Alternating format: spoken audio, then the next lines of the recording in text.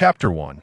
In the desolate wilderness, remnants of crumbling walls are scattered about, thickly covered in moss, with a hint of withered yellow, obscured by the rampant growth of grass and foliage. Chu Ci struggled to awaken, her entire body feeling as if it were ablaze, the scorching breath escaping her nostrils seemingly capable of scalding her own skin. With great effort, she managed to open her eyes, only to be greeted by a sea of verdant green. The ancient trees stood strong and resilient, while the once low shrubs had grown nearly 2 meters high. However, this flourishing vitality brought Chu Ci nothing but boundless despair. She knew that if no one came to her aid, she was destined to slumber eternally in this barren expanse. By a stroke of divine mercy, just as she was on the verge of losing consciousness, her peripheral vision caught sight of a tall figure slowly approaching her. When Chu Ci awoke once more, she found herself in a hospital. A beautiful nurse was in the midst of changing her drip. As she looked down, her gaze met the gradual opening of Chu Ci's eyes, and she exclaimed in delight, "You're awake. How do you feel now?" Chu Ci was momentarily taken aback. The nurse's rapid-fire words should have been incomprehensible to her, yet her mind instinctively deciphered their meaning. She attempted to sit up, but even the slightest movement sent a jarring pain through her head and body, as if her senses had suddenly returned in full force. She could not help but cry out in agony, prompting the nurse to rush over, supporting her while applying pressure to acupressure points to alleviate her suffering.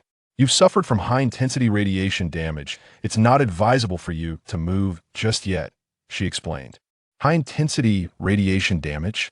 Chu Ci was bewildered. Could her home computer truly rival a nuclear power plant? Was it possible to end up in the hospital merely from an all-night gaming session? Surely not. As she pondered this, her mind erupted with a deafening roar, a myriad of fragmented images flashing before her. Under the immense pressure of energy, her fragile nerves buckled, snapping with a resounding crack. The nurse watched in horror as the patient, who had only just regained consciousness, rolled her eyes back and fainted once more. In a frenzy, she pressed the emergency call button at Chu Ci's bedside, initiating yet another round of resuscitation efforts. When Chu Ci finally awoke again, her memories had been neatly organized. She had traversed realms. This was a continent ravaged by the apocalypse, where the wasteland was pervaded by high-intensity radiation in every corner of the world. Humanity's living space had been repeatedly constricted, ultimately forcing them to huddle within protective domes resembling eggshells. In the wild, flora and fauna had undergone relentless evolution over time, becoming unrecognizably powerful.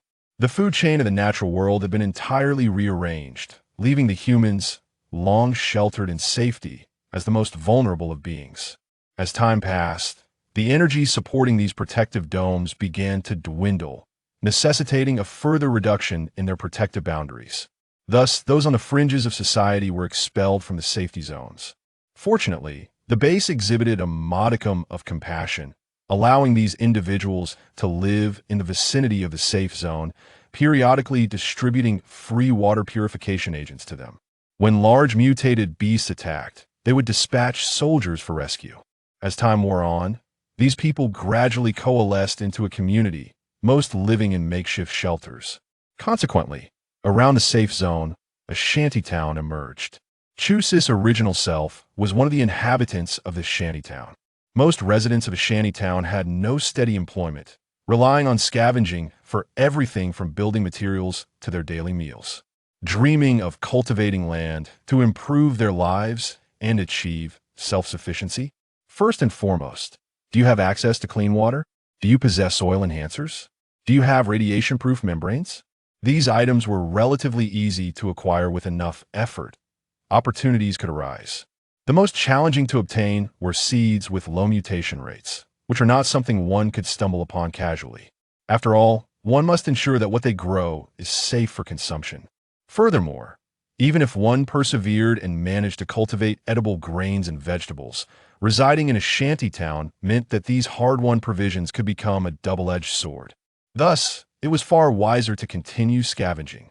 The original self had stumbled upon a rare class, a energy stone while scavenging, but it had led her unwittingly into a high-radiation danger zone. Fortunately, realizing the peril, she quickly utilized her wristband's camera function to issue a bounty for the Class A Energy Stone, seeking safe extraction from the radiation zone along with proper medical treatment. Alas, her life was ultimately forfeited. The effects of high-intensity radiation on the human body were far too severe. Even if her rescuers had arrived a moment later, the newly traversed Chu Ci would have met her end there. Once her life was deemed no longer at risk, her days of comfort in the hospital came to an abrupt end. Yes, she was forcibly discharged. The original self had no belongings nor any confidence, and thus she departed the hospital in solitude. During her hospitalization, Chu Ci learned troubling news. The mercenary who had come to her rescue had suffered gene collapse after prolonged exposure to high radiation areas and was now discarded by the Tomorrow Mercenary Corps to a rehabilitation center for the injured. And that place was far from pleasant. From the original self's memories, Chu Ci gathered that her savior was likely a genetically enhanced individual, most of whom were orphans raised by mercenary groups. Nurtured as weapons of war, they were subjected to inferior enhancement agents from a young age, leading to severe side effects. Once their genes collapsed, they lost all utility. Dragging her frail body, Chu Ci painstakingly followed the directions she had learned to reach the Tomorrow Mercenary Corps Rehabilitation Center. What was euphemistically termed rehabilitation was, in truth, merely a euphemism for a waiting room for death. Approaching the entrance, she rapped gently on the glass pane, and, as the elderly guard, bleary-eyed, turned to look, she quickly donned a demure expression and softly said, "Sir, I'm here to find my brother. I heard he was sent here after his gene collapse following a mission a couple of days ago." The elderly man yawned, rising to open the small door for her. Chu Ci expressed her gratitude repeatedly, and he waved her in, signaling her to hurry and not disturb his slumber. As Chu Ci walked away, the guard sighed softly. Those who came for rehabilitation often had little hope of survival. At least in death, someone cared about them. That little girl's brother could be considered fortunate. He was at the very least happier than most within these walls. Chu Ci walked slowly down the corridor, various acrid odors assaulting her nostrils. The walls, mottled with patches of moss, echoed with the distant sounds of anguished groans from within the rooms. Frowning, she noted that despite her prolonged stay, she had yet to see a single caregiver. Peering through the glass of the ward doors, Chu Ci carefully scrutinized the patients within, striving to recall the indistinct faces she had seen before losing consciousness. There he was. Chu Ci halted before door 302. She had located her mission's target. Outside door 302, the patient's basic information was posted. Ji Xian, moderate gene collapse, loss of sensation in both legs, unable to stand. There was also a small headshot, likely a direct appropriation from his mercenary ID. The youthful face still retaining a hint of naivety, yet his eyes gleamed with determination. Chu Ci gently knocked on the door. The young man glanced her way, but remained silent. After a moment's contemplation, she decided to push the door open. The person on the bed had withered away, his eyes hollow as he stared out the window, his lips parched and peeling, the water at his bedside untouched. "Hello, Ji Xian. Thank you for saving me the other day." Once face-to-face with Ji Xian, the words of gratitude felt inadequate. Though she had compensated the mercenary group, this young man had undeniably had his future irrevocably altered because of her. Words of thanks felt insipid compared to his plight. Yet, having recently traversed realms and living in the shanty town outside the safe zone, the conditions of the rehabilitation center, despite their dismal state, were still incomparably better than her own meager dwelling. Even if she wished to be a free caretaker for Ji Xian, she was unable to do so. After all, the rehabilitation center would not provide her with free food and lodging. Feeling somewhat embarrassed, Chu Ci lowered her gaze and awkward silence enveloped the room until Ji Xian finally spoke, breaking the stillness. "You've already compensated me. There's no need to feel indebted.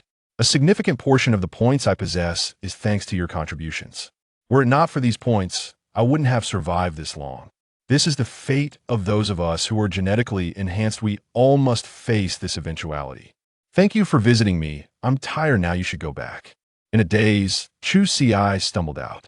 If she could not take action to make amends, all her words were, but empty rhetoric lingering any longer would only burden Ji Xian further. Raising her head slightly, Chu Ci fought to suppress the tears welling up, a heavy weight settling in her heart.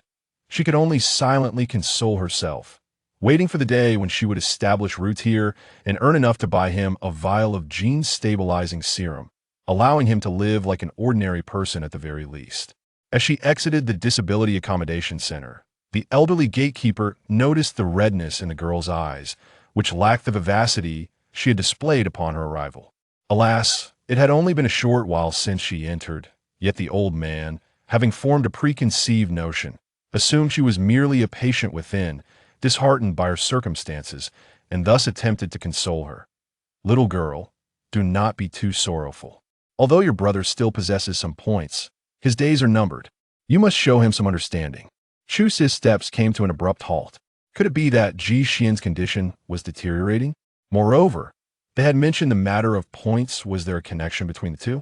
With a spark of determination, Chu Ci approached the old man and engaged him in conversation, delicately probing for information until she uncovered the underlying truth. It turned out that Ji Xian and the other veterans residing in the accommodation center did not enjoy a life free of charge. All their expenses were tied to the points they had accrued, which were essentially contribution points earned during their time as mercenaries. Once their points were depleted, their good days would come to an end. At that point, two choices lay before them. One could either pack up and leave, or, as most individuals experiencing genetic collapse would opt to do, they might choose to retain their final few points to purchase a red pill, thus bringing a premature end to their fleeting existence. Upon hearing this, Chu Ci felt a profound inner turmoil. After all, the instinct for survival is inherent to humanity. The reason they made such a choice stemmed from a singular truth. Upon leaving the accommodation center, they would be utterly incapable of surviving. In this wasteland, it was exceedingly difficult for an ordinary person to secure a meal, let alone those tormented by illness. Chu Ci recalled the gaze of the young man lying in bed, the starlight in his eyes extinguished, leaving behind only a pall of desolation. His future appeared devoid of even the faintest glimmer of hope. With her hands clenched tightly, she alternated between loosening and tightening her fists before ultimately resolving to dash toward room 302. She wished to act before she could regret her decision. She feared that witnessing the harsh realities of this world would render her paralyzed with indecision. At the very least, she wished to add a flicker of light to his future. Ji Xian looked on in astonishment as the young girl burst into the room, her pale face tinged with a hint of color. Then he heard her say, "They'll take you away if you'll have me." Though his heart felt like ash in that moment, Ji Xian was involuntarily stirred to tears. Since his childhood, he had longed for someone to utter those words to him, to offer him the prospect of a home. Yet, it all felt too late. He believed he would merely become a burden to others. Noticing Ji Xian's hesitation, Chu Ci understood that he too felt a flicker of hope. What was there to wait for?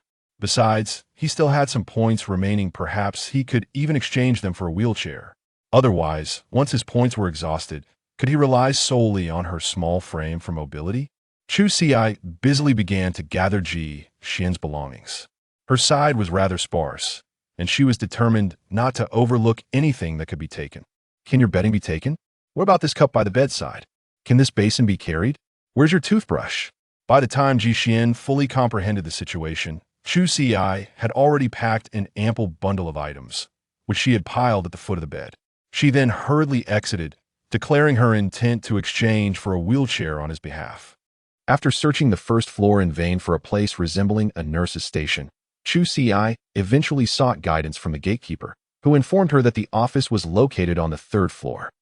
Inside sat an imperious middle-aged woman with voluminous curls, her lightly made-up eyes possessing a lingering charm to that moment. She was idly attending to her nails at the desk. The gatekeeper had previously cautioned her that this woman was a regular member of the mercenary group, an individual of considerably higher status than them, advising her not to offend her lest she face repercussions. With little experience in appeasing others, Chu Ci obediently spoke. "Sister, Ji Xian from room 302 moved out today.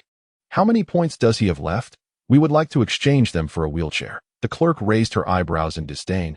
taken aback by this unusual request, as it had been years since a mercenary had been taken away by family.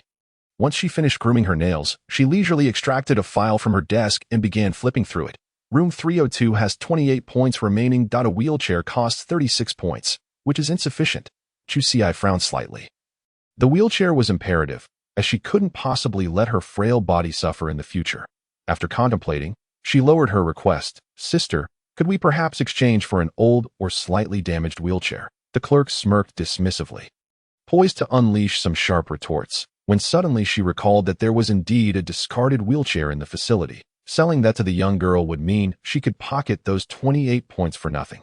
With that thought, the clerk smiled and nodded, promptly retrieving the old wheelchair from storage and handing it over to Chusi. Although the wheelchair was in poor condition, with cracked leather, its overall frame remained intact, and the minor wear and tear was inconsequential. Chusi immediately signed for it and took it away. When Chusi lifted Ji Xian onto the wheelchair, he was still in a daze.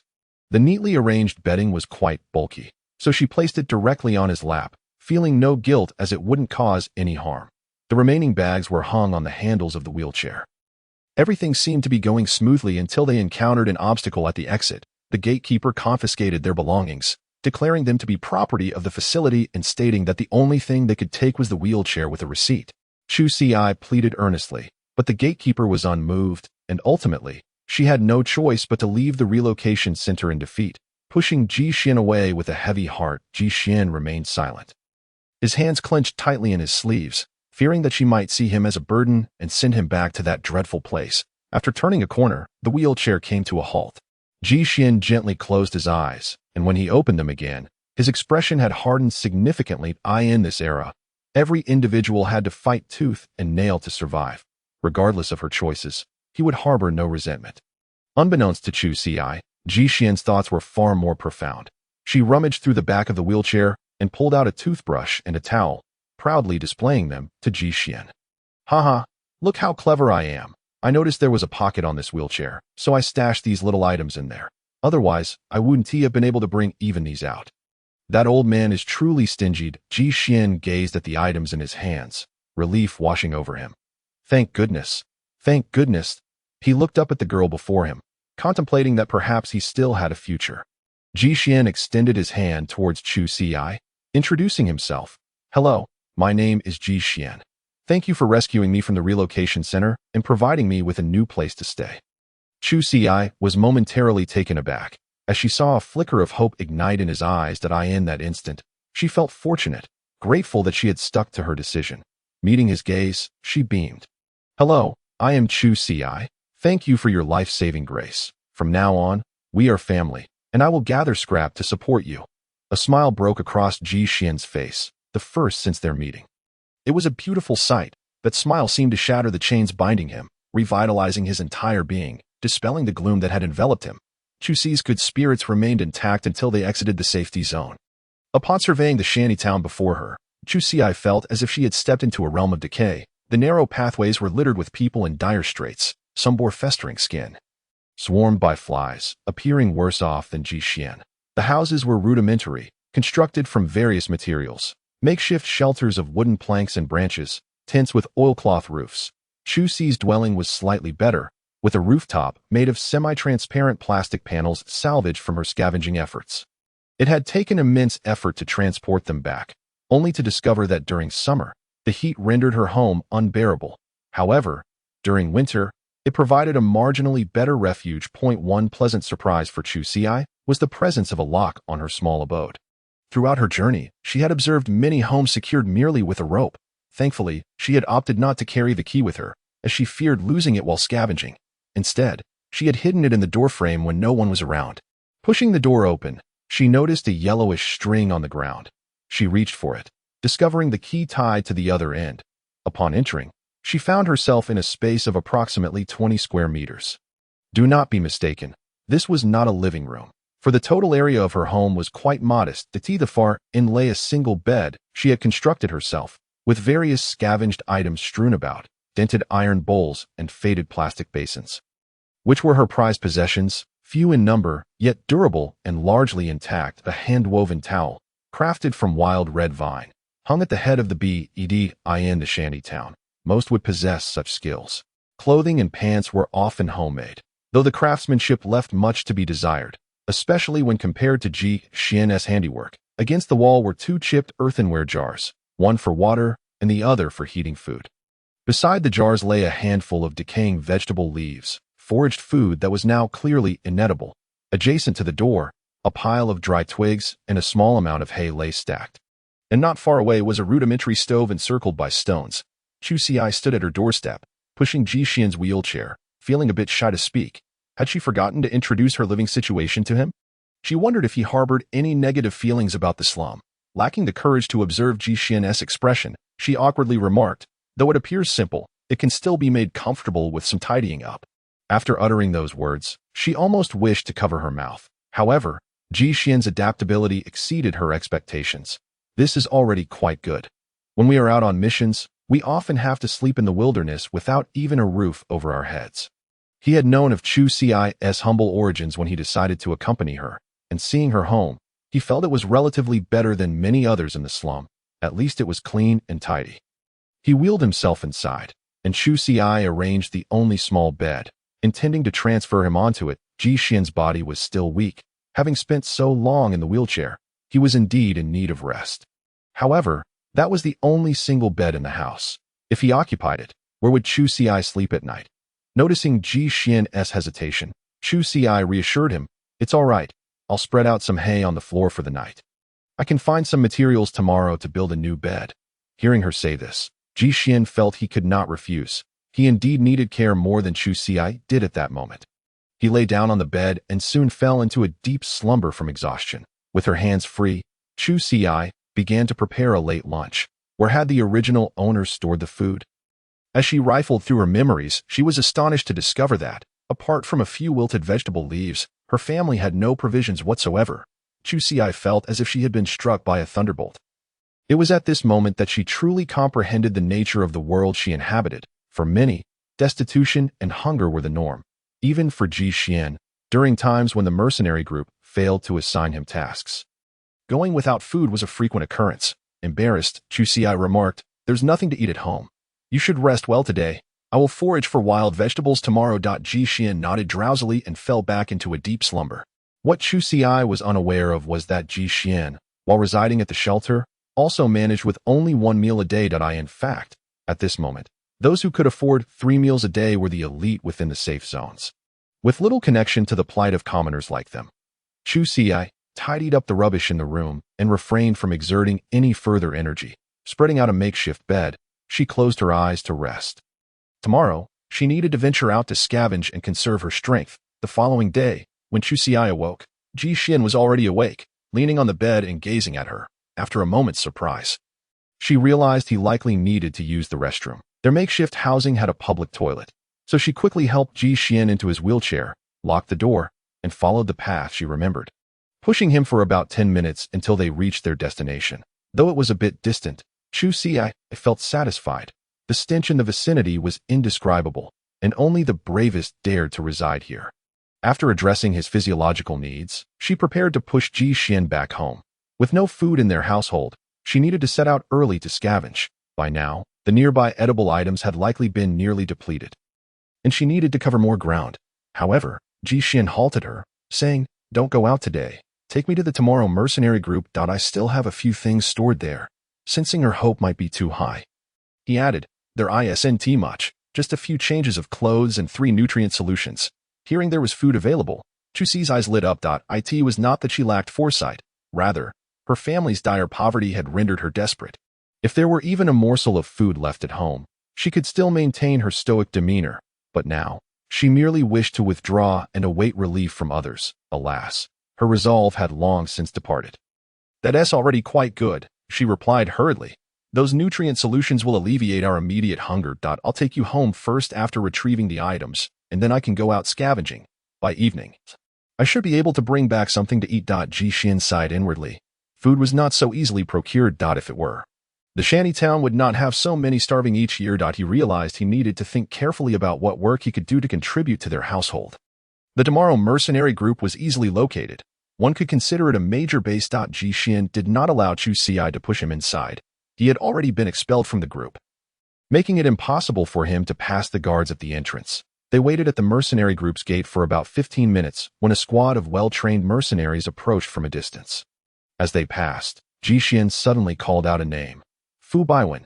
A figure abruptly halted, and upon recognizing Ji Xian in the wheelchair, exclaimed with excitement, "Boss!" The others glanced at the pair, but said nothing, merely patting the youth named Baiwen on the shoulder before continuing on their way. Baiwen, gazing at Ji Xian in the wheelchair, felt tears welling in his eyes. His boss had become so emaciated that he scarcely recognized him. Ever since the genetic collapse, he had wished to avoid seeing anyone, and after several fruitless attempts to find Ji Xian, he had not expected his boss to seek him out. Yet, wasn't Ji Xian sent to a disability shelter?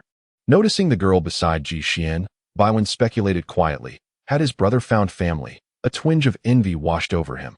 This was a stroke of fortune that orphans like them could scarcely imagine. And it was no wonder Ji Xian could still muster some spirit. Regaining his composure, Baiwen asked enthusiastically, "Boss, did you come to find me for something? Just tell me. If I can do it, I will certainly help." Ji Xian retrieved a key from his pocket and handed it over. "I stored a few items in the mercenary group's locker, but I can't go in now. Can you help me retrieve them?" Baiwen nodded. Understanding Ji Xian's desire to avoid lingering at the gate, he dashed inside with the key and soon returned with a small package. He squatted down, placing the package into Ji Xian's lap. Ji Xian glanced at the time and urged him, "All right, we should head back quickly. Your team leader will be calling roll soon." Baiwen nodded, unsure if Ji Xian still wished to maintain contact with his old comrades. After a moment, as if resolutely deciding, he said to Ji Xian, "Boss, is it convenient for you to share where you're living now? I'd like to come visit when I'm on leave." Ji Xian had no objections. He looked up at Chu Xi, uncertain of her feelings toward mercenaries. Receiving the signal, Chu Xi sensed Baiwen's goodwill and promptly beamed, providing their exact location. "We live in the shanty town. The third row from the inside, second house on the left. It has a plastic roof." Baiwen nodded eagerly and, after exchanging farewells with Ji Xian and Chu Xi, turned and sprinted back towards the mercenary group. Once he had departed, Chu Xi hesitantly inquired, "That Baiwen, are you too close?" Ji Xian nodded, contemplating whether to share further details. "That I saved his life once. But he, too, is a genetically enhanced individual, and life won't be easy for him in the future. I don't want to burden him further." Chu Xi acknowledged this with a nod, understanding, and refrained from further comments as she prepared to push Ji Xian home. As they passed a dilapidated grocery store, Ji Xian requested that she push him inside. Upon entering, a pungent smell of smoke assaulted them, making it difficult for Chu Xi to keep her eyes open. She waved her hand to clear the air before finally pushing Ji Xian inside. Behind the counter sat a wan-faced uncle, his hair dry and unkempt like weeds, exuding an enduring musty odor. His fingers, yellowed from holding a cigarette, but struggled to open his eyes as he recognized Ji Xian and grinned, revealing two large yellow teeth. "I heard you had a genetic collapse, but you look all right. You won't kick the bucket just yet." Ji Xian remained expressionless as he opened the package resting on his lap and pulled out all his savings, preparing to purchase a few nutrient solutions and a radiation detection wristwatch for Chu Xi. Following the previous incident with high radiation exposure, her inferior wristwatch was surely beyond repair. Upon hearing Ji Xian's requests, the uncle leaned down to rummage through the counter. After a while, he finally produced a few items. "I don't think I'm not taking care of you, Li Shu. Though these nutrient solutions are nearing expiration, they will stave off hunger. I'll give them to you. This wristwatch is a second-hand item I acquired. It's not the same as those mass-produced ones in the shantytown. It has a high-level toxin detection feature, though it's a bit pricey. If you buy it, I'll throw in a solar charging device." Ji Xian was certainly tempted, but his savings were limited, and he could not afford such high-end goods. He placed all his money on the counter, and the uncle picked it up, counting it with dissatisfaction. "This is still too far off. Add a bit more, and I'll sell it to you at a discount." Ji Xian had no more money to offer. He could not back down. "That's all I have. But at this price point, I can persuade those kids at the Tomorrow Mercenary Group to sell you some goods." The uncle squinted thoughtfully before decisively slapping the table. "All right, it's a deal." After they had purchased their items and returned home, Chu Xi rummaged through her small cloth bag, preparing to go out to scavenge. Although the household had a meager supply of food, it was hardly sufficient to sustain her alone. Now was not the time to rest. Only when she could stockpile 20 pounds of provisions would she consider taking a day off work. Ji Xian observed Chu Xi's fervent demeanor, feeling somewhat helpless. There was still much preparation to be done, and venturing out now would significantly increase the danger. Moreover, it was the peak of the sun's intensity. Even children knew not to be outside during such heat, and those scavenging would surely seek shelter in the shade. Yet here she was, dashing out without concern. Did she not fear the sun's radiation? At times, Jixin truly feels that Chu Xi appears not to belong to this era, as she often unconsciously overlooks many common knowledge to prevent Chu Xi from acting rashly. Jixin instructed her to first install the solar charging panel on the roof to charge her watch. He also asked her to retrieve her old watch, from which he disassembled the casing and exchanged it with that of the new watch. After this flurry of activity, it was already past 4 in the afternoon, and it seemed that today's tasks would have to be postponed. Chu Xi, delighted, indulged in a nutritional supplement, savoring its taste as she chewed. Alas, it had a rather unpleasant plastic glue flavor. However, it did indeed fill her stomach well. With a satisfied burp, she squinted her eyes and prepared to sleep. As she was a recently recovering patient in modern times, she would have needed at least a week of rest at home. No, that was too understated. She would need a minimum of 2 weeks. Without the medicinal support from the rehabilitation center, Jixin's energy had significantly waned, and he became acutely aware of the pains in his body. Even the slightest movement sent sharp, needle-like pains coursing through him. Yet, he understood that this was not necessarily a negative outcome, as the rehabilitation center had only provided him with painkillers that merely dulled his nerves. He laboriously lay down, realizing there was nothing else to do at the moment. He might as well adopt the carefree mindset, dismissing all worries and prioritizing rest. The next day, Chu Xi awoke early.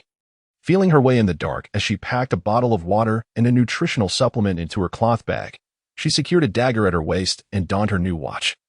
Ready for the day. As dawn broke, Jixin finally roused from his slumber. Chu Xi approached to assist him, only to discover that his back was drenched in sweat. Confused, she inquired, "It's not even particularly warm tonight. Are you feeling hot?" Jixin shook his head, wishing to keep his physical condition from her. After all, knowing wouldn't yield any effective solutions. It would only serve to increase her worries. He merely attributed it to his constitution. Claiming he tended to sweat easily, Chu Xi did not press further, guiding him to the restroom. Upon their return, she pulled out a clean plastic water bottle from her home, subtly suggesting that Jixin could use it for his physiological needs while she was away. Without waiting for his embarrassed reaction, she took her beloved cloth bag and stepped out. The journey from Chu Xi's home to the outskirts of the shanty town took approximately 20 minutes. As she walked, she observed the world around her, which still felt particularly novel in her eyes at this hour. Many others were also beginning to venture out. Numerous individuals appeared disheveled and unsteady, looking more like patients than she did. Not far ahead, a pale-faced youth suddenly collapsed after a few steps, erupting into a violent coughing fit, his body curling into a shrimp-like position. Alarmed, Chu Xi prepared to assist him, only to see blood seeping between the boy's fingers from a distance. Terrified, she halted in her tracks. Goodness, if this were a case of tuberculosis or some other infectious disease, it could be fatal in their current environment. However, apart from Chu Xi, it seemed no one else was as alarmed. Even the coughing boy, once he recovered, merely wiped the blood from his hands and continued on his way, as if it were just an ordinary cough. Chu Xi's heart raced, and she longed to flee home immediately. Arming herself with a mask and other protective gear, the situation truly felt dire. Regrettably, a search through her mind revealed that the original owner of her body had no masks to speak of. Not only was there no fabric to fashion into one, but the cloth in her home was woven from red leaf fine fibers, offering little in the way of filtration. Thus, she had to abandon her plan for the time being. Vowing that once she earned some money, her first order of business would be to procure food, and the second would be to stock up on masks. With trepidation, Chu Xi maintained a safe distance from everyone around her, striving to avoid crowds and remain secure while scavenging. After exiting the shanty town, the foliage along the road began to flourish, presenting a stark contrast to her expectations. The air here was notably fresh, imbued with a faint scent of vegetation. Indeed, for someone accustomed to the steel and concrete of the city, this place appeared almost heavenly. Lush greenery, the sounds of insects and birds, it was a scene bursting with life. Of course, such a beautiful illusion was soon shattered by the harsh reality. Chu Xi casually plucked a leaf from the roadside. Its juice dripped onto the testing area of her watch. Upon testing, the display flashed red, warning. High radiation mutation detected, consumption not advised. She tried several other plants, receiving the same discouraging results. It became evident that food was not easily found. After walking a bit further, she identified a type of leafy vegetable that seemed somewhat recognizable, yet before she could conduct a test, she already sensed that hope was slim. This plant, resembling spinach, was only slightly darker in color.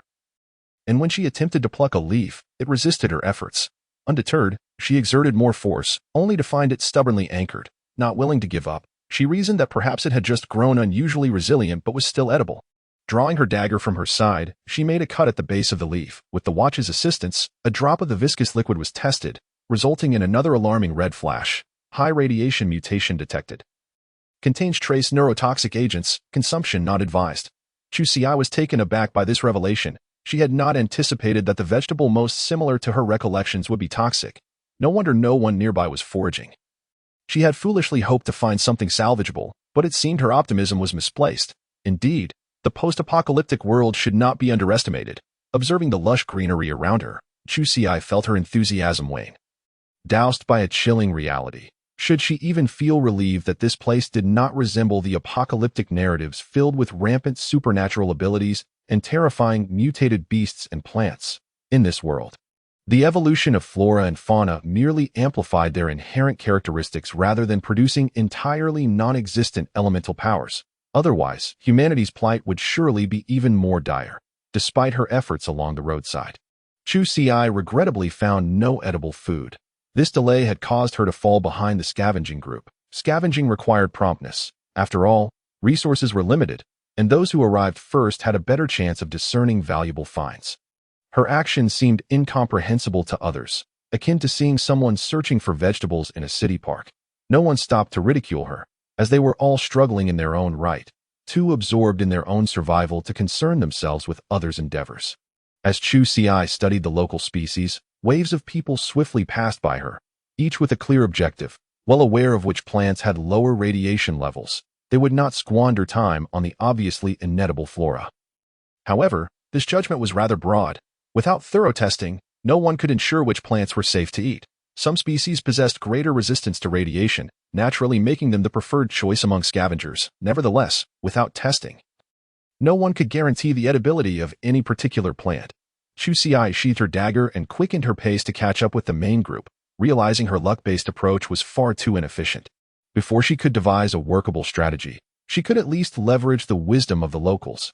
After all, heeding advice was crucial for survival. Just as she was about to accelerate, a ragged girl, breathless and panting, hurriedly caught up with her. Gazing at the diminutive girl, who resembled a sprout, with excitement gleaming in her eyes, Chu Xi searched through the original memories, certain that she had no prior acquaintance with this girl. When Chu Xi remained silent, the frail girl finally gathered her wits and stuttered an introduction. "Hello, my name is Qin Wanwan, and I admire you so much." Admiration? Chu Xi was taken aback. Neither she nor the original owner had accomplished anything particularly great. So what was there to admire? However, observing the genuine excitement in Qin Wanwan's demeanor, she couldn't help but feel more puzzled, prompting her to ask, "We haven't met before, have we?" Upon hearing this, Qin Wanwan's eyes sparkled with brilliance. Her cheeks flushed with excitement as she shyly explained while keeping pace with Chu Xi. "I recognized you because when that mercenary rescued you, I was fortunate enough to catch a glimpse. Do you know, you have become quite famous in our shantytown. Everyone is talking about you since you found an A-grade energy stone. Due to the exceedingly high levels of radiation, no one dared to venture inside. Any area with even slightly lower radiation levels is now teeming with people, all hoping to try their luck and perhaps stumble upon an energy stone, even if its quality is somewhat inferior." Chu Xi is at a loss for words. Do they only listen to the first half of the story? Have they so casually glossed over the fact that the protagonist nearly perished outside?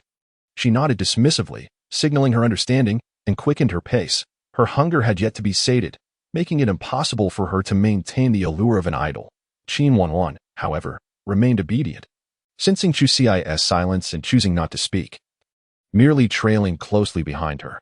Yet this sensation was far from comforting, especially in such an unfamiliar place, one that was a harsh wasteland for survival. To be frank, Chu Xi regarded everyone here with a healthy dose of suspicion. She felt compelled to halt and clarify her stance with this girl, intending to make it clear that they would part ways once they crossed paths. Their circles were different, and forced mingling was unwarranted. Just as she was about to speak, Qin Wanwan interjected. Having discerned Chu Sei's discomfort with companionship, that it was evident that a solitary individual could navigate the treacherous slums safely, indicating she possessed some skill in reading others. Moreover, her persistent following of Chu Sei was driven by her own ulterior motives. Glancing around cautiously, she whispered, "Sister, could we make a trade? I'll share the precise location of where I found an energy stone in exchange for the whereabouts of a newly discovered raspberry gathering spot." If that's agreeable. In her mind, the closer one was to the site of an A-grade energy stone, the higher the likelihood of discovering other energy stones. Thus, trading the location of a raspberry gathering site for one where an A-grade energy stone had previously been found seemed quite a fair deal. Chu Sei was momentarily taken aback. Had this fangirl so swiftly transformed into a merchant? The rapidity of Qin Wanwan's change caught her off guard. However, her keen ears picked up on the word raspberry. After so long in this place, her mouth had long since grown parched, and upon hearing that word, the sweet and tart flavor flooded her senses, her saliva involuntarily beginning to flow. Truly, she yearned to taste it. Noticing Chu Sei's momentary interest, Qin Wanwan quickly produced a small package wrapped tightly in leaves from her bag. Upon opening it, a half-eaten, deep red raspberry was revealed. Qin Wanwan felt a twinge of embarrassment. This was the only edible fruit she had found yesterday, and she cherished it so much that she hadn't been able to bring herself to consume it entirely. Presenting it now served as a form of proof. Chu Sei gazed at the half-raspberry, its fresh aroma wafting towards her. It was the size of a chicken egg, and even the remaining half would suffice to satisfy her hunger, but of course, she merely entertained the thought. Even though she didn't possess a strong aversion to cleanliness, she doubted the girl would part with it easily. The bite marks on the fruit were so neat that one might assume it had been sliced with a knife. A testament to Qin Wanwan's affection for it. Suppressing her cravings, Chu Sei carefully scraped a morsel of the fruit, crushed it, and applied it to the testing area of her wristband. That a flash of yellow light flickered across the wristband screen, followed by the message, "Moderate radiation mutation detected. Consumption in moderation is advised." Chu Sei's heart leapt with joy. She had finally discovered something edible. Though she was internally swayed, she still hesitated to accept Qin Wanwan's proposal. The girl, though seemingly harmless, could still harbor ulterior motives that in this treacherous world. Even the means to report wrongdoing were non-existent. If she encountered someone with malicious intent, she might not even realize her peril until it was too late. Yet her desire for the raspberry was overwhelming. Glancing at her wristband, inspiration struck her. This wristband was indeed a piece of advanced technology. It not only detected radiation levels and assessed plant mutations and toxicity, but also included basic functions such as location tracking, navigation, messaging, and calling. It was just that. In her solitary existence, she had forgotten about these features. This was not entirely her fault. The memories of the original owner felt like knowledge stored in a computer. Without a search function, they would not surface on their own, leading her to subconsciously overlook much of the common knowledge she possessed. Although it was frustrating, there was little she could do about it. This time, Chu Sei deliberately revisited her memories regarding the wristband and devised a solution. She proposed to Qin Wanwan that they each send the other a photograph of their respective destinations with location tags the following day, allowing them to visit at their leisure while ensuring a degree of safety for both parties. Most importantly, she could consult Ji Xian, the former mercenary, to verify the authenticity of the photographs, thereby increasing her safety margin. Upon hearing Chu Sei's suggestion, Qin Wanwan eagerly nodded. She was genuinely keen on exchanging with Chu Sei, who, in her eyes, had become a goddess of fortune. As for the near brush with death, wasn't that a rather commonplace occurrence? Even those prominent figures within the safety zone dared not guarantee their return after venturing out each morning. What could be said for those of them whose lives were as expendable as weeds? After reaching an agreement, they exchanged contact details and parted ways, each embarking on their respective paths. Qin Wanwan wished to linger a bit longer with Chu Sei, hoping to bask in her good fortune. However, she was no fool. She could clearly sense the reluctance emanating from the fortunate girl. Forcing herself upon Chu Sei would only sour their relationship. It was better to allow her sincerity to shine through in their collaboration, which would pave the way for a lasting friendship. With this thought in mind, she mustered her resolve and hastened toward her raspberry gathering base. although that location was concealed, she could not rule out the possibility of someone else. Like herself, seeking out hidden corners. The sooner the transaction was completed, the sooner she could find peace of mind. As for Chu Si, her lack of urgency stemmed from a different reason. She had no knowledge of where the original owner had found the energy stone. Yet she did not worry. She was certain Ji Xian, who had come to her rescue, would know the location. Chu Si accessed her wristband and navigated to the contacts page, which displayed only two friends, Qin Wanwan, whom she had just added, and Ji Xian, likely added during the wristband setup. This was indeed convenient for her. She dialed Ji Xian's number, and once connected, recounted the details of her transaction with Qin Wanwan, ensuring to cover all aspects. The request for location coordinates was one thing. She also sought Ji Xian's perspective to help her avoid potential pitfalls, particularly those posed by rogue individuals targeting unsuspecting girls. Ji Xian pondered for a moment, affirming the legitimacy of the raspberry gathering site. This meant Qin Wanwan's information was likely credible, as each year, a few individuals would venture into the safety zone to sell raspberries. Albeit in limited numbers, they were adept at concealing their movements, having evaded several groups attempting to gather fruit. Those truly capable individuals often deemed such trifles unworthy of their attention, allowing the raspberry gathering site to remain hidden until now. However, it appeared that the secret had been compromised. This revelation indicated several things. First, the raspberry gathering site indeed existed. Second, if Qin Wanwan was affiliated with the initial discoverers, this transaction could very well be a trap set for Chu Si. Conversely, if the site was genuinely discovered by Qin Wanwan herself, she too might find herself in a precarious situation. Chu Si frowned, scratching her chin thoughtfully. This was indeed troublesome. She had no way of discerning Qin Wanwan's reliability. She certainly did not wish to play the role of the Good Samaritan only to find herself ensnared in danger. Ji Xian, however, harbored no such anxieties. Everyone living in this world understood the vital importance of food. One's vigilance peaked when foraging for sustenance, particularly in concealed gathering spots, even in well-known locales. Countless instances of murder and theft occurred over food. Many were fully aware of the risks yet chose to venture into danger regardless. If Qin Wanwan lacked even this basic caution, she would not have survived to this day. Ji Xian shared this knowledge merely as a reminder that safety was not as assured as Chu Si had imagined. Chu Si nodded, etching Ji Xian's words deeply into her mind. She was the type who would not exercise caution while foraging. Although she constantly reminded herself to alter her mindset, subconscious habits are not easily changed. With a sigh, she shook her head, dismissing her worries. She would have Ji Xian send her the coordinates of where the energy stone had been found. She could then take a photograph and perhaps even test her luck at that location. After Ji Xian provided Chu Si with the location of the original body, he meticulously marked the areas with high radiation with red lines, ensuring she would not recklessly wander into danger while following the navigation. Chu Si ambled along the path indicated by the navigation, occasionally encountering familiar plants, and despite her initial resolve, she could not resist the urge to test them. However, it did not take long for her to sense something amiss. Compared to the throng of scavengers around her, she appeared overly leisurely. While everyone else hurriedly rushed toward their destinations, she seemed to be idling away her time. Unbeknownst to her, she had fallen to the rear of the group. The further back one stood, the more anxious they appeared, with many already resorting to jogging with the aid of tree branches. Chu Si found herself puzzled. In this desolate era, could even scavenging be so competitive? Soon, the reason became clear. The rapidly rising temperature served as a constant reminder of a pressing issue. The daytime here afforded humans a limited window for activity if she wished to avoid sunburn. She needed to seek refuge in a shaded area with dense foliage before the sun fully ascended. Raising her wrist to check her watch, she wiped the sweat that had trickled down her forehead.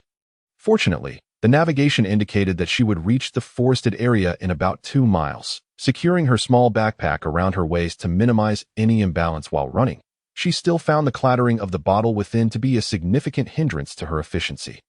The rise in temperature was swifter than Chu Si had anticipated, and the accompanying threat of radiation was even more alarming. After only a short while of running, she felt her body nearing its limit. She had left home that morning without even eating breakfast, and now, compounded by her exertion, her energy reserves had been depleted, leaving her feeling lightheaded from hunger. Her mouth was parched, yet she was sweating profusely as if a switch had been flipped. And her breath grew increasingly labored, accompanied by sharp pains in her chest.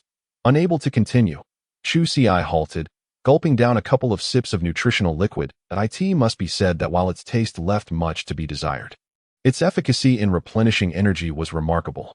After a brief moment, her dizziness subsided, carefully tightening the bottle cap. Wasting even a drop would be a source of great distress. She, having regained her composure, did not dare to linger any longer. Quickly taking another swig of water before resuming her journey toward her destination, she had underestimated the sun's ferocity. That brief 2-mile stretch nearly turned into her path to the underworld, just as she felt her last breath waning. She finally crawled into a suitable spot for cooling off, though this blessed ground was evidently not hers alone. At least 10 individuals were already gathered there, some in small groups of 2 or 3, while others, like Chu Si, stood alone at a nearby ant. Seeing her wretched state, felt a pang of sympathy.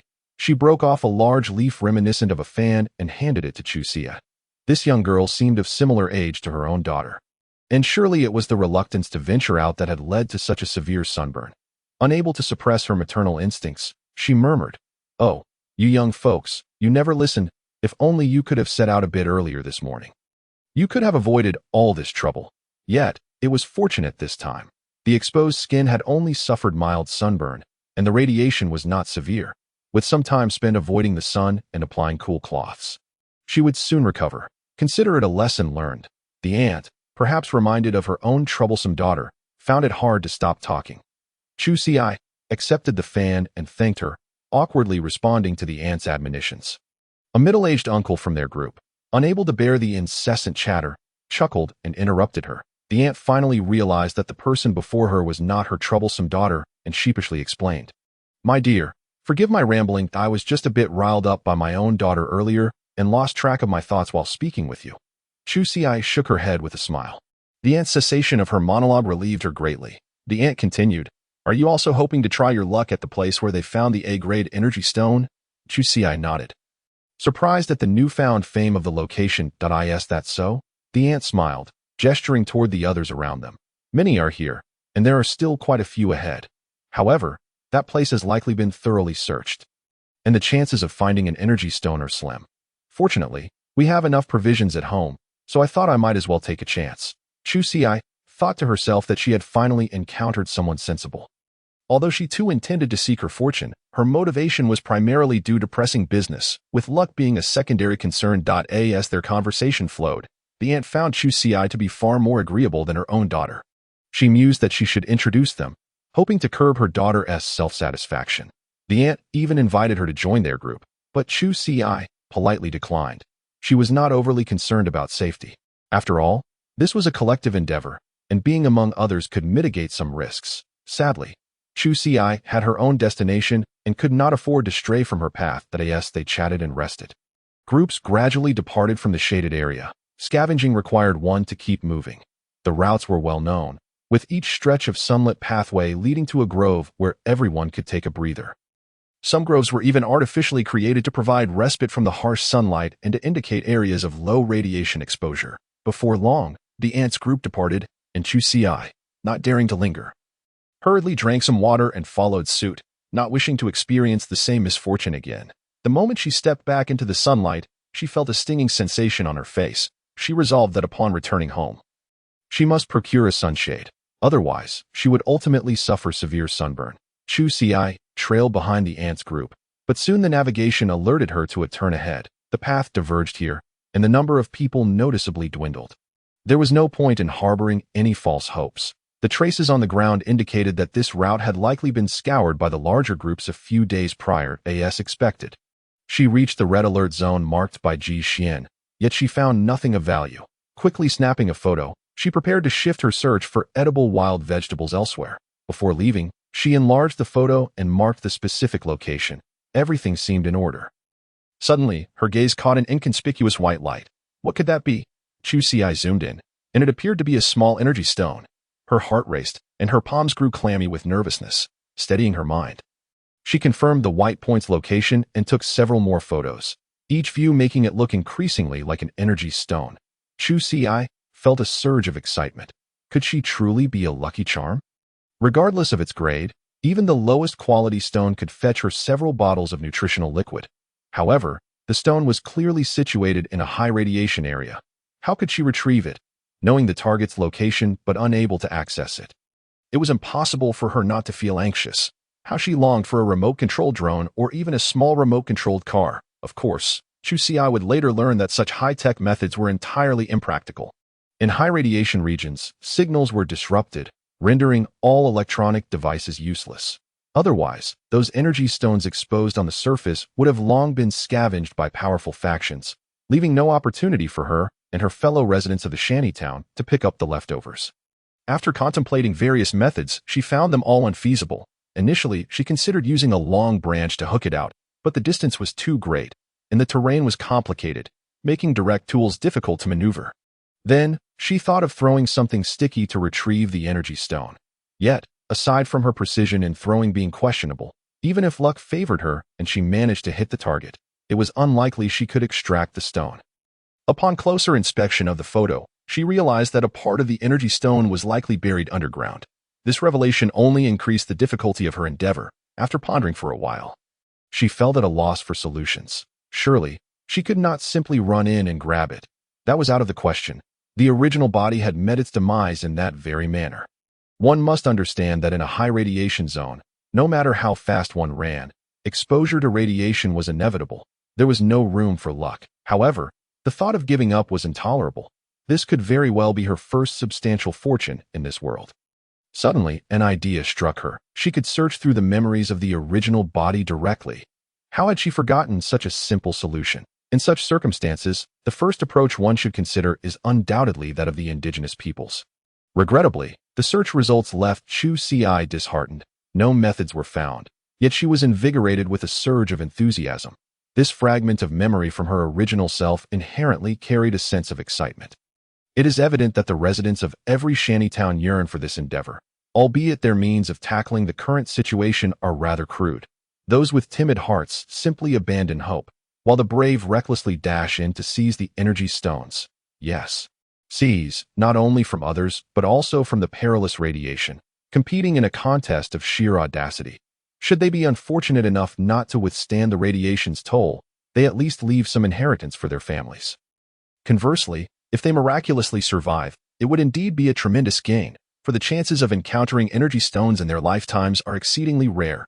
Each opportunity is worth risking one's life to grasp. There have long been rumors in the shantytown that years ago, someone stumbled upon a high-grade energy stone and thereby made a leap in social class, moving from the dilapidated shantytown to a prestigious safe zone. Chu Xi shook her head. Perhaps others could afford to take such risks, but she could not summon the courage. Had she not experienced those horrifying bouts of radiation pain upon her arrival, she might have considered it. But now, she truly felt incapable, thoroughly frightened. Living a good life, was that not appealing? She silently engaged in self-affirmation, convincing herself to let go. Great wealth and luxury were not meant for her. A simple, unadorned life was the true essence.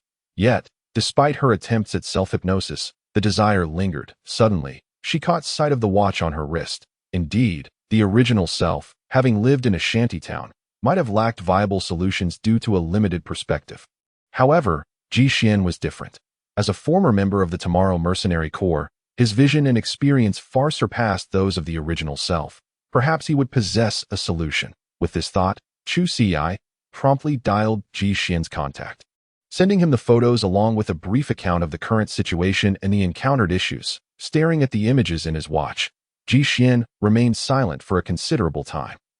Eventually, he projected the photos, meticulously studying the positions marked by Chu Xi. This bright white stone had a 90% likelihood of being an energy stone. Ji Xian, do you have any methods to extract the energy stone? Noticing his continued silence, Chu Xi couldn't help but inquire again. Ji Xian rubbed his temples and replied, "Come back first. We need to prepare some things." Upon hearing this, Chu Xi felt a surge of joy. Could it be that a solution truly existed? Was she to see a glimmer of hope? She selected a photo that did not capture the energy stone, marked the target location, and sent it along with navigation coordinates to Qin Wanwan. Qin Wanwan promptly replied with an OK emoticon.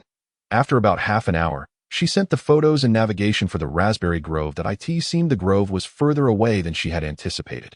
Chu Xi gazed at the clumps of raspberries in the photo, each berry either red or black, nestled among the dense dark green leaves. with the occasional unripe green fruit dotting the scene.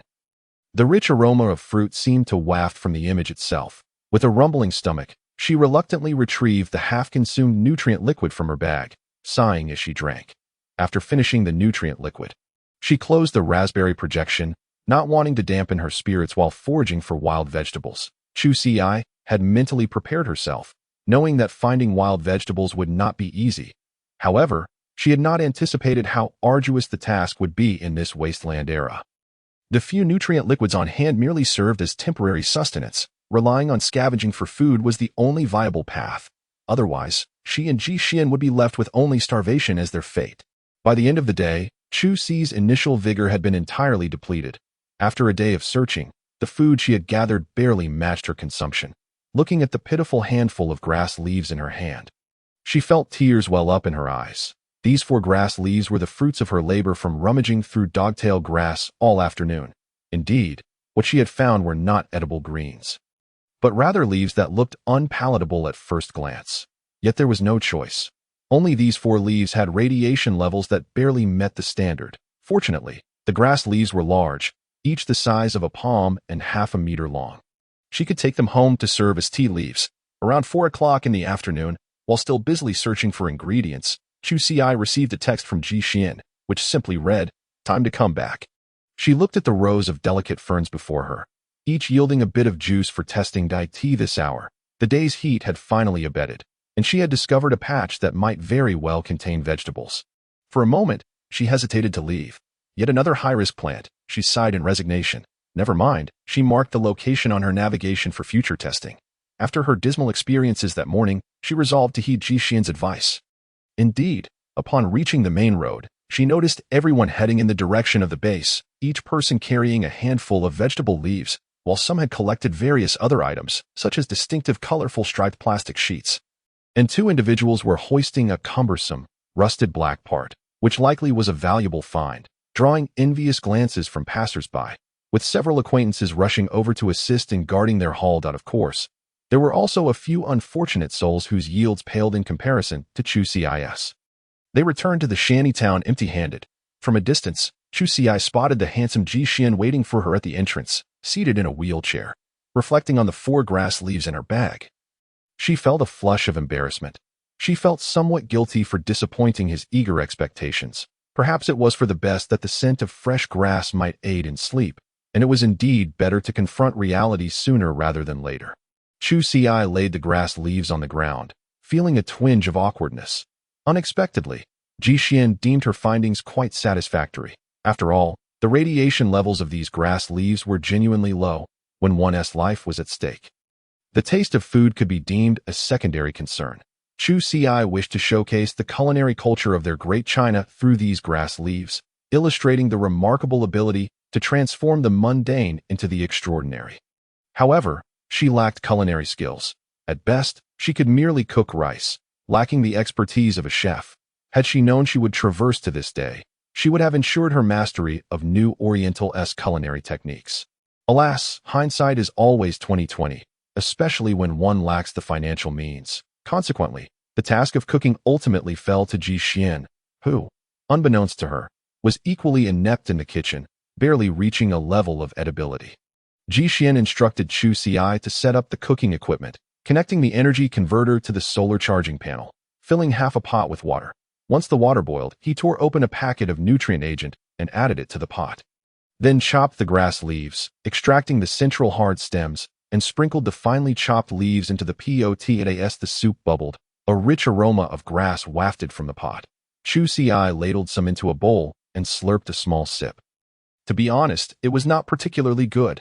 However, with the addition of the grassy fragrance, the nutrient liquid, which had a plastic-like texture, was infused with the essence of food. After consuming a mouthful of the nutrient liquid, Chu Ci smacked her lips and took another couple of sips. Suddenly, tears welled in her eyes. At that moment, she longed for home. Ji Xian noticed Chu Ci's unusual demeanor but refrained from probing further. Sometimes, certain memories are best savored alone.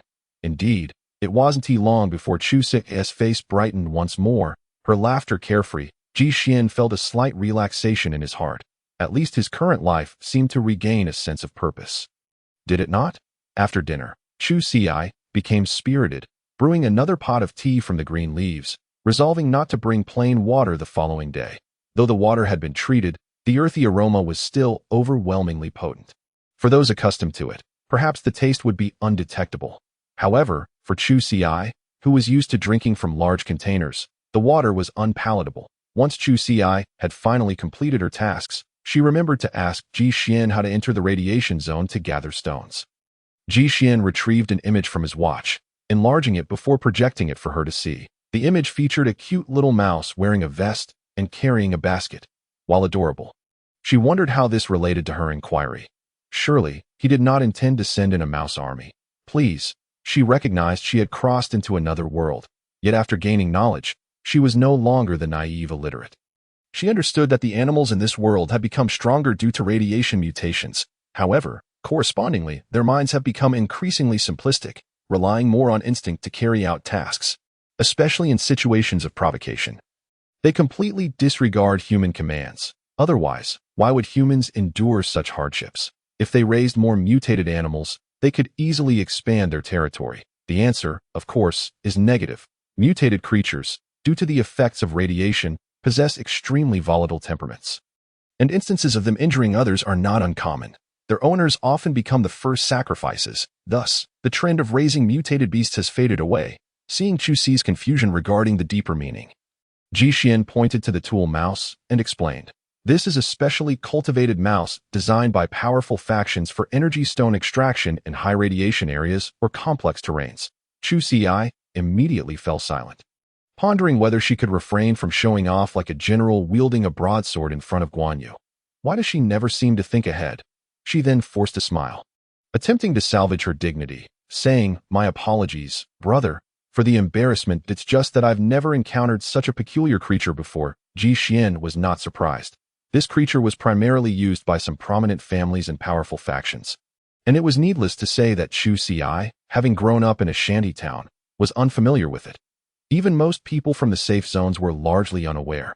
The main reason being that cultivating tool mice is exceedingly costly and thus difficult to popularize. The operational principle of the tool mouse is quite straightforward.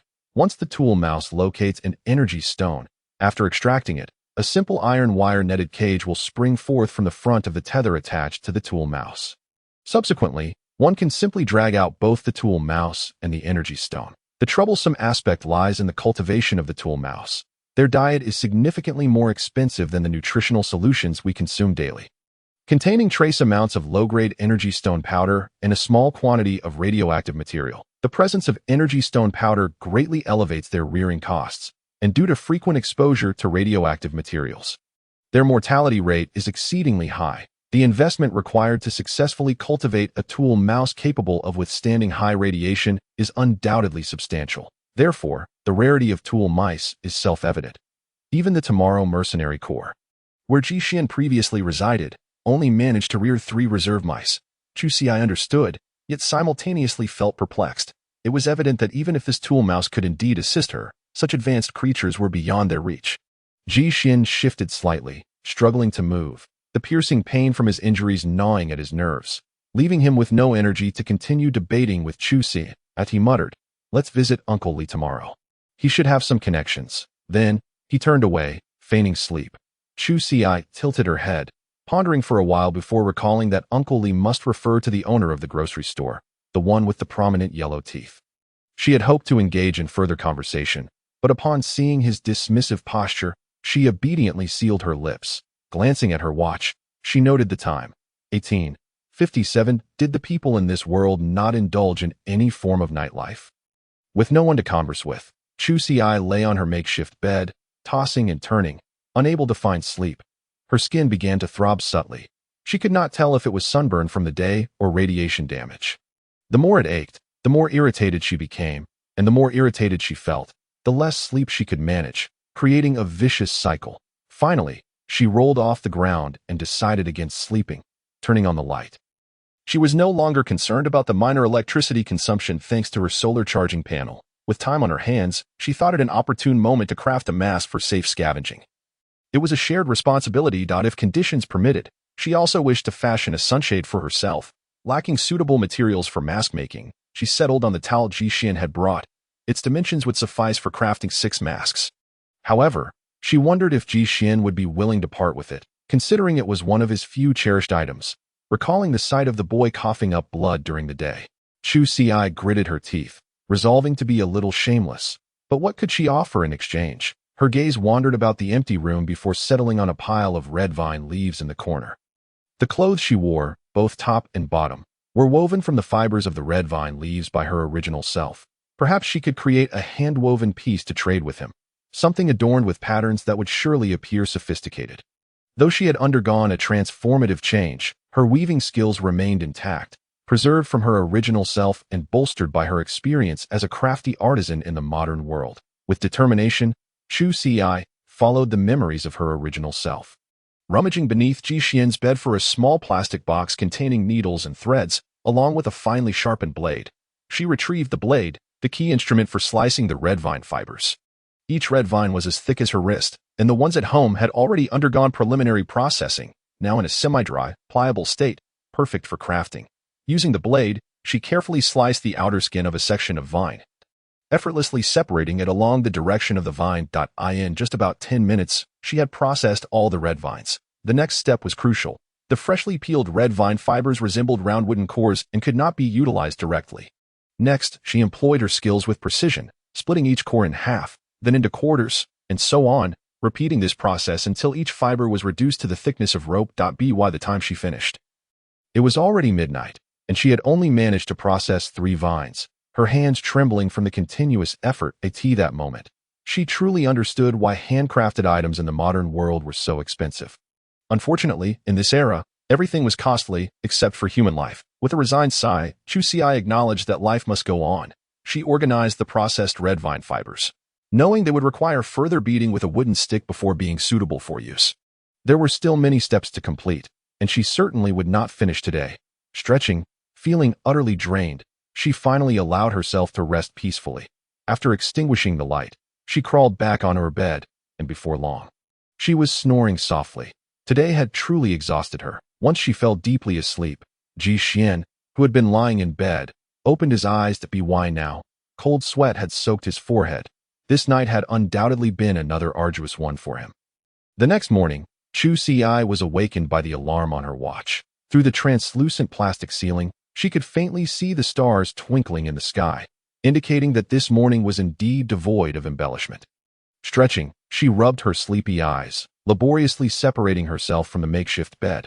After all this time, she still could not acclimatize to this devilish schedule. When she finally managed to rouse herself, she discovered that Ji Xian was already missing from the bed. He didn't even need her assistance to get up. The young man was making remarkable progress. Ji Xian was equally pleased. Ever since the collapse of his genes, he had become incapacitated. He had not anticipated that such a small step forward would sprinkle a bit of starlight into his decaying dark soul. He silently encouraged himself, reminding himself to take it slow, step by step. He would soon regain his independence. Knowing that Chu Ci had gone to bed late, Ji Xian did not wake her as he exerted tremendous effort to maneuver himself into the wheelchair. Exhausted and drained, he sat in the wheelchair, sweat pouring down his forehead as if he had been hollowed out. However, the fatigue was only fleeting, rapidly replaced by a surge of elation. He could finally sit in the wheelchair independently. No need for anyone's assistance. Sweat coalesced in his raven locks, yet his pair of eyes gleamed with an unsettling brightness. After a brief moment of exhilaration, he quickly recalibrated his mindset. There remained a considerable distance to traverse, yet the path lay firmly beneath his feet. After a brief respite, Ji Xian skillfully maneuvered his wheelchair, cautiously circumventing the spot where Chu Ci lay, preparing to make breakfast. The morning hours were invariably precious and bustling. At this hour, neighbors had already risen, the air filled with the clamor of animated conversations and the sounds of morning routines. The quick splash of water on the face and a few bites of breakfast to ease the hunger. And the group would soon be ready to set out on their scavenging expedition. Naturally, there were those who could not even manage a couple of bites of breakfast, mustering the courage to venture out on empty stomachs, their hearts yearning for the chance to encounter something edible early in the day. A mere morsel could significantly diminish the likelihood of fainting from hunger in the streets. They dared not hope for a hearty meal, merely wishing to return with something to sustain them until the next day. Yet, for those whose lives hung in the balance, the uncertainty was all too prevalent. Ji Xian opened his pack, and retrieved a nutritional supplement. Considering that Chu Si would accompany him to the safe zone today, and afterward to the A-grade energy stone collection site, likely spending the entire day outside, fearing the toll such exertion might take on her, he resolutely decided to prepare an entire supplement as their breakfast. Moreover, he recalled the grass leaves she had gathered the previous day, which could not go to waste. Glancing at the mere 4 remaining nutritional supplements in his pack, he sighed in resignation, resolving not to indulge so extravagantly next time. Wishing to avoid disturbing Chu Si's rest, Ji Xian carefully moved the cooking pot outside, intending to prepare breakfast in the open air. This morning, he had specifically taken out an extra slice of grass leaf, recalling its pleasant taste from the previous night, and thought to add a bit more today, though the fibrous nature of the grass had proven difficult to chew. Causing Chu Si considerable discomfort the night before, he resolved to improve the process today. First, he brought water to a boil in the pot, then submerged both large grass leaves into the bubbling water to blanch them. Once the leaves had softened, Ji Xian removed them and submerged them in cool water, repeatedly rubbing and washing until the fibers were extracted, leaving the leaf pulp in the basin. He then heated the pure, natural grass juice, and once it reached a boil, he poured in the nutritional liquid, transforming the broth into a thick and viscous concoction that resembled a bowl of dumpling soup without the dumplings, albeit with a greener hue. As soon as the dumpling soup was ready, Ji Xian heard the sound of Chu Si's alarm ringing from inside the house. It was the perfect moment for breakfast. Chu Si, feeling slightly embarrassed, thought it fortuitous that she was so well-timed. After enjoying Ji Xian's breakfast service, she felt somewhat guilty. It was hardly appropriate for a patient to be the one receiving care, and her spirit bore the weight of this realization. She needed to strive harder, aiming to achieve food independence through scavenging. Yet, something felt off about the situation. Putting aside her misgivings, she noted that Ji Xian was already packed and ready to depart. Recalling the scorching sun from the previous day, she dared not linger, swiftly locking the door and pushing Ji Xian toward the safe zone. The road through the shanty town was less than ideal, shrouded in darkness, and several times she nearly pushed Ji Xian into a pothole. Upon reaching the safe zone, conditions improved markedly. The road was smooth, illuminated by warm yellow streetlights. Suddenly, Chu Si asked, "Ji Xian, what are the housing prices like in the safe zone?" Ji Xian furrowed his brow slightly, contemplating before responding. The prices of homes in the safe zone vary significantly. Aside from the size of the property, those closer to the center command higher prices. The innermost houses are no longer affordable even for the wealthy. They are occupied by core management personnel of the safe zone, where radiation is minimal and security is at its highest. The second ring houses some influential officials and the extremely wealthy, with prices calculated in energy stones. I am not entirely sure of the specifics. I only know that the leader of the mercenary group can only afford to reside in the third ring. The third ring is quite mixed, housing officials, tycoons, and some leaders of mercenary groups. As for the properties in these areas, they are beyond the reach of ordinary people.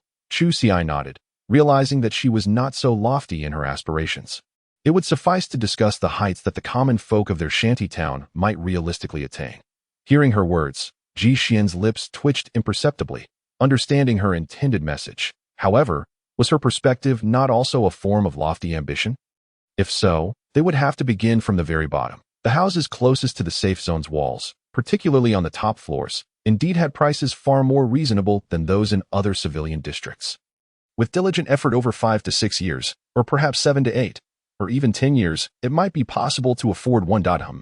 Chu Si's ears perked up at once, recalling that the greatest fear here was radiation. The more exposed one was, the greater the radiation suffered. Did this not imply that basements were more desirable than upper floors? Ji Xian shook his head in denial. While that may be true for the very edge of the safe zone, in the majority of the area, radiation levels are within acceptable standards. Why would people prefer the dark confines of a basement? Chu Si nodded in understanding. It seemed that her dream of finding a spacious apartment in the inner zone was unattainable. Yet, the houses on the edge of the safe zone were still quite good. Let us not forget that they were within the protective barrier. Even at the periphery, the radiation levels would certainly be significantly lower than in the shanty town. Was this not her dream home? As they approached Old Lee's general store, Chu Si suppressed her wandering thoughts. The pressing matter was whether they could successfully obtain that energy stone, as it directly impacted their ability to secure enough food for the foreseeable future, infinitely more important than that elusive dream home. Chu Si pushed Ji Xian to the store's entrance, only to be surprised to encounter Fu Baiwen from the Tomorrow mercenary group. Was it truly such a coincidence? Ji Xian remained composed, revealing that he had summoned Fu Baiwen himself. Seeing Ji Xian seated in the wheelchair, Fu Baiwen was overcome with excitement, unable to contain his joy. His brother's condition had improved significantly compared to before. Though still emaciated, he at least exuded a sense of vitality now. This brought Fu Baiwen considerable relief that as he approached, resembling an overly eager puppy. Ji Xian raised a hand, establishing a safe distance between them. He then explained to Chu Xi the reason for summoning Fu Baiwen, mainly to assist her with the tool mouse. Furthermore, with him present, they could deter any unscrupulous individuals in the wild. Despite his seemingly foolish demeanor, Fu Baiwen was quite skilled in combat within the Tomorrow mercenary group.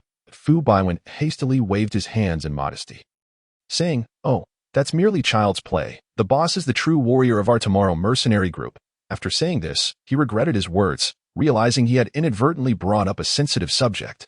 Given Ji Xian's current condition, he likely wished to avoid reminiscing about past glories, particularly considering that those whose genes had collapsed faced a bleak future. Even survival came with inevitable suffering. What a fool he was. Was his brain filled with mush? Fu Baiwen secretly slapped himself, contemplating how to remedy his blunder when Old Li's shop door swung open. Chu Xi and Ji Xian were his first customers of the day. Old Li appeared much as he had the last time they met, with disheveled, straw-colored hair resembling wild grass, and a set of large yellowed teeth that emitted a strong odor of tobacco when he spoke. With a yawn, he nearly sent Chu Xi packing.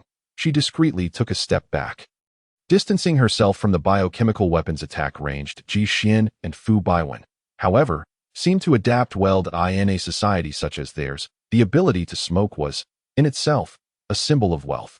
Old Li clearly had not yet had his fill of sleep. Pouring himself a couple of cups of cold water to rouse himself, he then rummaged behind the counter and produced a nutritional supplement, sipping it as he addressed Ji Xian. "Back so soon? I hope that wristwatch I sold you last time isn't giving you trouble. If it can be repaired, I can buy it back at a depreciated value." Ji Xian shook his head and conveyed their purpose for visiting Old Li. Upon hearing Ji Xian's account, the old man perked up, exclaiming, "What good fortune! How many days has it been? You've already discovered an energy stone. It seems your luck is on the rise." Ji Xian remained stoically silent, awaiting the old man's next words. "Indeed," Old Li continued, "though our relationship is solid, business is business. I do have a tool mouse, but it is my prized possession. It will cost 30 points to borrow, with a deposit of 200 points, non-negotiable." Ji Xian remained silent, simply watching him, waiting for a more reasonable price to be offered. Thus, the old man was quite displeased, as conducting business has always entailed exorbitant pricing and immediate bargaining. Ji Xian did not even engage with him, leaving the old man to wonder if he was to perform a solitary monologue. Such a lack of fulfillment was disheartening. Resigned to the silence, he pressed on, for business must continue. He proactively lowered his demands, stating, "I understand you likely possess no points at the moment. I shall offer you a second solution. You may pawn the smartwatch you purchased last time here. Upon successful completion, I will require 1/3 of the energy stones. However, let me be clear. If you fail to collect the energy stones, you will owe me 10 points. What do you think?" At this juncture, Ji Xian finally spoke, but he outright rejected the proposal, saying, "I cannot part with the watch. I still need it in the wilderness. How about I use my wheelchair as collateral instead?" The old man's lips twitched. The price cut was rather severe. Nonetheless, leaving the wheelchair with him provided a sense of security. After finalizing the terms, the old man returned indoors and emerged with a sturdy, intricately designed wire cage. "Is this a tool mouse?" Chu Xi exclaimed, her eyes widening in astonishment. This creature bore a striking resemblance to a rat. Its brownish-yellow fur cloaked its body, and perhaps due to its advanced age, the skin around its neck had sagged. It curled up in the cage, its small eyes barely open. Even upon seeing outsiders like Chu Xi and the others, it showed no interest whatsoever. Ji Xian furrowed his brow. He knew that mutated animals could be exceedingly ferocious. Even those with a somewhat docile demeanor should not be so placid. Rather than calm, it seemed devoid of spirit, leading him to suspect that this tool mouse may no longer be fit for the task of collection. Noting Ji Xian's hesitation, the old man felt vexed. He felt his treasure was being disparaged. Could one not see that Daika's limbs remained robust and powerful? Just by glancing at its exterior, one could discern the bulging muscles. Despite the fact that its claws had dulled, But this did not diminish its speed, did it? Why were these people so blind? Humph. They deserved to be poor their entire lives, although dissatisfied with the tool mouse. They had no alternative but to grudgingly accept Ji Xian, however, slashed the price further, offering the old man 1/5 of the energy stones upon success, and if they failed to collect any, he would owe him 6 points. The old man secretly reveled in his victory. The market price was indeed 1/3 of the energy stones. However, it was undeniable that Daika was aging and its resistance to radiation was far inferior to that of younger tool mice. Moreover, when a tool mouse sensed danger, it would not follow commands. Thus, it was quite possible that they would fail to collect any energy stones, particularly after that rascally fellow on the street introduced a rental service for tool mice. Daika's market value plummeted. After all, those willing to rent tool mice prioritized the success rate of energy stone collection over a mere price difference. Ji Xian's order was Daika's first in 2 months. Its upkeep was not inexpensive. Although the old man cherished it deeply, society was unforgiving, and it needed to earn its keep. After negotiating with the old man, Ji Xian left his wheelchair at the general store, with Fu Bowen carrying it out, while the tool mouse was meticulously wrapped in a gray rag by the old man and was now cradled in Chu Si's arms. Once they were out of sight, Fu Bowen couldn't contain himself, saying, "Brother Xian, I heard that the old dog Huang on the street has tool mice too, and their condition seems better than this one. Should we check there before making a decision?" Ji Xian shook his head. He was aware of this information as well. Then, realizing he was still on Fu Bowen's back and unable to see his response, he explained that Huang is too cunning and shrewd. We are currently at a disadvantage and cannot reveal our intentions to him. If I were still the captain of the mercenary corps, he would not dare to play any tricks. But now, it is not the case, and I cannot risk the lives of myself and Chu Si on such a gamble. Ji Xian paused and continued, "Moreover, although the old man's tool mouse is aged, it is not without merit. The fact that it has survived to this age attests to its previous capabilities. In contrast, those that were discarded while still in their prime are either incompetent or have been injured into retirement." At this point, Ji Xian let out a cold smirk. "Isn't that just like me now? Despite my grandiose title, I am ultimately rendered useless." After hearing Ji Xian's rationale, both Fu Bowen and Chu Si breathed a sigh of relief. After all, renting this tool mouse was no small expense. Even if the old man offered them a lower price, failing to retrieve energy stones would render it all futile, merely gifting points to another. The weight of the wire cage, combined with that of the tool mouse, made the gray cloth bundle in Chu Si's hands weigh around 20 pounds. After a short while, she was already panting heavily. In contrast, Fu Bowen, carrying a full-grown person, appeared as sprightly as ever. At that moment, he was filled with excitement. He never imagined he would visit the boss's new home today. Unfortunately, he had not realized earlier that he should have brought a gift on his first visit. Immersed in his thoughts, he quickened his pace, completely forgetting about Chu Si trailing behind. In this world, the notion that women required special treatment had been significantly diminished. Everyone pursued an independent means of survival. Women bearing heavy loads alone were a common sight on the streets. Wiping the sweat from her brow, Chu Si, it couldn't help but internally lament the tragic state of a world where women were treated like men and men like beasts of burden. Ultimately, it was Ji Xian who could no longer bear to watch and signaled Fu Bowen to stop, going over to lend her a hand. Chu Si naturally declined, as she needed to integrate into this society and must tackle life from every aspect. Initially believing Ji Xian was merely acting out of kindness toward her marginalized status, she, despite her polite refusal of Fu Bowen's assistance, felt a small flicker of gratitude. However, the oblivious Fu Bowen shattered her idealistic fantasy by directly taking the large cloth bundle containing the tool mouse from her hands and slinging it over his arm. Grinning as he explained, "Xiao Si, just hand it over to me. Brother Xian thinks you are lagging behind and slowing us down. After all, we still need to head out today, and we cannot afford to waste time. The sun's radiation is no joke." Chu Si thought to herself, "How self-important of me," and ceased her pretentiousness. The matter at hand was pressing. Moreover, Fu Bowen, having undergone genetic enhancement, truly had a physique far superior to hers. Even with an additional 20 pounds of weight, it did not affect his pace. He was neither out of breath nor flushed. It was no wonder that despite the significant drawbacks following genetic collapse, many individuals, whether voluntarily or coerced, continued to join this line of work. Observing the two ahead of her growing increasingly distant, Chu Si hurriedly collected her thoughts and jogged to catch up. as they raced home. Many in the shanty town were already preparing to scavenge. After helping Ji Xian to bed, the two of them wasted no time, grabbing their tools and heading out immediately, with Fu Bowen leading the way. They managed to navigate the journey much more smoothly than when Chu Xi had ventured alone the day before, as they knew when to stop and when to proceed. They arrived at their destination an hour earlier than the previous day. Chu Xi pulled up the photos she had taken the day before and pointed out the locations that appeared to contain energy stones to Fu Bowen. It was evident that his professionalism shone through. As he quickly devised a collection plan for the energy stones, the tool mouse could not simply be placed in the wild and expected to dig up energy stones. It relied primarily on its keen sense of smell to locate them. Yet, no matter how keen one's sense of smell may be, it ultimately remains confined within certain limits. Fu Baiwen's task is to strategically place bait within an appropriate area, thereby luring the tool rat to the designated location. The art of baiting is indeed a profound study, necessitating considerations of wind direction, terrain, and other factors.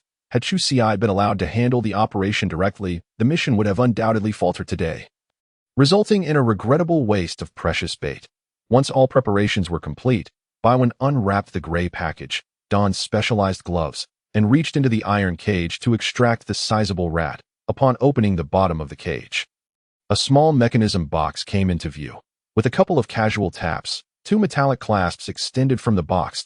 He positioned the mechanism box against the tool rat's neck, tugged one clasp outward while aligning it with the other, effectively attaching the box to the rat. Noting the curiosity in Chu Xi's eyes, Baiwen elucidated. This is the device that collects energy stones. Without it, the tool rat would likely consume the energy stone it excavates.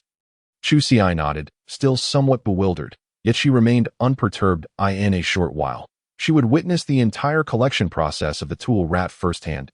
As anticipated by Ji Xian, Daika, the tool rat, proved to be remarkably experienced. Guided by the bait, Daika, dragging a metal chain from its collar, swiftly located the precise position of the energy stone. One end of the chain was held firmly by Fu Baiwen, ensuring he could promptly control the tool rat should any unusual circumstances arise. Upon reaching the destination, Daika circled the energy stone twice, extending its somewhat dull forepaws to commence digging. However, after a brief attempt, it ceased its efforts. Fu Baiwen's expression momentarily tightened. The energy stone must not be stuck to the underlying rock. Even with Daika's seasoned prowess, a robust creature might struggle to extract an energy stone embedded within the ore.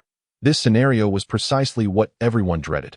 After a couple more futile attempts, Daika shifted to another side, only to find itself similarly hindered. Chu Xi now understood that retrieving this energy stone today was likely out of reach. It was impossible not to feel disheartened.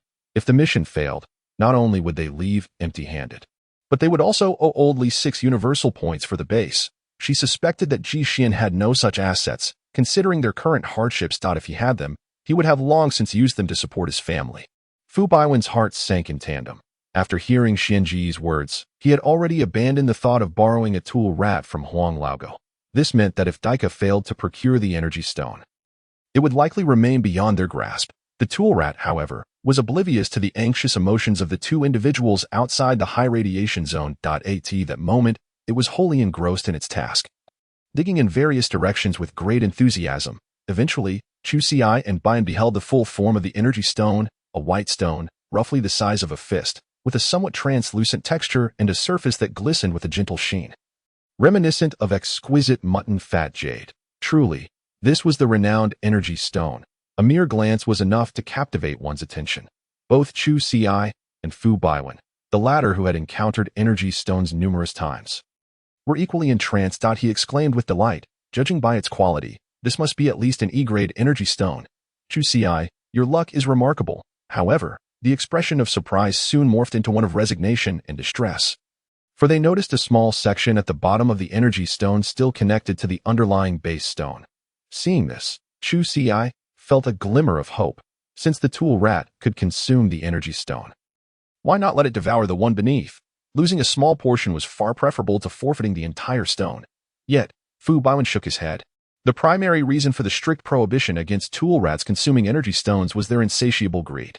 Before they had tasted the energy stone, they could exhibit some restraint, but once they had a taste, they would become utterly obsessed, fixated solely on the energy stone.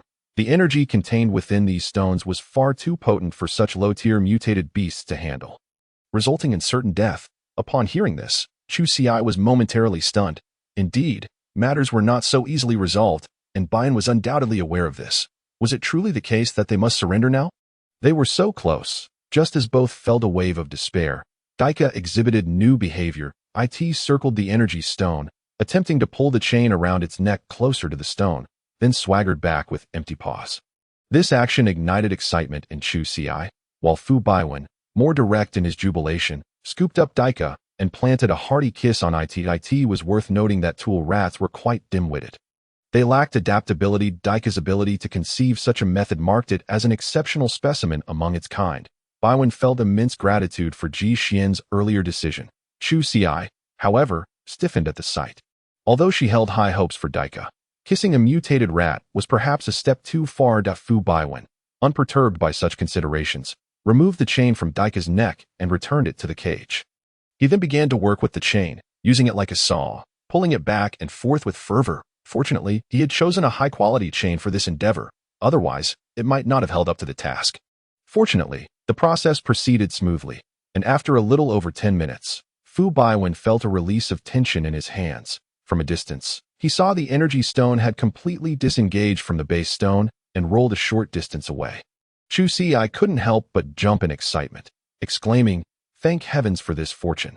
Wiping the sweat from his brow, Fu Baiwen realized they had to act swiftly, given that an A-grade energy stone had previously been unearthed here. It was possible someone might come looking for fortune, and they needed to move quickly to avoid complications. That Daika's subsequent actions went remarkably well. It grasped the energy stone in its mouth, swiftly taken over by the mechanism box on its neck, and scampered back with the stone on its back. Fu Baiwen received Daika and retrieved the energy stone from its mechanism, handing it to Chu Xiai with urgency. "Quickly, use your wristwatch to measure how much energy it contains." Chu Xiai, filled with excitement, wiped the sweat from her palms before gingerly accepting the energy stone. However, with a startled "ah," she accidentally tossed it away. Fortunately, Fu Baiwen's reflexes were sharp. He swiftly caught it before it could tumble into the high radiation area again. While Daika could retrieve it once more, the radiation posed a significant threat to them, so it was best to minimize their exposure. Fu Baiwen, though unfazed, was perplexed by Chu Xi's reaction. She appeared as if she had been startled. He inspected the energy stone closely and found nothing amiss. Chu Xiai felt quite embarrassed. It was not her intention to act so recklessly. The moment her fingers brushed against the energy stone, she had seen a vision of a vast area shrouded in red mist, overwhelming her with fright, leading her to instinctively discard the stone.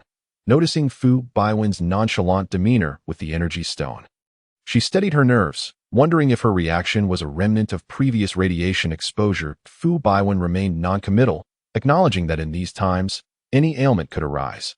Although Chu Xi's experience was rare, it was not entirely unprecedented. Since she seemed resistant to the stone, Fu Baiwen checked the energy value on his wristwatch. 302. It just met the threshold for E-grade. Chu Xiai immediately felt a surge of relief. Just how many nutrient solutions could this yield? She felt invigorated. The classification of energy stones was as follows: S, above 2,100, S, 1,800 to 2,100, A, 1,500 to 1,800, B, 1,200 to 1,500, C, 900, 1,200, D, 600 to 900, E, 300 to 600, F, 0, 300. With the energy stone successfully in their possession, the two were rich with treasure. Yet they could not return immediately. The sun hung high in the sky, and without the cover of trees, the terrifying radiation levels were beyond their capacity to endure. It would be wiser to find a nearby shaded area and wait until dusk to disguise themselves with some vegetable leaves. Returning with the main group, Chu Xiai recalled a patch nearby that she had not fully surveyed last time. Perhaps it was a variety of fern vegetables? She was uncertain whether it was indeed a mutated plant of ferns. But it resembled them closely, albeit larger in size, particularly those tender shoots that have just sprouted. They appeared delectably fresh and succulent, surely far tastier than the blades of grass she previously brought back. If they are edible, since returning is not an option, why not search that patch of land once more? Any harvest would be a boon, wouldn't it? Fu Baiwen, anxious about Chu Xi's solo endeavors, carried along the large iron cage of Daika. Following closely behind her, upon arrival, Chu Xiai immediately began to pluck the tender shoots of fern vegetables for testing. she believed that the newly sprouted seedlings would have suffered the least from radiation damage. However, her perspective was somewhat simplistic. After all, the land beneath her feet had endured years of radiative devastation, no longer resembling the innocent beings it once was, even if one were to plant a high-quality, pollution-free seed. The outcome remained uncertain. Thus, Fu Baiwen's approach was indeed a standard wasteland protocol. His first act upon reaching this area was to identify several points and test the radiation levels of the surrounding soil. The likelihood of finding good bamboo shoots in poor soil was exceedingly slim. Fortunately, Chu Si's luck was favorably aligned. She discovered that the radiation levels of this land were merely moderate. Be wise searching for those tender shoots. They might genuinely uncover edible wild vegetables. Observing Fu Baiwen's method, Chu Si swiftly understood its significance, silently committing this rule to memory. Certain it would greatly enhance her efficiency. It was at this moment that she realized why people seldom harvested wild vegetables from the roadside. The patches of soil shielded by vegetation were indeed quite few. Consequently, their radiation levels were significantly higher than those found in forested areas. What good could possibly come from plants growing in such malevolent soil? After confirming the radiation range, Fu Baiwen concealed Daika's cage within the grass and commenced his work, his efficiency far surpassing that of Chu Si. He retrieved a military knife and an already discolored rag from his pocket. Swiftly slicing through the root of a fern vegetable, the juice from the blade was promptly smeared onto the testing platform, indicating, beep, high radiation mutation detected, consumption not recommended. Fu Baiwen's eyes did not blink as he quickly wiped the platform and knife clean with the rag before moving on to the next specimen. To him, the notion of inedibility was the norm. There was nothing surprising about it. If the first plant he tested happened to be edible, it would simply mean he had been extraordinarily fortunate that day. Although none of the specimens were fit for consumption, Chu Si was astounded by his work rate. She too possessed a small knife and felt it would be a shame to squander it. Letting a pearl gather dust was a sin. Regrettably, she lacked a rag and was reluctant to soil her clothing, so she approached Fu Baiwen to borrow one. Fortunately, Baiwen was quite generous, offering to share the rag equally. With her gathering tools now complete, Chu Si swiftly joined the ranks of one cut, two wipes. However, diligence did not always yield results. Her hands grew weary, yet not a single fern vegetable met the standards. While Fu Baiwen had already made significant progress, the beeping continued incessantly, yet it did little to dampen his enthusiasm. Wiping the sweat from her brow, Chu Si rummaged through her backpack for her water bottle. Taking a couple of sips of the tea brewed from grass leaves by Ji Xin, which was indeed far more palatable than plain water. Beep, moderate radiation mutation detected, consumption advisable in moderation. Fu Baiwen paused, and Chu Si's ears perked up immediately. She hastily capped her bottle and hurried over to check. Was it edible? Had they stumbled upon something consumable? Fu Baiwen glanced at the data on his wristwatch, confirmed its accuracy, and nodded happily. Moderate radiation mutation in the eyes of ordinary individuals like them. This constituted food. Although it was merely one fern vegetable, finding food at any time was a stroke of great fortune. Gazing at the fern shoot, thick as a young child's arm and nearly half a person tall, he realized that by rationing it, he could save on nutritional supplements for the next couple of days. Carefully setting the fern shoot aside, Fu Baiwen felt a renewed vigor. Chu Si was equally eager, preparing for a significant endeavor. With results emerging so swiftly from this fern forest, it seemed a prime resource. And she was determined to work diligently, hoping to collect more vegetables by nightfall. Beep. Low radiation mutation detected. Edible. Chu Si stood frozen in astonishment, her mind momentarily blank, her hands mechanically processing the next seedling. After a while, she regained her senses and glanced at her wristwatch, which clearly displayed the data.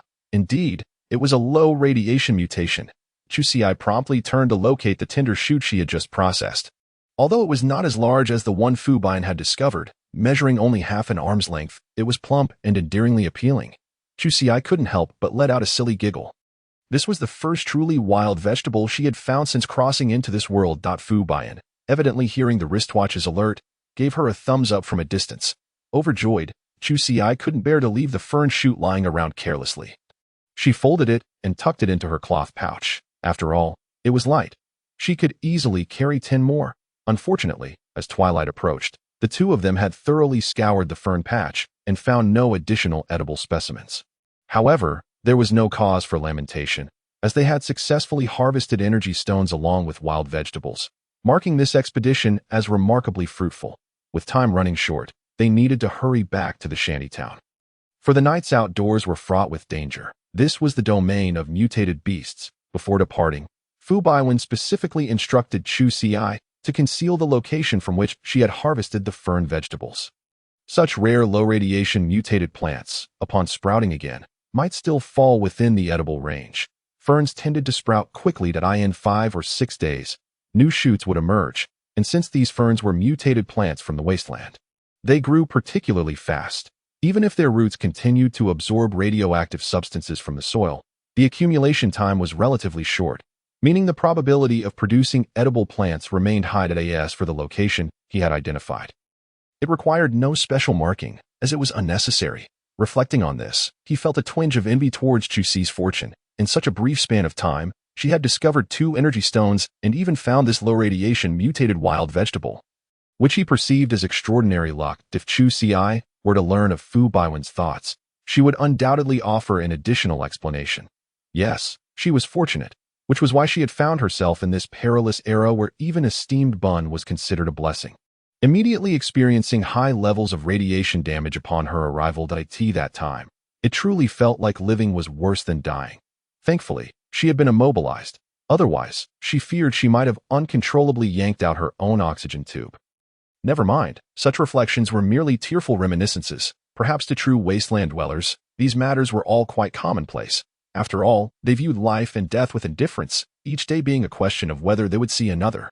Few would envision a future surrounded by grandchildren at 80 years old, and at least among the residents of the shantytown. There were those without a future, yet Chu Xi was different. She found it easy to transition from frugality to luxury, but difficult to regress from luxury to frugality. While others might perceive a fraction of hardship, she could distill it into a full 10-fold experience on the way back. Chu Xi endeavored to maintain a composed demeanor, yet she still attracted considerable attention. Their furtive glances scrutinized both her and Fu Baiwen. Chu Xi felt a surge of anxiety. Could they possibly know that they had unearthed an energy stone today? Even a naive girl like her could sense the scrutiny of those gazes, let alone Fu Baiwen. A seasoned mercenary, he casually flicked his clothing, revealing the emblem of the Tomorrow Mercenary Corps on his scabbard. With that single action, many of the prying eyes withdrew their attention. Subsequently, Fu Baiwen carelessly extracted a tier of fern vegetable from his gray cloth bag, snapping it in half and applying its juice to his wristwatch for testing. Beep. High radiation mutation detected. Consumption not recommended. Fu Baiwen chuckled. Thank you all for your concern. I intend to dry this grass for use as a mattress at home, soft and non-shedding, if anyone is interested. Feel free to gather some more. With that, all interest dissipated. Where one slept was inconsequential. They feared not being able to wake up after falling asleep. After all, these were people emerging from the safe zone. Still being picky about where to sleep. It was at this moment that Chu Xi finally comprehended the reason they had been under scrutiny, simply due to a pouch of ferns. Many others had gathered wild vegetables as well. Why were they the sole focus? Confused by the Chu Xi sought the counsel of Fu Baiwen, as she did not wish to encounter such dilemmas alone in the future, lacking the title of the Tomorrow Mercenary Corps for protection. Upon hearing her, Fu Baiwen chuckled lightly. Surely you do not believe that all the wild vegetables they gather are edible. It is evident that your parents have cared for you well, never allowing you to consume highly radioactive mutated plants. It is only natural to face days when food is scarce. A single day without sustenance can be endured by tightening one's belt, but what of 2 days or more, when one is deprived of food for an extended period? The strength to scavenge diminishes, leaving one to languish at home and await death. Therefore, in dire circumstances, some may resort to consuming small amounts of highly radioactive mutated plants to stave off hunger. Observe those who grasp only a few leaves of vegetables or have merely broken off a small section of a starchy crop. They are in that predicament, and they strive to eat as little as possible. Hence, they do not return home with an abundance of food. Only those like us, who have genuinely found sustenance, are reluctant to waste even a morsel. It is no wonder we have drawn the envy of others. Chu Xi nodded in understanding, realizing the oddity she had sensed earlier. It became clear why those who found food appeared so lifeless. She would have to be particularly vigilant in the future. Having previously believed that even in this wasteland, the security was relatively decent, now it seemed that it was merely because she had no significant value to be stolen. She resolved to acquire some self-defense skills. While she would certainly exercise caution when venturing out, what if she encountered someone reckless who sought to exploit her vulnerability? Determined, she planned to ask Ji Xian to devise a training regimen for her. Fortunately, with Fu Baiyan's presence providing a semblance of deterrence, the pair returned to their home in the shantytown without incident. Typically, Ji Xian would be waiting outside for Chu Si's return, and when she did not see him, she felt a pang of concern. She hoped nothing untoward had happened. Thankfully, it quickly came to her that Ji Xian's wheelchair had been pawned to old Li, rendering him unable to move and confined to bed. As she swiftly opened the door, she found Ji Xian leaning against the headboard, raising his gaze at the sound of her entrance. Upon seeing the vibrant expressions on their faces, he surmised that the matter of the energy stone was likely promising. Fu Baiyan, even more excited than Chu Si, immediately set aside Di Ka and approached Ji Xian, proudly presenting the large fern he had gathered. Boss, we've unearthed the energy stone, and I've also found a wild vegetable that's edible. Tonight, I'll provide the ingredients. Let us dine together. Fu Baiyan was somewhat astonished, not expecting them to discover another edible wild vegetable that day. It seemed fortune truly smiled upon them. Chu Si cleared her throat lightly, subtly pushing past Fu Baiyan, and calmly patted her small cloth bag. Although mine may not be as large as his, it is a low-radiation mutation, more environmentally friendly and healthy. Ji Xian, now genuinely surprised, acknowledged the rarity of low-radiation mutated food. Such items were exceedingly hard to come by, typically found only in the safety zone's plantations, and were not cheap, even during his time in the mercenary corps. He had rarely indulged in them. Chu Si was not merely seeking to ingratiate herself. She had a request for Ji Xian. How about this low-radiation mutated fern? In exchange, could you teach me some self-defense techniques? Upon hearing this, Ji Xian sensed that the day had not passed without incident. He raised an eyebrow at Fu Baiyan, who promptly understood and recounted the events they had encountered on their way back. After listening, Ji Xian could not help but let out a soft sigh. In such times, these troubles were unavoidable, but at least Chu Si could learn some self-defense skills, providing a layer of protection. It seemed that once they sold the energy stone, the priority would be to procure some self-defense weapons for her. Dinner was prepared by Chu Si herself. Ordinarily, Ji Xian would take charge of the cooking. But today, without his wheelchair, he found himself particularly hindered. Furthermore, since Fu Baiyan was a friend of Ji Xian's, she felt it only right to afford them some time to converse.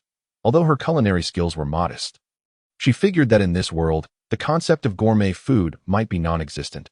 Giving her some relief, as long as it was cooked and edible, what more could one desire? After all, Ji Xian's skills were not much superior. The two of them were equally matched in their culinary capabilities, leaving little room for criticism. As for Fu Baiyan, she felt she could not concern herself too much with him. Comforted by a sense of resignation, let him make himself at home. Chu Si initially hesitated to utilize Fu Baiyan's fern, feeling that it was somewhat inappropriate to have a guest provide ingredients for a meal. In truth, Chu Si was overthinking. In the wasteland era, food was exceedingly precious. When dining at someone else's home, it was customary to bring some food to compensate the host, a basic etiquette. Although Chu Si wished to be considerate, the conditions at home were less than favorable, and she was reluctant to part with the low-radiation mutated fern she had gathered, which she intended for Ji Xian, who was unwell. She could not simply present a plate of leaves at the table. Could she? Thus, in a moment of desperation, she reluctantly appropriated some of Fu Baiyan's provisions, feeling guilty yet determined to minimize her use. She aimed to prepare a modest dish, ensuring each person received a portion of nutritional liquid to accompany it. With that thought, she hurried to check her supplies and found that they had 3 units remaining. Had they run out of staple food, it would have been truly awkward. She intended to make a simple stir-fried fern. However, upon searching her home, she discovered a lack of cooking oil, an invaluable commodity. Ultimately, she had to abandon her plans for a stir-fry, though thankfully, even in the wasteland era, salt remained relatively affordable, allowing even those in the shantytown to purchase it. The taste of this salt differed slightly from what they were accustomed to, bearing a subtle bitterness and astringency. The salt circulating in the shantytown was sourced from the military in the safety zone, extracted from the sea and subjected to mass detoxification and radiation treatment. However, the quality was likely subpar. It was merely safe enough to consume. Ji Xian had mentioned that the upper echelons of the base circulated a refined salt deemed safe. Yet, such luxuries were beyond the reach of those at the bottom of society, serving more as a status symbol than a commodity. After preparing the fern, she blanched it in hot water to remove the earthy taste. This also helped reduce the oxalic acid in the fern, making it less irritating to the mouth and stomach. After rinsing it well, Chusi sprinkled a pinch of salt over it, mixing it thoroughly. She pinched off a small piece to taste. To her surprise, it was quite delicious. Although there was a slight bitterness, it only served to highlight the fern's fresh and crisp texture. Truly a delightful surprise. Tears of joy welled up in her eyes. This was the proper way to enjoy vegetables. She resolved to frequent that patch of land more often, as ferns could also be pickled, allowing for longer storage and a more complex flavor. When Chu Xi entered with the dishes, Ji Xian was examining the energy stone they had unearthed that day. This particular stone, rated at the lowest E level, indeed appeared to be a treasure in the eyes of ordinary people. However, its value might not even suffice to procure a decent self-defense weapon at a proper armory. Alas, he would have to consult Old Li to see if he could barter for some scraps to experiment with modifications. Although he would require a professional toolbox for that. Consequently, there would be little left for purchasing nutritional liquids. Reflecting on this, Ji Xian sighed softly. After all, he had endured hunger before. Moreover, they still had some ferns and 3 units of nutritional liquid. So they would not truly starve. In his view, Chu Xi's safety was paramount. Just then, as he thought this, he noticed Chu Xi rummaging through their supplies, extracting the remaining 3 units of nutritional liquid. Even Ji Xian, usually composed, could not help but feel alarmed. This was their sustenance for the coming days. He quickly interjected, "Just take 1 unit of nutritional liquid and make a soup with it. You can add some of the grass leaves you brought back the day before." Fu Bai nodded eagerly, "1 for each of us. Is that truly acceptable for mercenaries like them, who had a day of intense physical training ahead? They usually only allowed themselves half a unit of nutritional liquid the night before. Most ordinary people, with lesser physical demands, typically just had a few bites to tide them over." Seeing their reactions, Chu Xi, though unsure of what the issue was, complied obediently, returning 2 units to their place and taking some grass leaves along with 1 unit of nutritional liquid. Before long, dinner was ready. Fu Baoan had to hurry back to the mercenary dormitory. Consequently, the meal was consumed with remarkable haste by all. After agreeing with Fu Baoan on the time for him to come and fetch Ji Xian the following day, he departed in a flurry. As his figure gradually faded into the night, Chu Xi recalled a pressing concern. It was only proper to compensate Fu Baoan for his assistance, was it not? It was not merely a matter of formality. After all, he had taken a leave of absence and forfeited points to come here. If they were to be parsimonious, it would inevitably hurt his feelings. Ji Xian nodded in agreement. It was indeed inappropriate to have someone assist them without any form of remuneration. If it were merely a matter of lending a hand, that would be one thing. But today, Fu Baoan had specifically taken a day off, and failing to offer him a token of appreciation would be utterly unreasonable.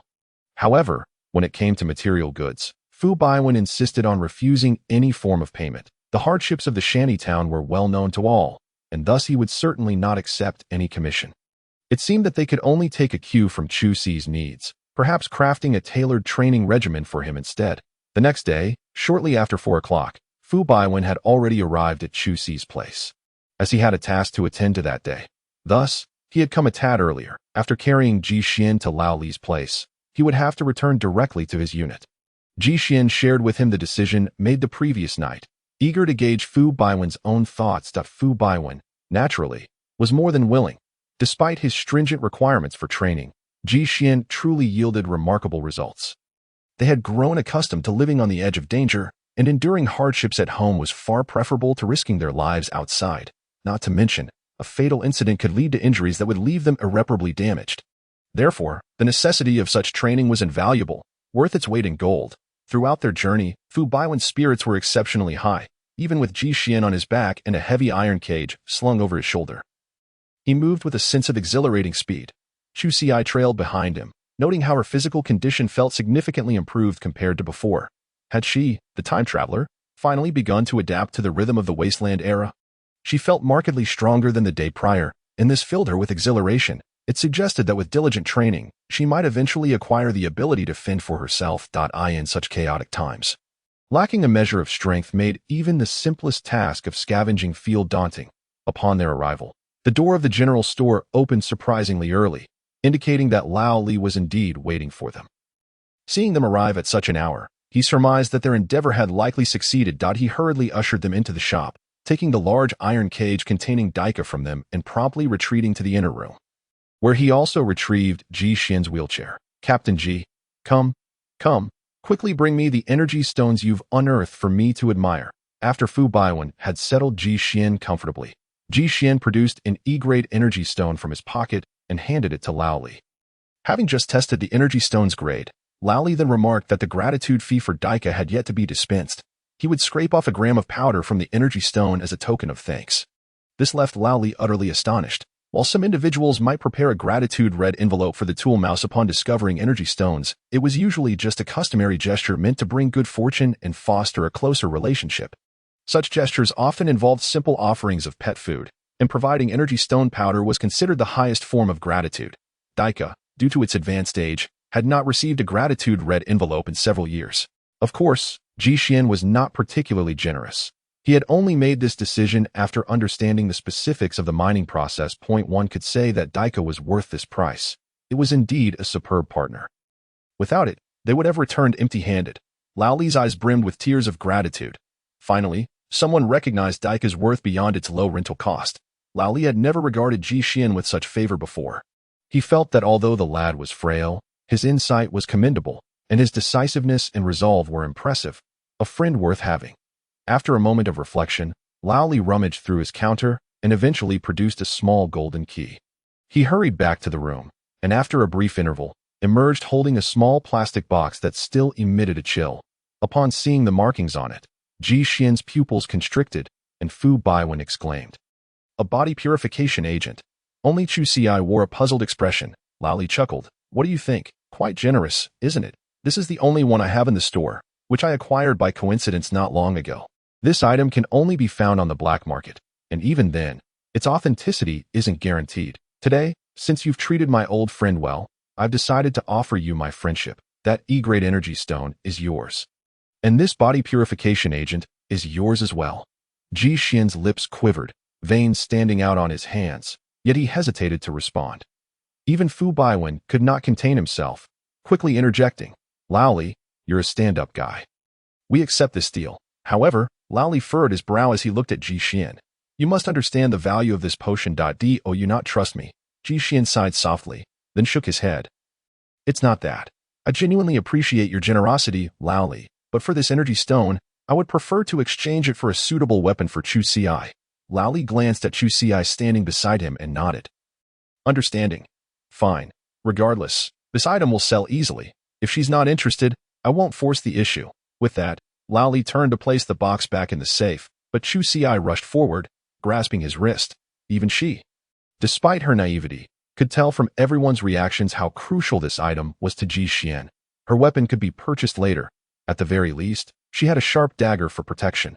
Moreover, judging by Fu Baiwen's demeanor, this body purification agent seemed to be an exceedingly rare and valuable item, one that might not be available in the future. She knew how to prioritize her choices. "Uncle, I can commit to this. We will exchange for this item."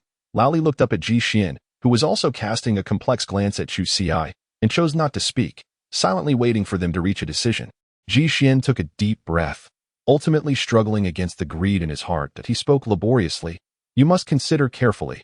Finding an energy stone is already an incredible stroke of luck. How many people go their entire lives without seeing one? If you forego this opportunity now, you may not find a suitable weapon for a very long time. While the body purification agent may assist my condition, it merely stabilizes my symptoms and alleviates pain. Therefore, even with the body purification agent, I will not become healthy. I cannot shoulder the burdens of our family." Chu Xi nodded in understanding. This was sufficient, although Ji Xian had gone to great lengths to conceal his suffering. Living under the same roof made it impossible for her to remain oblivious. Initially, he had refrained from mentioning it because knowing would not change anything, but now their path to alleviation had been found. Why not give it a try? After all, they had survived without energy stones before. Chu Xi chuckled. It couldn't possibly be worse than before. Ji Xian was her family, and he deserved her protection. Seeing Chu Xi's radiant smile, Ji Xian's heart tightened. He ultimately nodded with great difficulty. Lao Li chuckled. "Now that's more like it. Material possessions cannot compare to life itself. Young lady, your choice is undoubtedly wise. Do not be deceived by Captain Ji's current frailty. His combat experience and practical wisdom are unparalleled. You have struck gold. Having finally acquired the precious body purification agent, Chu Xi was apprehensive about potential complications and opted to inject it right there in Lao Li's general store. Upon hearing her decision, Lao Li said little, merely turning to close the shop's doors and windows. Watching his actions, Chu Xi felt her anxiety mounting. Why did it increasingly resemble a black market operation? Fu Baiyan noticed her unease and cheerfully patted her shoulder, explaining, "No worries, just a minor reaction after the injection. Lao Li is merely concerned it might frighten the customers." Fu Baiyan had intended to reassure Chu Xi. But his words only heightened her anxiety. If it was frightening enough to scare customers, how terrifying could it be? Once the shop was tidied up, Lao Li approached Ji Xian, locking eyes with him. "Are you ready?" Ji Xian nodded resolutely, offering a calm smile. "Let us begin." He had never been one to shy away from hardship. If this body-purifying agent could cure his ailment, he would simply say, "Let the suffering come with greater ferocity, no matter how excruciating or daunting it may be, he could endure it." Old Li waved his hand, beckoning Fu Baiyan over. The body-purifying agent required an injection into the spine, and he needed Fu Baiyan's assistance. After Ji Xian received the injection, he remained quietly seated in his wheelchair. After approximately 5 minutes, discomfort began to manifest. Chu Xi observed his brows furrowing slightly, his hands gripping the wheelchair with increasing tension. Then, Ji Xian's face visibly flushed crimson, the veins in his neck prominently bulging, and the sound of his gritted teeth could be heard. Chu Xi was well aware of Ji Xian's remarkable tolerance for pain, and seeing him in such distress was a clear indication of his profound suffering. Anxious, she contemplated approaching him, but was stopped by Old Li, who urged her to wait, saying, "What's the rush? This is just the beginning. The more intense the reaction to the body-purifying agent, the better the outcome. Little Ji has only been at it for less than 10 minutes. The effect should last at least another 20. Just wait and see." No sooner had Old Li spoken than Ji Xian let out a low cry of pain, followed by a sudden, vigorous struggle, causing him to tumble from the wheelchair. His body stiffened, and his hands clutched the ground desperately, with signs of his fingertips beginning to wear down from the effort. The spectacle left not only Chu Xi but also Fu Baiyan momentarily at a loss. Suddenly, Ji Xian's movement halted their advance. It seemed his legs had slightly bent. Fu Baiyan, in disbelief, quickly turned to Chu Xi for confirmation. She had indeed seen it, but fear gripped her that it might merely be a natural reflex following the intense pain. Remaining silent, she continued to observe Ji Xian, who lay on the ground. Finally, Ji Xian's leg moved slightly again. Old Li promptly fetched a chair and, pulling a cigarette from his pocket, placed it between his lips. Recognizing the significance of the moment, he refrained from lighting it, opting instead to cross his legs and tap them rhythmically. His mood appeared buoyant. This kid is fortunate. After this, he might stand again, but let us not rush it. He should nourish himself with low-radiation food, which would benefit him greatly. Then, Old Li recalled the living conditions of Ji Xian's family and fell silent, realizing that if one could afford low-radiation food, they would hardly resort to consuming mere scraps. Even he, with his modest assets, could not enjoy low-radiation meals at every meal. This thought carried a hint of the sentiment of why not eat meat porridge. Chu Xi absorbed none of this, her mind fixating on Old Li's comment about the potential recovery of Ji Xian's legs. As for low-radiation mutated food, her family had a single plant. She felt reassured. If she could find one, surely she could find many. However, she was soon met with the harsh reality that food was not easy to come by. They had scoured the nearby areas, and returning with even a small amount of edible wild vegetables was a success. After a while, Ji Xian finally began to calm down, appearing as though he had just emerged from water. Once he caught his breath, Chu Xi and Fu Baiyan approached to lift him back into the wheelchair. Old Li retrieved a bottle of pure water from the counter. This water, not subjected to radiation, was termed pure. However, the water here had undergone secondary contamination, rendering it low radiation. Yet, for Ji Xian and his companions, it was a rare boon. Old Li smacked his lips and reminded them, "This bottle of water is on credit. If you bring me prey next time, I will deduct it." Fu Baiyan understood this was directed at him. As Chu Xi, being a young girl, hardly seemed capable of dealing with mutated beasts. He quickly nodded, expressing gratitude. "Thank you, old man. This is no trouble at all." Old Li finally lit a cigarette, puffing contentedly. Let him drink. This low-radiation pure water will do him good. Upon hearing this, Fu Baiyan hastily opened the bottle and handed it to Ji Xian, who appeared somewhat dazed. He accepted the water numbly and gulped it down. Chu Xi felt a pang of worry. She hoped the body-purifying agent would not yield severe side effects. Fortunately, after a brief while, Ji Xian seemed to regain his composure, confirming he was all right. They exited the shop. Fu Baiyan had not taken a leave today. Their rendezvous time was approaching, and he needed to hurry back. Now equipped with a wheelchair, Chu Xiai could manage to push Ji Xian back to their makeshift home. With the daylight still favorable, they needed to return quickly, as she hoped to join the scavenging team that day. After the injection of the body-purifying agent, Ji Xian had expended considerable energy. And due to his long-standing physical ailments, he dozed off halfway through their journey, leaning against the wheelchair. Under the dim glow of the streetlights, beads of sweat began to form on his forehead. Resembling yellow soybean grains, Chu Xiai instinctively slowed her pace, pulling a handkerchief from the pocket of the wheelchair's backrest to gently wipe the perspiration from his brow.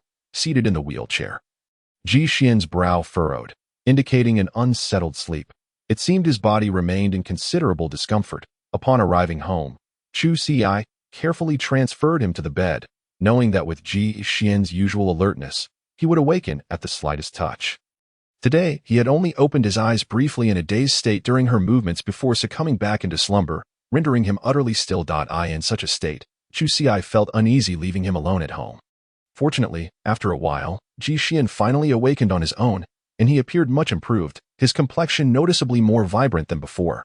Chu Xiai assisted him to sit up and fed him some water with a spoon to replenish the fluids he had lost. Initially, she had planned to stay home and care for the ailing patient. However, upon opening the sack of their stored provisions, she felt as if struck by lightning. Within the sack lay 2 lonely vials of nutritional supplements, seemingly mocking her with their bare presence. If she did not venture out, there would be no need to wait for the future, for tomorrow they would be facing starvation. The headache. Chu Xiai glanced at Ji Xian, who was wiping his sweat. Well, it seemed he wouldn't perish just yet, and thus, she resolved not to hinder her scavenging efforts. After all, the impoverished could not afford to be idle. If she did not take action, it would not be low-radiation mutated food she would be unable to procure, but rather, she would struggle to meet Ji Xian's basic needs for recovery. Motivated, she steeled herself, gathered her spirits, and set off with a vial of nutritional supplement and a bottle of water. Though reluctant, she knew scavenging would require her to be out all day.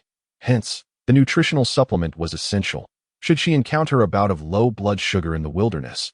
Failing to replenish her energy could leave her unable to return. Nevertheless, even with the supplement, she had to control her appetite. As long as she did not face any adverse situations, she would rely solely on water to stave off hunger. Gazing at the remaining vial of nutritional supplement in the sack, she felt an overwhelming urge to declare to Ji Xian, "Eat freely. I will bring back vegetables tonight." After much hesitation, she refrained from speaking. Having scavenged twice already, she had come to deeply appreciate the value of food. Consequently, she felt an impulse to advise Ji Xian to eat sparingly.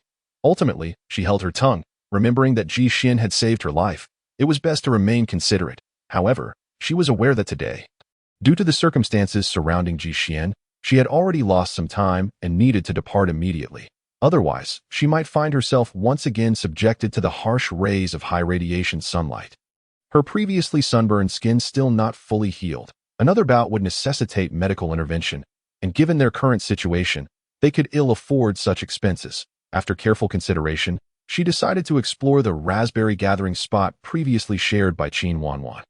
From the photographs, that area appeared to have a substantial raspberry patch, with numerous ripe berries hanging enticingly in clusters of alluring purple-red.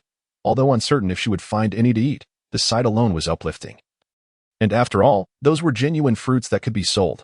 She had also contemplated visiting the gathering spot for bracken, given the impressive yield from the previous day, where she had collected both a low-radiation mutated and a moderately radiated bracken, marking a bountiful harvest. However, with raspberries currently in season, she pondered whether it would be wise to wait until the fruit had fallen before making her move. Regardless, the bracken from yesterday was nearly exhausted by her and Fu Bian. It would take several days for it to regrow. Sigh. She originally thought that selling the energy stones would earn her enough points to purchase food, but it seems that poverty and hunger are not prepared to relinquish their grip on her. Nevertheless, Chu Xiai remains quite cheerful. If she can ensure that Ji Xian survives for the long term, she can accept a bit more hardship in her life. In fact, it appears that Ji Xian has become somewhat more reliant on her. However, for Chu Xiai, Ji Xian holds immense significance. He is her spiritual support for surviving in this world. Ever since Chu Xiai traversed to this place, she has felt like a drifting reed, while Ji Xian serves as the tether that binds her, connecting her to this world. Adjusting her mindset, Chu Xiai projected the location of the raspberry gathering point into the air and reviewed the route planned by the navigation system. the entire journey would take approximately an hour and a half. That's manageable. There's still plenty of time. Taking small, measured steps, she followed the trajectory for about half an hour. However, as she checked the navigation again, she noticed that the latter part of the route had inexplicably turned red. What on earth is this? Chusi pondered, a sense of foreboding creeping in as she tapped to check. Good heavens, this indicates that her current pace is too slow, and at this rate, the latter part of her journey is likely to expose her to solar radiation. Oh heavens, why wasn't she informed of this sooner? Had she known, she would have opted for a gathering point closer by to avoid being scorched by the sun. Now, she truly understands the meaning of being too ill to even consider falling sick. There was no choice but to press on. Remembering the agony of her first day, her chest tightened reflexively, and she sighed deeply, already clutching her water bottle in hand, prepared to sip water if that familiar prickling pain returned. Ultimately, it proved unnecessary. Chusi smiled. It seemed her previous sensations were indeed correct. Her body had become considerably stronger. She ran without feeling particularly strained. Her face remained unflushed. And she breathed steadily as she continued for another half hour. After overtaking several groups of people, the distance indicator on her wristwatch finally reverted to its normal color as her destination drew near. She planned to discreetly slip away from the main group to scout the surroundings first, ensuring she wouldn't end up trapped without having gathered any raspberries. Upon arriving at the raspberry grove as indicated by her navigation, she was momentarily taken aback by the breathtaking sight before her. A riot of colors. Laden with fruit, a gentle breeze carried the faint aroma of berries to her nostrils, and she inhaled deeply, intoxicated by the refreshing sweetness. Chusi inwardly mused that such blissful indulgence was rare. Almost a luxury. Resisting the overwhelming temptation, she decided to first assess the working environment. Before beginning her harvest, she needed to confirm that the surrounding area was safe. Stepping cautiously, she circled the raspberry grove. Excellent. No one else was in sight. She could finally begin her work without worry. She had also taken care to choose a concealed spot to assess the radiation levels of the nearby raspberries. This way, even if someone else came by, they wouldn't immediately notice her. However, the allure of testing the raspberries proved addictive, and before she knew it, she had strayed from her original position, unwilling to overlook any fruit. Look, that large, dark raspberry, brimming with juice. If it turns out to be edible, missing it would surely bring regret. With a deft slice of her knife, Chusi skillfully collected a thick, viscous droplet of liquid onto the testing area of her wristwatch. Beep. Moderate radiation mutation detected. It is advisable to consume in moderation. Chusi remained unfazed. After all, inedibility is the norm. Continuing forward, she prepared to seek her next target. Suddenly, she paused and glanced down at her wristwatch. Good heavens, it was indeed a moderately radioactive fruit suitable for consumption. My goodness, she had barely been here long, and already had a find. Could it be that she truly possessed some kind of lucky charm?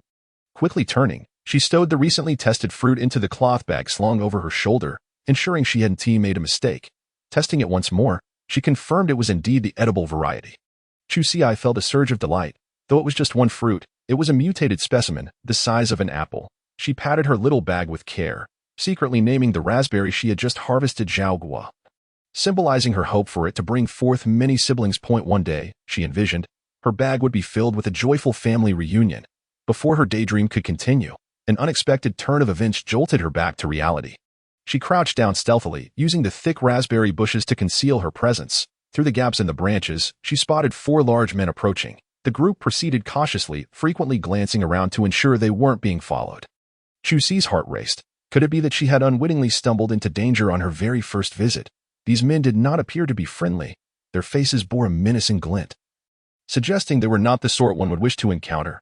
Chusi quietly drew her dagger from her bag. A direct confrontation was out of the question. Given their size, even one-on-one would be challenging. And 4 against 1, that would be folly. Thus, she could only opt for a strategic retreat, hoping the men would soon become engrossed in gathering to afford her an opportunity to slip away. Fortunately, the 4 of them appeared to be rather impatient, perhaps fearing the prolonged stay might attract unwanted attention. Not long after their arrival, each took to measuring the raspberries on individual bushes. At that moment, Chusi's heart sank. One of them was testing the very berry she had just sampled, the marks from her knife still fresh. Cold sweat trickled from her palms as she reassured herself that most of the fruits she had selected were of a deep purple-black hue, with minimal cutting marks that wouldn't be easily spotted. Yet fate had other plans. The man was particularly meticulous. After testing just 2 fruits, he noticed something amiss. He stared intently at the berries for a while. then gently touched one, fresh juice staining his palm. The man glanced around, his gaze sweeping the area, causing Chu Si to shrink back in alarm, her heart pounding in her chest. The man tapped the shoulders of the others, whispering a few words, and they dispersed to search for her. Chu Si quietly retreated toward the path. This was the advantage of having surveyed the terrain beforehand. She was clear about her escape route. As long as she could blend into the crowd of foragers, she would be safe for the time being. However, just after she had taken a couple of steps, she felt a gentle tap on her shoulder, sending her heart racing. Instinctively gripping her dagger, she prepared to strike. Luckily, as she turned, she recognized the figure before her, just managing to restrain her impulse. Qin Wanwan was startled. She had feared that the lucky girl might scream in fright. But instead, she instinctively brandished her weapon. Taking a moment to compose herself, she discreetly pointed in a direction and motioned for Chu Si to follow her. Chu Si hesitated. The path she had been directed to was in the opposite direction of where Qin Wanwan was indicating. Could she trust this girl? Yet, if she ran towards the path now, without the cover of the raspberry bushes, she would be easily spotted. If they began to chase her, escaping would be no simple feat. Well, it was a gamble. She would trust Qin Wanwan just once more. If it turned out to be a trap, she would fight to the bitter end. Qin Wanwan took 5 or 6 steps forward, only to realize that Chu Si had not followed, causing her to panic. At such a critical moment, how could the lucky girl still be distracted? Alas, there was no alternative. She had no choice but to come to a halt, hastily waving her hand to urge Chu Si to catch up. Fortunately, it wasn't long before this sister regained her composure and swiftly pursued ahead. This time, Qin Wanwan had learned her lesson. She proactively took Chu Si's hand, guiding her through the thickets. After a 5-minute dash, Chu Si finally spotted a small hole at the base of a large tree, just large enough for one person to squeeze through. The entrance was ajar, but beside it lay a stone slightly larger than the opening, presumably intended to serve as a barricade. Qin Wanwan crouched low and effortlessly slipped inside, her movements remarkably fluid. As several burly men drew nearer, Chu Si dared not linger, promptly mimicking her actions and diving into the hole. Once inside, she discovered that the space was quite accommodating, ample enough to conceal 2 individuals. Most fortuitously, the interior connected with the tree hollow, alleviating any concerns of asphyxiation. After Chu Si entered, Qin Wanwan hurried to the entrance, securing the stone door in place. Barely had she finished when footsteps echoed outside. She quickly turned to Chu Si, signaling for silence, to which Chu Si nodded, her gaze anxiously fixed on the stone barrier. Fortunately, after a flurry of rummaging sounds, the footsteps gradually receded, prompting Chu Si to exhale softly. It seemed that her current predicament had passed. Even after confirming that their pursuers had departed, both Chu Si and Qin Wanwan remained huddled in the hole, wary of any potential ambush. Indeed, after about 10 minutes, they heard the faint sound of footsteps outside once more, indicating that the men intended to catch them off guard. But such a plan was destined to fail. The advantage of hiding in the hole was that they could hear distinctly if anyone passed above. Once again, the search yielded nothing. The 4 men, though still begrudging, had to concede that the one who stole the raspberries might have already departed. However, they were in no rush. The leader, with a somber gaze, instructed the others, "No matter, let us proceed to gather raspberries. We cannot let this trip be in vain. Since this individual has discovered such a treasure trove, it is unlikely they would come just once. They have taken care of others before, and they certainly will not be the last. We shall seize the opportunity to deal with them later. For now, let them be." With a wave of his hand, he urged the others to act swiftly. After all, it was imperative to gather as many raspberries as possible before the harvest season. The group of Chu Si posed little concern for them, and upon hearing the gray-clad leader's words, the others nodded in agreement, albeit with some lingering anxiety. Would their secret base remain undisclosed? The gray-clad leader, however, was exceedingly confident, chuckling as he explained, "Not at all. We have guarded this berry patch for 4 years now. Its yield is quite bountiful, with daily harvests. This patch alone suffices to meet the needs of our families. If we were to divulge its location now, who would be willing to take it? Rest assured, people are inherently greedy. Those who fortuitously stumble upon this place will treat it as their utmost secret, never revealing a word. If anything, they would fear that more people might learn of it. Certainly not divulging it to outsiders." The others contemplated this, recognizing how tightly they had kept the secret of the berry patch, only known to themselves, to the extent that even their parents were left uninformed. Fearing that word might spread, should their relatives come to know, what would be left for them? Moreover, the leader had issued a stern edict. Anyone who dared to leak even a whisper would face dire consequences. Furthermore, it would be a collective punishment.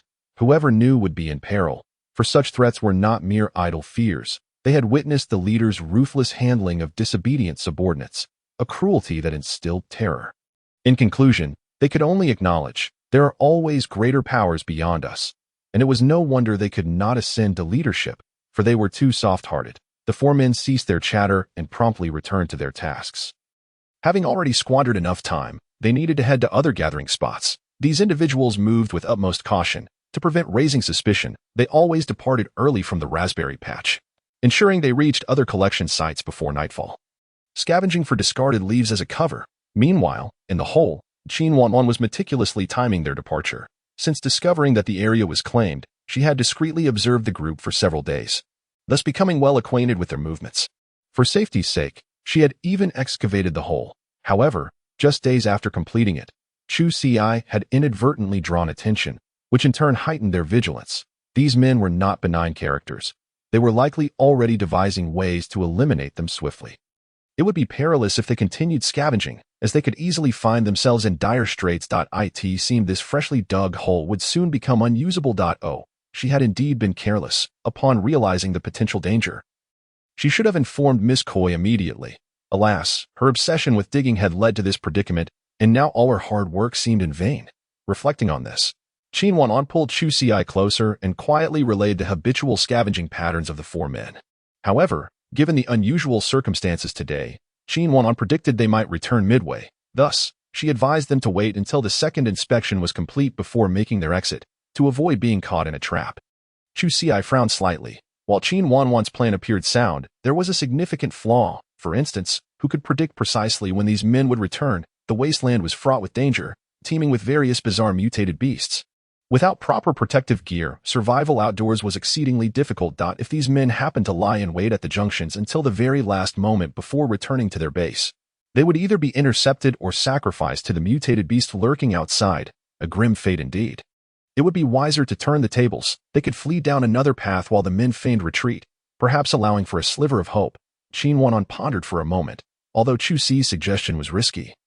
It indeed offered a greater chance of success. Not one to dawdle, she nodded in agreement. Fortunately, Qin Wanwan had observed the men for several days and knew their typical escape routes. This time, they would simply choose an alternate smaller path. Originally, Chu Ci had suggested heading straight into the untraveled wilderness, which would facilitate their escape. This would also prevent the men from blocking them at different paths. Yet such a simplistic plan was not lost on Qin Wanwan. Indeed, upon briefly searching her memories, she discovered the reason. These routes had official protections, with designated personnel regularly spraying deterrents against beasts, ensuring a degree of safety for scavengers. An advantage not found elsewhere. Particularly near dusk, when various mutated beasts began to stir, those who dared wander into the wilderness were often reckless. At this point, they had no choice but to gamble on the fact that the four men would still be moving as a group to keep them off guard. Timing their exit precisely, the duo emerged from the hole and stealthily followed their predetermined path, finding the journey relatively smooth until they reached the fork in the road. However, from a distance, they spotted a burly man blocking their way. The two quickly crouched down, seeking cover to shield themselves. Damn it, Chu Ci cursed her own ill-fated words. Her good luck had faltered. Her gaze turned cold, and with no other option, she drew the small knife she carried. Fortunately, there was only one of them. Although she and Qin Wanwan were both women, 2 against 1 could yield a favorable outcome. Yet they needed to strike decisively. If the noise of their struggle attracted the other 3, it would be futile. Better to escape with whatever they could. Just as Chu Ci prepared to act, fortune seemed to smile upon them. The man had abandoned his post to sample the raspberries instead. His reasoning was simple. Why let such a bountiful harvest go untested? Wouldn't that be a waste? He is not blind. On the contrary, he prides himself on his keen eyesight, content as long as he can see whether anyone traverses the path. Why must he linger here, foolishly? The allure of gathering raspberries is simply too potent, especially after the elder brother collected a moderately radioactive mutated fruit, which heightened his enthusiasm even further. Most of his attention was diverted to the bountiful raspberries before him, naturally diminishing his vigilance towards the path. Seizing this opportunity, Chu Ci and her companion stealthily moved beyond the reach of the giant's watchful gaze, pausing intermittently and cautiously inching away. The two supported each other, and once they confirmed they were out of the giant's line of sight, they began to sprint desperately. Fortunately, luck was on their side this time. they only spotted a scavenging group in the dilapidated district from a distance. And no one pursued them. Chu Xiai and Qin Wanwan were utterly exhausted, leaning on their knees and gasping for breath. Despite their intense thirst, they could only swallow their saliva to alleviate the discomfort. Prioritizing their escape, they had been apprehensive that the sound of their water bottles clinking during their flight could reveal their position. Thus, they had unanimously decided to travel light. Qin Wanwan had taken only her protective knife, leaving all other belongings behind in that burrow. Chu Xiai, however, was a bit more covetous. She could not bring herself to discard the remaining two-thirds of the nutrient solution she had brought out that morning. Though it was stored in the burrow, who knew when they would return, this open nutrient solution would not last long. Luckily, the packaging of the nutrient solution was soft plastic. After expelling the air, Chu Xiai tied it tightly with a knot and shook it gently. Thankfully, it made no sound. Chu Xiai thought it best to carry it away. Should they encounter those despicable individuals, it could serve as an expensive concealed weapon, albeit at the cost of extra weight while fleeing. However, she was not entirely obstinate. If the situation became dire, these extraneous items could be discarded at any moment. Since she was reluctant to part with the nutrient solution, she would certainly never abandon the raspberry she had risked her life to obtain. She intended to bring it back for Ji Xian to taste. Before fleeing, she discreetly plucked 2 leaves from outside to wrap the raspberry securely, tying it to her belt, and when running, she would occasionally adjust it with her hand. Now it seemed that the raspberry was successfully preserved. Observing the pained gasps of Qin Wanwan, Chu Xiai initially intended to generously offer her a couple of sips of the nutrient solution to alleviate her symptoms. But upon recalling the meager supplies at home, she silently wiped her face. Never mind, as the ancestors said, in prosperity, one should assist the world. In poverty, one should cultivate oneself. Although she could not provide assistance, she could share in the hardship. If they were to suffer thirst, then they would all endure it together. Qin Wanwan lowered her head to rest for a while before gradually regaining her composure, while Chu Xiai fared even worse. After all, she was still in recovery from her illness. Though her physical condition had improved slightly, it remained inferior to that of an ordinary person. Noticing her pale complexion, Qin Wanwan felt immense guilt. In this matter, she was undoubtedly in the wrong. At the outset of the transaction, she had genuinely been unaware that the raspberry grove had already caught someone else's attention. Once she recognized the danger, she had been so preoccupied with formulating a response that she neglected to inform Chu Xiai of the imminent threat, resulting in Chu Xiai nearly falling into peril today. Chu Xiai waved her hand dismissively. She was not concerned about this matter. After all, Ji Xian had already analyzed the potential dangers the day they returned. It was her own lack of caution that led to their discovery by those individuals. Ironically, this had put Qin Wanwan in jeopardy too. It was likely that this place would be off-limits in the future, rendering the burrow she had previously dug a futile effort. Seeing Chu Xi's demeanor remain relatively calm, Qin Wanwan couldn't help but breathe a sigh of relief. Thank goodness. She certainly did not wish for a rift between herself and the fortunate lady, since it was still early, and the scavenging team was still out foraging for wild vegetables. Their return would undoubtedly attract attention. Given that they couldn't return immediately, they shouldn't waste the remaining time standing idly, which would only raise suspicion. Fortunately, she was extremely familiar with this area and promptly led Chu Xiai to a mulberry leaf gathering zone. Upon hearing about mulberry leaves, Chu Xiai perked up. With mulberry leaves, could mulberries be far behind? Was this area truly so bountiful? Alas, Qin Wanwan shook her head. There were no mulberries, as the mutation of this mulberry tree had gone awry. It produced leaves but no fruits. However, the leaves had become thick and juicy, edible even raw, albeit with a slightly astringent taste. Chu Xiai nodded in acceptance. It was no matter, as this was still agreeable to her. When they arrived at the mulberry grove, the sight before her left Chu Xiai utterly astounded. This was the true manifestation of a gathering site. She realized that the places she had previously found were akin to stumbling upon a dead rat, with scant competition, whereas here it was teeming with people, as if she had entered a processing workshop. The sounds of beep-beep echoing incessantly. How could they possibly secure a work position here? It was essential to rely on the local residents at crucial moments, as they were adept at navigating the throng. Qin Wanwan led her through the crowd, occasionally glancing up at the branches above. Before long, she identified a suitable branch for Chu Xiai. You inspect the leaves on this branch first. I observe that the signs of inspection on the leaves above are fewer. You can work here while I search for another spot. Before Chu Xiai could respond, she swiftly turned and blended back into the crowd, disappearing in a flash. Left with no choice, Chu Xiai retrieved her tools and began inspecting the leaves one by one. At first glance, these mulberry leaves appeared nearly indistinguishable from ordinary ones, yet upon touch, The fleshy texture and fine fuzz immediately drew her back to reality. Gently tearing open a leaf, she discovered a texture reminiscent of succulents. Rich in moisture, a gentle squeeze released glistening juice, which she calmly caught in her measuring device. Beep. Low radiation mutation, edible. Chusi nearly lost her balance, almost toppling over. What was happening today? A blend of excitement and surprise?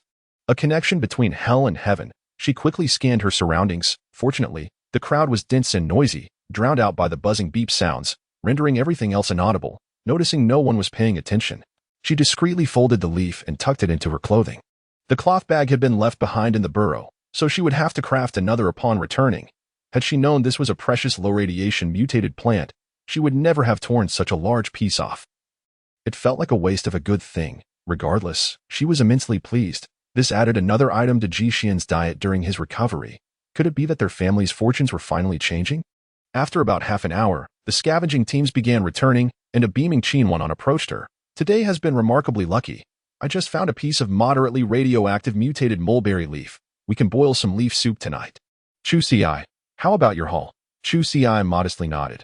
I also gathered a piece of moderately radioactive mutated mulberry leaf. She was not lying. Following the collection of a low-radiation mutated mulberry leaf, she had also acquired a moderately radioactive one, plus the raspberry from that morning.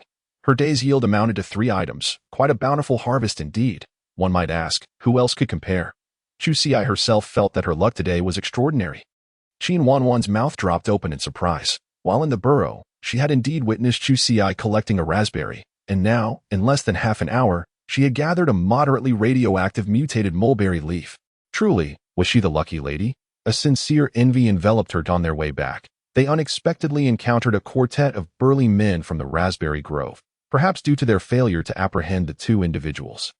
The mood among the 4 was decidedly foul. The conscientious brother who had been lying in wait along Chu Xi and Qin Wanwan's path appeared to have been caught, for a conspicuous handprint marred his face.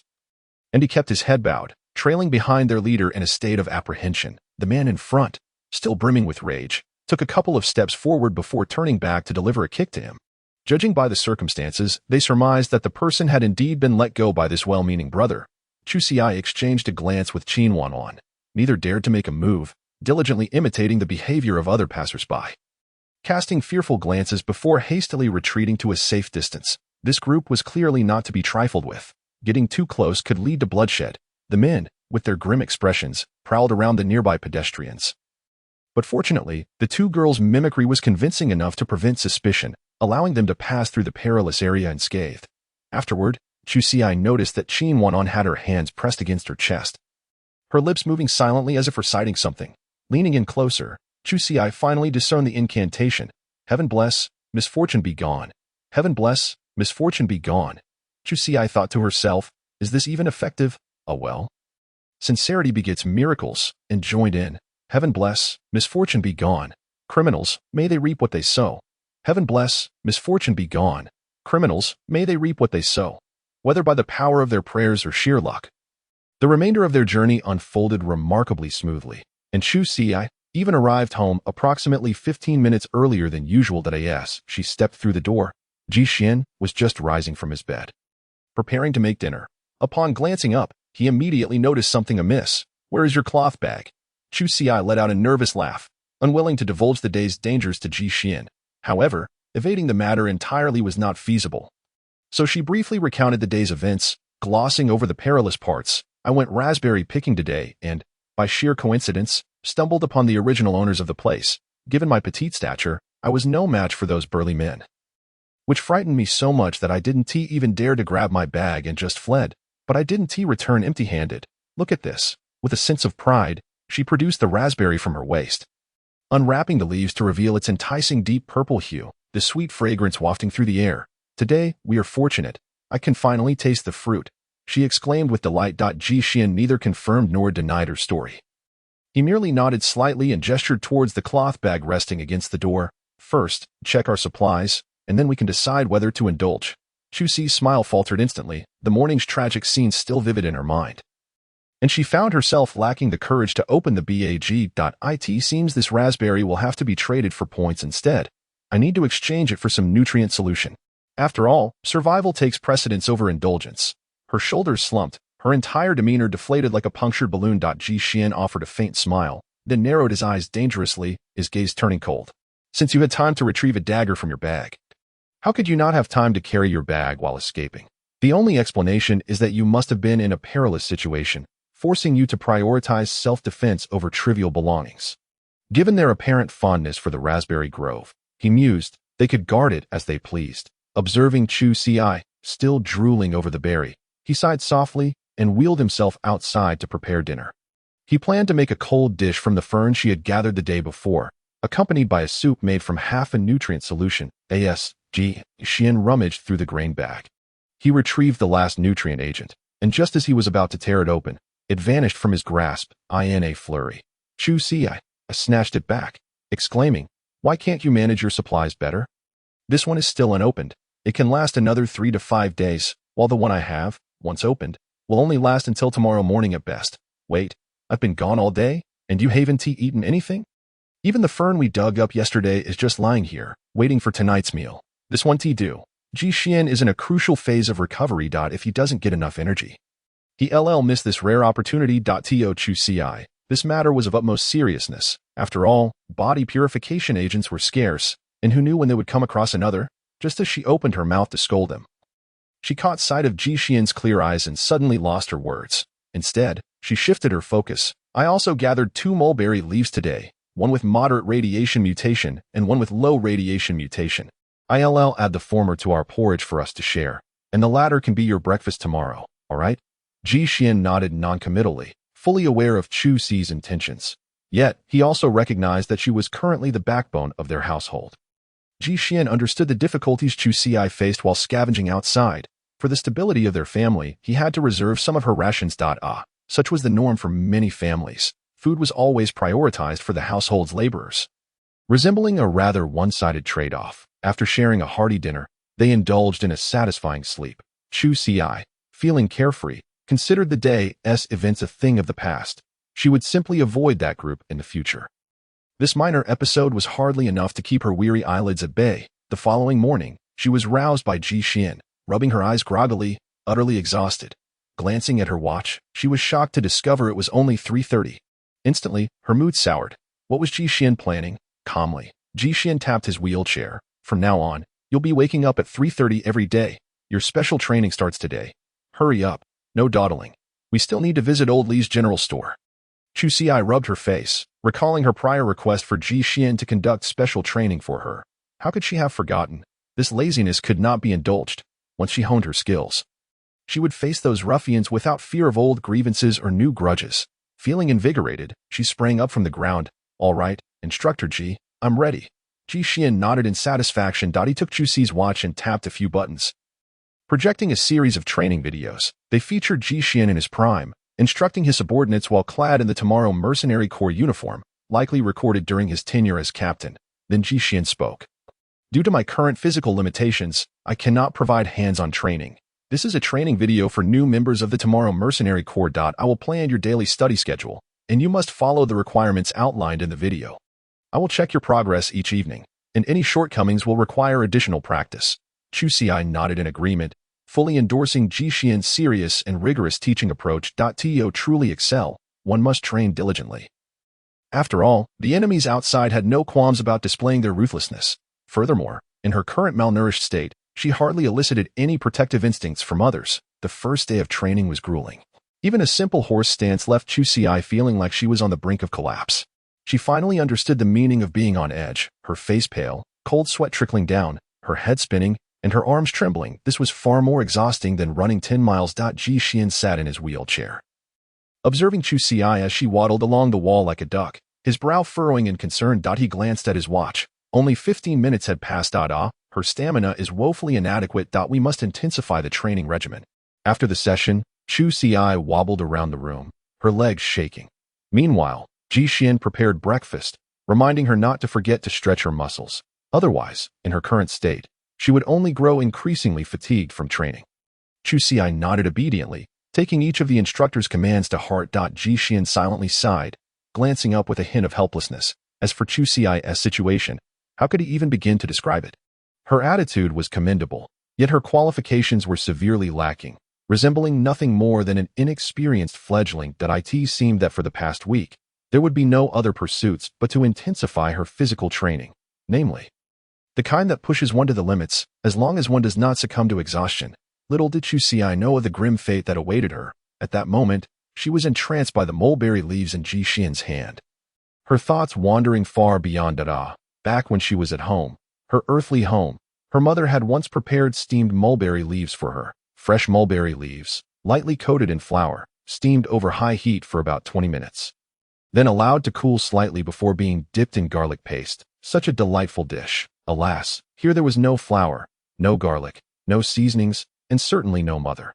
Chusi shook her head, blinking away the moisture in her eyes, and leaned towards Ji Xian, inquiring, "Instructor, considering our circumstances, can we afford soy sauce and vinegar as seasonings? Oh, and oil as well? I yearn for some stir-fried dishes. Eating only salt day in and day out leaves my palate utterly bland." Ji Xian glanced at her with an expressionless face, wondering if anyone ought to hear the words she uttered. How audacious. As for oil, it was far more expensive than nutritional supplements. Plant oils were somewhat more accessible, but they too were derived from genuine raw materials, not something the average household could covet.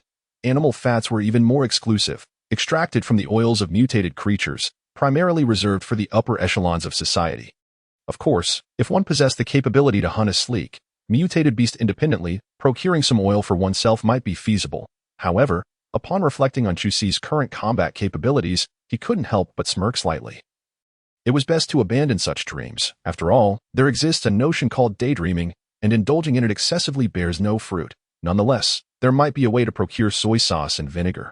Naturally, any high-quality, traditionally brewed condiments were out of the question. Given their present circumstances, they could manage to buy some chemically synthesized alternatives. These might lack nutritional value, but they wouldn't be detrimental. After all, from what Chusi expressed, she merely sought a semblance of flavor. As for any potential side effects from overindulgence, they need not worry. Even these synthetic seasonings were not particularly cheap, and since they were reluctant to use them liberally, overconsumption was unlikely. Hearing Ji Xian's words, Chusi felt reassured, though a tinge of disappointment lingered. Yet, she understood perfectly. Considering their household situation, even a single raspberry had to be traded for nutritional solution, and any further aspirations were, quite frankly, unrealistic. But it mattered not. She had faith in herself that once her scavenging efforts bore fruit, these would merely be trifles. Ji Xian tapped the pot, signaling it was time for breakfast. He realized that Chusi truly relished motivating herself. Perhaps it was not entirely a bad thing. After all, a bit of youthful vigor was beneficial. All of Chusi's melancholic thoughts were swept away by a warm breakfast, and after the meal, she grabbed the raspberries they had picked the day before and immediately urged Ji Xian towards Old Li's small shop. Initially, she intended to go alone. After all, she was an adult, and it felt somewhat unseemly to require Ji Xian's accompaniment to the shop. It struck her as somewhat lacking in independence. This was not the hallmark of a modern woman, and besides, she had interacted with Old Li several times and found him to be fairly amiable. Surely he wouldn't intentionally deceive her. However, Ji Xian expressed his doubts, subtly indicating, "You have lived in the shantytown for too long, and your exposure to goods has been limited. Old Li would not cheat you on prices, but with his guidance, you might end up purchasing items that are merely superficial." Chusi found herself momentarily at a loss for words. Indeed, Ji Xian was correct. Her understanding of the world was painfully superficial, even if she aimed to buy quality goods at reasonable prices. Her mind was utterly blank, devoid of any comparative benchmarks. Moreover, Ji Xian had other pressing matters to attend to today. During his time at home, he had not only finalized Chusi's training regimen but had also completed the training plan he had promised to Fu Bowen. Today, he intended to deliver it just in time for their pre-training session, and he had another task for Fu Bowen to handle. A single raspberry was exchanged at Old Li's for 4 nutritional supplements. Although these supplements were nearing their expiration date, the price was quite fair, and given that they had only 4, they would surely consume them before they spoiled. Upon exiting Old Li's grocery store, the pair headed straight for the training grounds of the Tomorrow Mercenary Corps, and Ji Xian's demeanor had noticeably changed. When Chusi called out to others, he engaged in light conversation with the guards, and familiar faces among the incoming and outgoing members greeted him, no longer avoiding him as before. Chusi was genuinely pleased by this transformation. Ever since he had injected the body purification agent, Ji Xian had noticeably felt improvements in his physical condition. The nerves in his legs had grown increasingly sensitive, and he now relished the simple act of commanding his toes to flex. Though it often left him drenched in sweat, he relished it nonetheless. Chu Xi often referred to Ji Xian as her savior, but in truth, he felt that it was Chu Xi who was his redemption. Watching her spirited figure, his gaze softened unconsciously. Shortly after, Fu Bowen dashed out from inside, with Chu Xi following at a leisurely pace. The excitement was palpable. It was merely the release of the training plan. Yet he approached it with the enthusiasm of one eager to meet a beloved. Fu Bowen quickly noticed Ji Xian and rushed over, exclaiming with fervor, "Xian Ge, my training plan is all set." Ji Xian nodded, handing him a chip. "Train according to the guidelines provided. Send me a set of data every 3 days, and I will adjust it based on your physical condition. One thing to remember. You must meet the training requirements." "Can you do that?" Fu Bowen eagerly nodded. It was imperative. As mercenaries, who would risk their lives carelessly. Although their training was the same, Chu Xi's focus was on preparing for malevolent individuals, while he faced the dreadful mutated beasts in his missions. In comparison, those thugs from the shanty town were merely cowardly, and the disparity in combat capabilities was stark. As he received the chip, ready to treasure it, and insert it into his wristwatch for review. He heard Ji Xian continue, "I just sent a location to your wristwatch. When you return, use the Tomorrow Mercenary Corps account to share the location of the newly discovered raspberry gathering spot." Fu Bowen paused for a moment, then quickly grasped the implication, realizing that someone must have stumbled upon Ji Xian's findings, sighing inwardly that this would spell trouble, with little time to spare. He confirmed that Ji Xian had no further tasks before hastily making his way back, promising to complete the assignment. Just as he left, the assembly whistle sounded, and Fu Bowen, exhibiting his swift nature, vanished in an instant. On the return journey, Chu Xi couldn't help but inquire, "Isn't there a risk of identity leakage if we don't use our wristwatches for the information release? If we leave this to Fu Bowen, could someone trace it back to him?" Ji Xian chuckled softly. "It's nothing to worry about. Whether they can trace it is still debatable, even if they do. They would only connect it to the Tomorrow Mercenary Corps. If they dare to pursue it, let them. They'd be best advised to inform their families to prepare for the worst. Within a few days, they'll taste the consequences, and once the word spreads, you can go back to gathering raspberries." Chu Xi's eyes sparkled with excitement. It was fortuitous. The lack of raspberries had been a lingering ache in her heart. But now, justice had been served, and her own desires were satisfied. Upon returning from the safety zone, Chu Xi prepared to venture out for scavenging. Ji Xian suggested she focus on gathering at the dogtail grass base in the coming days. Dogtail grass was what she had initially brought back on her first day, a few leaves. Ji Xian had his reasons for this recommendation. Firstly, with Chu Xi intensifying her physical training, her body required an adaptive buffer period.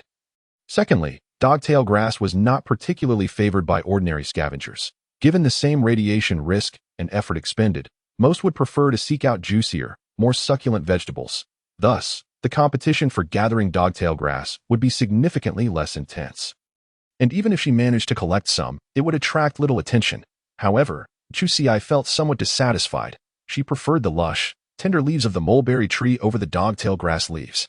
Even though the Chu Xi has almost been tamed by this desolate world, she still finds it unbearable to accept the coarse texture of it, with fibers so thick and sturdy that they get stuck in her teeth with just one bite, which is simply intolerable. Yet, she comprehends Ji Xian's intentions. She lifted her sore thigh, realizing that she probably wouldn't be able to venture too far. After some contemplation, it seemed the only reachable place was the one Ji Xian had in mind. Observing her distressed expression, he couldn't help but suggest, "Haven't you always wanted to make yourself a little bed? If you gather some grass leaves, I can weave you a mat while I'm home during the day. It's definitely better than sleeping directly on hay. In a couple of days, when Baiwen is on leave, I'll ask him to bring back a large piece of wood for you.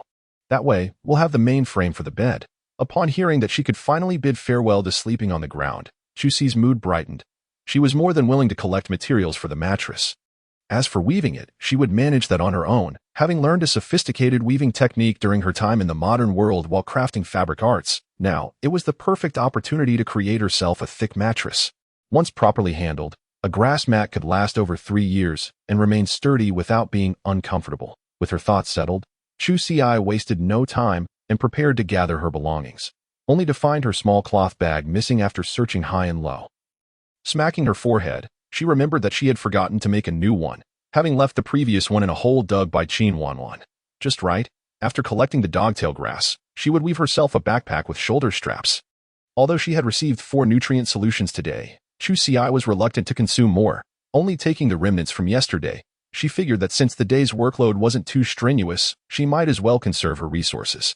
Thankfully, she still had a spare water bottle at home that she could use. As she stepped out of her home, Chusi traversed the uneven streets in the dim light. Just as she was about to exit the shantytown, she spotted a large lamp illuminating the roadside. The light shone upon a blackboard where two large characters were written in white chalk. Announcement. A crowd had gathered beneath it, animatedly discussing something with laughter and excitement. And she could vaguely hear references to harvesting autumn crops. Intrigued, Chusi approached, sensing from the crowd's enthusiasm that the announcement contained favorable news. Finally squeezing her way to the bottom of the board and reading the contents, she found herself unable to contain her excitement. It read, Base welfare. In 3 days, the base government will organize a convoy to the sweet potato harvesting area. The fare remains the same as in previous years, 2 points per person. For the return journey, if your harvest is within 10 pounds, you can carry it without additional fees. For any excess, an extra 2 points per 10 pounds will be required. Sweet potatoes. This was a genuine staple food. Chusi had always felt something lacking, an unsettling notion gnawing at her. However, with so many things missing, she had failed to pinpoint the essence of her worries. Only upon seeing the sweet potatoes did she realize what had been troubling her all along. After all, autumn had arrived, and winter was not far behind. With her current efficiency, she would be grateful to scrape by each day, but when the cold settled in, would she have to drag Ji-Xian along to endure the biting winds? The persistent inability to stockpile provisions was a grave sin, and the fare was still within an acceptable range. One nutrient solution costs 5 points, and 2 points is less than half the price of a nutrient solution. If the harvest proved bountiful, it would certainly be a significant gain. Moreover, sweet potatoes were easy to store. They could be sliced and sun-dried on the roof, and would undoubtedly last through the winter. Elated, Chusi spun around in place, raising her wrist to snap a picture of the blackboard, instantly sharing this wonderful news with Ji-Xian. Ji-Xian replied with a simple, "All right, we can now head to the dogtail grass collection point. If we delay any longer, we'll have to run." Chusi felt a splash of cold water on her enthusiasm, but wisely chose to heed Ji-Xian's advice that it was perfect to arrive early today and gather more dogtail grass to dry under the sun. She would complete the large bag tonight, so it could be ready for use tomorrow. The mutated dogtail grass leaves were quite long, and collecting those with multiple leaves twisted together would alleviate any concerns about weight capacity. After Ji-Xian's cold splash, Chusi quickly regained her composure.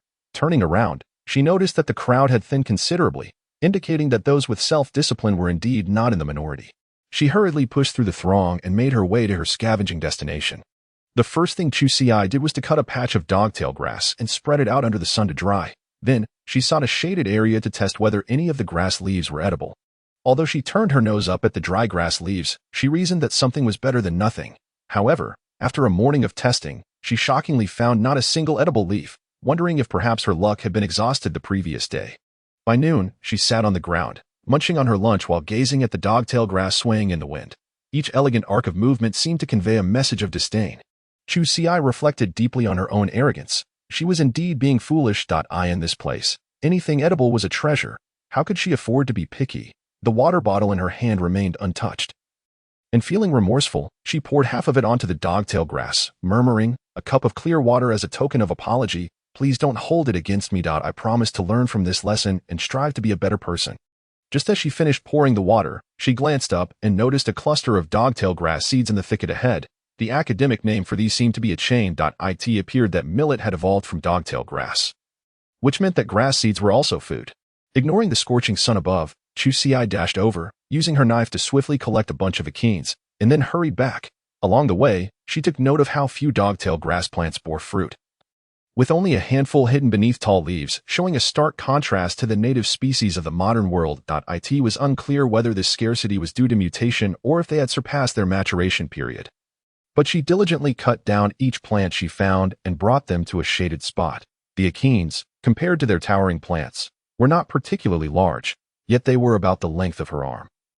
As Chusi peeled open one, the seeds gleamed golden, about the size of a corn kernel but now hard as a rock, their surfaces smooth and clearly dried. Testing for radiation levels proved challenging. Did she need to scrape some powder? Struggling, she managed to create a small opening in one seed and scraped a bit of powder from it. Beep. High radiation mutation, not recommended for consumption. Chusi casually discarded that seed and proceeded to test another. Beep. High radiation mutation, not recommended for consumption. Continuing, beep. High radiation mutation, not recommended for consumption. Beep. Moderate radiation mutation, can be consumed in moderation. Chu Xi felt a surge of joy and quickly set aside the edible seed. The afternoon slipped away in a flurry of activity. After a busy day, she had barely finished testing half a spike, as the task was indeed time-consuming. Fortunately, the results were quite gratifying, from the less than half spike.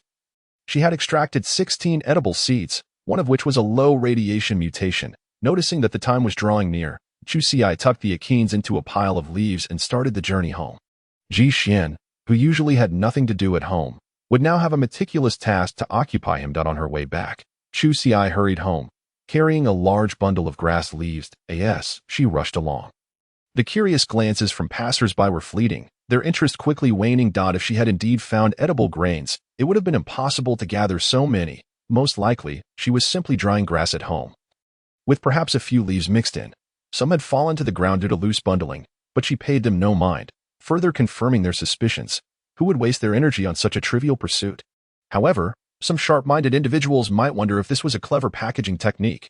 Otherwise, she had either found nothing or was hiding a significant stash. A perceptive older woman paused in her tracks, contemplating before deciding to test the waters. She quickly approached Chu Xi and said, "Little girl, I heard that in a couple of days, we'll be going out to harvest autumn crops, but I don't have any suitable bags at home. Could you spare me some grass leaves? You won't need them all right away, and I can return a bundle to you in a couple of days when I have time. Is that all right?" Chu Xi frowned, initially intending to refuse outright. The dogtail grass base was not far away, and it was something that could be easily gathered. Why would she need to ask her? However, as soon as she lifted her head, she met the suspicious gazes of several nearby pedestrians and immediately understood. The pretense of examining the grass leaves was merely a facade. Their true intention was to ascertain whether she was concealing anything within. Chu Xi had long been prepared for this, having hidden the grains at the very bottom, with only a layer of dogtail grass beneath them. How could they possibly discover it? No longer hesitating, she halted her steps, loosened the binding hemp rope, which she had previously fashioned from the dogtail grass leaves, and casually offered half of it to the elderly woman, feigning innocence. "Andy, whether I trade or not, we're all neighbors in the shanty town. Besides, I need this grass not only for weaving sacks but also to make myself a mattress. There won't be enough left for you." The elderly woman glanced over the remaining pile of grass, and upon confirming that there was indeed nothing else hidden within, she chuckled amiably, awkwardly playing along with Chu Xi. Observing that there was no hope left, the others hastily quickened their pace to leave the area. "Wang Chaozue, do you still have any shame? Are you trying to take a young girl's grass leaves? What's the matter? Can't you walk over yourself with those lame legs?" Chu Xi was taken aback to find someone standing up for her. Turning to look, she was surprised to see Lu Xiaomei, the woman she had encountered during her first scavenging trip, who had even gifted her a fan. "Why are you everywhere? The girl hasn't said anything. So what gives you the right to butt in?" Despite Wang Chaozue's bravado, she hastily packed up the grass leaves, slung them over her back, and quickly turned to leave, clearly intimidated by Aunt Lu. She dared not engage in a verbal spat. By the time Lu Xiaomei arrived, Wang Chaozue had already distanced herself. Seeing that she couldn't catch up, Aunt Lu rolled her eyes and spat in the direction Wang had fled, muttering, "No skill at all, just knows how to bully a young girl." Noticing that Chu Xi had finished packing the remaining grass leaves, she earnestly advised, "Girl, in the future, when you go out to collect this stuff, especially when it needs to be bundled, it's best to bring someone from home with you. Otherwise, there will always be some lowly individuals looking down on you, wanting to take what they can." Chu Xi nodded obediently. "My brother hasn't been well lately, but sometimes his friends accompany me." Upon hearing this, Lu Xiaomei understood Chu Xi's family situation, her heart aching for the girl. No wonder this little one was so sensible. Her children mature early. Although Lu Xiaomei's family was not affluent either, Chu Xi's circumstances were undoubtedly more difficult.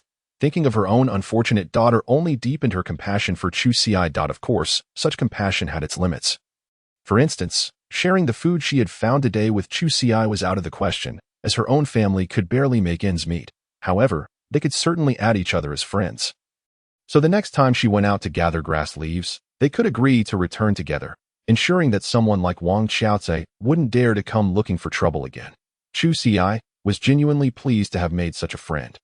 Aunt Lu was particularly talkative, able to discuss almost anything with her, which greatly helped Chu Xi deepen her understanding of the local customs and culture. The two chatted and laughed all the way back to the shantytown.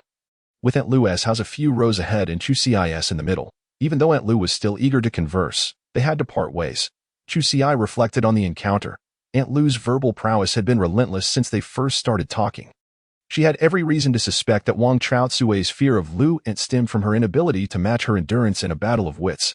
Finally arriving home, Ji Xian had prepared dinner, which was the usual bland nutritional porridge, and this time, it lacked any vegetables. How miserable. Ji Xian ignored her disdainful expression and served her a bowl of thick porridge, urging, "Eat quickly, we still need to train later." Chu Ci's face instantly turned green. It was even worse than before. In the spirit of shared misery, she unloaded the dogtail grass from her back, retrieved the few grains from the bottom, and handed them to Ji Xian, signaling him to test the remaining seeds. "Come on, let's mutually inflict some harm. Who's afraid of whom?"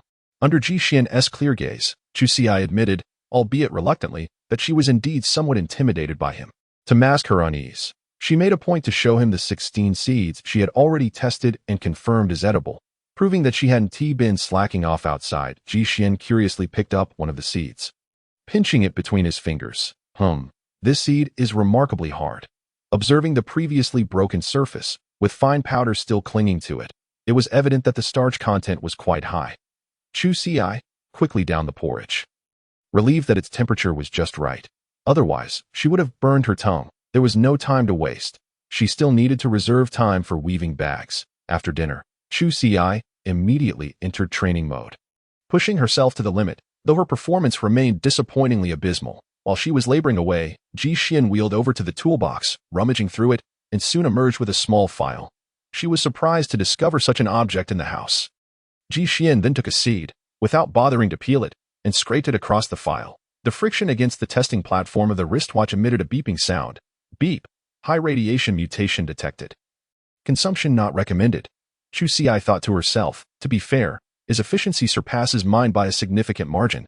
After what felt like an eternity, marked by the incessant beeping, Chu Ci's training finally came to an end.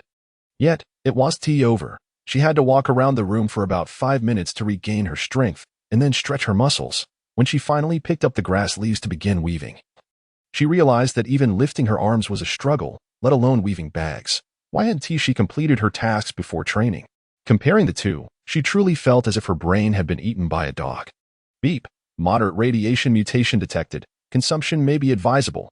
Ji Xian methodically set aside the edible seeds, observing Chu Ci's exhausted state, knowing she would have to venture out early the next day to scavenge. Seeing that she wouldn't have a moment's rest, he decided not to push her further, saying, "You should go to bed. I'll weave the bags first, and you can take your time testing these seeds tomorrow." Chu Ci thought, that's not unreasonable, but there's one problem. In the end, she might not regard Ji Xian's weaving skills highly. If she voiced this concern, she wondered if it would backfire. Ultimately, she refrained from expressing her thoughts, as Ji Xian was not only her roommate but also held the title of Instructor Ji. Caution was warranted. Things were already dire enough, and she didn't want to provoke him further. Thus, she obediently shook her head, replying, "No need. I'll handle the handiwork myself. It's just what I need to calm my restless heart." Ji Xian remained non-committal. All right then. He continued testing his grain seeds while Chu Ci sat beside him, twisting hemp ropes to make baskets. Under the dim light, the scene was remarkably harmonious and beautiful. Beep. Low radiation mutation detected. Consumption is permitted.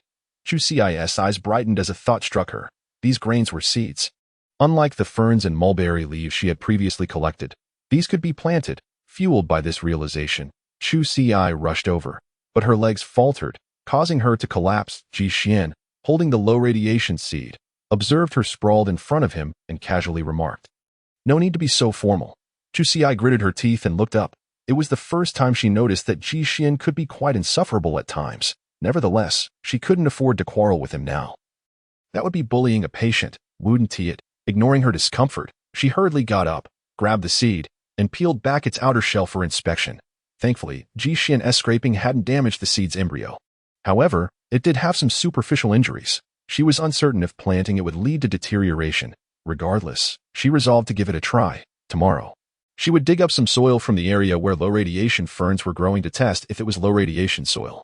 After sharing her plan with Ji Xian, he pondered for a moment before deciding to give her a precautionary warning. Others have attempted this planting method before. While it's true that plants grown this way tend to have lower mutation rates than those outside, there remains a significant possibility of cultivating high-radiation, inedible plants. Chu Xi nodded slightly and said, "It's nothing. After all, these items were not purchased with money, but rather with points. In the future, at most, I will only provide them with the water they drink. This small expense is something I can manage." Observing the confidence radiating from Chu Xi, Ji Xian let out a quiet sigh. Growing food is not an easy task, and in the end, she feared that Chu Xi might be left with nothing but empty hopes. Both of them busied themselves with their respective tasks, and for a moment, silence enveloped the space, which felt somewhat overwhelming to Chu Xi. She began recounting the events of the day, mentioning that she had met a warm-hearted woman, Aunt Lu, whose combat prowess was formidable enough to make even the most brazen individuals in the shantytown think twice. Chu Xi resolved to head to the bracken harvesting area tomorrow to collect soil and suggested that she and Aunt Lu go together on the way back, which should save them considerable trouble. Judging by Aunt Lu's demeanor, it seemed that few would dare to provoke her, given her fiery temperament. Ji Xian occasionally nodded in response, finding Chu Xi's musings quite entertaining during this leisurely moment. As they conversed, Chu Xi suddenly posed a question. "Ji Xian, the food I gather outside is either leaves or fruits. Is there not a whole plant that is edible?" With a grain in his left hand and adjusting the position of his file with his right, Ji Xian understood that since Chu Xi wished to cultivate, he must minimize any potential damage during testing. Upon hearing her query, he began to explain, "There are indeed whole plants that are low to moderately radiated and mutated. However, such plants are exceedingly rare among those growing freely outside. They are typically cultivated in safe zone breeding bases. Yet, the cost of such cultivation is prohibitively high. Generally, it is reserved for precious herbs or seed retention. For ordinary crop cultivation, cost control is also necessary. However, the specialized equipment there significantly increases the success rate of plant cultivation compared to average individuals. A batch of crops can achieve an edibility rate of over 30%. Chu Xi was taken aback. She had not anticipated that even in professional settings, the success rate of cultivated plants would hover around 30%. No wonder food is so scarce in the base. Isn't this a recipe for starvation? After Ji Xian finished speaking, he glanced at the edible dogtail grass seeds he had sorted and remarked, "Finding these seeds today is commendable. In the wild, obtaining seeds with an edibility rate exceeding 5% is already remarkable. Instances of coming away empty-handed are all too common. Your findings should yield an edibility rate of around 7 or 8, which is quite rare." Chu Xi nodded, feeling quite pleased with her harvest of grains. Though the yield rate left much to be desired. In such a vast area, only a few spikes had developed. Although she was aware the chances were slim, she resolved to arrive early tomorrow after collecting the soil, hoping to find some additional seeds. Suddenly, a dreadful thought struck her. With such a low yield rate, if she planted just one, would it even produce seeds? The mere contemplation of such a possibility filled her with despair. After months of diligent care, to end up with nothing would be utterly disheartening. Listening to Chu Xi's lamentations, Ji Xian nodded solemnly. "Given what you've said, I believe the mutation direction of this batch of dogtail grass might indeed cause difficulties in breeding. If you wish to cultivate, it would be wise to prepare yourself mentally." With tears brimming in her eyes, Chu Xi exclaimed, "But what if it doesn't produce seeds?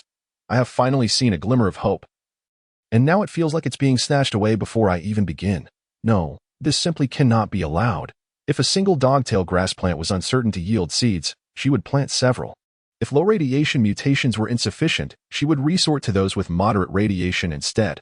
After all, the probability of enduring radiation mutations was rather high for everyone. Too much debt was never a burden." Chu Xi glanced furtively at the seeds Ji Xian had selected. There were now at least 40 seeds piled together. Surely, taking 10 for research purposes would not be excessive. She hesitated, knowing how dearly people valued food in this world. When she had previously proposed the idea of cultivation, it was clear Ji Xian had been opposed. However, he had been willing to overlook the consumption of a single seed. Now, with Chu Xi aiming to expand her research endeavors, she feared she might be reprimanded before even starting. After procrastinating for an entire evening, Chu Xi didn't dare to speak up until Ji Xian finished his tasks and directly handed her half of the seeds. "If you wish to cultivate, you must take good care of them. The newly sprouted shoots could be of high radiation mutation. Yet, when they mature, it is possible that some leaves or seeds will be edible. Therefore, once the seeds germinate, there is no option for mid-course loss mitigation." With excitement, Chu Xi accepted the seeds, fully understanding her responsibility to care for them as if they were treasured beings, ensuring that she would check on them 3 times a day. Ji Xian's expression stiffened. There was no need for such extremes. Counting her newly acquired 25 golden seeds, she felt a rush of joy, determined not to betray Ji Xian's trust. With these seeds in hand, she needed to plan a small nursery. Gazing at the transparent roof above her, Chu Xi felt immense gratitude for the wise decision of her former self. With the plastic covering, she would not have to constantly move the seedlings. Even on rainy days, she need not fear being caught off guard and exposing them to high-radiation rainwater. Should such an event occur, those seedlings would be deemed a total loss. With this batch of seeds as her foundation, Chu Xi dreamed of a blissful scene enveloped in golden grains. The next morning, without needing Ji Xian's prompting, she set an alarm for 3:30 and promptly rose at the designated time, following Ji Xian's instructional video. She practiced her training content at 4 o'clock. Ji Xian arose to prepare breakfast at by 4:30. Just as Chu Xi finished training, they sat down together for breakfast. During the meal, Ji Xian reminded her not to forget soaking the seeds in water to promote germination. Fortunate that their home could be considered a warm house. Moreover, with the dogtail grass's mutation, it was quite hardy against the cold. If Chu Xi's luck held, she might very well harvest her first fruits just before or after the spring festival. Ji Xian silently added in his mind, if there are any. Lifting her gaze, Chu Xi seemed momentarily frozen, holding her bowl in place. Her mind was a whirlwind of confusion. Didn't she need to germinate the seeds? After the mutation, the shells of the dogtail grass seeds had thickened, necessitating pre-germination to enhance the germination rate. But she had no idea how to do that. Ji Xian observed Chu Xi intently, growing increasingly skeptical of her plan. Was she really going to rely solely on her enthusiasm to farm? Sighing, he decided to step in. Though he wasn't an expert, he understood the basic steps. With her face flushed, Chu Xi silently begged for mercy, vowing to immediately go online and acquire the foundational knowledge of planting. After breakfast, Ji Xian prepared a basin of warm water and tossed the 25 seeds in. Chu Xi quietly gathered her belongings, ready to head out to collect soil, making amends for her earlier shortcomings. Well, sort of. Given the expansion of her planting area, Chu Xi planned to gather more soil in one go. Fortunately, she had just woven a large bag for the sweet potato harvest last night. Capable of holding 50 to 60 pounds without issue. It might still be a bit insufficient, but that was of little concern. It would suffice for seedling cultivation, and she could always gather more later if needed. As the saying goes, those who undertake tasks envision success in their minds. Chu Xi was currently filled with motivation, despite having endured an hour of physical strain. After regaining her composure, she remained resolute and ambitious. Of course, such sudden bursts of motivation often stem from illusion. Just 5 minutes after stepping outside, the pain in her muscles brought her crashing back to reality. On her way today, she encountered the coughing child once more. Though his condition appeared noticeably worse, while she felt pity for him, she did not dare approach. In this harsh world, who was he deserving of sympathy? Holding her breath, she swiftly circumvented the ailing child and continued on her way. Chu Xi could not help but feel a sense of melancholy. Her heart had indeed grown increasingly hardened, with the thought of embarking on a journey with the convoy to gather autumn crops tomorrow. She knew well that the throngs of people would be overwhelming. Having faced the encroachment of a viral epidemic, she fully understood the significance of a single mask. Initially, she had intended to prepare a towel for Jixuan before discussing matters further with him. However, that was no longer feasible. Tonight, no matter what, she must procure his white towel, as sewing 6 masks from it should suffice. As Chu Xi contemplated the events of tomorrow, she hastened her steps. Perhaps it was due to her familiarity with this path. But she found her rhythm in walking had improved remarkably. Once, she felt that merely calculating the time spent walking drained her energy, and upon reaching her destination, it felt as if half her life had been expended. Now, however, she felt significantly lighter. Although her physical stamina still waned, her mindset had shifted. It felt as if she were merely engaging in ordinary labor. Upon reaching the fields, a brief rest would restore her vigor promptly. With a rhythmic cadence of walking and pausing, whenever she grew weary, she sought shade to rest briefly and sip water. Once the sun emerged, she emulated the indigenous people, casually plucking a large leaf from the roadside to serve as a makeshift parasol. Her pace quickened, and soon she arrived at the gathering site for ferns. She distinctly recalled her last visit to the area where low-radiation mutated sprouts thrived. After all, Fei Baiwen had mentioned that there was a significant chance another medium-radiation mutated fern might sprout there. Upon arrival, she immediately proceeded towards her goal, and indeed, several tender shoots had emerged. How exhilarating! Chu Xi rubbed her hands together, uncertain of how many she could take home. She quickly retrieved a small knife from her backpack to begin her testing. Her heart raced, and her hands trembled as she made the first incision. Sap dripped onto the testing platform of her wristwatch. Beep. High radiation mutation, not recommended for consumption. Calming her excitement, she moved on to the next chute. Beep. High radiation mutation, not recommended for consumption. And again, beep. High radiation mutation, not recommended for consumption. How frustrating. Chusi felt her composure slipping. Could it be that not a single one was suitable to bring home? She continued testing several more. But alas, this din yielded no edible specimens. It was perplexing, as the last time the soil had been of low radiation mutation. Through this experience, Chusi deeply grasped the capricious nature of the world and let out a profound sigh. She dared not harbor high expectations for the land beneath her feet. To nurture such a lineage, surely one must be a stepmother.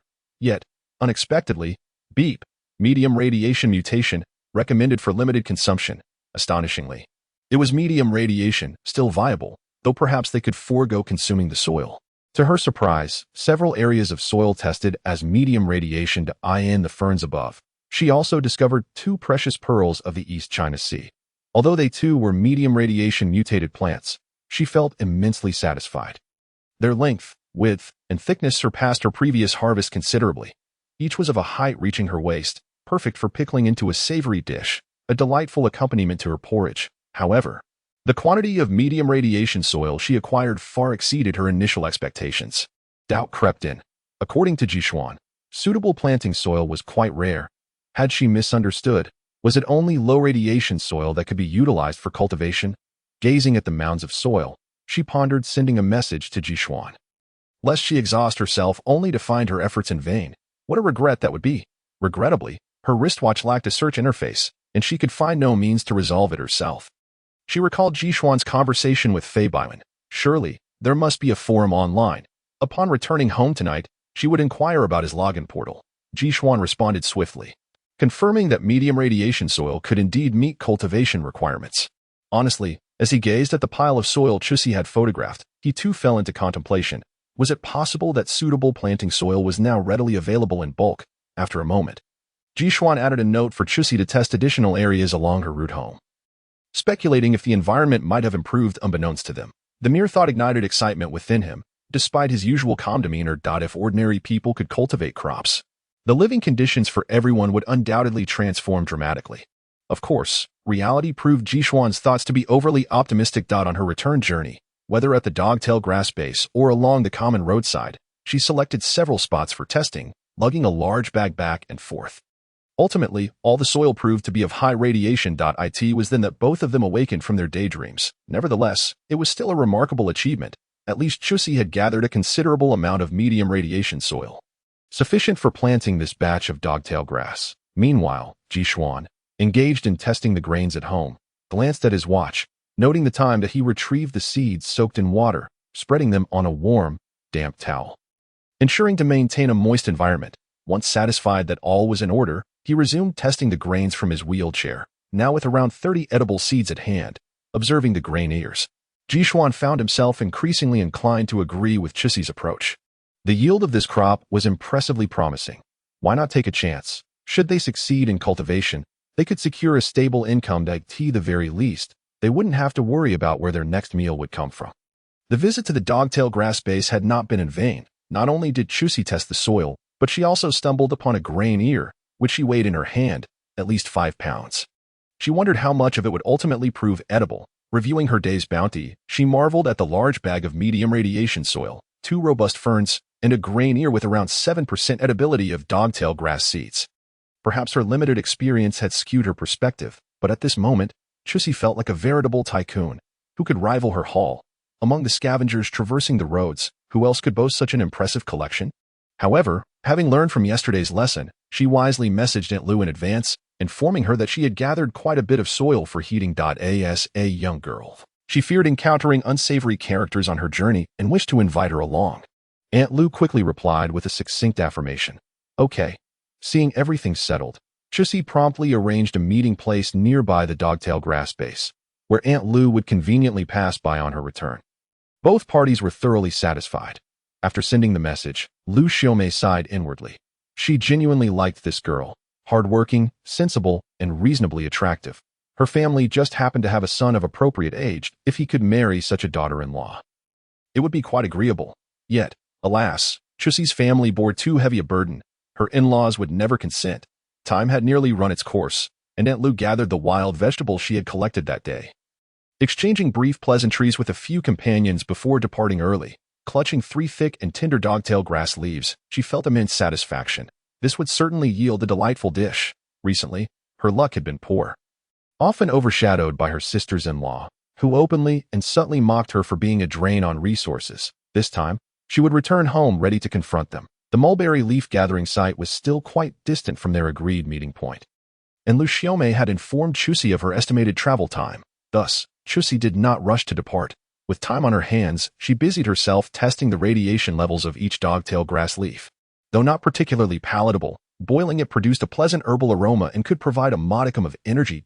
If only she had some sugar at home, she could prepare a refreshing electrolyte drink. Should she suffer from heat exhaustion in the wild, this could offer some relief, especially with autumn's lingering warmth. Alas, no sugar was to be found. Perhaps a low-cost alternative with just salt? That could work. As she mechanically tested the radiation levels of the dogtail grass, her thoughts wandered freely. Seizing the last half hour, she finally discovered a single leaf that met the edible standards for medium radiation mutation. Fortune had favored her. Chusi excitedly kissed the leaf. It had arrived just in time, perfectly complementing her preparations for tomorrow's field work. Herbal tea was now within her grasp. The blade of grass was remarkably large, standing at least half the height of a person.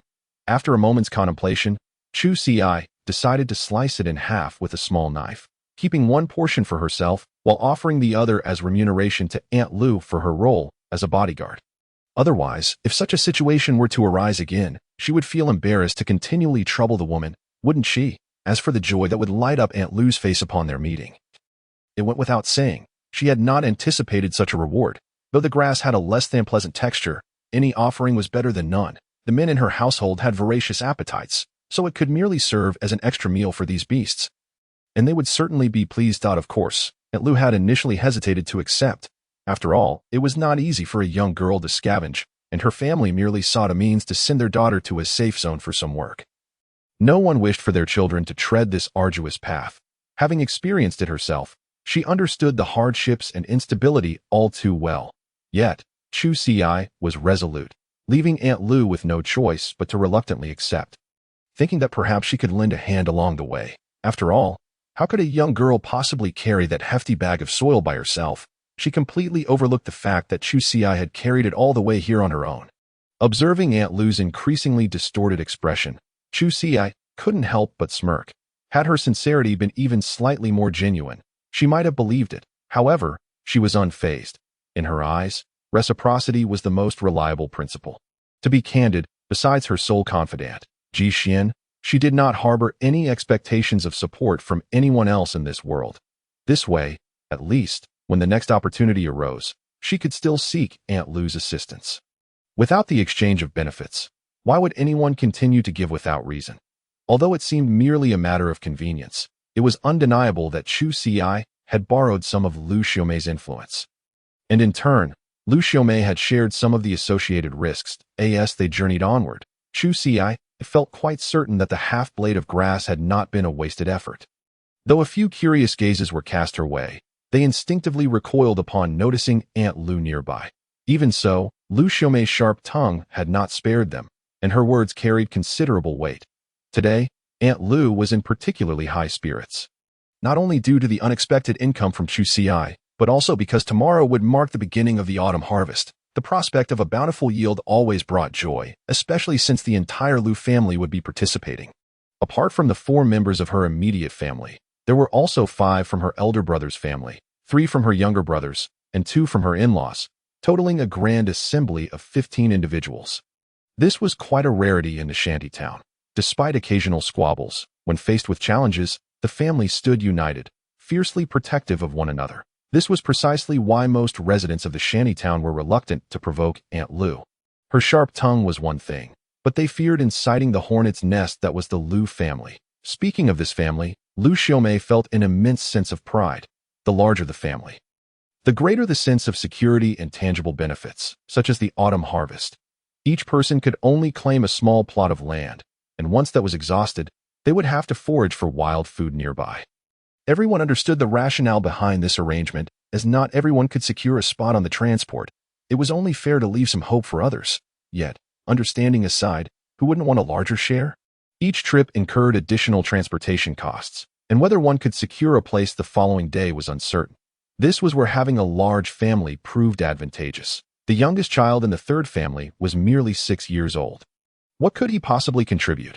His presence on this trip was solely to claim an additional spot. This was the first time Chu Si had heard that the harvesting of sweet potatoes involved designated areas. Initially, she had hoped to gather enough in one go, but it seemed she had been overly optimistic. However, from Lu Xiaomei's words, it appeared they could still wander around the nearby areas. If the situation proved unfavorable, perhaps there would be other wild vegetables to gather. After boasting about her family, Lu Xiaomei did not forget to remind Chu Si, "Little Si, you can let your brother claim a spot too. It's not easy to go out, so try to harvest as much autumn grain as possible." Chu Si graciously thanked her for the kind suggestion, then gently shook her head, explaining to Aunt Lu, "It's not feasible. My brother's legs are not in good shape." Upon hearing this, Lu Xiaomei felt a wave of sympathy. No wonder the burden of supporting the family rested on such a young girl. "What about your parents?" she inquired, but immediately realized her question was inappropriate and hurriedly sought a change of topic. However, Chu Si's thoughts drifted with that question, ever since her arrival in this world. She had not considered this matter, primarily because during her hospitalization, no one had visited her, and she had subconsciously chosen to ignore it. Upon hearing Aunt Lu's inquiry, she instinctively delved into the memories of her original self. The original family's life had been quite blissful. Although they were born in a shantytown, the parents were devoted to each other and worked diligently. They had only one child, and nearly all their affection was bestowed upon her. Even in the face of hardship, they had never allowed her to consume a single bite of highly radioactive mutated food, a rarity in the shantytown. It was not uncommon for families to go several days without finding edible vegetables, inevitably leading to instances where people, throughout their lives, had consumed some degree of highly radioactive mutated produce. They simply tried to limit their intake, as it generally did not result in immediate fatalities. Though the harm to their bodies was unavoidable, this happy existence continued until the original self turned 11. That winter seemed particularly long and bitterly cold, plunging many households in the shantytown into a state of famine. As the food scarcity worsened, many decided to venture out in search of sustenance, fully aware that scavenging in the winter wilderness was unwise. Yet, they had no other choice. It was uncertain whether the plants were attempting to withstand the cold. But during the winter, the radioactive substances in their bodies were notoriously high, making it nearly impossible to find anything edible. Moreover, in the harsh winter, they were not the only ones suffering from hunger. The ravenous mutated beasts were also waiting for a delectable meal to present itself. The original self recalled that day vividly. Countless people had gathered together, and without the absolute force to suppress them. They could only rely on their numbers to intimidate the ambitious mutated beasts. Surprisingly, this tactic proved effective. Confidence surged among the people, and after several days of hunger, the original self finally enjoyed a warm meal, prompting more individuals to venture out. Until one fateful day, when families awaited the return of their loved ones from foraging, only to be met with a delayed in a desperate attempt, they organized a small group to search for them. Returning with a handful of battered individuals, the news they brought back was dire. It seemed they had encountered a ferocious pack of mutated wolves, and the hunting had commenced. That night, the shantytown was filled with the deafening sound of weeping. Many elderly lost their closest kin, and numerous children became orphans, with the original self among them. Yet, it seemed that the community did not indulge in prolonged mourning. The harshness of life showed no intent of sparing these unfortunate souls. Without support, the elderly, the weak, and the sick found it increasingly difficult to survive, and the safety of the shantytown deteriorated. The original self transformed from a modest and polite young girl into a thief, a role she had previously scorned. Fortunately, everyone understood the reasons behind their actions. If caught stealing, they would merely receive a beating, but no one would resort to lethal measures. Those times were too harrowing to recount. The original self fumbled and stumbled, often caught while attempting to steal. On several occasions, she felt she might not endure, but somehow, spring arrived. The wilderness gradually yielded food, and her life slowly began to stabilize. However, thereafter, very few dared to venture out during winter. Chu Si took a deep breath, shaking her head to free herself from the original self's sorrowful emotions. It was truly tragic. And no matter what, she had to prepare more provisions for the winter. Whether abundant or not, it was better to have something than to starve. Even edible blades of grass would surely taste delightful to her. Lu Xiaomei observed Chu Si's face shift from near tears of sorrow to flushed determination, leaving her quite perplexed. However, as long as the girl could manage her emotions, there was no need for Lu Xiaomei to fumble about in an attempt to comfort her. Lu Xiaomei inwardly lamented her inability to offer solace. As comforting was not her forte, this was the first time Aunt Lu eagerly anticipated their arrival at the shantytown, longing for them to return to their respective homes. What would she do if she caused a good girl like Chu Si to cry? She couldn't help but regret her sharp tongue. Why couldn't she just keep it in check? Amid the eager anticipation of the elder lady, the entrance to the shantytown finally came into view, prompting Lu Xiaomei to quicken her pace. She feared that if she faltered, she would return the half-eaten grass leaves to Chu Si. Fortunately, the elder's concerns were unwarranted. Her composure was remarkable once they entered the shantytown. The two parted ways smoothly, with neither causing any undue losses. The security within the shantytown was significantly better than outside. After all, it bore the connotation of being beneath the emperor's feet, should a righteous authority figure descend for an inspection and encounter any bullying. It was not unheard of for such wrongdoers to be swiftly dispatched to meet their demise. Thus, even the most obstreperous individuals seldom dared to cause a scene in public here, carrying her large sack of earth and a backpack filled with the day's gathered grains. Chu Si received a few inquisitive glances along the way, but those merely lingered there. Of course, true safety was an illusion in the shantytown. As long as interests were sufficiently enticing, there would always be those willing to risk their lives for a chance to seize them. However, with a bag of dirt and a few leaves, no one would consider that substantial enough to warrant a robbery. Thus, Chu Si was untroubled as she merrily returned to her humble abode, laden with her burdens. Outside, the smoke curled gently from the chimney while Ji Xian diligently tested the flavor of the nutrient broth. Chu Si could not help but smile. This scene was undeniably picturesque. Their roles had completely reversed, with the woman taking on the mantle of the provider while the man tended to domestic affairs. Yet, her reverie was abruptly shattered when Ji Xian reminded her of the evening's tasks, dinner and training. He noted that her leg strength had fallen short of expectations and that she would need to complete 200 frog jumps as punishment. Caught off guard, Chu Si had intended to share her day's bounties with him. But now she simply wished to present him with the grain head, suggesting that neither should rest that night. Suddenly, a thought struck her. She had to venture out the next day to gather autumn crops and needed to be in prime condition. Could she not postpone the additional training for a couple of days? Ji Xian glanced at her timid expression and could not help but chuckle. He nodded curtly in agreement. Had he, after spending so much time with Chu Si, also become unusually lively? In truth, he had not intended to assign her a training regimen that day, but her earlier gaze had conveyed her unspoken thoughts so clearly that he could not resist teasing her by adding an impromptu task. Even if Chu Si had not reacted, he would have called a halt midway to allow her ample time to rest. After this brief interlude, Chu Si became considerably more compliant. Following dinner, she dutifully reported her day's accomplishments to Ji Xian. While she could not weigh the pile of dirt, it must have weighed around 80 to 90 pounds. Thankfully, the elder lady had assisted her throughout the journey, alleviating some of the physical burden. Her pack also contained 2 large fiddleheads, which she planned to sod as pickles, and a portion of the grass leaves for tea to cool overnight for the next morning. Not to forget, she had the grain head, which she intended to hand over to Ji Xian, leaving the subsequent tasks to him. Ji Xian silently raised an eyebrow, compelled to acknowledge that this haul was indeed substantial. Yet, he refrained from celebrating too soon. Given Chu Si's lucky koi trait, he found himself increasingly anxious about her safety. The following day, Ji Xian meticulously organized all the items. He would prepare the fiddlehead pickles she mentioned, relieving her of that chore for the day. After all, leaving them overnight would not spoil them, and he could handle them in the morning. Upon hearing this, Chu Si nodded. She was confident in her culinary skills and did not need to rush into that task. Moreover, she could not forget about the masks. They had to be ready by tonight for tomorrow's use. Initially, she thought she would have to plead her case, but Ji Xian showed no attachment to the white towel. Within moments, the materials for 6 masks were prepared. Thanks to Chu Si's fondness for handicrafts, making the masks posed no challenge. She had even crafted clothing for her dog before, though she was uncertain how it would translate to humans.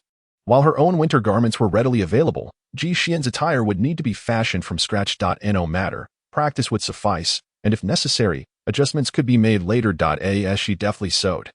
It did not take long for the 6 masks to be completed. Chu Si handed 2 to Ji Xian, keeping 4 for herself. Ji Xian, being somewhat frail, had previously lacked the means for proper protection, and now that he would be venturing into crowded areas, it was imperative for him to safeguard himself. As for her, Frequenting such spaces necessitated her own protective measures. To distinguish between their masks, she embroidered a simple outline of a leaf on Xian's, while hers featured a small flower. While engrossed in her task, a thought suddenly struck Chu Xi. With seeds and soil at her disposal, could she not construct a flower bed at home to cultivate crops? It would be disingenuous to say she was not thrilled. In truth, she was exceedingly excited. After all, self-sufficient farming was the first step towards escaping poverty. Xian tested the soil with his hands, confirming its rich, dark quality. However, direct planting without caution would be tantamount to courting disaster. Any lurking mutated pest could jeopardize their lives. Thus, the most pressing concern now was to procure a disinfectant to cleanse the soil of its potential filth. Chu Xi silently shed tears, lamenting the harshness of the world. Where every step was fraught with peril, this realization dampened her enthusiasm, leading her to retreat into slumber. She decided to leave everything to Xian, who seemed to have everything under control. A sense of defeat washed over her. Observing Chu Xi burying herself under the covers, Xian sighed in resignation. He then picked up a small file in his left hand and the grain head in his right, setting to work. The sound of his efforts echoed in the quiet night. Around 11 o'clock, he prepared to retire for the night. Before getting into bed, he retrieved a badge from his pocket and affixed it earnestly to the prominent part of Chu Xi's outer garment. Outside, the moonlight was bright, filtering through the translucent plastic sheets, casting a gentle and cool glow upon the two, ensuring yet another restful night. The following morning, Chu Xi was abruptly awakened by the sound of her alarm clock blaring at 3:30. With no training task scheduled for the day, she realized she had forgotten to disable the alarm. Turning it off, she was about to drift back to sleep when suddenly, a sense of urgency jolted her awake. No, today she must secure a spot. With a roll, she sprang from her mattress, splashed her face with water, and pulled a nutrient supplement from her bag, popping it into her mouth before grabbing her backpack from the wall. Something fell off. With the faint glow of her watch, she checked her pack and found her small knife, large sack, ropes, water bottle, and mask all neatly packed inside. It must have been Xian who organized it for her yesterday. Which was fortunate as it saved her the trouble of searching for her belongings. Grabbing her coat in one hand and yanking her backpack from the wall with the other, she hurriedly donned her shoes and dashed outside. As she raced against time to reach the assembly point, a sense of dread washed over her. To her dismay, everyone had arrived much earlier than expected, forming long lines in front of the vehicles. Glancing at the size of the vehicles and then at her place in line, she felt a chill run through her. It seemed unlikely that she would get a turn after 2 rounds. No wonder Aunt Lou had warned her that securing a vehicle was no easy feat. Perhaps she would have to arrive by midnight tomorrow to prepare. The makeshift stools set up by the others suggested that she had underestimated their determination. It was entirely possible that many had arrived as soon as darkness fell. In fact, those who did not secure a spot today would likely not leave. Everyone had brought their own provisions. Determined to persevere until the end, no wonder each person was allocated only a small portion. Otherwise, they would be unable to accommodate the enthusiasm of the newcomers. Feeling despondent, Chu Xi was grateful to have a nutrient supplement to sustain her through the day. Should she run low later, she could always ask Xian to bring more. Just as she thought of him, she received a message. Put on your coat and line up at the mercenary group's vehicle. Chu Xi remained non-committal. Was it possible that today Baiwen would be the driver? Never mind. Overthinking is futile. It is better to heed his words. Today is a significant day for the shantytown. As the square is ablaze with lights, Chu Xi effortlessly discerned the markings on the various vehicles. Some were utterly empty, while others bore the family surnames, and still others, akin to the Tomorrow Mercenary Corps, displayed the name of their organization. Fortune favored Chu Xi, as the queue she found herself in was precisely for the vehicles managed by the Tomorrow Mercenary Corps. After confirming her position in line, she donned her coat. It was at that moment she noticed the badge pinned to her chest, its design mirroring that of the vehicles, unmistakably indicating a shared affiliation. As the departure time drew near, and she surveyed the lengthy queue ahead, Chu Xi felt that her chances of boarding today were slim. Yet, she did not harbor much despondency. After all, the increasingly crowded throng behind her bolstered her confidence. In truth, Chu Xi felt a twinge of confusion. She was not an original member. Thus, her late arrival was somewhat excusable, as the harvest of sweet potatoes was an annual event. So why were there still so many who appeared less eager than herself? She glanced back a few times and noticed that quite a number of people were lounging lazily on their small stools, catching up on sleep. Was this not a tad too leisurely? There was completely no sense of urgency in the AI. In fact, Chu Xi was right. not everyone was in a rush to catch the first vehicle. As long as one did not arrive too late, there would always be a share of sweet potatoes left for them.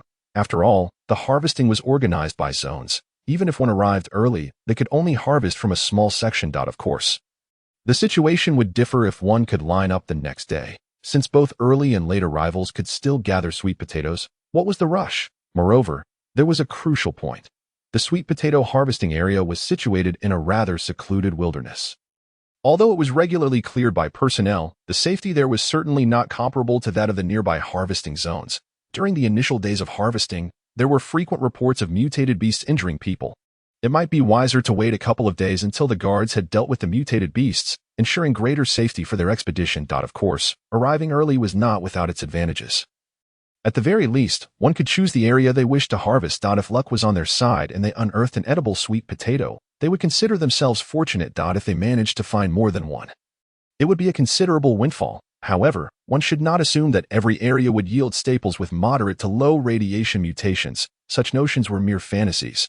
Although the sweet potato collection points were vast, they could not withstand the division of a base as personnel. Thus, according to regulations, each person was allocated only 1.5 square meters of harvestable area, and one should not think of exceeding these boundaries. As there were patrols present at all times, this was not only to prevent dangerous situations but also to avoid the consequences of being blacklisted for any violations, which would render one unable to pay for transport with their wristwatch, consequently severing their ties to the autumn harvest altogether. Many individuals feared crossing the lines and deliberately left a strip of area untouched. Once they completed their harvesting, the field would be left marked with a series of neat squares. Suddenly, the roar of engines echoed from the front. The vehicles were starting, and the convoy was preparing to depart. The crowd erupted into a flurry of activity, those confident in their chances eagerly awaiting the administrator's command, while others, including those who had previously been dozing off, were now wide awake, excitedly watching the readying convoy as if it were a grand spectacle. At that moment, a woman descended from one of the vehicles. Her strikingly clear and resolute features suggested she was in her 20s, sporting a neat shoulder-length bob, and clad in the black uniform of the Tomorrow Mercenary Corps, with a holster strapped to her thigh that clearly contained a genuine firearm. There was an aura about her that set her apart from ordinary individuals. Chu Si could not help but feel a pang of envy. How captivating she looked! Yet, such admiration was all Chu Si could afford, for such charisma was far removed from her life as a destitute. Alas, she was not the only one who felt this way. As the mercenary moved through the crowd, many gazes were glued to her, and the previously disorganized line instinctively straightened. From a distance, Chu Si could not see clearly, but noticed the woman pointing out two individuals from the line. The chosen ones, their faces alight with excitement, hurried towards the vehicles, and after passing the inspection, they smoothly swiped their points and boarded first. Chu Si felt a surge of exhilaration. Could this be the preferential treatment extended by the Tomorrow Mercenary Corps to the families of their members?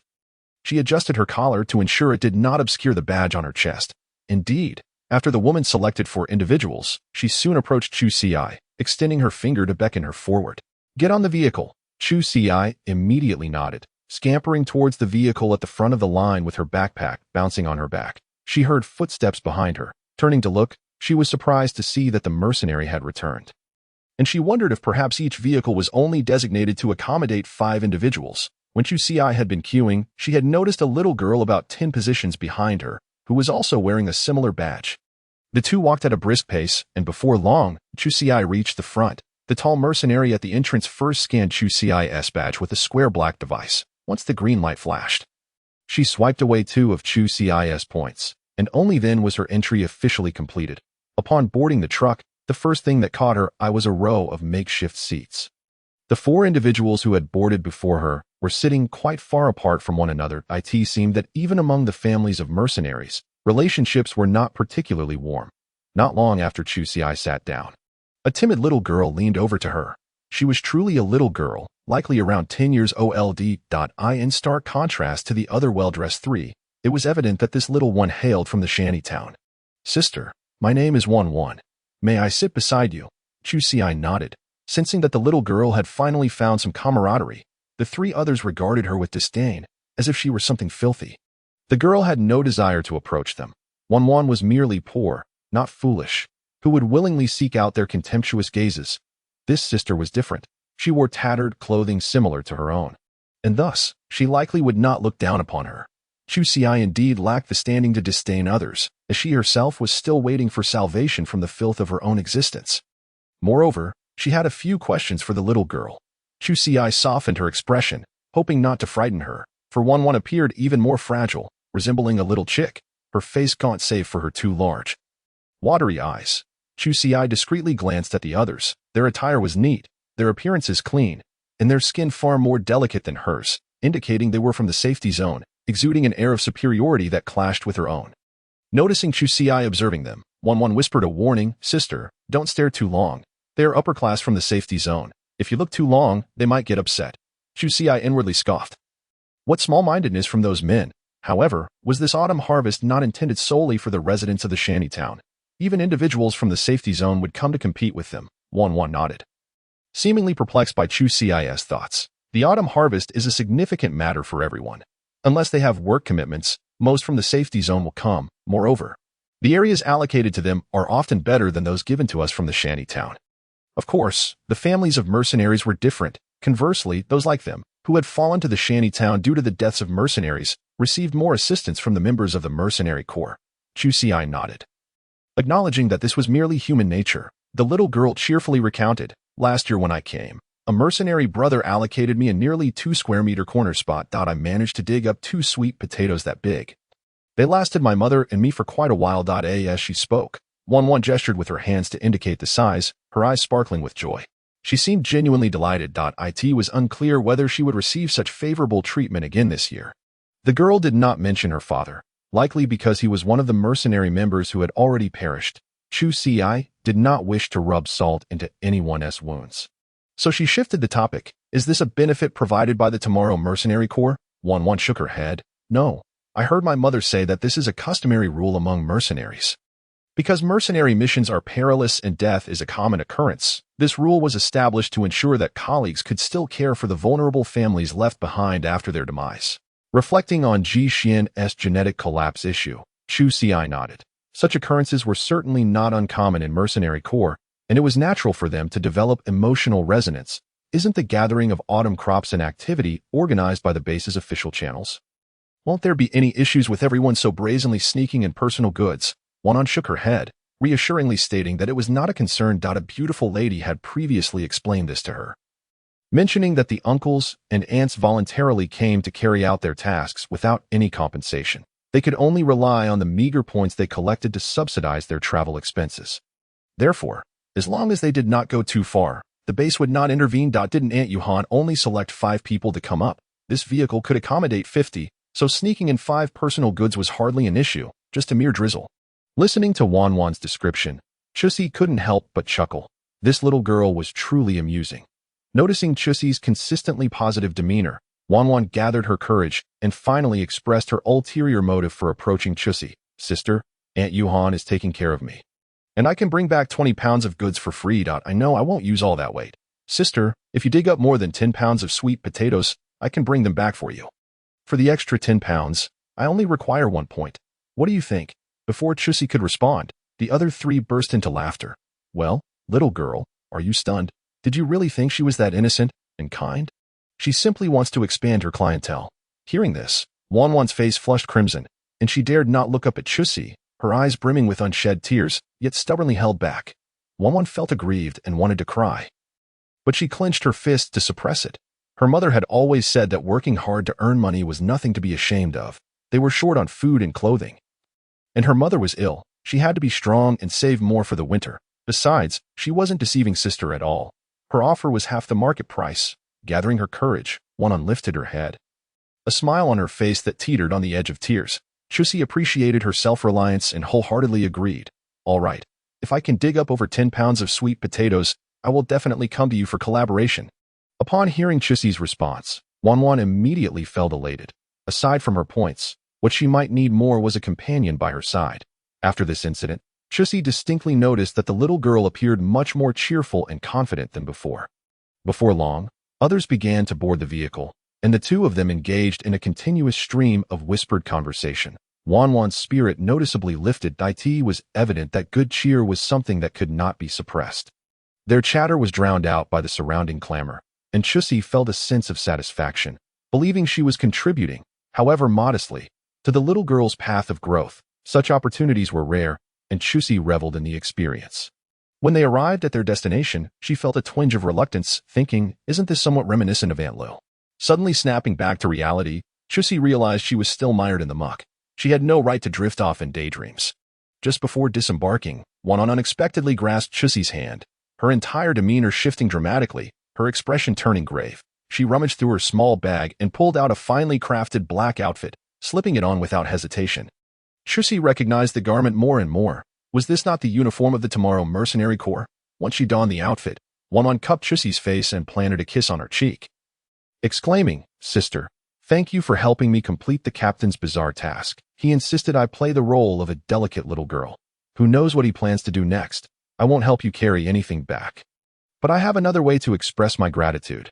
How about a harvesting spot of nearly 2 square meters? Chusi, momentarily astonished, nodded eagerly, fearing that if she delayed, this little girl might lose signal. Such a freebie was too good to pass up, and she considered it a compensation for the emotional investment made along the way. Observing Chusi's hasty nods, Wanwan raised her eyebrows in surprise before breaking into a joyful smile. This sister was truly delightful. Her understanding was so clear. Wanwan had initially assumed that, given Chusi's character, she would sever ties after realizing she had been toyed with throughout their conversation. But instead, it seemed that clouds would drift away. Rain would fall, and compensation would remain separate from their interactions. After Wanwan changed into her new attire and casually tied her hair back, the emblem on her chest shimmered faintly. The other passengers erupted into a frenzy, astonished at the once timid little girl who now commanded attention. What was happening? They hadn't heard of such a program before. Moreover, those close by overheard that this small mercenary was about to grant a 2 square meter harvesting spot to the girl sitting beside her. Envious glances were cast toward Chusi, wondering if she had accumulated good fortune over 8 lifetimes. Was it truly possible to simply exchange a few words and receive such a boon? Why had this small mercenary not chosen them? The 3 companions who had boarded with Wanwan felt the pang of regret the most. Though they were envious of the harvesting spot being allocated to Chusi, they were even more eager to befriend Wanwan. Their families were among the most ordinary roles within the mercenary corps, with limited potential for advancement, essentially seeing no further than their current positions. Yet Wanwan was different, at just 10 years of age. She had already become an official member of the Tomorrow Mercenary Corps, her potential terrifyingly vast. In the future, she could at least achieve a leadership position, even if they couldn't benefit from her now. There would surely be opportunities down the line. Chusi, however, harbored no such thoughts. The reason was simple. She and the others belonged to entirely different worlds. Chusi was acutely aware that even if Jishuan could stand again in the future, given his physical condition, he would never return to the Tomorrow Mercenary Corps. Thus, the moon on the horizon could only remain the moon on the horizon. No matter how full or bright, it would have no bearing on her.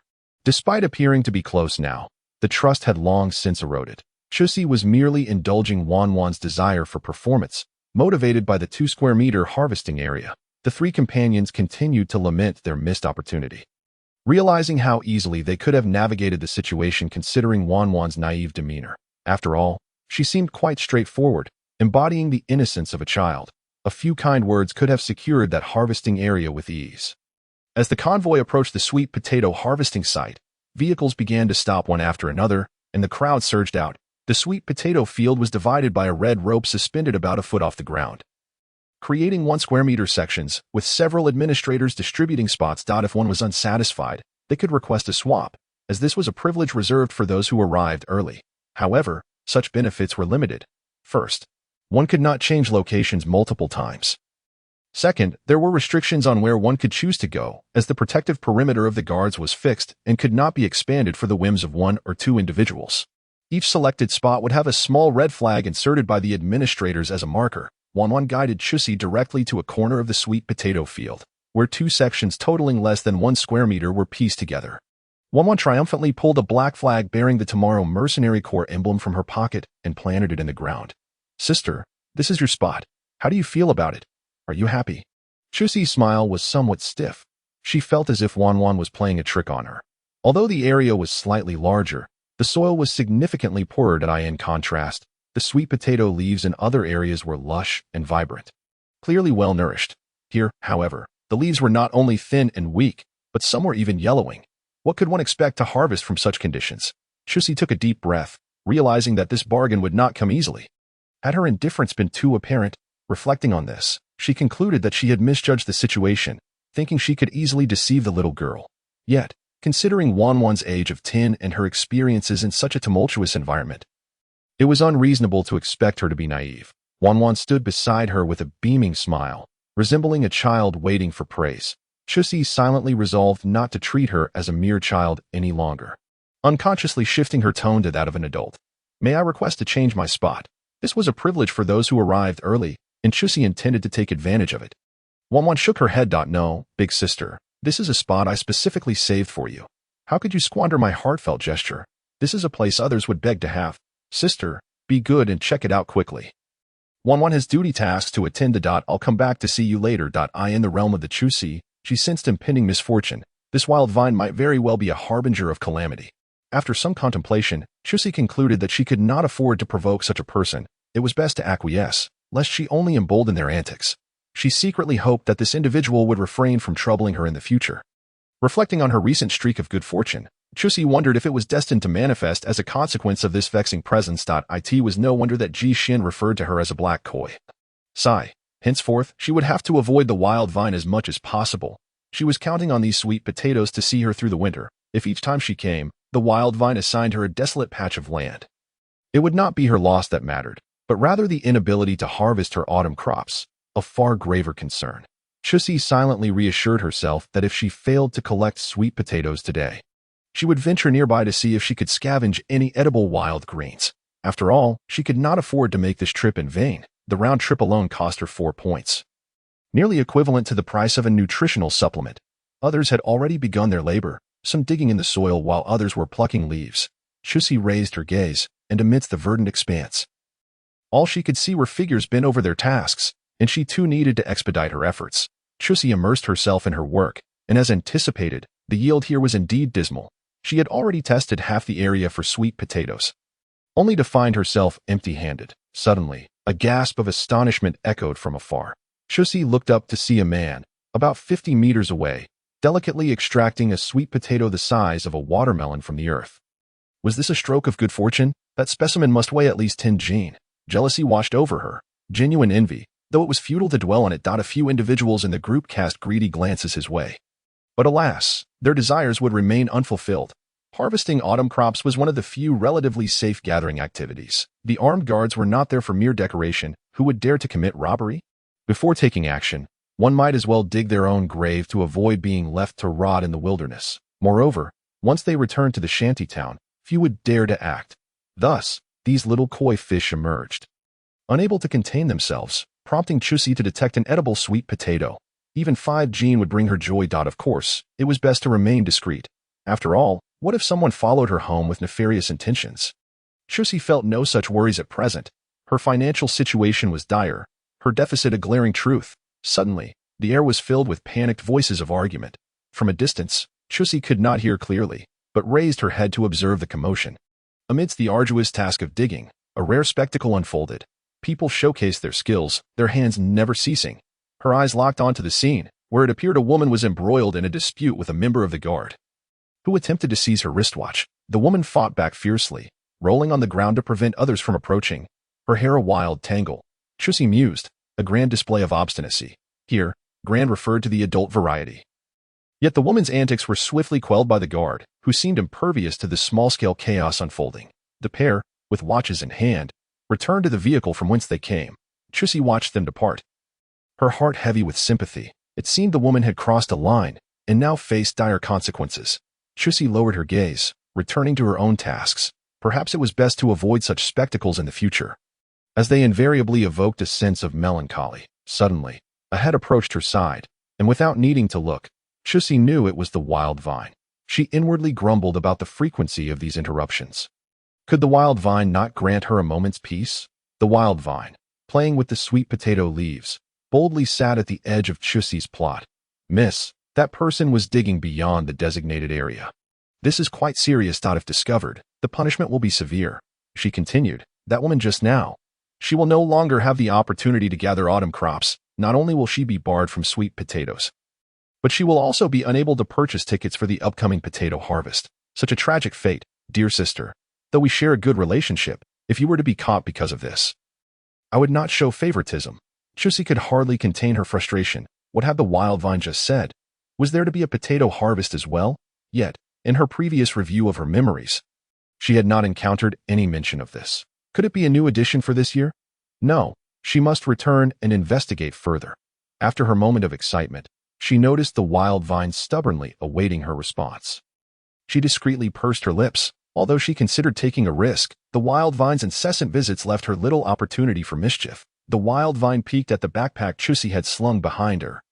Noting that aside from a few items she had brought, there was nothing new, the wild vine sighed, her tone tinged with regret. Sister, your efficiency is lacking. How is it that you have yet to find anything edible? At this, Chusi could no longer restrain herself and rolled her eyes dramatically. Was it not because of the wild vine's insistence that she remained in this barren corner? One cannot cook without rice. You know, the wild vine chuckled at Chusi's exasperation before departing to patrol her own territory. Once the wild vine was gone, Chusi silently took a breath to regain her composure. It was not the time to be angry. She needed to finish testing the sweet potatoes. If she truly came up empty-handed, she could not return home with nothing. Beyond sweet potatoes, there were also sweet potato leaves, which were edible as well. She had initially worried that if she found too much, she would need to expend points for additional tickets. Fearing a loss, it was better to gather starchy produce. Sweet potato leaves, being high in moisture, could be set aside for now. However, it seemed her earlier naivete had turned her into a figure of ridicule. Chusi now sought to detect at least 10 gene of edible sweet potato leaves. After accounting for travel expenses, she would not have suffered a loss. One must not underestimate 10 gene. With the mutations in flora and fauna, individual sizes had significantly increased. The bracken she had previously found weighed at least 2.5 gene each, and 2 of them combined amounted to 5 gene. Yet, there was no need to waste points on the bracken base. She was all too aware of how difficult it was to earn such resources. Lost in thought, tears welled in her eyes, lamenting, it is truly difficult. Ding. Moderate radiation mutation detected. Consumption is advisable in moderation. Chusi's hand froze, her melancholy dissipating in an instant. Compared to others' giants, this sweet potato was merely a baby. No larger than a small pumpkin. She weighed it in her hand. It seemed to be less than 2 gene, and in comparison to the blind boxes others had opened, its quality was evidently inferior. Yet, she felt an overwhelming sense of satisfaction. After all, resources varied. Her land was exceedingly barren, and for her to yield even one was a blessing from the heavens. However, such divine favors were not often bestowed. After testing all the sweet potatoes in her gathering area, she had unearthed a singular gem from the east this juncture. It appeared that most others had completed their designated areas, and many sighed in discontent. Thus, it seemed Chusi was not the most unfortunate. Some began testing sweet potato leaves in place, while others prepared to venture nearby in search of opportunities. For a moment, she felt a twinge of envy. This place saw few visitors, and the chances of finding valuable resources were undoubtedly higher than those around the shanty town. Yet, gazing at the vast expanse of sweet potato leaves and vines, she hesitated. No, it was prudent to remain grounded. She should expedite the testing of the leaves, as at least the sweet potato leaves were confirmed edible. This was certainly more reliable than wandering about in search of edible plants, and it also posed a higher safety factor. During this time, the wild vine returned several times, expressing genuine astonishment at Chusi's findings. This time, her surprise was not feigned. It was worth noting that this area had been exposed to solar radiation for much of the year, and the soil was notoriously poor. Sweet potatoes were likely to absorb harmful radiative materials for sustenance. Yet, amidst this toxic environment, Chusi had managed to unearth a small sweet potato with moderate radiation levels. Though its size could be described as modest, akin to that of a potato, Chusi remained unfazed by external distractions, swiftly testing the sweet potato leaves and vines. With a flurry of movement, she completed her assessments, then sighed deeply. Shaking her slightly aching wrist, she noted meager rewards, only 3 leaves of sweet potato. However, she was unexpectedly pleased to discover a vine of low-radiation sweet potato, measuring about a foot in length, adorned with a tender young leaf. Chusi cherished this find. It was indeed a delightful surprise. If memory serves me correctly, sweet potato vines can indeed be cultivated. Coincidentally, My family is looking to plant some foxtail grass. And we already have the soil prepared.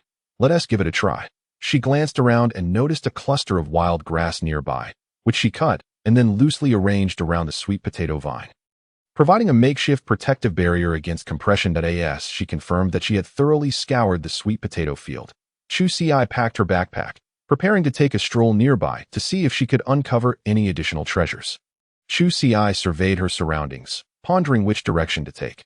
She recalled that on her way here, she had spotted a lush little river to the east of the sweet potato collection point.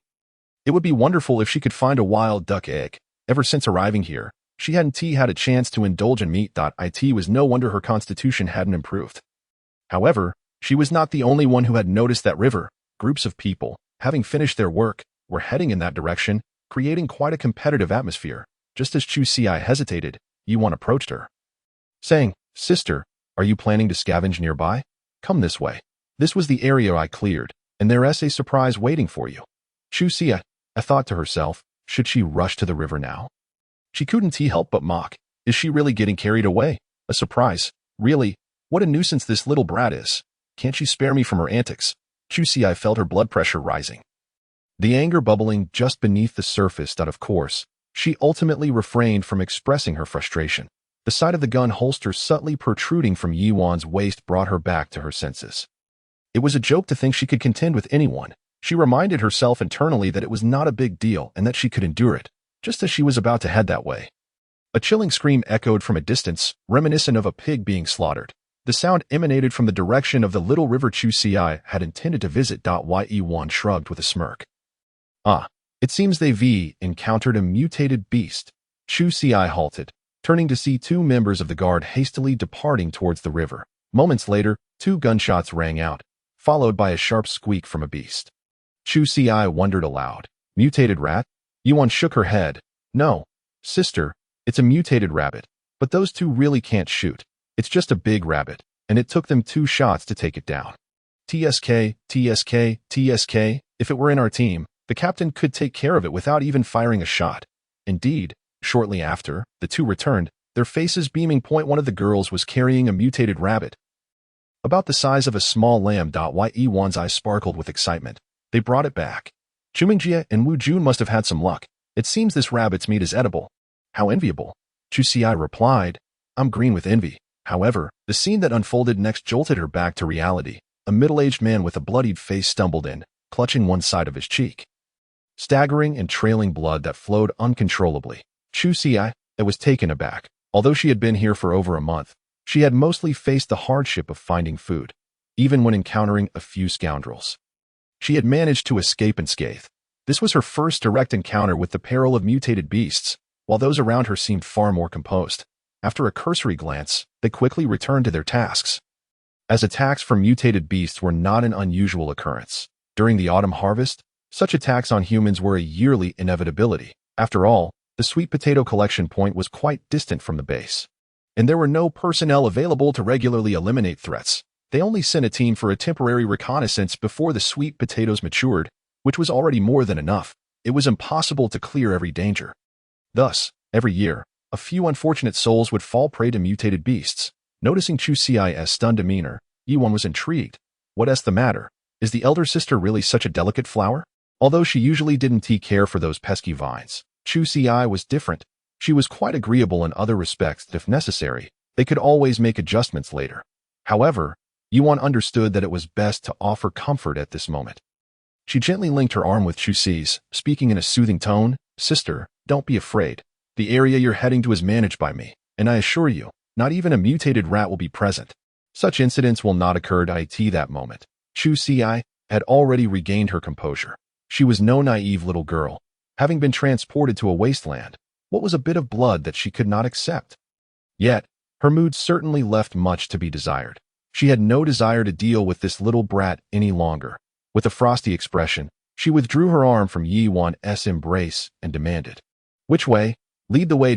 Yuan's lips twitched in disappointment. After taking a few steps, Chu Ci cautiously retrieved a small knife from her backpack. She was curious to see what this so-called surprise was all about. Yuan, however, misinterpreted Chu Ci's actions as fear of a surprise attack from a mutated beast. Of course, There was indeed a part of her that felt this way. Yuan stood tall and confident, assuring Chu Ci, "Don't worry, sister. I've got this." Chu Ci replied, "I have something unpleasant to say, but I'm unsure if I should, this time." However, Chu Ci truly misjudged Yuan. The surprise she referred to was a legitimate treasure. Observing the mountain yam beans scattered on the ground, Chu Ci felt a surge of excitement. Yuan beamed. "Sister, what do you think? Are you satisfied with this surprise?" Chu Ci's smile revealed her gleaming white teeth. She couldn't be more pleased. She had thought that Yuan was quite charming and would not be so ill-natured. See, her instincts had not betrayed her, just as Chu Ci was about to step towards the mountain yam beans. Yuan extended her delicate little hand to stop her, her eyes sparkling. "Sister, this is the first-hand resource I discovered while clearing the area. A cooperative split of 3-7 is only fair. Right? This was also a common method for members of the Guard to earn extra income. While executing clearing tasks, they couldn't linger in one spot for too long. Thus, upon encountering resource-rich areas, they would first record the location with their wristwatches and later seek partners for collection." Chu Ci thought, "I knew it wouldn't be that simple. However, it was only reasonable to consider the significant benefits at stake. If one were physically weak and unable to handle it, they would easily be overwhelmed. Wanting to monopolize without offering something of genuine value was indeed a fanciful notion. Of course, Chu Ci had no intention of monopolizing this. Despite her youthful appearance, Yuan was well-equipped, and in a physical confrontation, Chu Ci would likely stand no chance. With weapons involved, she would be left with only the outcome of being overpowered. She remained pragmatic. As long as the deal was fair, she was interested in participating. Naturally, in business, one must negotiate. Wanting a 3-7 split was out of the question. Without uttering a word, she walked over to the patch of mountain yam beans, took a stroll around, and then stood with a yam bean the size of a bowl, pointing at the fresh rodent bite marks on it. Is this what you call high-quality clearing? A completely safe gathering environment? If I were to search around a bit more, I might even find fresh droppings. And you still have the audacity to propose a 3-7 split? At most, it should be 60-40, with me taking the larger share. If you can help me deal with the mutated beasts in this area, I might consider a 50-50 split. Yuan retorted, "Are we really negotiating here? Previously, my teammates mentioned that they generally split 3-7. Do I need to add bodyguard duties to that?" She hadn't inquired about that aspect before, but after thinking it over, she reluctantly agreed to Chu Ci's 60-40 split, which left Chu Ci feeling somewhat regretful. She valued the safety of the environment more than an additional share. However, Yuan still had to fulfill her duties with the Guard and couldn't possibly remain here indefinitely. She only hoped that the recent gunfire would deter the mutated beasts and prevent them from attacking. Yet, she still felt uneasy. How could she entrust her safety to the caution of a mutated beast? With a determined sigh, Chu Ci decided she would have to compromise. She directly proposed a 50-50 split with Yuan in exchange for borrowing a small weapon for self-defense. Both parties were very pleased with the arrangement, each feeling they had gained an advantage. Yuan sifted through her weapons. A gun was out of the question. Such items were strictly regulated within the team. And if she dared lend one out, the captain would undoubtedly demand her head.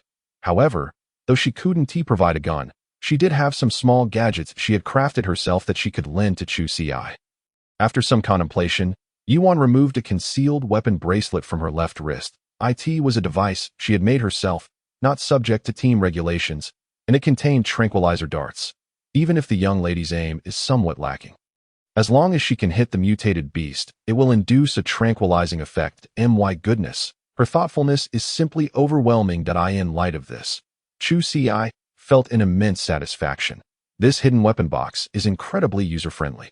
With a shooting range of approximately 50 meters and an extreme range nearing 80 meters. However, beyond this distance, accuracy cannot be guaranteed, but for Chu Ci, this poses no issue whatsoever. After all, she never possessed precision in the first place.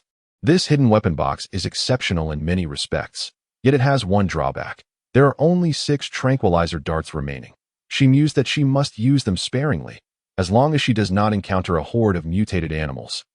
6 darts should suffice. After all, she does not need to kill the mutated beasts. If she finds herself overwhelmed, she can always summon Yuan for assistance. After all, this is her responsibility. Addressing Chu Ci's concerns, Yuan confidently patted her chest and assured her, "Don't worry, sister. I have already cleared this area. There will be no more mutated beast hordes." Chu Ci thought to herself, She is so reassured that her heart has practically found refuge in a dog's belly. Feeling too fatigued to retort, after watching Yiman depart, she hastily began the monumental task of examining the yam beans. Such a thick patch indeed presents a sweet dilemma. Before commencing her work, she remembered to lower the volume on her wristwatch, ensuring that the sound would not carry too far and attract unwanted attention. With that settled, she could devote herself entirely to her task. Chu Si cupped a yam bean in her hands. It felt heavy, weighing about 2 pounds. The skin was remarkably coarse, displaying a deep brown hue with some lumpy areas. However, it was not unattractive. Overall, it resembled an oversized yam bean without any grotesque features. A swift slice with her knife released its juices, and as she wiped the blade across the testing table, a beep sounded. High radiation mutation, not recommended for consumption. Sighing, she tossed it aside and proceeded to the next one. Beep, high radiation mutation, not recommended for consumption. Her pace quickened. After all, the convoy needed to return in a timely manner, and she could not afford to delay the team too long. Given the current queue, she would be hard-pressed to squeeze onto the bus tomorrow. After testing around 20 yam beans, she finally discovered one that was moderately mutated and edible. Goodness, this one weighed at least 3 pounds, a genuine starchy staple. The leafy greens she had previously harvested were no match for this. Carefully, she placed this treasure into her large bag. With such a successful find, Chu Si felt invigorated, and soon the beeping sounds filled the air again. After another 20 minutes, she had accumulated 4 yam beans. Beep, moderate radiation mutation, suitable for limited consumption. Looking at the plump fruit in her hands, Chu Si felt elated. Although the edible rate of this batch of yam beans was low compared to the spikes, the quality was remarkably high. Just 1 yam bean could replace how many spikes? With this single find, she could fill her belly. Of course, she whimsically thought that given her family's current conditions, they could only use this for homemade nutritional paste. But that did not matter. She was simply delighted. As Chu Si continued her work, she unconsciously began to hum a tune. Today is a splendid day. Hey hey, 1 2 yo hey. Just as she was engrossed in testing the yam beans, a sudden rustling noise caught her attention. She had not forgotten the fresh bite marks on the yam bean. This not only served as evidence of a price reduction but was also something she genuinely cared about. Continuing her task, she did not dare to glance around. Fortunately, the mutated beast did not launch an immediate attack. Perhaps it was either not strong enough or had been intimidated by the previous guard team. The sound seemed to emanate from Chu Si's left front, and she managed to suppress her anxiousness as she turned to pick up another yam bean. Her movements expanded slightly. Seizing the opportunity, she quickly scanned her surroundings, but found nothing. Chu Si's heart raced. After all, this was her first imminent confrontation with a mutated beast, and this particular one was adept at hiding. Another rustling sound emanated, prompting her to act decisively. Raising her wrist, she aimed in the direction of the noise and called out 3 times, "Fire!" Luckily, the hidden weapon box could be voice-activated, a perfect fit for someone like Chu Si, who was inexperienced with weapons. Whoosh, whoosh, 3 tranquilizer darts shot out from the hidden weapon box with great force, but unfortunately, they did not hit the mutated beast. However, they succeeded in startling out a rather plump green rat. To be honest, even with ample mental preparation, Chu Si was taken aback. She never expected a mutated beast to be green. Yet, this was simply her naivety. While mutated rats are tricky for ordinary people, they are among the lowest tier of mutated beasts. To enhance its chances of survival, it had evolved a green coat to evade predators, which was quite normal. Of course, not all mutated rats evolve in the same manner. Each adopts a unique adaptation for survival. This particular mutated rat was exceedingly cautious. Many of its companions had been slain by humans like Chu Si, and it sought vengeance. Observing Chu Si alone for an extended period, it could no longer resist the urge to strike. However, this mutated rat was terrified of weapons that possessed lethal power. Yet, Chu Si appeared unarmed, merely sitting there collecting yam beans, most of which she discarded, unlike the humans who had come before her. The mutated rat's keen nose detected no murderous intent from Chu Si, and she had not exhibited any territorial behavior. All signs indicated that she might merely be an ordinary person, albeit one capable of severing its throat with a single swipe. Thus, it felt compelled to test Chu Si's resolve. If she lacked any weaponry, it would surely face a bloody confrontation. However, it was clear that the rat was frightened. Chu Si's weapon, though not as powerful as a gun, still exuded the aura of combat, and it had no desire to engage. Instead, It sought to flee underground, as the mutated rat bared its teeth menacingly at Chu Xiai. It swiftly leaped into the nearby thicket, which was the entrance to its burrow. Chu Xiai did not anticipate this turn of events. Without hesitation, she pursued and fired a dart in the direction of the burrow. Shortly thereafter, a sharp squeak echoed, and Chu Xiai felt a surge of joy. Could it be that she had hit her target? In her moment of triumph, she could not help but grumble internally, isn't this mutated rat just a waste of evolution? After all these years, it hasn't thought to add a few twists and turns at the exit.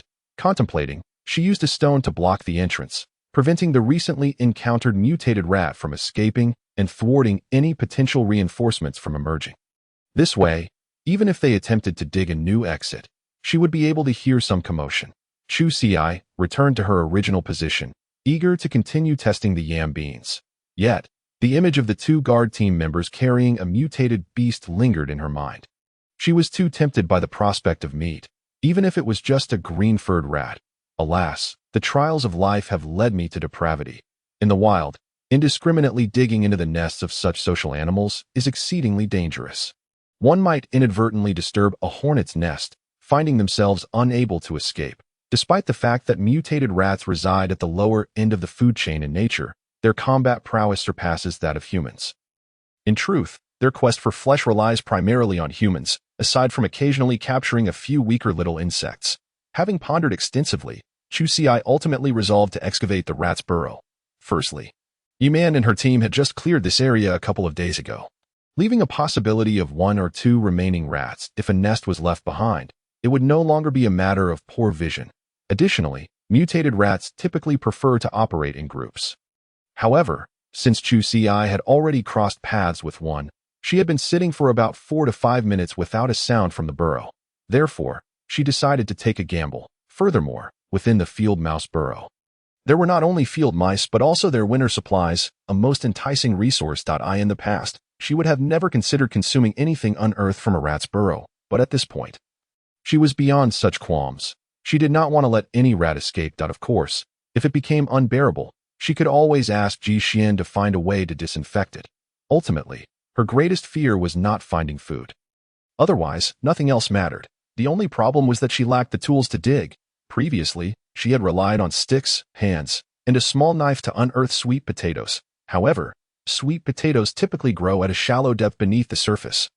In contrast to this subterranean passage, which presents a different situation altogether. It would be unreasonable to expect her to excavate with just her 2 hands. Even if she were willing, time might not be on her side, as the caravan had a strict return schedule, and those unable to make it back on time would have to express their regrets. Nevertheless, she recalled that when they first arrived, a member of the guard had once utilized a shovel to section off the sweet potato field. She wondered if Yemen could lend it. With that thought in mind, she did not delay any further, shouldering her hefty pack as she ventured outside. This marked her first proactive attempt to seek out Yemen since her arrival. Initially, she had been apprehensive that the bulging backpack would attract unwanted attention. However, while making her way out, she encountered Yemen, who was also on her way to observe the commotion.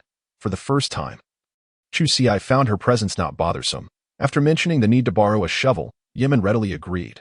After all, the shovel was communal property, accessible to all members of the guard. She didn't even inquire about Chu Xi's specific reasons for borrowing it. Assuming it was merely to excavate some remnants of the yam tubers buried below, Chu Xiai was unaware that she believed all the yam tubers had already been excavated by Yemen. While borrowing the shovel was permissible, Chu Xiai would have to pay 2 yam beans as a rental fee, which amounted to roughly 5 caddies, a rather steep price.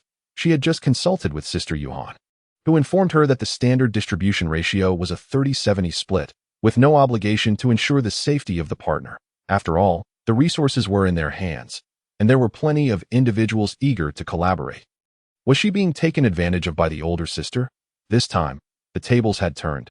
She would take her revenge by borrowing the shovel. A fair exchange, indeed, especially given the bounty Yemen had secured today. 2 yam beans were trivial. Gritting her teeth, Chu Xiai replied, "All right." Although her heart ached at the thought, she had no choice. After all, this was a quintessential seller's market. After calculating the time, she noted there was less than an hour left before their return. Since she had decided to commence excavating the mouse hole, she might as well distribute the yam beans gathered today. The outdoor conditions were limited, and it was impossible to achieve a precise 50-50 split. Thus, they decided to divide according to the overall volume of yam beans. Of course, both sought fairness, and after several exchanges of different-sized fruits, they finally reached a tentative consensus. Chu Ci selected 2 medium-sized beans and handed them to Yemen as payment for the shovel. Even so, Chu Ci still had approximately 15 to 16 caddies left, which was quite satisfactory, as these yam beans were a staple rich in starch. Noticing that Yemen showed no intention of leaving, Chu Ci decided not to wait any longer and began digging in the direction of the mouse hole. Yemen was merely there to observe. Excavating yam roots was no easy task, and the plant had strong allergenic properties. She had endured considerable difficulty to retrieve a single edible segment. However, once cooked, the flavor was delightfully sweet, infinitely superior to the mushy alternatives, making all her efforts worthwhile. No, she mustn't dwell on it. Otherwise, the precious stock she had managed to save would likely be squandered tonight. Yet, the more she observed, the more she felt something was amiss. How could she not recall any yam vines growing in that area? Had she missed an entire plant? But that couldn't be right. Despite the numerous yam beans strewn about, they could only have come from 3 yam plants, each vine as thick as a small arm. There was no way she could have overlooked them. Yemen, unable to contain her curiosity, rushed over to Chu Ci to investigate, only to be met with a startling revelation. Was this a burrow of mutated mice? What a coincidence! Just days prior, during their guard's land-clearing expedition, they had heard that a squad in the northwest corner had annihilated an entire swarm of mutated mice, yet they had searched extensively without locating their burrow. Could it be that the lair of those rodents lay beneath her feet? The shock of her discovery was beyond words, filled with both regret for her missed opportunity to find treasure and envy for Chu Ci's incredible luck. With a bold face, she approached and asked, "Sister, does the bounty inside count towards our 50-50 split?" As she spoke, Yemen adopted what she believed to be her most innocent demeanor, although she knew the likelihood of Chu Ci agreeing was slim. What if she were a face person? But, as expected, there was no such luck. Chu Ci did not even lift her gaze, responding bluntly, "No." With a firm shove, she drove the shovel into the earth, turning over a large clump of soil. Yemen felt disheartened. She yearned to engage in a bit of underhandedness. However, today she was representing the just cause of the guard, and who would dare to cross the line at a sweet potato gathering site? The saying killers are always killed might not hold weight at other times, but here and now, it certainly rang true. With her timid nature, she wished to survive a few more years. Undeterred, Yemen continued to press. "Sister, let's work together. If any mutated mice emerge from this burrow, I'll help you deal with them. How about a 70-30 split, with you taking the larger share?" Chu Ci pondered seriously, but ultimately shook her head in refusal. She had been digging for quite some time now, and with no warrior emerging to oversee the situation, it was likely that the mouse colony had already depleted any valuable mutated mice. Thus, she decisively rejected Yemen's proposition for a forceful partnership. She still had 2 tranquilizer darts left. Surely, it would take time for any mutated mice to emerge from the burrow, and in such a narrow hole. Was she expected to shoot accurately? After witnessing Chu Ci's steadfast refusal, Yemen felt utterly disheartened. Had she only been able to confiscate the rental fee for the shovel, she would have had a valid excuse. But now all avenues were blocked, leaving her feeling frustrated. Just as the two were haggling, Chu Ci soon unearthed the very mutated mouse that had been struck by the tranquilizer dart earlier. It lay there with its tongue hanging out, frozen in a running position. Without a moment's hesitation, Chu Ci unsheathed her dagger and plunged it into the creature with swift precision, the motions crisp and decisive. Striking again and again, the skin of the mutated mouse was surprisingly tough, and it took Chu Ci 5 or 6 stabs before confirming its demise, as her aim was not precise enough to strike the same spot consistently. Consequently, the corpse of the mutated mouse now appeared somewhat grotesque. Yemen stood nearby, astonished, noting that this was not the gentle sister she had envisioned. Was she not a bit too wild? She silently assessed the situation, thinking that someone so ferocious would surely be a loss to the mercenary world. Chu Ci, however, had no time to entertain Yemen's musings. She immediately wiped the blood from her dagger onto the testing platform, only to receive the notification: high radiation mutation detected, consumption not recommended. Sighing in disappointment, Chu Ci had initially hoped to find a hidden gem, but her expectations had been dashed. That it seemed her luck had not proven true this time. Observing Chu Ci's dismay, Yemen attempted to console her. Sister, this is quite normal. Sometimes when we go on missions and eliminate a group of mutated beasts, not a single one is suitable for consumption. Chu Xi understood this well. After all, she had been stimulated by those two individuals carrying mutated beasts earlier that day. She too longed for meat, but if it was not safe to eat, then she could only face reality. She tossed the large green mouse aside and continued digging. After a lengthy period of excavation, having ventured at least 100 meters into the woods, she still found no end to the mouse burrow. If she continued any further, she would soon exceed the protective perimeter established by the guard. Gritting her teeth, she realized it was time to retreat. While food was indeed valuable, it was essential to have the life to enjoy it. Just as she was about to leave the safety zone, she suddenly heard a series of faint squeaking sounds carried by the wind. Chu Xi's body tensed instantly, her senses heightened as she scanned the surroundings. Had she known she could venture this far, she would have accepted Yemen's offer for a partnership. However, Yemen had already gone off to scout other areas, and she had no way to find her now. After standing on guard for a while, the sound faded away again. Not daring to make any hasty retreats, she feared it might trigger an enemy attack signal. Squeak, squeak, this time. Chu Xi clearly recognized that the sound seemed to be emanating from the mouse burrow. Realizing there was noise coming from below, she dared not let her guard down for even a moment. She immediately crouched down, pressing her ear to the ground, carefully discerning for a while. After a significant duration, the squeaking sound returned. However, it was extremely faint, barely audible. Could it be that there was still an injured mutated beast within the burrow? Given the time Chu Xi had spent digging, the mutated mouse had yet to emerge to investigate, indicating it must have sustained serious injuries. Chu Xi decided to take a gamble and attempt to excavate it. What if it turned out to be a delectable piece of meat? Regardless, she still had 2 anesthetic syringes left. And with the addition of this hefty iron shovel, dealing with an injured mutant rat should pose little challenge, right? She motivated herself, brandishing the shovel and commencing her task, although her heart raced with trepidation. After multiple rounds of self-hypnosis, she felt an unwavering confidence in her success. After all, she had just effortlessly chased away a nimble rat. This one should be no different. However, when Chu Xi finally unearthed her find, her eyes widened in disbelief. Before her lay a nest of mutant rat pups, each merely the size of a palm, still hairless and yet to open their eyes. Exposed to the sunlight, they crawled uneasily about. A total of 6 in the nest. Witnessing their pitiful state, eager for nourishment, Chu Xi steeled herself. Should she simply dispatch each with a shovel? Despite their seemingly harmless appearance, they were indeed genuine mutant beasts, destined to become green-haired monstrosities in the future. With this thought, her heart hardened further. Just as she prepared to act decisively, a sudden clarity struck her. With a snap, she captured a few photographs of the 6 little creatures and sent them to Ji Xian. I've discovered a nest of mutant rat pups. How should I proceed? Ji Xian, testing the radiation levels of Yinggu at home, fell silent upon viewing the images projected on his wristwatch. After a moment of contemplation, he responded, First, test the radiation levels of the mutant rat pups. Preserve the ones with medium to low radiation and eliminate those with high radiation. Chu Xi breathed a sigh of relief. Thankfully, she had not made a grave mistake. She carefully pierced the pads of each rat pup with the tip of her knife, collecting toe blood for the radiation contamination test. Since Ji Xian had suggested this, perhaps he intended to raise the mutant beast. If she inflicted too great a wound, it would hinder healing later. After testing all 6, she found 2 with medium radiation and 4 with high radiation. Swiftly, she disposed of the 4 future green-haired beasts and, gathering a few large leaves, gently wrapped the remaining 2. Placing them in her backpack to prevent them from suffocating, she thoughtfully left an opening for air. After reporting the results to Ji Xian, it wasn't long before he sent another message. Find something soft and fluffy to plug their mouths to prevent them from making noise during the return journey. Chu Xi pondered for a moment before responding with an affirmative emoji.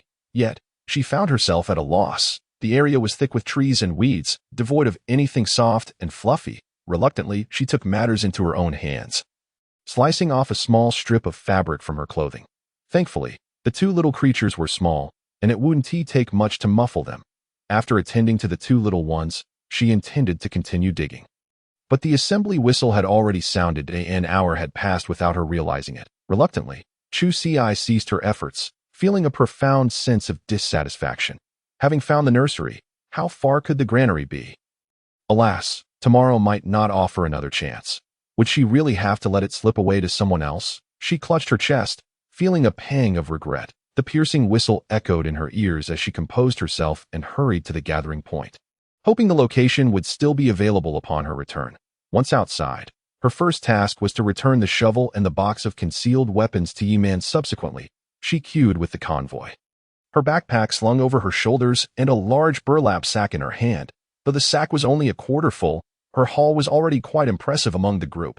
She carefully placed the 2 little rats and the precious sweet potato vine in her front pocket, separated so as not to appear overly bulky. The weighing process was rather rough, and she feared the 2 would meet their end right then and there. Chu Si's harvest for the day was commendable: yam beans, a small sweet potato, and a few sweet potato leaves, totaling around 17 pounds. The person in charge glanced at her badge and said, "The transportation fee is 2 points, plus an extra point for being overweight, totaling 3 points.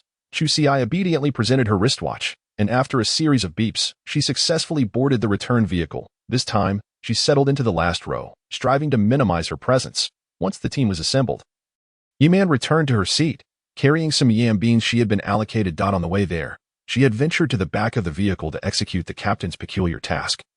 But on the return, there was no need to crowd with so many people. The front seats were much more comfortable compared to the hard ones in the back. Su Chonglin, the driver, noticed her carrying a half-full bag, clearly not containing mere vegetable leaves. Surprised, he inquired, "Xiao Man, didn't Sister Yuhan say you were taken advantage of? You only got a 50-50 share, yet your harvest doesn't seem any less impressive than the others." Upon hearing Su Chonglin's words, the 2 individuals seated in the back peeked over at why Yuhan was aware that Yi-Man had discovered a patch of mutant yam. Thus, upon observing the bag's size, she estimated it must weigh around 20 pounds. The others became agitated. 20 pounds of edible food, even after the split, meant that the site Yi-Man found yielded 40 pounds of net produce today. Heavens, what a fortuitous place this is. Hearing their exclamations, Yi-Man felt a bit embarrassed and scratched her head. "That I did have some luck, but a part of it is due to the efforts of my sister. I snuck back a few times to check. She truly didn't hoard anything." While some may grumble about the 3-7 split of the escort team being too harsh, they might hide a portion of their harvest in a concealed spot, retrieving it later. However, hoarding is a grave sin within the escort team. Yet where there are benefits, there are risks, and they can only deal with issues as they arise. Changing partners is needed. The yam beans in her bag were mostly from the split, but 2 of them were her commission for borrowing the shovel, and she had also discovered a mutant rat burrow. Unfortunately, she only managed to unearth a single injured mutant rat, which was inedible, rendering her efforts ultimately fruitless. Upon hearing this, Su Chonglin became increasingly agitated. He and Wang Yu had been the ones who exterminated the mutant rat horde a few days prior. That day had been nothing short of disastrous for them. They had sustained injuries, expended considerable resources, and none of the mutant rats they had slain were fit for consumption. The most unfortunate aspect was that they had scoured their designated area but failed to locate the rat nest, only to discover it now in Yi-Man's possession. Su Chonglin's mind echoed with a single thought: how unfair the heavens are. Suddenly, he snapped back to attention. "Xiao Man, didn't you just mention that you found nothing useful in the mutant rat burrow today? Does that mean the mutant rats still have their winter provisions stored inside?" Excitement surged through him at this realization, and he quickly conferred with Yi-Man. "Xiao Man, since you've been in the team, I've looked after you quite a bit, right? I have a relative coming tomorrow. Could we collaborate? We could settle for a 3-7 split. What do you think?" Yi-Man pursed her lips at his words. "Looked after me. You were the one who opposed my joining the team the most when I first arrived. You worried I'd hold you back, while the captain insisted on keeping me. Thus, the team members would occasionally play tricks on her for a week. In the second week, they each received an anesthetic syringe as a reward, and that was when the team atmosphere shifted to one of harmony." Yet Su Chonglin's request was not unreasonable. After all, there was still a shared history. If she were to exclude him, it could undermine team unity. Moreover, a 3-7 split was more reliable than the Sister S offer. Hence, after a brief moment of contemplation, Yi-Man readily agreed to Su Chonglin's request. Meanwhile, sitting in the back of the same vehicle, Chu Si remained oblivious to the fact that the mutant rat burrow had been preemptively claimed. At that moment, she occupied a corner seat, resting her eyes, her hands loosely resting at her sides. This was precisely where the 2 mutant rat pups nestled.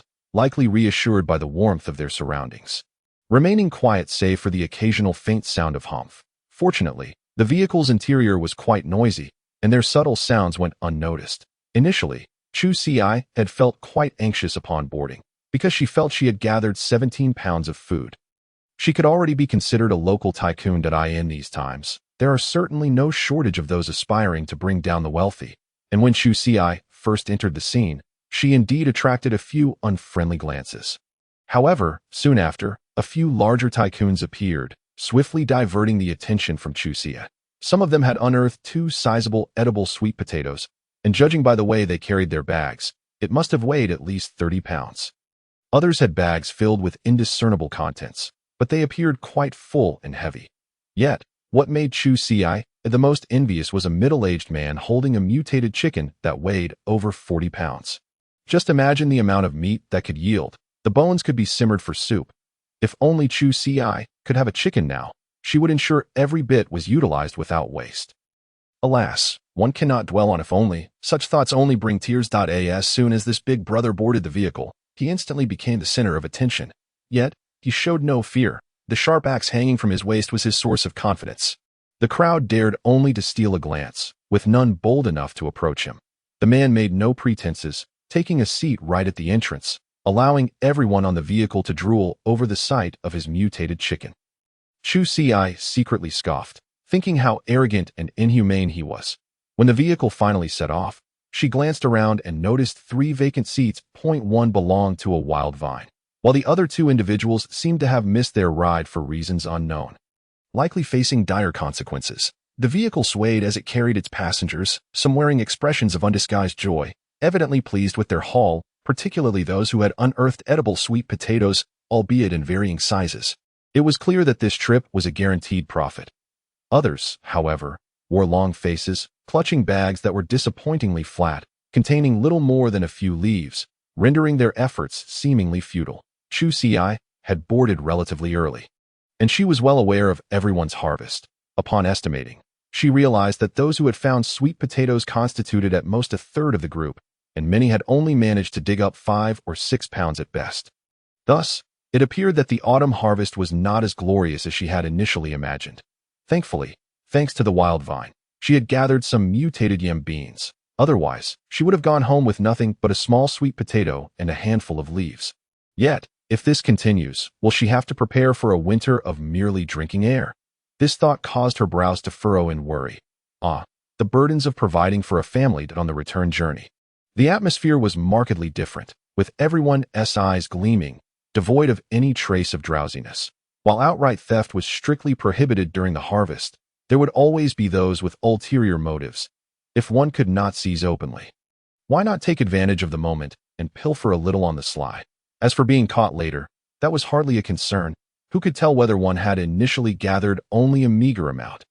Who could ascertain if someone had harbored dishonest intentions? In short, unless one was caught red-handed, the chances of recovery were slim. Of course, nothing is absolute. For instance, if one's connections were strong enough to have the ticket inspector cross-check the data of those who had not boarded, a thief could potentially be identified. In principle, Chu Si was relatively safe on this vehicle.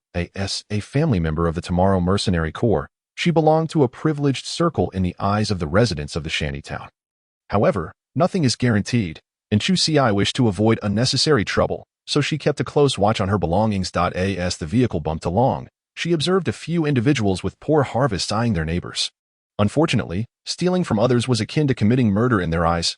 Everyone remained vigilant, leaving no opportunity for theft. Chu Si watched the unfolding drama, and by the time they entered the shantytown, no one had managed to pilfer anything. She could not help but wonder if thieves were destined to be out of work here. Upon returning home, Ji Xian was seated in his wheelchair, mixing soil. He had gone to Old Lee's that day to purchase a bottle of specialized soil disinfectant. The soil brought from outside had to be disinfected and sterilized before he was watering the seeds of dogtail grass. He noticed some had already begun to germinate, since the disinfectant-treated soil needed to be sealed for a few days before use. Time was of the essence. This was primarily due to their lack of experience in planting. Had they prepared a few days in advance, they wouldn't be in such a frantic state now. Meanwhile, Chu Si, the carefree manager, barged in while Ji Xian was recording data, proudly displaying her harvest. The rarity of mutant beast cubs meeting radiation standards was something Ji Xian had experienced during his time with the mercenary team. And mutant rat cubs were particularly favored by mercenaries. The reason was simple. They were easy to sell and fetched a good price, as they were the raw material used by large organizations to cultivate tool rats. It would not be an exaggeration to say that the value of these two little rats was equivalent to at least 200 pounds of food. Hearing this, Chu Xiai was filled with excitement, her eyes sparkling with fervor, ready to dazzle everyone. However, as she began rummaging through her backpack, the light began to dim. She reached in, finding nothing, then tried again, still empty-handed. Finally, in disbelief, she opened the backpack lid. Empty. Wonderful. The sweet potato leaves had vanished without a trace. And Ji Xian watched as her initial excitement gradually crumbled away. That he nodded knowingly and asked, "Did you lose something?" Chu Xiai shamefully nodded. How could she still dare to mock the thieves for potentially losing their jobs? It was clear that as long as foolish individuals like her existed, thieves would never be unemployed. In that moment, she felt as if struck by lightning, as if the sky had fallen upon her. Fortunately, her other belongings were intact, especially the most precious items, which she had carefully concealed on her person.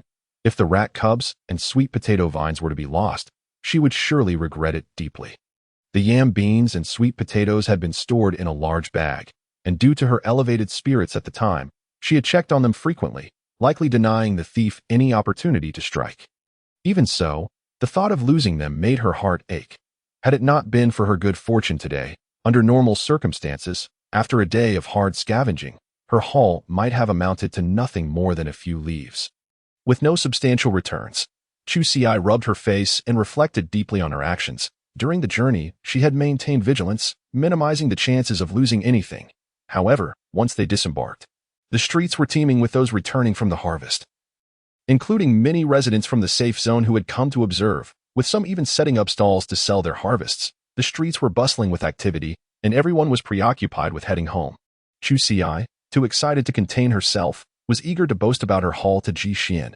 Coupled with her large backpack slung carelessly over her shoulder, she appeared utterly defenseless. If not her, then who else would be targeted? In gaming terms, her behavior was akin to offering oneself as a sacrifice. Ji Xian consoled her, saying, "Every loss is a lesson learned. Losing 2 leaves is far better than losing everything else." Chu Xiai, although sensing something amiss, felt somewhat reassured as she watched Ji Xian handle the 2 little rats. He gently stretched their limbs and patted their bellies, noting that both little creatures were quite robust. As she gazed at the 2 golden eggs, her earlier discontent swiftly dissipated, and she excitedly remarked to Ji Xian, "Shall we go to Old Lee's tomorrow and trade them for food? My goodness. Having 200 pounds of food would be such a comfort." Ji Xian, however, shook his head slightly, prompting Chu Xiai to wonder if they would need to raise them until weaning. Nonetheless, since they weren't currently short on food, this investment seemed feasible, but Ji Xian clarified, "No, we won't sell them to Old Lee this time, and we needn't wait until tomorrow. Let's have him come over today to take them. Although mutant beasts are hardy, we lack knowledge in raising the cubs. The longer these little ones stay with us, the greater the risk we assume." With that, he proceeded to take several photos of the 2 mutant rat cubs from various angles and sent them to Fu Bowen. When Chu Xiai saw that the recipient's name was Fu Bowen, she paused momentarily. Had this fellow expanded his business ventures? Ji Xian explained to her, "Did I not just mention that various major organizations have long-term tasks for acquiring mutated mouse seedlings? As one of the leading mercenary groups, the Tomorrow Mercenary Corps naturally won't fall behind in this regard. These 2 mutated mouse cubs, once passed to the mercenary group through Fu Bowen, will not only fetch a higher price than what Old Lee offers, but Fu Bowen will also earn certain mercenary points as a reward, which will prove invaluable to him in the future." Chu Xiai understood. It was a case of killing 2 birds with 1 stone. As for the purpose of mercenary points, she was unaware of the specifics, but one thing was clear. When Ji Xian was still at the sanatorium, his daily expenses were covered by these very points. From this perspective, mercenary points were indeed of great significance. Just a short while after Ji Xian sent the information, Fu Bowen's video call came through immediately. However, judging by his surroundings, he seemed to be hiding in a restroom, lacking any sense of discretion, nearly exposing someone else's privacy. Fortunately, he noticed Chu Xiai on the screen in time, and quickly adjusted the angle of the video. Before long, only his face filled the frame.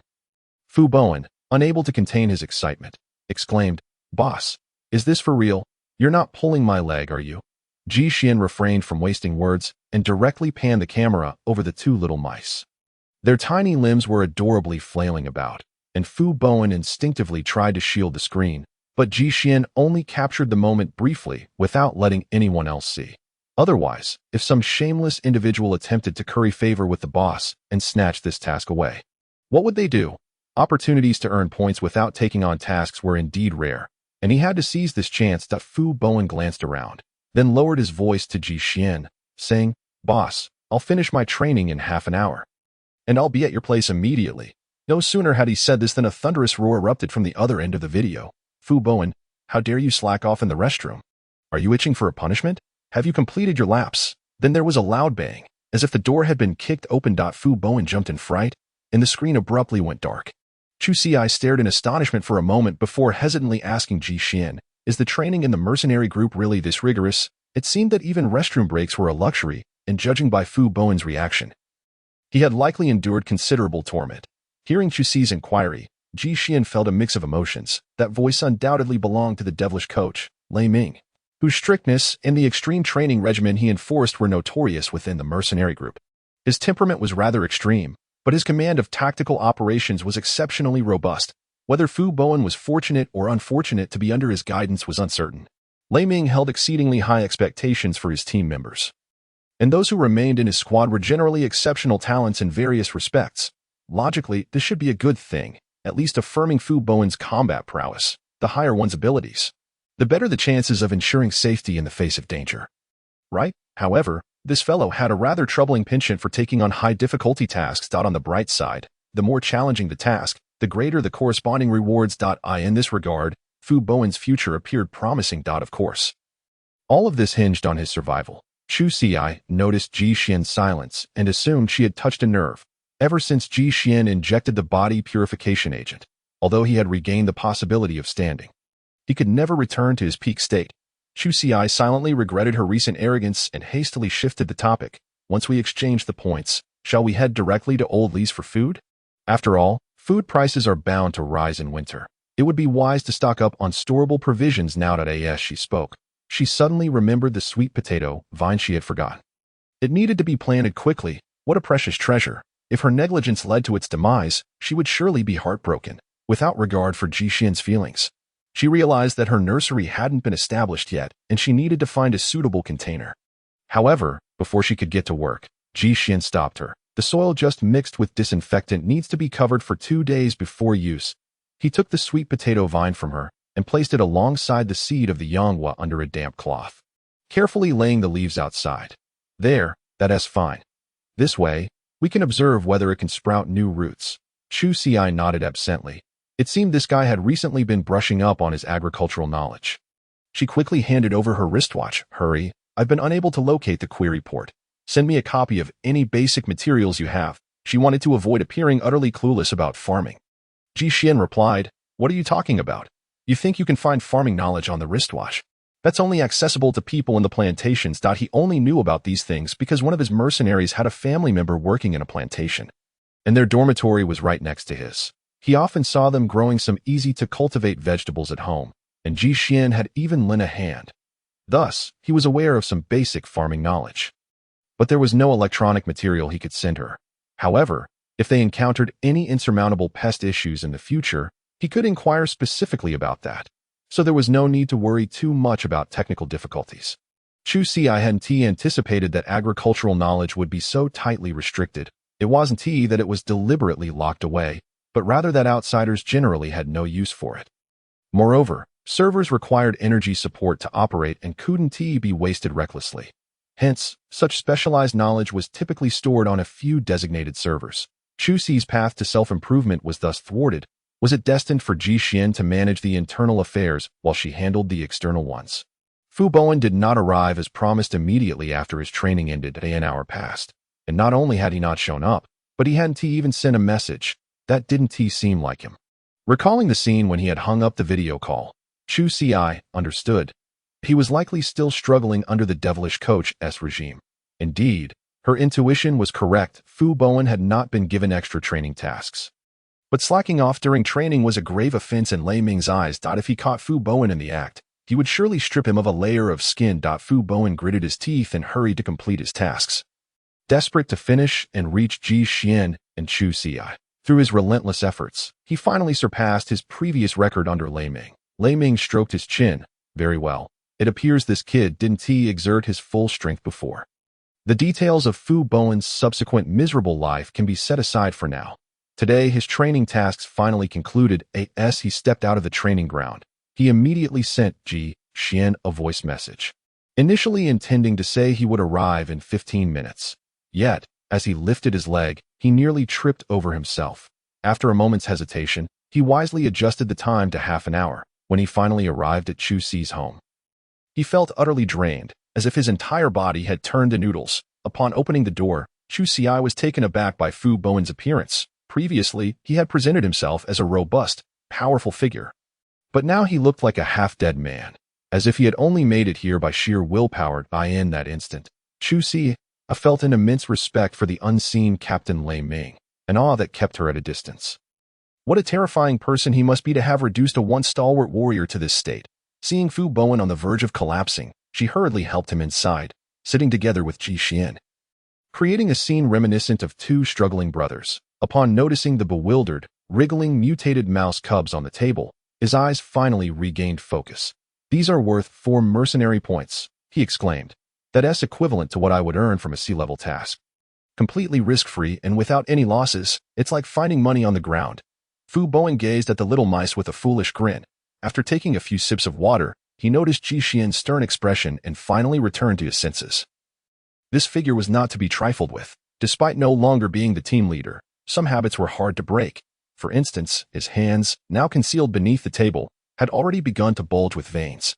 After following Ji Xian for so many years, how could he possibly be unaware that this was a sign of impending violence? Fu Bowen shuddered slightly, his mind swiftly clearing as he recalled his performance since entering the room. The relaxed demeanor he had just adopted seemed to tighten once more. He immediately adjusted his attitude, drawing the 2 mutated rat pups closer to himself, and formally inquired of Ji Xian, "Boss, I will head back to redeem these now. Do you wish to exchange the points directly with Oldley for supplies? If so, I can bring them over to you during my next day off, sparing you both the trip." Ji Xian exhaled a breath of frustration, finally suppressing the fire within him. He was no longer the captain and needed to treat Fu Bowen with the leniency he would afford to Chu Xi. Yet, leniency was hardly the word. It was better to send him away quickly to avoid the risk of his temper flaring and imposing additional training tasks upon him. In that case, the young man might find it impossible to return to the mercenary dormitory today. "No need, just transfer the points directly to me. I wish to procure a more suitable weapon for Chu Xi in due time." Upon hearing this, Bowen hesitated momentarily, then nodded in understanding. Last time, during the sale of energy stones, Xiangu had intended to acquire a weapon for Chu Xi. However, the unexpected encounter with a rare body purifier had postponed that plan. With cash now in hand, the matter was naturally back on the table. "Do you have any preferred weapon in mind? I've noticed several weapons for sale in the team recently. If the price is right, I'll keep an eye out." Ji Xian contemplated, realizing that cold weapons were clearly unsuitable for Chu Xi due to her frail constitution, which rendered her incapable of delivering significant damage. Ultimately, he decided on a firearm, as it would serve as a deterrent against both humans and mutated beasts alike.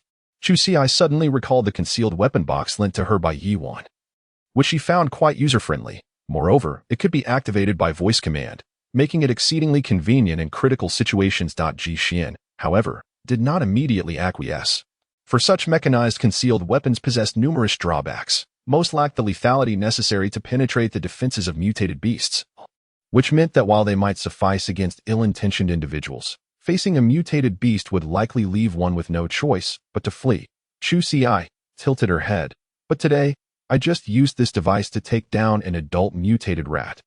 And the anesthetic dart has a considerable range. 50 meters is more than adequate, and at worst, it's effective up to 80 meters." Ji Xian raised an eyebrow. It did indeed sound promising.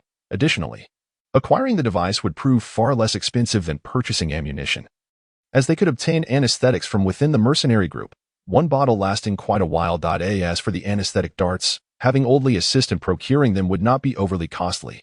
Thus, it appeared to be a far more economical choice than buying a firearm. However, all of this hinged on their ability to reconnect with the individual who had lent her the weapon box today. Otherwise, it would all be in vain. Chu Xi pondered, recalling that her name was Yuan, and she seemed quite young, perhaps only in her early teens. There likely weren't many formal mercenaries of her age in the group. Ji Xian considered this, admitting he did not know her, surmising she must have joined after his retirement at that moment. Fu Bowen, who had been quietly sitting nearby like a puppet, raised his hand. Boss, I know her. She's a member of the team I just joined. Chu Xi arched an eyebrow. Is this a case of the flood washing away the Dragon King's temple?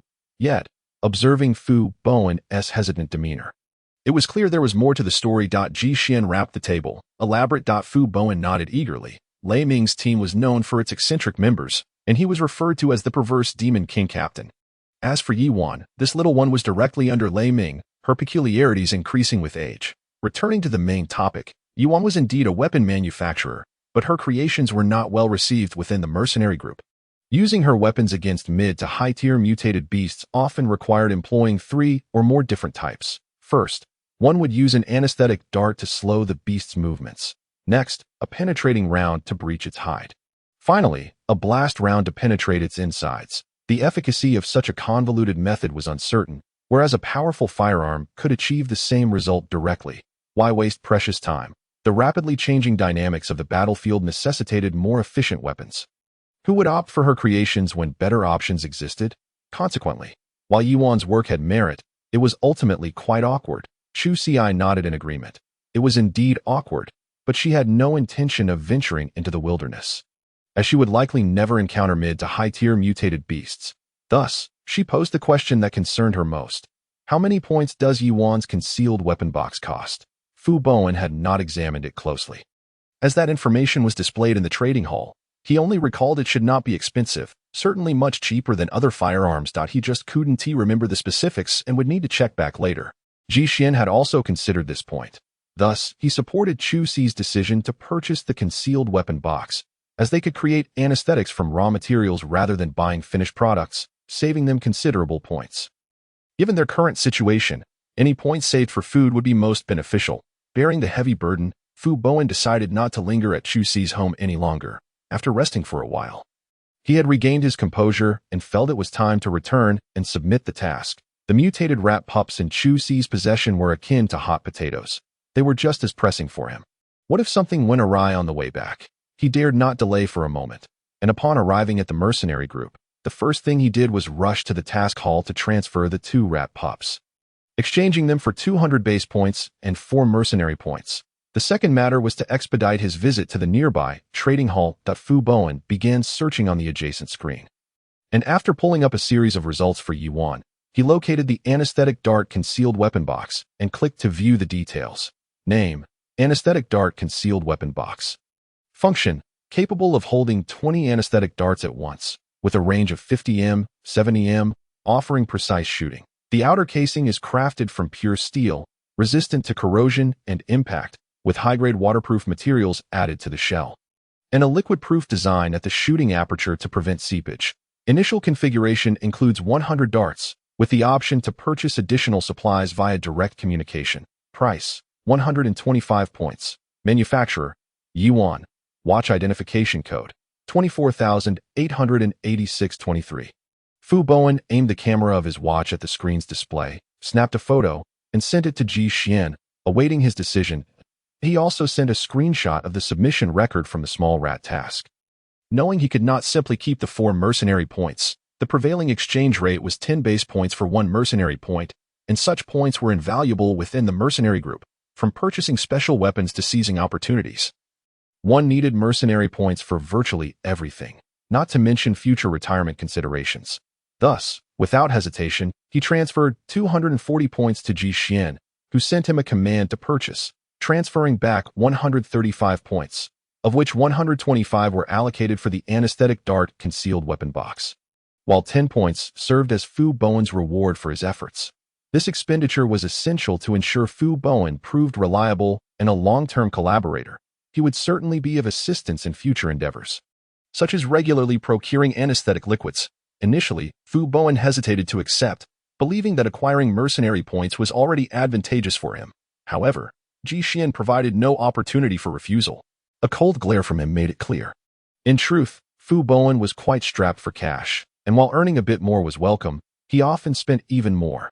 Thus, a profit of 10 points left him feeling quite content. After receiving the transfer, he promptly placed an order. Since the two were in the same team, the receipt of the goods would be convenient. Yuan planned to head to the sweet potato collection area for a mission the following day and arranged to meet Fu Bowen for the exchange at the training ground that evening. Upon arriving at the training ground, his legs felt weak, but upon closer inspection, he was relieved to find that Captain Lei Ming had already departed, allowing him a bit more strength. When he finally met Yuan, he still had the energy to negotiate. After all, everyone is on the same team now, and in the future, they will share a bond of mutual trust. However, Fu Bowen simply lacks the knack for negotiation. With such a promising hand, he has managed to squander it completely. Out of a potential 125 points, he ended up with a mere 5, and was even looked down upon by Yuan for quite some time. A grown man, being so miserly. Fortunately, the concealed weapon box was successfully acquired, and the very next morning, he promptly delivered it to Chu Xing. Of course, he did not keep those 5 points for himself. Striving to restore his image as honest and reliable in front of Xiangu, unfortunately, Chu Xi was not home. Otherwise, it would have been the perfect opportunity to see if any adjustments were necessary. Chu Xi was quite busy, having rushed back to queue immediately after finishing dinner the previous night. A cursory glance at the number of people ahead revealed that she would not be able to queue until the day after tomorrow. Regrettably, the base strictly prohibited occupying spots in line. Otherwise, she could have sent Ji Xian to queue for her while she gathered supplies outside. Alas, it was evident that the base was designed to prevent individuals like her from exploiting such loopholes. Feeling disheartened, Fu Bowen exited Chu Xi's residence. Still reeling from the scene he had just witnessed, Ji Xian had been preparing breakfast, surrounded by what seemed like a sea of yam beans. An exaggeration, perhaps, but there were about 10 of them. Such a bounty of staple food was far beyond his own modest provisions, which had dwindled to merely 2 or 3 nutrient supplies just a couple of days ago. He never imagined that they would so quickly rise from the depths of poverty. Moreover, the 2 mutated mice from yesterday were undoubtedly the fruits of Chu Xi's labor throughout the day. It was simply more gratifying than his mercenary work, bringing him immense joy. Fu Bowen couldn't help but marvel at her extraordinary fortune. Her luck was truly unmatched. With the previously acquired energy stones, the low-radiation mutated food, and the various items she had now collected, Fu Bowen's mind was consumed by a singular thought. It seemed that Ji Xian's future was finally secure. After Fu Bowen departed, Ji Xian glanced at the yam beans carelessly scattered around, slightly furrowing his brow. These beans were initially stored in a bag, but last night, fearing they might spoil if left covered, Ji Xian had poured them out. However, this was indeed a shanty area that if Bowen were to be seen by others with so much food at home, they would no longer enjoy any peace. Clearly, they needed to carve out a small storage space in the house. After a moment's thought, he sent a message to Fu Bowen, requesting him to bring back some bamboo poles during his next leave. Just as he sent the message, a notification sounded from outside the door. He opened the door to find Fu Bowen, still lingering at the entrance, checking the information on his wristwatch. Upon seeing Ji Xian emerge, his face flushed crimson. Ji Xian raised an eyebrow suspiciously. This guy couldn't he possibly be coveting their breakfast? Could he? Yet, there was little to covet, as Ji Xian had only prepared enough for 2, and neither of them had any strenuous tasks today. Thus, the breakfast portion was quite meager, merely enough to stave off hunger without upsetting their stomachs. However, since Bowen had not left yet, Ji Xian decided to discuss the bamboo poles with him, gesturing for him to come inside. After all, the yam beans were still sprawled out on the floor. Fu Bowen understood the captain's concerns and did not dare to delay, quickly shutting the door behind him. He took a seat on the wooden stool, sitting up straight like a diligent student. Ji Xian did not want to prolong matters unnecessarily. The mercenary group was tightly regulated, and he had no intention of wasting Fu Bowen's time. After a moment's contemplation, Ji Xian picked up a medium-sized yam bean from the ground and directly asked, "When you next take leave, can I trade this yam bean for 2 adult mutated purple bamboo poles?"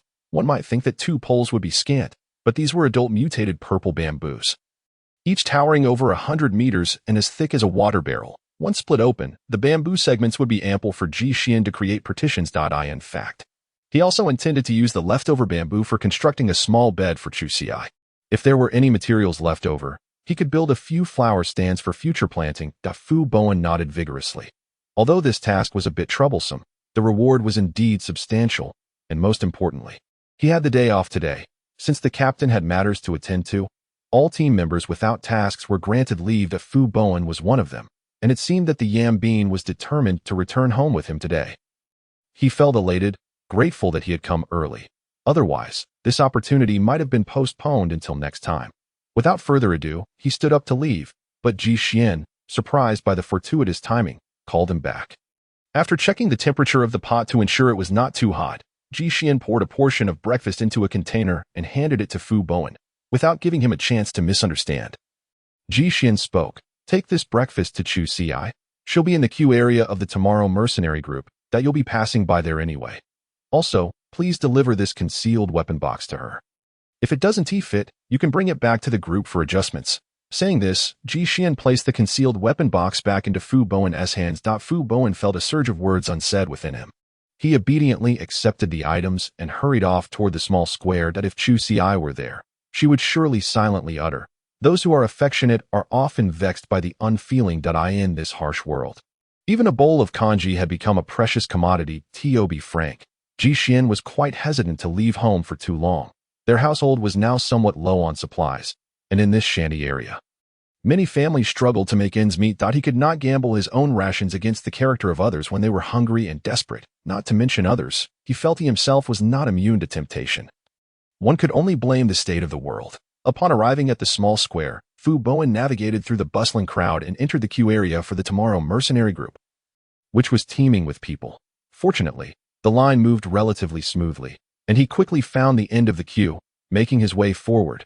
Indeed, before long, he spotted Chu Ci, who was sitting cross-legged on the ground. Meditating. He gently nudged her. Startled, she nearly toppled over. Fu Bowen was taken aback, ensuring he had not used too much force.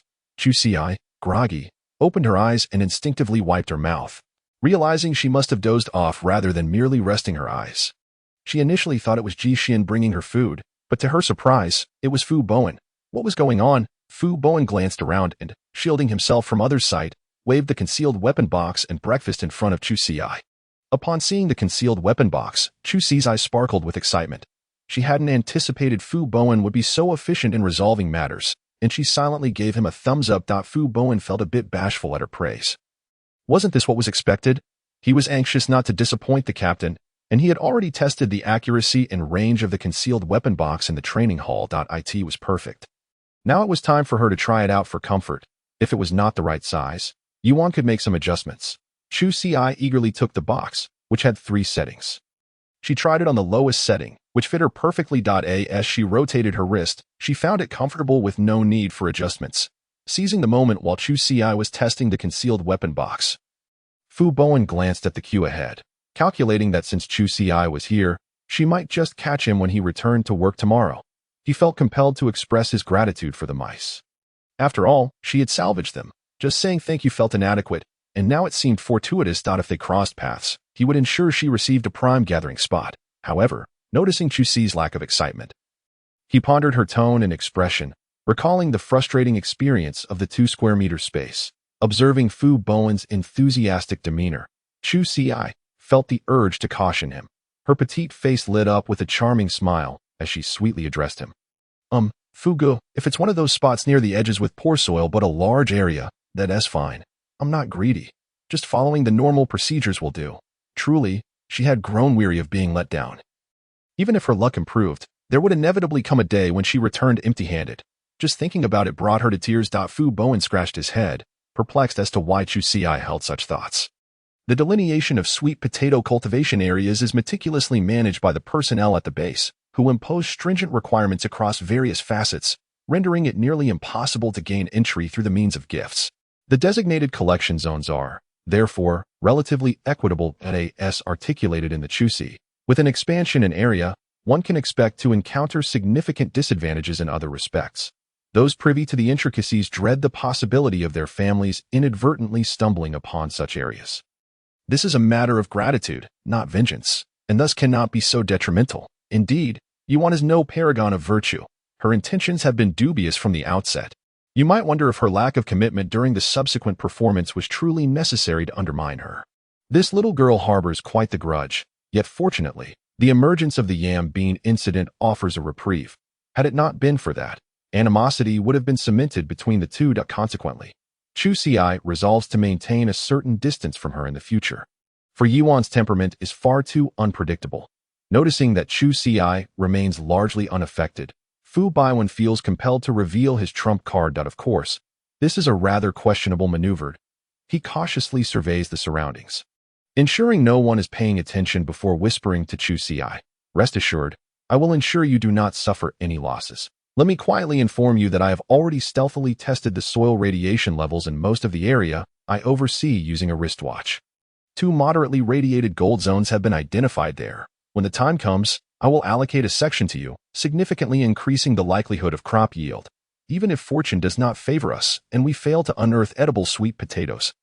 Carrying some soil back would guarantee that we do not incur losses." This revelation, Chu Xi's eyes gleam with excitement. This is precisely the proactive approach one ought to take. Reasoned deductions are indeed the bedrock of reliability. Moreover, how could she, Chu Xi, possibly be unfortunate? At worst, her luck is merely a shade darker than favorable. Just as when she endeavored to excavate the lair of the mutated rat, initially aiming for the winter stores within, only to unearth 2 baby rats instead, it was still a profitable venture, was it not? As she reflects, she recalls that the entrance to the mutated rat's den lies beyond the protective perimeter of the guard team.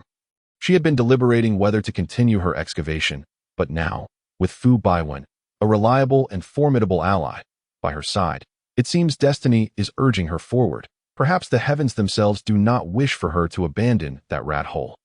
Upon hearing that Chu Xi intends to collaborate with him to explore the mutated rat's lair, Fu Baiwen is initially quite thrilled.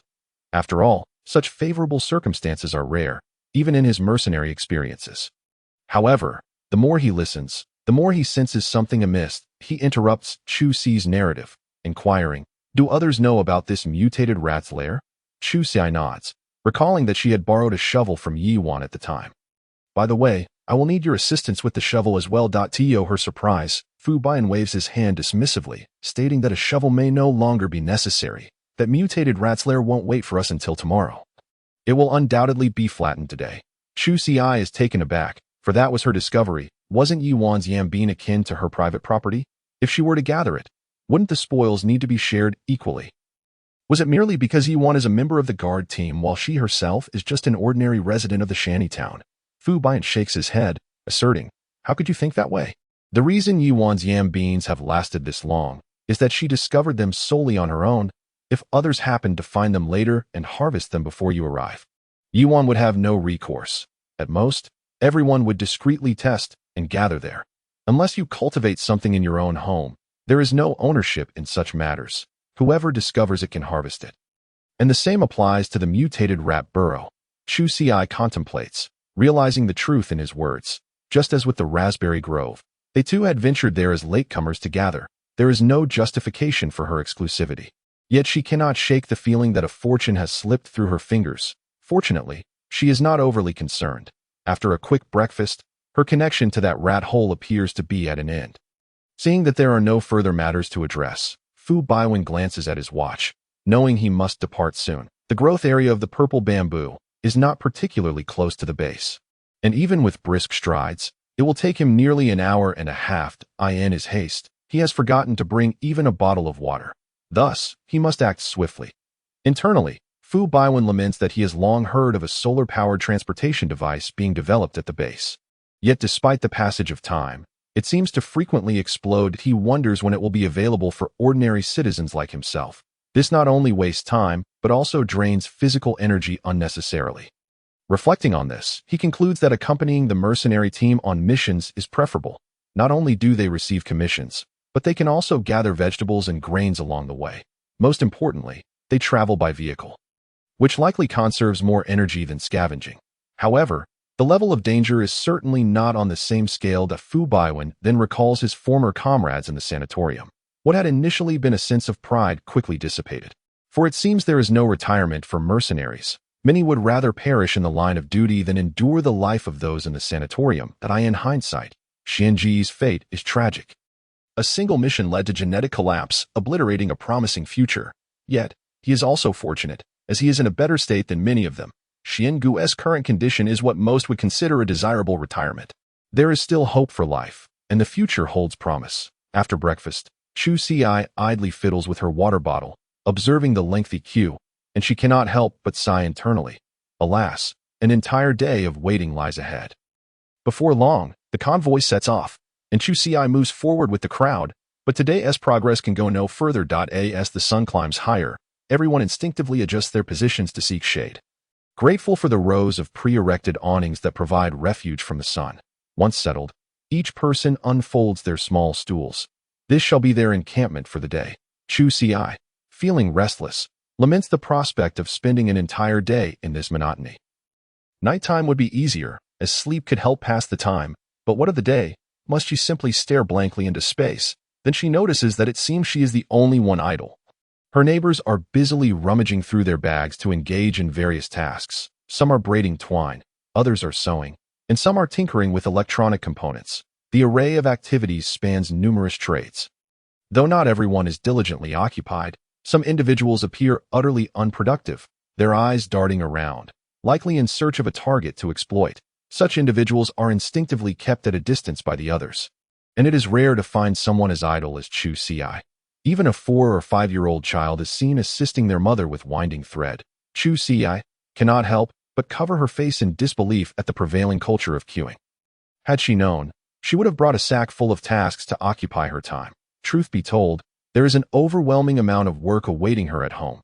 Wasting a day feels like a significant loss, particularly regarding that mattress woven from dogtail grass, of which she has barely completed half that as for the red leaf vines. She has only made a small dent, remaining woefully far from being able to weave fabric. After some contemplation, Chu Si decides to seize the moment while the sun is still mild. She hastily requests Ji Xian to bring her a bundle of red leaf vines, as they are manageable to carry but labor-intensive to process, making them ideal for passing the time. Upon receiving the message, Ji Xian looks down at the few yam beans scattered on the ground and carefully hides them beneath his beak. It appears he must venture out today regardless. And he has brought only 2 thick vines with him. The task of separating these wrist-thick vines into fine strands is already a considerable undertaking. Before leaving, he also fills a bottle with water for Chu Si. As for Chu Si's concerns regarding her meals, there is no need for worry. Before her departure, she specifically brought along a half portion of nutritional supplement, initially intending to endure a bit of hunger for breakfast. However, Fu Bian unexpectedly delivered a rather insipid breakfast to her. For lunch and dinner today, she could simply rely on that half portion of nutritional supplement, saving the remaining full portion for tomorrow when she goes scavenging for food. Once everything was tidied up, he locked the door securely and set off. Chu Si's home was not far from the small square, and Ji Xian managed to push his wheelchair there in just over 10 minutes. Upon finding Chu Si, he unloaded the cloth bag that had been resting on his legs and recounted the transaction he had with Fu Bian. Naturally, Chu Si was exceedingly pleased. Her small bed was finally taking shape into a bamboo frame. A culmination of her long-standing plan to create a proper bed for herself. It would be disingenuous to claim she was not excited, as she had long wished to establish her own sleeping space. Yet, she felt a tinge of regret about the materials used to create a separate storage room, perceiving it as somewhat wasteful. Not only did it squander materials, but it also consumed precious space. Considering their modest abode was merely around 20 square meters, previously, she had contemplated crafting a small partition for herself, and now it would be more prudent to expand the storage area, creating a dual-purpose bedroom and storage space. After all, if the bed were elevated, the space beneath could serve as additional storage. Upon hearing Chu Si's suggestion, Ji Xian pondered for a moment, realizing they had overlooked an important consideration, since Chu Si intended to develop her agricultural endeavors. The limited space at home must prioritize the needs of the plants, ensuring ample light was reserved for them. This revelation implied that not only was planning a separate room impractical, but their current area might also prove insufficient. Thus, it would be wise to incorporate the vacant space in front of the house, establishing 2 entrances. The partition created between the first and second doors could be utilized for storing miscellaneous items. And with 2 doors separating it, their agricultural activities at home would remain discreet.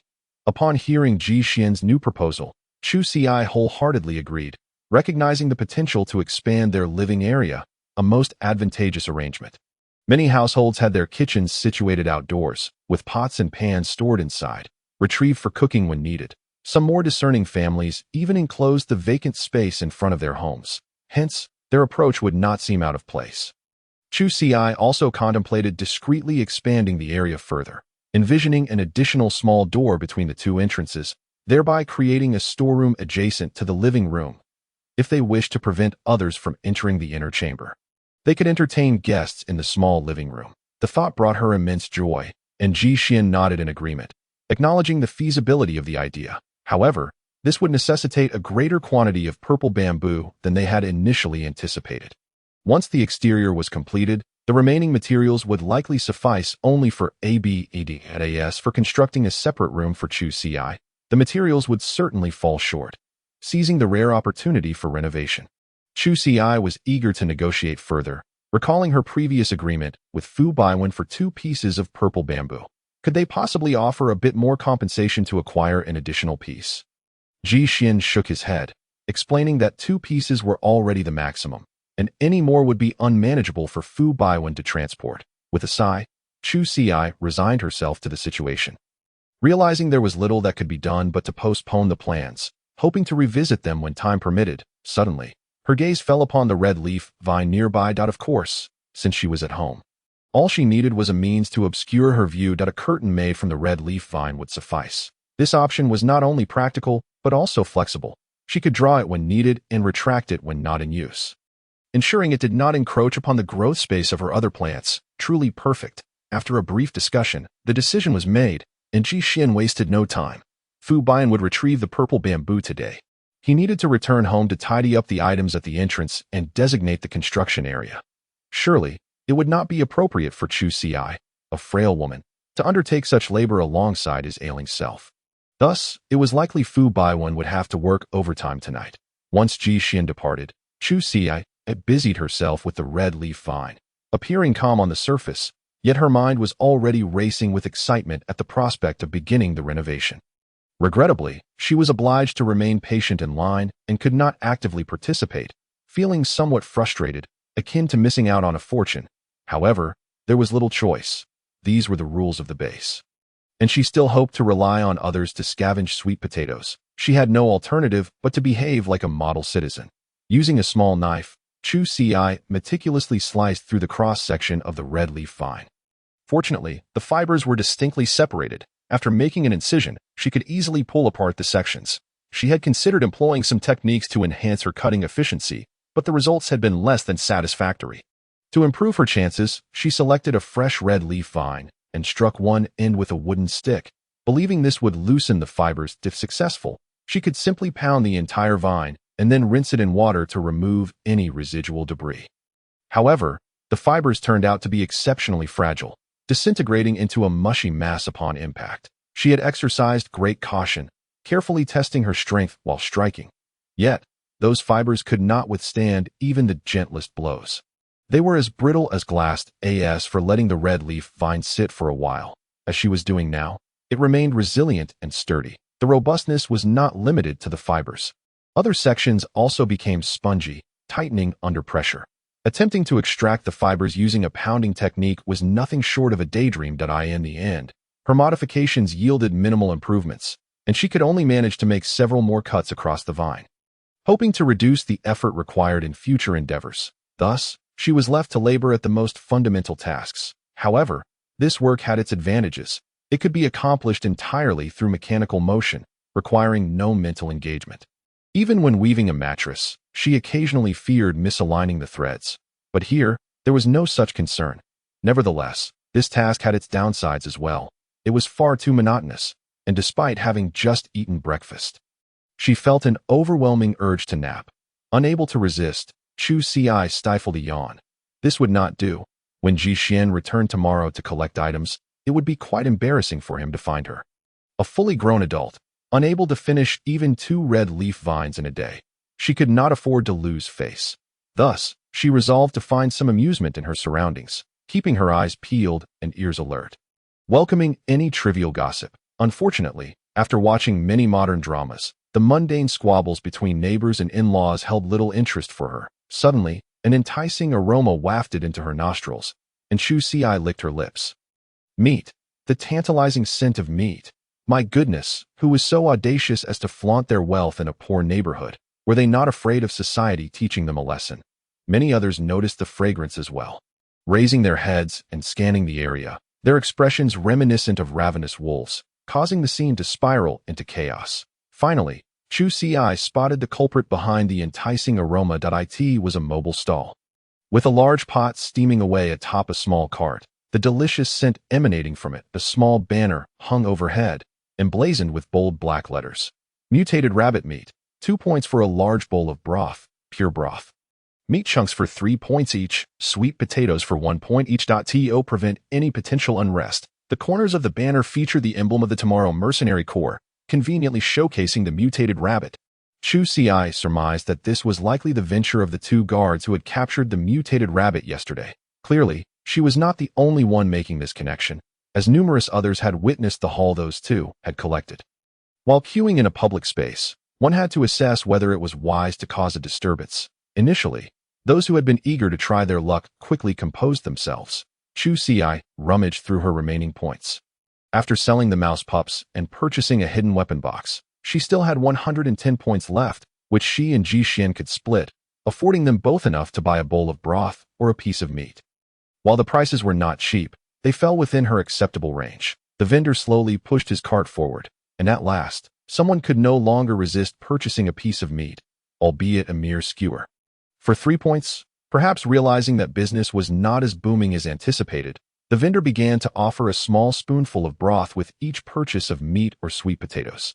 Even so, few were willing to expend points on a bowl of broth, particularly with winter approaching, as every point was crucial. Chu Ci gazed at the clear broth. Her heart grew heavier. She had initially considered indulging in a bowl of broth for 1 point, but now it seemed wiser to refrain. This individual is astonishingly more frugal than Ji Xuan. She harbors some vindictive thoughts, contemplating that it would be more prudent to simply spend a few more points to purchase a whole piece of meat to take home. She could then simmer it into a broth, determined to extract every bit of flavor until the bones disintegrate. With the emergence of this food stall, numerous vendors have popped up in other corners, selling knives, bowls, and even handmade fabrics, alongside those offering their skills, such as knife sharpening and weapon repairs. In an instant, the scene became remarkably lively, and Chu Ci felt as if she were amidst a bustling rural market. However, she quickly regained her senses. The people here were evidently more pragmatic, and there was a conspicuous absence of useless entertainment items for sale. Perhaps such items were simply not found in this slum area. Unlike in the base, after all, she had previously witnessed oldly smoking, a stark reminder of her ongoing struggle at the bottom of society, leaving her somewhat disheartened. What is that man doing? He carries a bulging bag on his shoulder, surrounded by a throng of people, enjoying a level of attention that no other vendor could rival. While other merchants chase after customers, inquiring if they wish to buy, he is the one being encircled, bombarded with questions about points and whether he is selling. The cacophony of bargaining ensues, prompting Chu Ci to lean in. Her curiosity piqued. She feared that if she did not act quickly, his goods might be divided among the crowd. The collective mentality of the citizens is such that if she were to show disinterest, the moment would pass. Yet, she found herself unable to squeeze into the throng. In a supermarket, this would undoubtedly be a heavily discounted promotional item. Missing out would be a loss on her part. Noticing Chu Ci's evident interest, an aunt who had been lingering behind her approached, seizing her hand to begin her pitch. My dear girl, those scraps of fur may seem appealing due to their low price, but their warmth cannot compare to that of a whole hide. To be honest, my eldest son works with the hunting team and has access to quality goods. The skins are large, lustrous, and incredibly supple, far superior to the scraps from factories. How about this? I'll sell you some at a discounted price. Chu Ci offered a constrained smile, discreetly withdrawing her hand from the aunt's grasp. She was uncomfortable with such overly familiar contact, especially given their unfamiliarity. However, she was genuinely intrigued by the prospect of the skins. Previously, she had searched through the memories of her original self and discovered that she had sufficient clothing for winter. Although worn and tattered, it would suffice for the time being. But Ji Xuan was lacking. Since his exit from the sanatorium, he had brought very little with him. She was acutely aware that his situation must be exceedingly modest. Thus, she needed to ensure that before winter set in, she could craft a warm coat for him, particularly since he required special care due to his condition that it would be devastating if a mere cold were to take him away now that his health had shown signs of improvement. She pondered that if the price were reasonable, she would consider purchasing some whole hides to make a coat for Jishuan. Therefore, she inquired of the ant, "What is the price?" Upon hearing this, the ant became excited, her eyes sparkling with anticipation. Chu Si's hand, which she had just managed to free, was instantly pulled back with greater force, bringing them closer together. Fortunately, the ant was mindful of her angle, speaking without showering Chu Si with spittle. "The prices for different animal skins vary. The size of the hide and the rarity of the creature affect the cost. So, my dear girl, what type of skin are you interested in?" After some contemplation, Chu Si responded, "How many points for a skin of a mutant rat?" The ant's excitement surged at this, recognizing a knowledgeable customer. The skin of a mutant rat is not only finer and softer, but also reasonably priced. For an adult garment, at least 8 skins would be required. They could earn 1 point per skin sold, translating to 8 points in total. Instantly, her gaze towards Chu Si became more cordial, her smile blooming like a chrysanthemum. "For a single mutant rat skin, the market price is around 17 or 18 points, but I'll sell it to you for 15 points. What do you think?" Chu Si instinctively clutched her chest. Not that she had definitively decided to buy, but she suddenly recalled the high-radiation mutant green rat she had discarded while excavating its burrow. 15 points. No, 18 points. That could buy at least 3 nutrient supplements. How extravagant would she have to be to commit such a grievous act? The ant, witnessing the previously lively girl suddenly deflate, rushed over to support her. "What's wrong? My apologies. I was taken aback by the price." Chu Si replied. The ant's expression stiffened. "Surely you jest. I may not have heard everything clearly from behind, but I did catch a glimpse of your situation. Your family can trade grain for 2 useless bamboo stalks. Yet you lack the points to buy skins?" Chu Si was momentarily taken aback, surprised that their hushed conversation had been overheard by someone eavesdropping. She realized she would need to be more cautious in the future. While whole hides are indeed desirable, given their current financial state, purchasing them was simply out of reach. The limited points she possessed were primarily reserved for nutrient liquids. How could she justify spending a large portion on clothing? Promptly, Chu Si donned a sheepish expression and explained, "Auntie, the wind was particularly strong a few days ago, and our already dilapidated house was on the verge of collapse. We decided to trade for bamboo, hoping to reinforce it before winter arrives. You saw my brother's condition. He has some difficulty moving, and I've been preoccupied with harvesting autumn crops. I simply haven't had the time to gather suitable wood. Fortunately, I had some luck yesterday and found a bit of grain that my brother and I agreed to set aside this grain to hire a helper to fetch a couple of bamboo stalks, which would make splitting them much easier." With that, Chu Si offered an awkward smile, alleviating her need to withdraw her hand further. The ant, hearing this explanation, felt a wave of frustration wash over her. All her previous enthusiasm had been for naught. Nevertheless, a businessperson cannot afford to sever ties rudely. She merely encouraged Chu Si with a few words of encouragement before retreating to her spot, no longer casting her any extra glances, as if she were a different person altogether. Chu Si, however, bore no resentment. The ant had provided her with valuable information, previously indifferent to scraps of animal hides. They might now be her sole salvation. Fortunately, the crowd remained more observant than eager to buy, and she immediately rose onto her toes, calling out, "Beast hide, over here, here." Fearing he might not hear her, she repeated her calls several times, proving that this title was undeniably distinctive. The seller of the hides, however, seemed reluctant to let such a title circulate, fearing Chu Si would continue shouting indefinitely.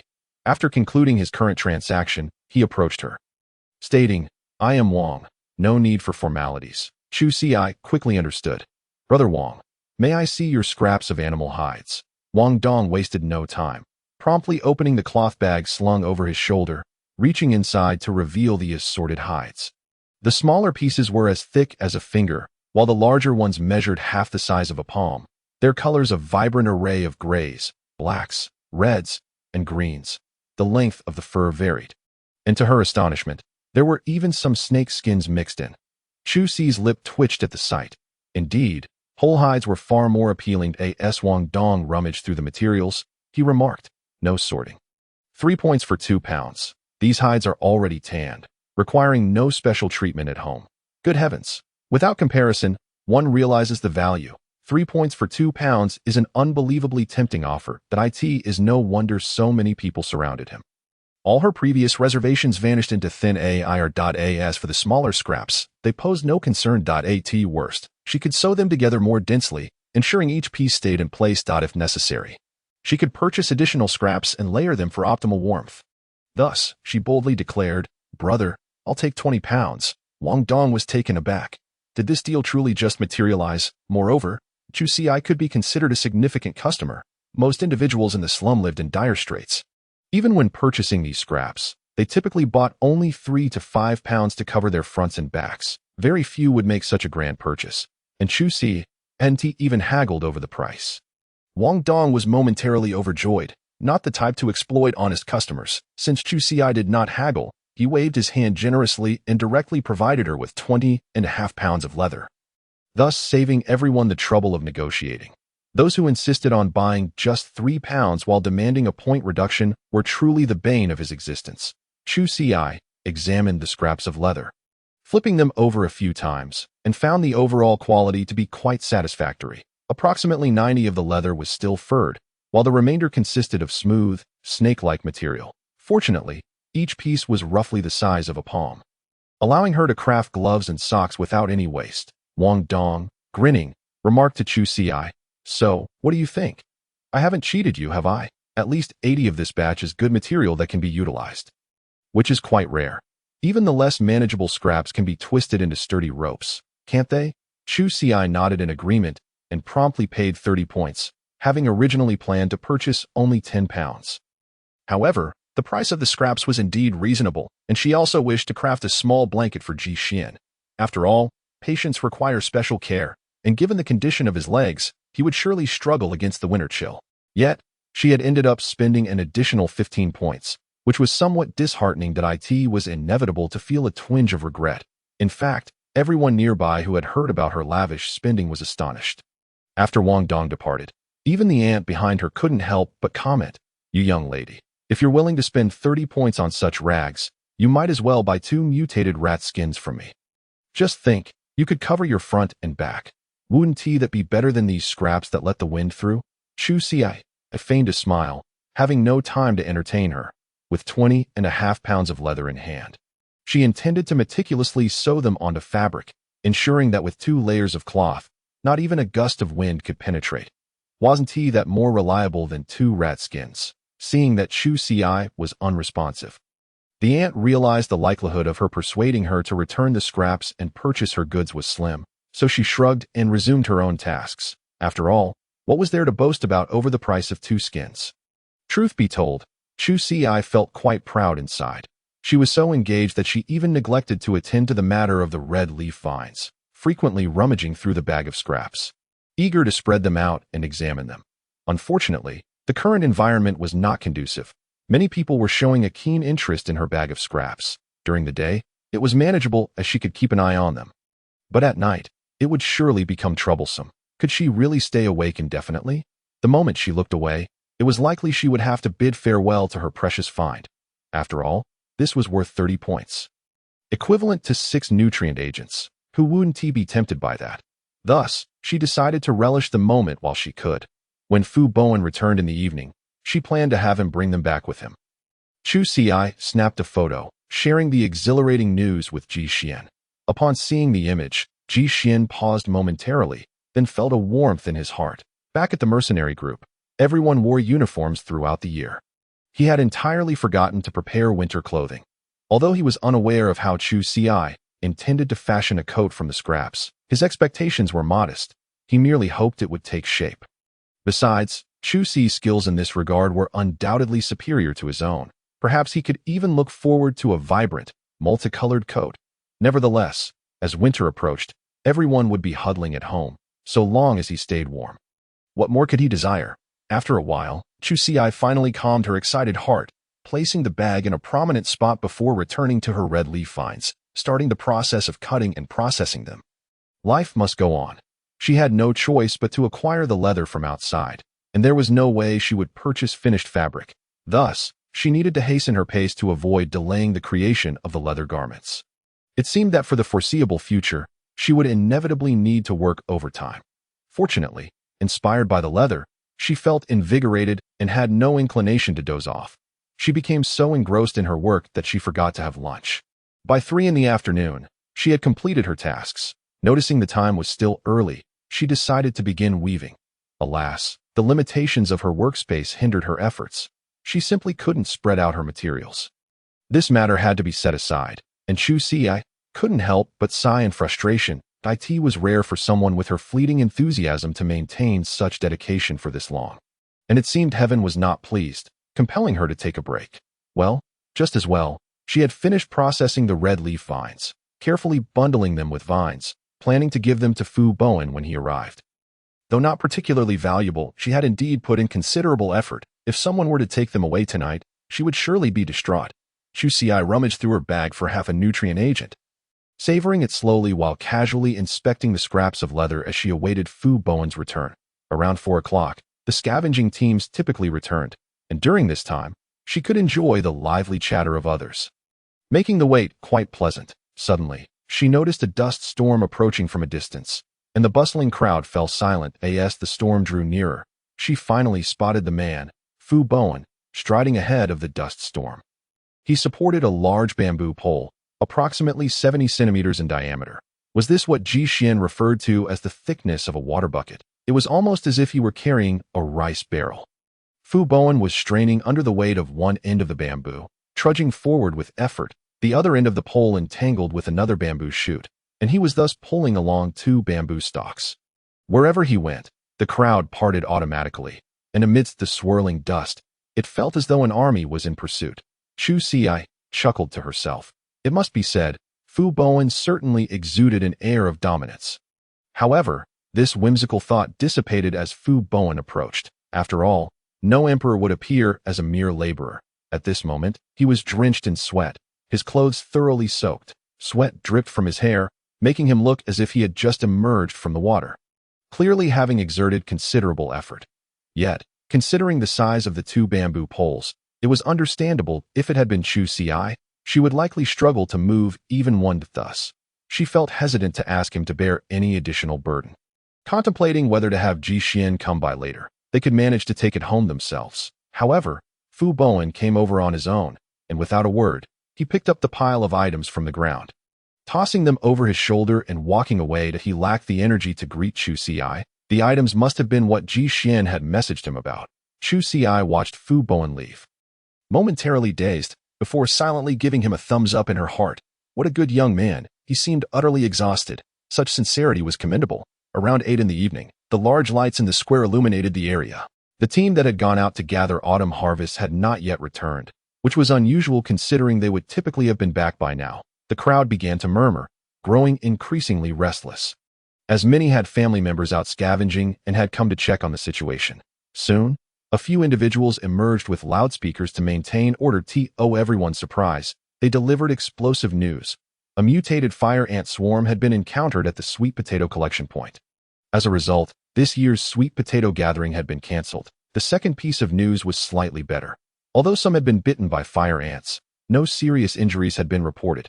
However, the crowd erupted at the first announcement, surging forward in a chaotic throng, eager to learn more details. Among those waiting in line, many had never had the opportunity to go out even once.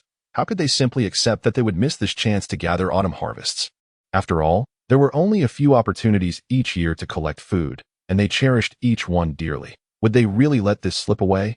This could significantly affect their ability to survive the winter. Chu Ci found herself in a precarious position. As the crowd surged forward, she realized the situation was turning dire, but there was nothing she could do but be swept along with them. She attempted to move toward the outskirts of the throng, aware that being caught in such a crowd was incredibly dangerous. The atmosphere was charged, and if a stampede were to occur, her small frame would not withstand the chaos. Many were demanding explanations from the base's orderlies, but what could they possibly say? This was a decision made by those above them.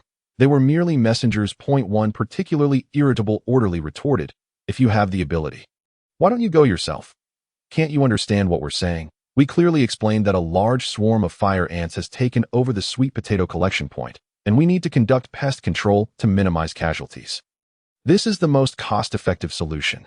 Thus, with the remaining sweet potatoes at the gathering point, Due to concerns regarding pharmaceutical contamination this year, they are no longer fit for consumption. If you remain skeptical of this warning, feel free to venture out and dig for yourselves. The crowd fell momentarily silent, not out of disbelief, but because these rations were crucial to their survival. They could represent sustenance for their family over several days. And indeed, some might perish from the lack of such provisions. In truth, even if they exerted every effort to gather what they could, countless individuals in the shantytown succumbed annually to the deprivations of clothing and food. Yet, what of it? They were not the denizens of a safe zone. The base had no obligation to protect them, and the activity of harvesting autumn crops was, in essence, little more than a nominal gesture of support. A benevolent act. Now that the powers that be had rescinded this initiative to mitigate their own losses, the crowd had little recourse for complaint, observing the stunned expressions of those around him.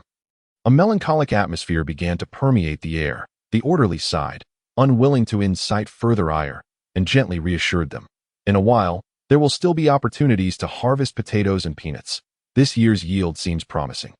With a bit of extra effort, these losses can be recovered. Of course, this was mere platitude. Their opportunities to gather were limited, and each occasion was precious.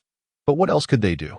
Seizing the moment of collective silence and sorrow, Chu Si hastily extricated herself from the throng, finally allowing herself a moment of respite in an open area. Her heart ached as she contemplated the vast expanse of sweet potatoes. Who wouldn't feel a pang of sorrow at such a loss? Fortunately, her own harvest from the previous day had been quite satisfactory, which somewhat soothed her inner turmoil. When she finally spotted the returning group, a flicker of relief washed over her. She was grateful not to have joined the outbound crowd today, as many who disembarked from the vehicle had been attacked by fire ants. Although their wounds had been treated with rudimentary care, their faces were swollen grotesquely, reminiscent of swollen pig heads. The virulence of these mutated fire ants was evidently significant. Some of the more grievously injured were carried away on stretchers, swiftly whisked off by their families, suggesting prior arrangements had been made. Of course, there were those who fared worse, typically the sole providers for their families, now burdened with the weight of their own frailty as they trudged homeward, leaning on makeshift supports.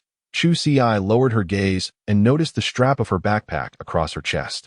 Suddenly struck with an idea, she hurriedly shifted her small bag to the front and opened it, relieved to find her nutrient supplements snugly nestled within. She exhaled a deep sigh of relief. Thank goodness it had not fallen prey to thieves. Quickly repacking her belongings, she made haste towards home, aware that lingering could attract the attention of pickpockets. What was done was done. There was no need to risk her meager possessions for the sake of witnessing the spectacle. Moreover, returning at this hour would ensure she wouldn't miss the house renovations. This thought invigorated her step as she quickened her pace. A key member of her household, missing out on such significant developments would indeed be regrettable. When Chu Si finally arrived home, she was taken aback by the scene unfolding at her doorstep.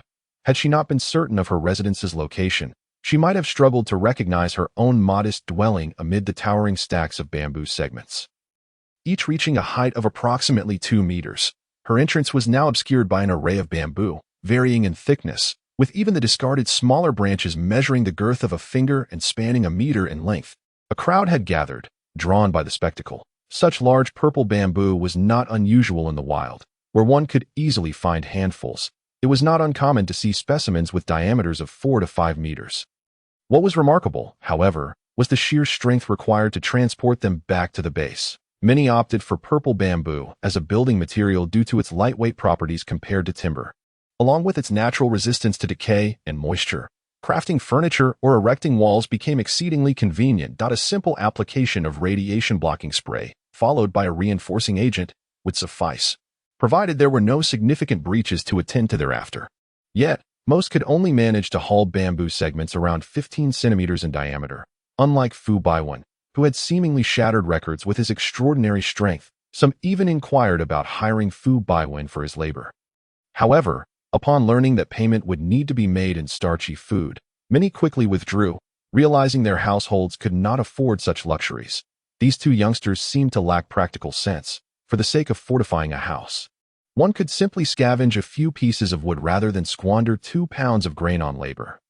If they were to chop the wood and mix it with water to create a paste, it could easily sustain them for 3 or 4 days. Upon hearing such exorbitant prices, the enthusiasm of the crowd waned. After all, bamboo housing, while aesthetically pleasing, would hardly justify such a cost. The onlookers couldn't help but grumble inwardly.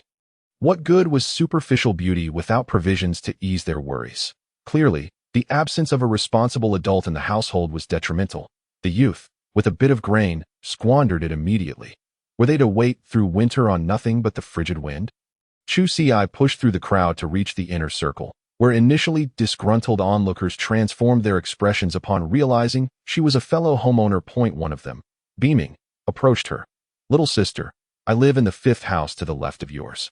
If you ever need help with work, remember to come to me. As neighbors, I guarantee you a fair price." After glancing around, he added in a hushed tone, "It'll definitely be cheaper than what you paid today." The surrounding crowd murmured in surprise. The few had initially intended to advise her against such extravagant spending of grain, considering the difficulty of gathering even a modest amount. Now, however, the tide had turned, and they eagerly recommended their own strong laborers to her. Chu Si offered polite, if perfunctory, responses and swiftly navigated through the throng towards home, inwardly scoffing at the notion that they might be taking advantage of her youth and inexperience. If she hired them for today's tasks, they wouldn't even manage to bring back bamboo as thick as a rice jar, let alone anything of greater diameter. In comparison, the disparity in raw materials was striking. With Fu Baiwen's hiring proving to be the most cost-effective option available, it was not that she looked down upon the inhabitants of the shantytown. Rather, their physical capabilities simply paled in comparison. If they could truly exert themselves, they would not have allowed Fu Baiwen to set a new record for the area. Chu Si held a deep respect for Ji Xian's judgment of character. With a creak, the door swung open, and Ji Xian and Fu Baiwen, busy with their tasks inside, momentarily paused to glance up, initially expecting yet another request for bamboo branches. Even the smaller and used side branches were valuable, as they could be utilized in many areas of the home, saving them the trouble of hauling them back. To their surprise, it was Chu Si who had been in line earlier. After she recounted the events of her day, Ji Xian and Fu Baiwen maintained their focus on their work, neither pausing for a moment. The occupation of the sweet potato gathering point by mutated fire ants was indeed unfortunate, yet they had witnessed far worse misfortunes before. In the perilous world of hunting, life and death were a fleeting matter, often occurring in the span of mere moments. One individual might escape with their life, while another fell victim to the jaws of a beast. For mercenaries accustomed to operating in dangerous territories, a nonchalant view of life and death was a fundamental trait. Thus, in the grand scheme of things, how much of a stir could this incident possibly provoke? Ji Xian was currently re-evaluating the renovation plans for their home, pleasantly surprised by Fu Baiwen's impressive strength in transporting 2 colossal segments back. He was quite satisfied and secretly resolved to devise additional training for him. Simultaneously, with the influx of raw materials, the earlier plans he and Chu Si had formulated appeared insufficient. They had initially envisioned enclosing approximately 6 square meters in front of the house, with 2 square meters designated for storage and 4 square meters intended for a small living area. Given that the materials are now sufficient, he decided to package a bit more. Coincidentally, while tidying up the house today, he discovered 2 translucent plastic panels that had not been used previously, tucked away beneath the bed. He proceeded to discuss with Chu Si the idea of extending the outer walls of their bedroom by 2 meters, while keeping the predetermined area of the private room unchanged. This adjustment would allow their inner space to reach approximately 30 square meters. Moreover, upon completion, he intended to relocate the solar panels on the roof to the top of the outer room, thereby minimizing the area occupied by the transparent light panels. After all, they aimed to reserve the inner space for planting. And during winter, ample light was of utmost importance. Upon hearing about the possibility of expanding the existing room, Chu Si naturally agreed wholeheartedly, though it would result in their house protruding slightly more than others. Fortunately, this area was a shanty town, characterized by its disarray and squalor. Yet, precisely because of this, the overall requirements for housing design were not overly stringent. Who cared if one's house jutted out or receded? As long as it did not obstruct the road, Chu Si was delighted. This was a wonderful opportunity, as their home would gain nearly 16 additional square meters, bringing the total to a generous 36 square meters, transforming a bicycle into a motorcycle. Indeed, to facilitate the handling of bamboo, Fu Baiwen had specially returned to borrow tools and was currently chopping bamboo with great vigor, stacks of hand-width bamboo strips accumulating beside him. As for the segmented portions of the bamboo, Jishin ensured that Bowen did not waste them. All were carefully sawed off and preserved, with most retaining a height of 4 fingers to serve as dustpans for future use. Additionally, he kept 7 or 8 segments, nearly 20 centimeters tall, intending to transform them into specialized bamboo pots for planting dogtail grass. This approach not only allowed for easy mobility, but also promoted reuse, proving far more efficient than constructing a flower bed inside the house. Chu Si silently gave a thumbs up. Such an operation would save considerable effort, as it eliminated the need for her to toil away carrying soil. However, Bowen's workload was evidently greater than initially agreed upon. Not only had he exceeded expectations in completing the assigned tasks, but he also stayed late to chop bamboo. Therefore, an increase in compensation was certainly warranted, and Jishin nodded in agreement, recognizing that remuneration must indeed rise. After all, he would also need to stay on for wall demolition, trench digging, piling, and bamboo wall assembly.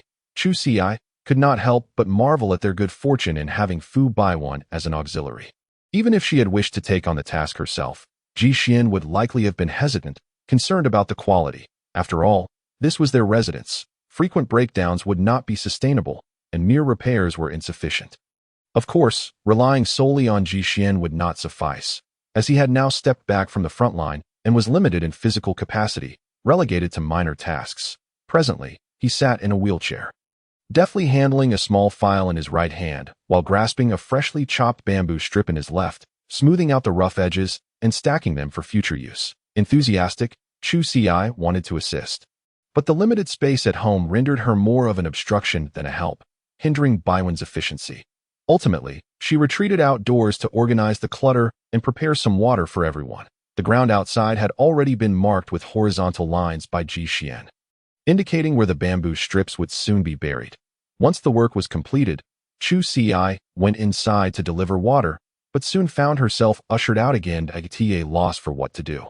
She aimlessly wandered along the lines drawn by Jishin, her mind subconsciously envisioning the transformed house and filled with hopeful anticipation for the future. She couldn't help but chuckle inwardly, thinking, this could be considered a rags to riches story. Right? Haha. By the time Fu Baiwan finished chopping bamboo, it was already past 10 at night.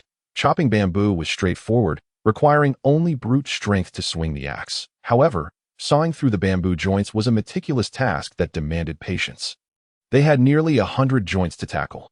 Even disregarding the smaller ones, they still ended up with around 70 usable pieces. Upon completing the sawing, the satisfaction was palpable as he surveyed the scattered bamboo strips, grateful for his robust physique. Otherwise, after such a relentless endeavor, anyone else would likely find their back giving out. Even he had to admit, this labor was far from easy.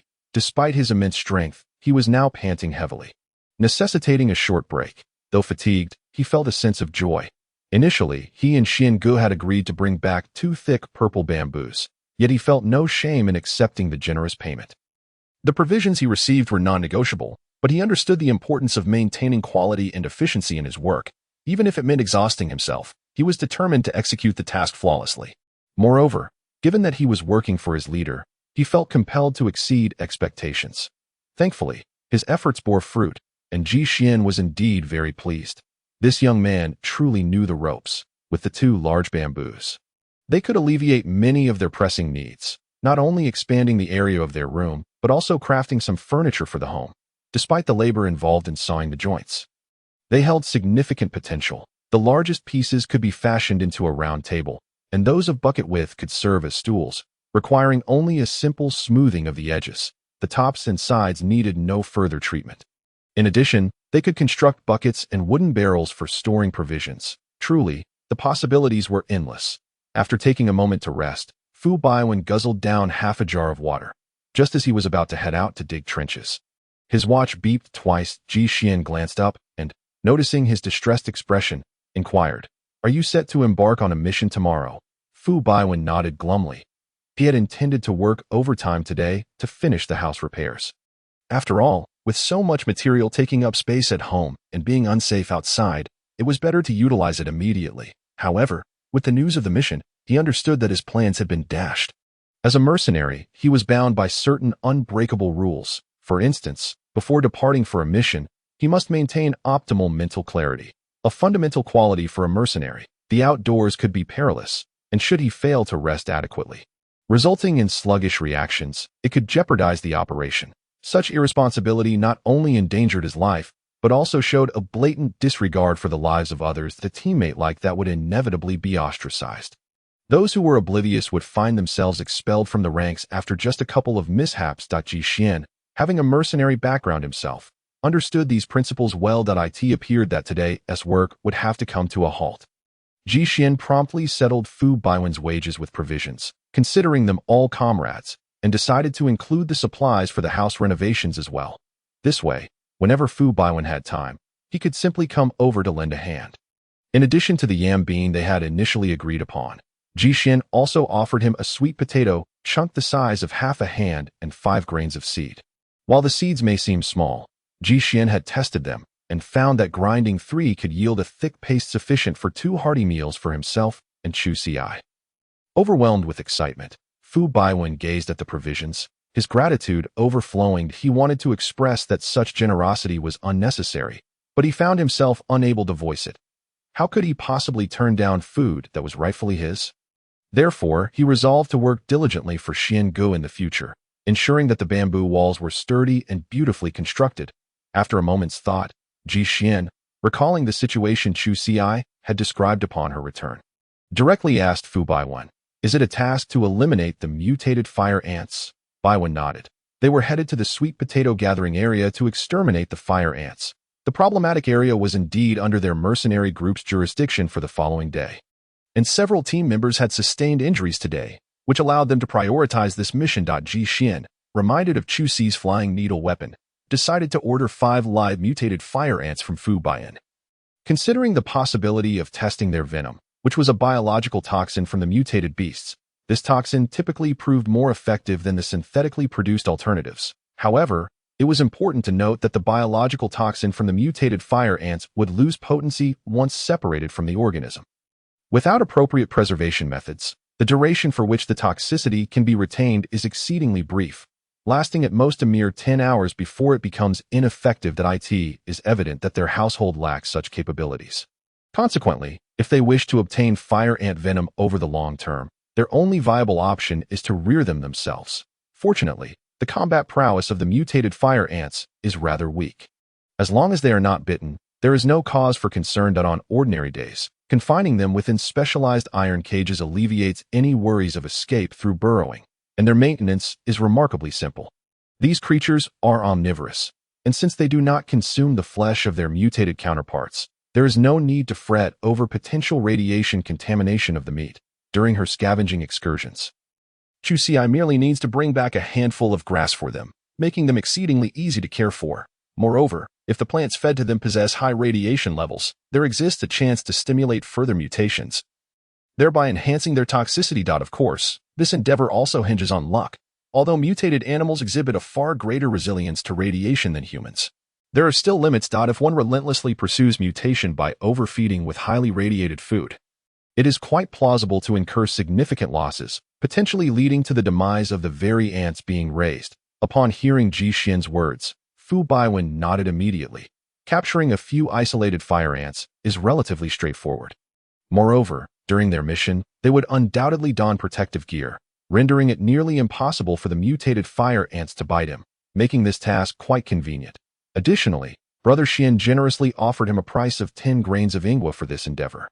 Glancing at the items before him, approximately 2 pounds of yam beans, half a sweet potato weighing perhaps 6 or 7 taels, and an entire 15 grains of ingwa, Fu Baiwen felt overwhelmed with emotion. Nearly brought to tears, their missions often involve considerable risk, and the points earned rarely suffice to procure such a bounty. Truly, Brother Xian had shown him exceptional kindness. As Fu Baiwen departed, Chu Ci was dozing by the door, watching the kettle boil, only slowly coming to realize that today's task had concluded. She tidied up the items outside, preparing to return indoors for rest. Upon entering, she noticed several provisions laid out on the ground. While she was uncertain about the precise quantity of ingwa, she was aware of the amounts of yam beans and sweet potatoes. Only one yam bean was missing, and the cut on the sweet potato was still fresh. Chu Xi had assumed that Ji Xian would at least reward Fu Baiwen with 2 yam beans for his efforts, considering he had worked tirelessly throughout the day, even to the late hours. Although their own household faced considerable difficulties, they had already employed help. Thus, it would be wise not to appear too miserly lest they tarnish their relationships, lacking a comprehensive understanding of the local labor market. Chu Xi directly inquired about it. Ji Xian, while assisting in clearing the bamboo scraps, shook his head, stating, 1 yam bean, half a sweet potato, and 5 grains of ingwa is already quite a generous offer. Since Baiwen comes from a mercenary background, his physical capabilities far exceed those of the average person in the shantytown. The price we offered is already on the higher end. Have you seen how fiercely competitive the jobs in the safe zone's plantations are? Many individuals struggle to gain entry, even through back channels, and earn less than 100 points in a month. A single nutrient agent costs 5 points. Even at Old Lee's place, a nearly expired nutrient agent still commands 4 points each. Over the course of a month, they might not even manage to afford a single nutrient agent, and these people work diligently from 4 in the morning until 8 or 9 at night. Chu Xi nodded, gaining a clearer understanding. However, Ji Xian's comments served to refresh her perspective on just how undervalued labor is in this area. It seemed she had previously maintained an overly optimistic outlook. Despite this, numerous individuals in the shantytown eagerly wished for their children to secure a respectable job in the safe zone. The previous Aunt Lu was a prime example, desperately wanting her daughter to escape hardship and work in the safe zone, where steady income would be guaranteed. Although they still faced hunger, the fear of starvation would no longer loom over them. Moreover, for attractive young women and men, there might even be opportunities to dramatically change their fates. With youthful allure, it is conceivable that one could captivate a rich young master or lady, albeit such occurrences are rare. Yet, which tale among the shantytown residents is not considered a sensational narrative? The prospect of someone willing to exchange points or provisions to help them settle in the safe zone is indeed a grand opportunity. The elevation of one's living standards is significant. But most importantly, the safe zone is fortified with protective barriers, maintaining radiation levels within humanly acceptable limits, an unparalleled allure for every denizen of the wasteland, even among those in the shantytown with relatively better living conditions. The differences in youth may not be readily apparent. However, one must consider the long term. No inhabitants of the shantytown can expect to enjoy a peaceful old age as they age and their body's resistance wanes. Radiation damage begins to take its toll, heralding the onset of nightmares. Chu Xi shivered, brushing her non-existent goosebumps, and steeled herself internally. She must realize her plan to settle in the safe zone before reaching middle age. Once Ji Xian finished clearing the bamboo scraps, he looked up and noticed Chu Xi, fist clenched in a gesture of encouragement. He sighed gently, pushing the wheelchair to gather her makeshift bedding of grass. Glancing at the half-finished map beside her, reminding her to hasten her progress. After all, when the bamboo beds are completed in a couple of days, does she intend to sleep on a pile of grass? Chu Xi's spirits plummeted. Indeed, why hadn't she thought to weave the mat outdoors, thus wasting several hours? Then, recalling her earlier conversation with Fu Baiwen about the 5 mutated fire ants, Ji Xian mentioned, I also spent 10 grains of ingwa to have Baiwen help us capture 5 live mutated fire ants. I want to experiment with raising them. Eventually, we can extract their venom to imbue it into our flying needle weapons that if the results are favorable, we might even save on anesthetic costs. Still, it would be wise to keep some anesthetic on hand.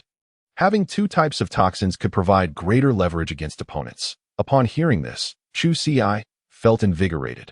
Were they truly going to raise mutated beasts at home? Hadn't it been said that keeping mutated beasts is exceedingly perilous? Ji Xian shook his head. We are not keeping them as pets. As long as we secure the iron cage properly to prevent them from escaping, there is no danger, and their care is quite straightforward. In the future, whenever you go scavenging, you can simply gather some high radiation plants or meat. It won't impose a significant burden on us. Additionally, these creatures do not require exceptional lighting. We can house them in the small living room outside. However, the stability of their toxins is somewhat lacking. Yet, they can still last for about 10 hours, which should be more than sufficient for your needs. Every morning, I'll prepare your concealed weapons box before you head out. Chu Xi beamed with delight. This was a sustainable source of venom. Over the course of a year, just from this, they could save a substantial number of points. She was determined to nurture these little treasures to plumpness. Yet, these were living mutated beasts. Unlike Fu Baiwen's labor, They were exchanging only 10 grains of ingwa. Wouldn't that be somewhat exploitative? She wasn't particularly worried about Fu Baiwen being at a disadvantage, but rather that if he were to feel unfairly treated, he might refuse to do business with them in the future. If they encountered similar treasures again, how would they procure them without connections? Ji Xian shook his head. Would he engage in such exploitative behavior? Clearly not. If you were to hire someone specifically to capture a certain type of mutated beast, the price would indeed be much higher.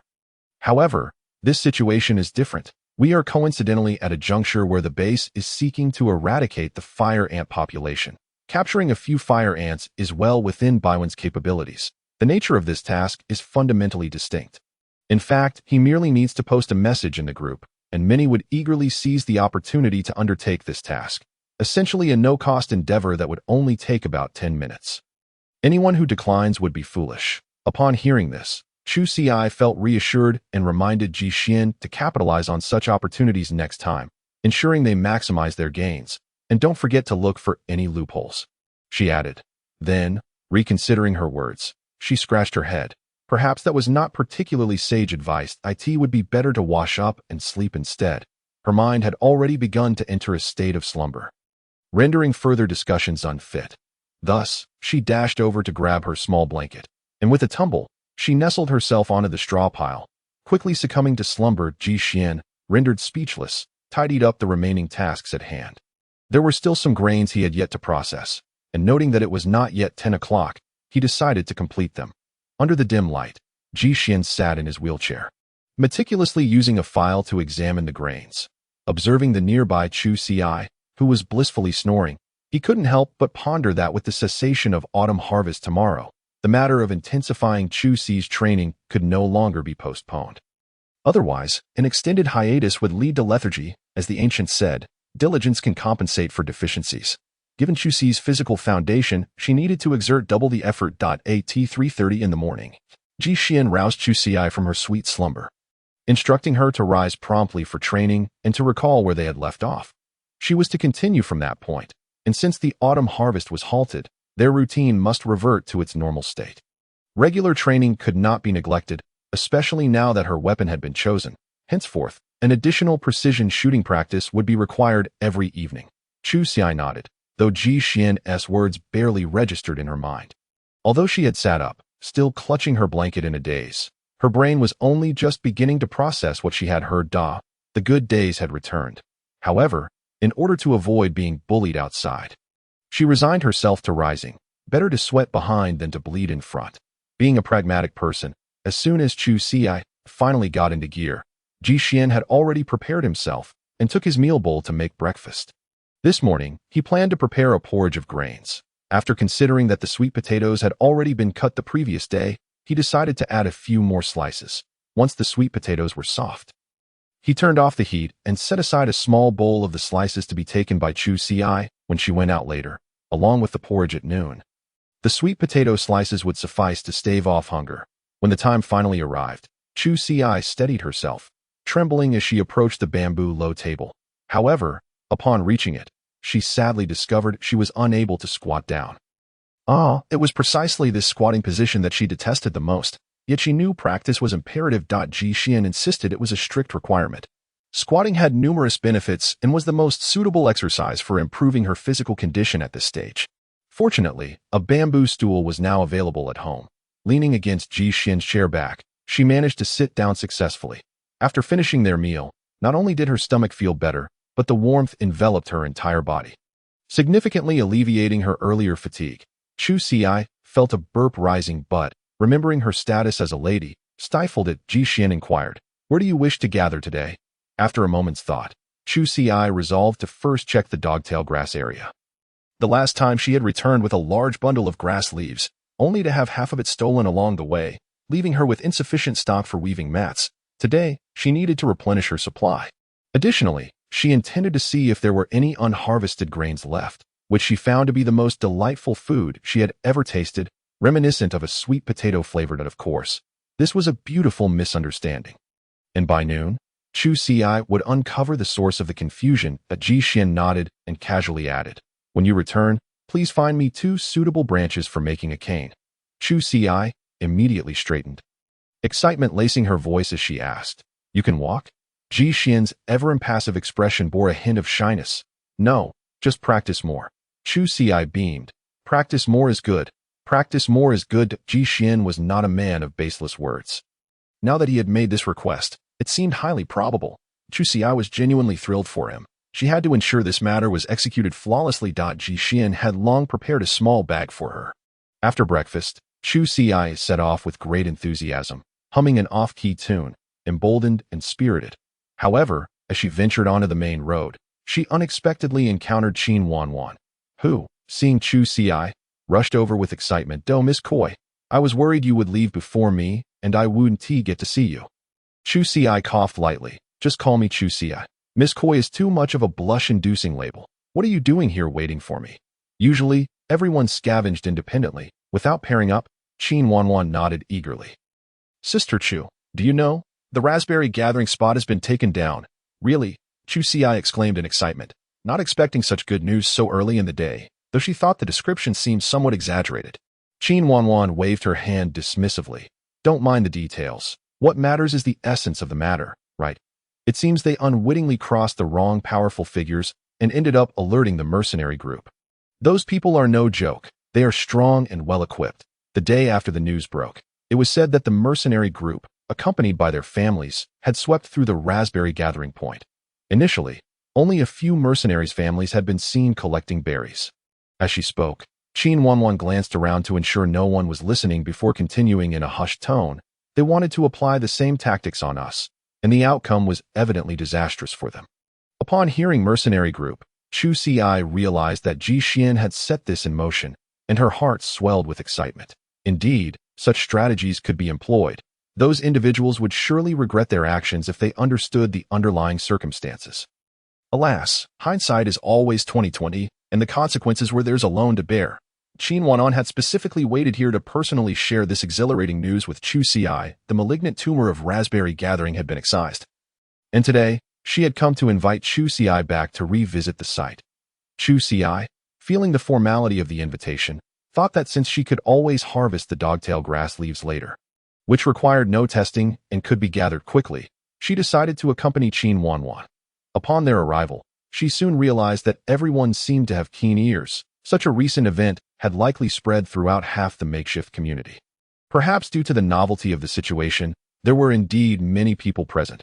Raspberries were a rare and delightful fruit, and countless individuals sought to try their luck amidst the bustling scene of the raspberry grove.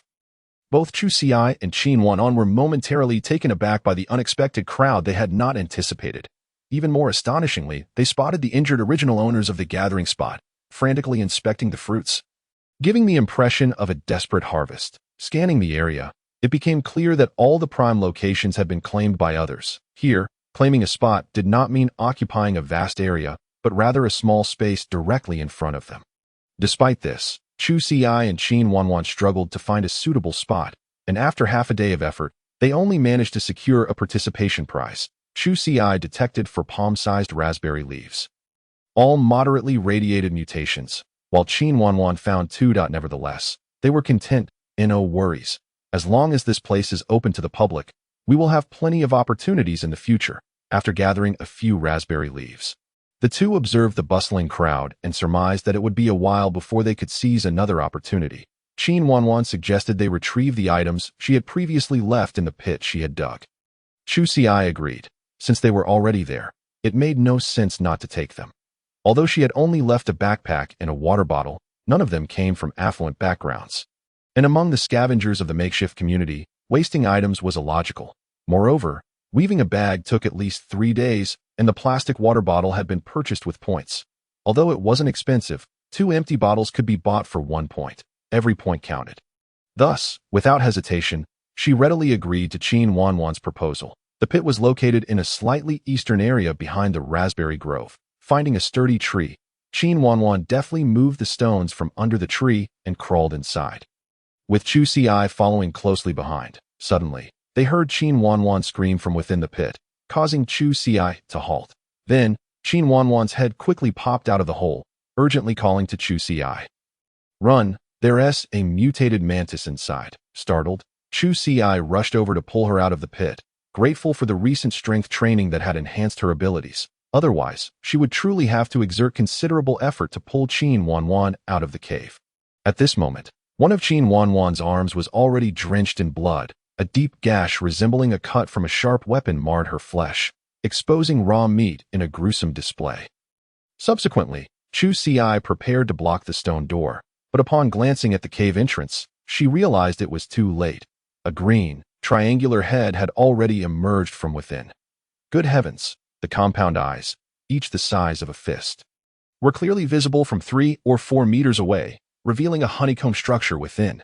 The antennae on its forehead waved about, while its large mandibles continued to chew incessantly, though she was reluctant to admit it. What it was devouring was likely the remnants of Qin Wanwan's arm. Chu Ci quickly covered her mouth. She felt nauseous. To her dismay, in this strange world, the mutated creature she feared most turned out to be this cold-blooded insect. Raising her wrist, while the giant mantis had yet to fully emerge from the cave, she fired several shots at its head. She vaguely recalled reading somewhere that mantises and bees have compound eyes made up of numerous simple eyes. Even if part of the simple eyes were damaged, it would not render them blind. At worst, it would only affect the clarity of their vision. Thus, Chu Ci aimed primarily at the mantis's head. Though she felt a profound unease, uncertain whether the anesthetic would affect such insects, and if it did, how long it would take to take effect. What did she see? The needles failed to penetrate the mantis's skull. Damn it! She had not anticipated that on the very first day of utilizing this hidden weapon, she would encounter the situation described by Ji Xian. Fortunately, 2 needles did manage to penetrate the mantis's compound eyes. But it seemed to have no effect whatsoever. Qin Wanwan grasped Chu Ci's hand, tugging her back slowly, whispering, "There's a shield on its forehead, which is the hardest part to breach. Let us cautiously retreat. The mantis inside is injured, and given its large abdomen, it is likely attempting to nest instead of pursuing us." However, before she could finish her sentence, the mantis had already crawled out. Clearly, it had no intention of letting them go. Perhaps it was eager to replenish its nutrients during its gestation period. How could it possibly pass up a meal delivered right to its door? As the mantis emerged, its enormous body became lodged at the cave entrance. Its abdomen too large for the opening that Qin Wanwan had dug to accommodate her smaller frame. Just as Qin Wanwan had predicted, the mantis was indeed injured. One of its forelegs had been torn off by some unknown force. Yet, even with just one scythe-like limb remaining, its lethality was still terrifying. A single swing severed a vine as thick as a human arm. Chu Ci, who initially intended to seize the opportunity, halted in her tracks. Qin Wanwan discerned her intention and quickly pulled her back, exclaiming, "Are you trying to get yourself killed? Being wounded by that creature is no trivial matter. Didn't you see my arm? Let's leave this place quickly. Once we reach the collection point ahead, we can alert others. Those with exceptional skills will naturally come to deal with it." Gritting her teeth, Chu Ci realized that this opportunity was not as easy as it seemed. Were it not for the tree being so massive, she might have attempted to circle around from behind, but now she had no choice but to abandon the idea. Yes, she cast one last lingering glance. She noticed the creature retreating back into the cave. An idea struck Chu Ci, and she dashed forward, prompting Qin Wanwan to react as well. If they allowed it to return inside, it could climb out from above the tree hole, leaving them with no escape.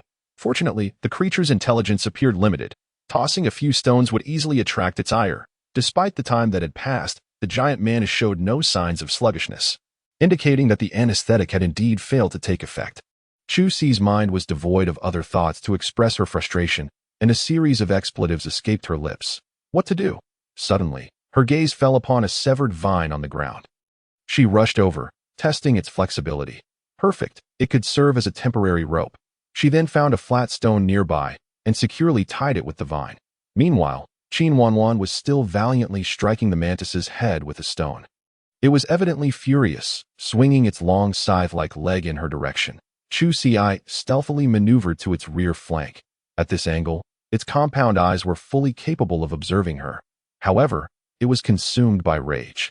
Focused solely on consuming the dish before ITTO the mantis, Chu Ci seemed like a defenseless sheep, eliciting no caution whatsoever. Then, she hurled the stone tied with the vine, and to her astonishment, luck was on her side. The stone encircled the joint of the mantis's foreleg, rendering her sharp spikes ineffective. Chu Ci pulled on the vine and ran back, calling for Qin Wanwan to come and strike the mantis's head. Qin Wanwan, momentarily bewildered by the scene, quickly drew her small knife and rushed towards the mantis's large head. Although its forehead was shielded, the connection between its head and neck was merely wrapped in a layer of pliable flesh. While it was somewhat resilient, its defenses were far inferior to the armor on its body, resembling modern pigskin at best. Qin Wanwan was cautious. With a swift motion, she swung her knife down, though it did not penetrate deeply. It left a long gash on the surface. The mantis, in pain, yanked Chu Ci forward slightly. Fortunately, while retreating, she had deliberately navigated around several tree branches, allowing her to brace against a tree and avoid being dragged back entirely. Seeing the creature's massive claw inch closer, Qin Wanwan quickly retreated. Chu Ci, seizing the moment, circled the tree once more and reached Qin Wanwan's side, plunging the knife into the recent gash. Instantly, a spray of green liquid erupted. But Chu Ci remained unfazed. Like a seasoned mercenary, she relentlessly thrust her knife towards the mantis's neck. Finally, through her relentless efforts, the triangular head detached and fell. Chu Ci initially thought she could finally catch her breath. But who could tell her why the mantis's body continued to writhe despite its head being severed? Fortunately, its resistance had diminished significantly, allowing her to have Qin Wanwan hold onto the rope while she moved in to disable the mantis's leg joints. After more than 10 minutes, it finally ceased to have any functioning joints capable of rising again. She then retrieved water from her pocket and took a large gulp to calm her nerves. Silently, she wondered what kind of creature she had just encountered. Once she had regained her composure, she casually smeared some of the bright green mantis blood onto the testing platform, prompting a beep. Moderate radiation mutation detected. Consumption is advised in moderation. Her eyes widened in shock, and she immediately turned to Qin Wanwan with a wary expression. Naturally, Qin Wanwan had also heard the results of Chu Ci's recent test. Moderate radiation mutation equated to edible meat. Unlike mutated plants, if one part of a mutated animal is tested as safe to eat, it is generally safe to consume the entire creature. This is likely due to their significantly greater activity levels compared to plants, leading to a more uniform distribution of radioactive substances throughout their bodies. Consequently, the number of edible mutated animals is far less than that of mutated plants. Although Chu Ci had been lamenting how long it had been since she had tasted meat, in reality, very few people in the entire shantytown could claim to have eaten meat in the past year. Qin Wanwan, of course, was not among those few. If asked whether she felt tempted, the answer would undoubtedly be yes. If asked whether she coveted it, the answer would be equally affirmative. Yet fortunately, she had not yet succumbed to greed. She was acutely aware that, in the hunt for the mantis, she had hardly exerted any effort. The only time she had approached it with a knife, she had been frightened back by its scythe, leaving only a shallow mark on its surface. The unspoken rule in the wilderness dictates that there is no sharing upon meeting. The value of food here is something every wastelander understands deeply. It is precisely because food is so precious that an established distribution system has emerged, one that adheres to the principle: those who work more receive more, while those who do not work receive nothing.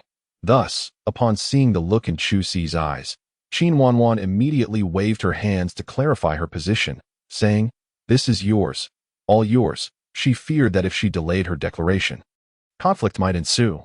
The insatiable nature of the wasteland dwellers is undeniably evident, and she ought to express her gratitude to Chu Ci.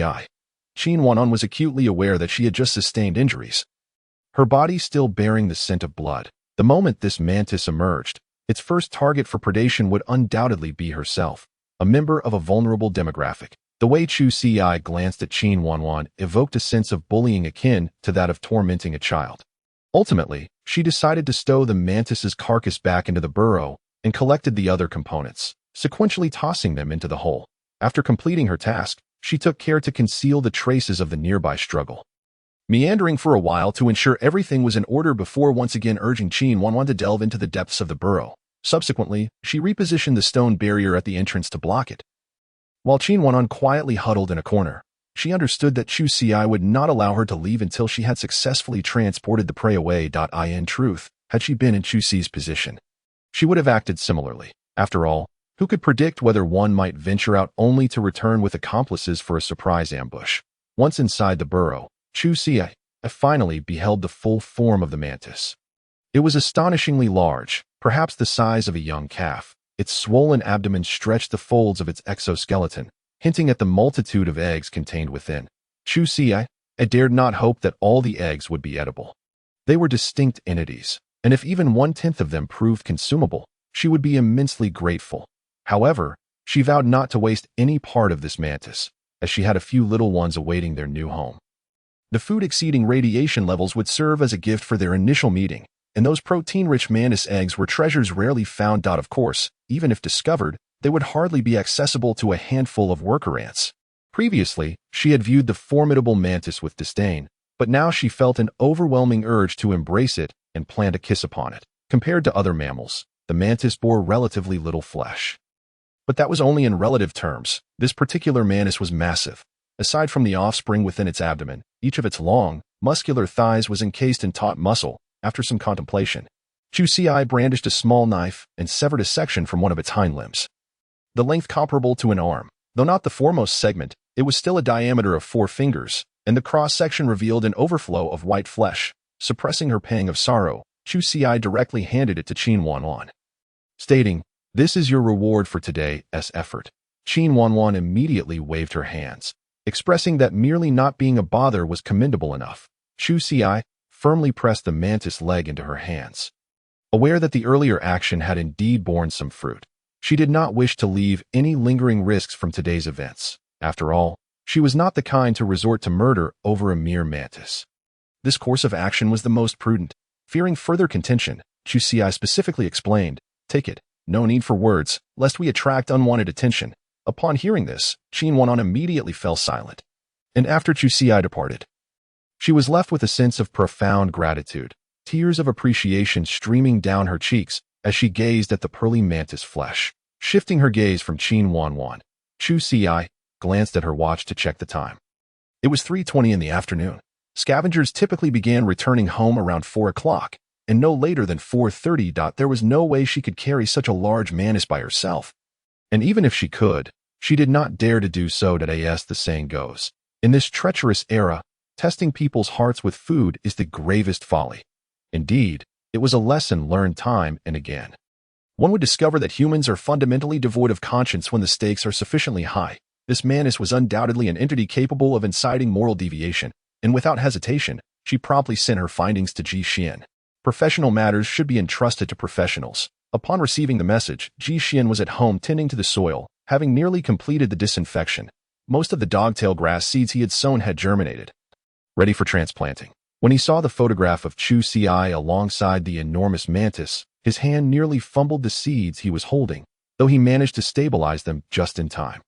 If he were to damage even a single tender sprout, it would break his heart. It was not that he had never seen such a large mantis before. After years of being a mercenary, he had encountered many. Yet, even within the mantis population, this individual could only be considered of medium size. He simply hadn't anticipated the surprise Chu Xi would deliver. This creature, without the use of firearms, would pose a significant challenge even for a well-trained mercenary. It boasted strong defenses, rapid attack speed, keen eyesight, agile reflexes, and formidable striking power from its forelegs. Even more astonishing was its ability to fly. Though not for great distances, several dozen meters was sufficient to pose a threat, making it quite a remarkable specimen.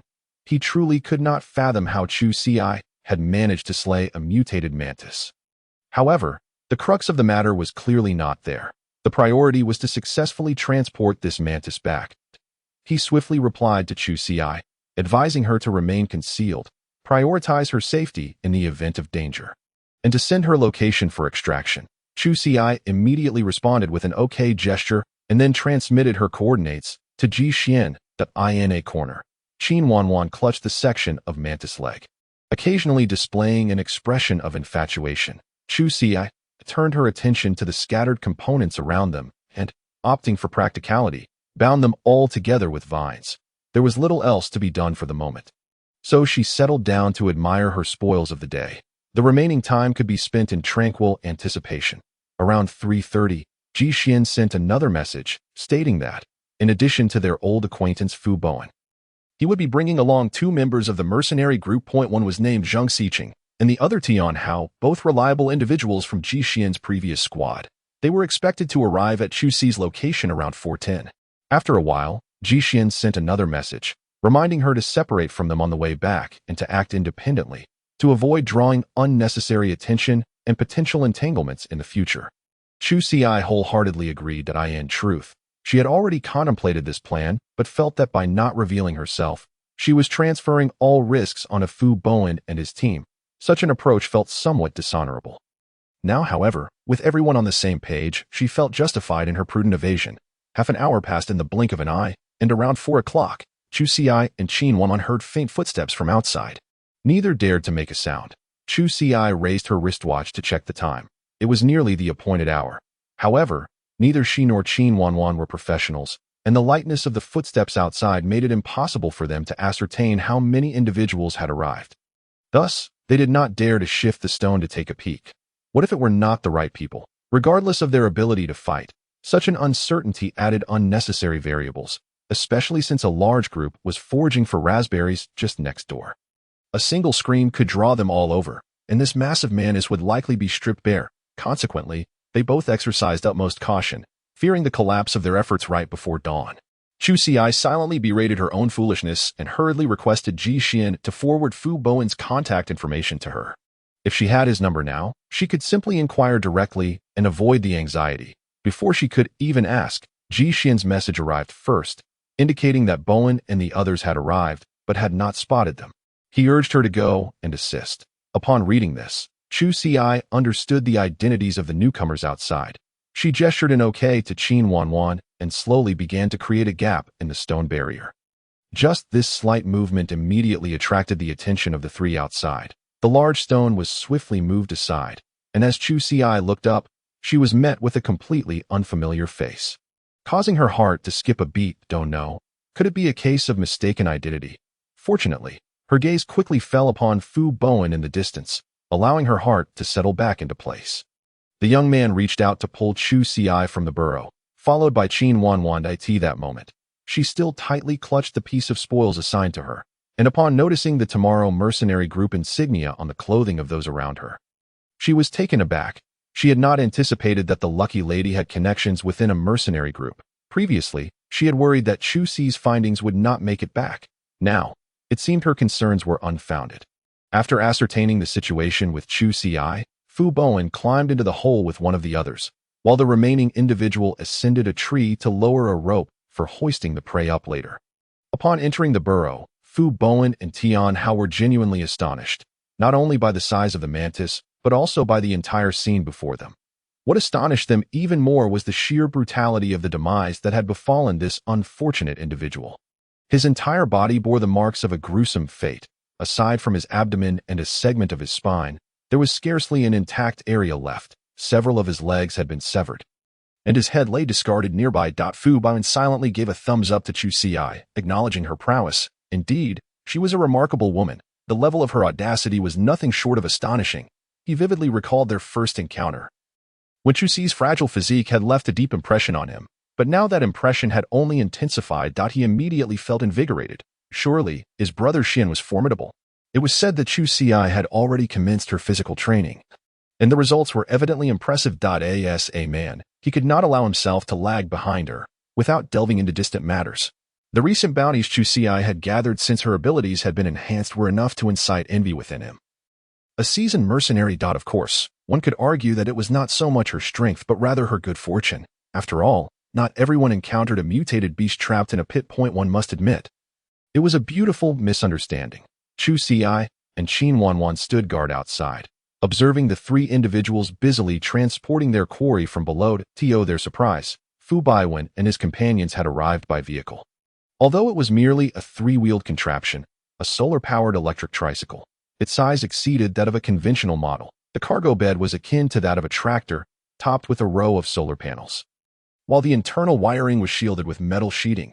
This sight filled Chu Si with envy. If only she possessed such a vehicle, her journeys would be effortless, sparing her the fatigue of walking.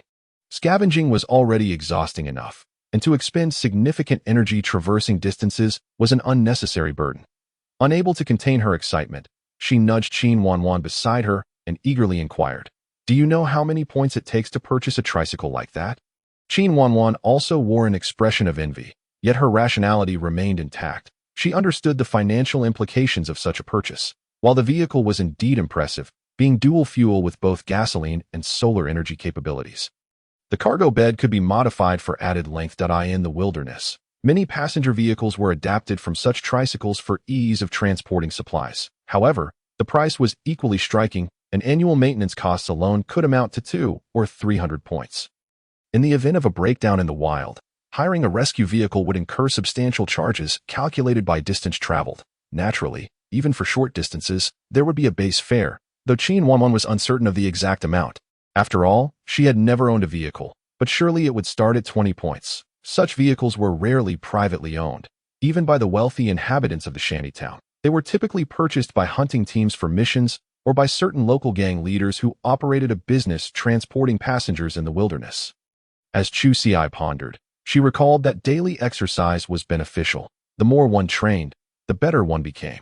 Once Fu Baiwen and his companions had unloaded their cargo, they promptly transferred everything onto the tricycle. It seemed that Ji Xian had already instructed them, as they showed no intention of offering Chu Si and her companion a ride. After a brief exchange of pleasantries, they drove off in the electric tricycle with a sputtering sound.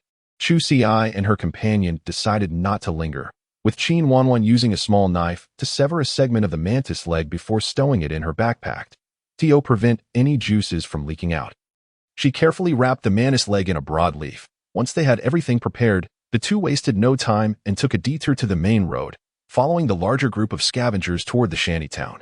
Observing Chin Wanwan's careful wrapping of the mantis leg, Chu Si suggested, why not extract the meat from the mantis legs and discard the shells? This would save space, making it not only lighter but also less conspicuous. To her surprise, Chin Wanwan immediately became anxious, clutching her little bag tightly and shaking her head vigorously. How could we possibly do that? These shells are of great use. Chu Si appeared inside the bag. What use could two short segments possibly serve? The only part of the mantis that seemed valuable was the shield on its forehead, which she thought could potentially be crafted into a piece of armor. Though it appeared too small and flat for someone with her stature, Chin Wanwan, however, vehemently disagreed with Chu Si's assessment. How could you say they have no value?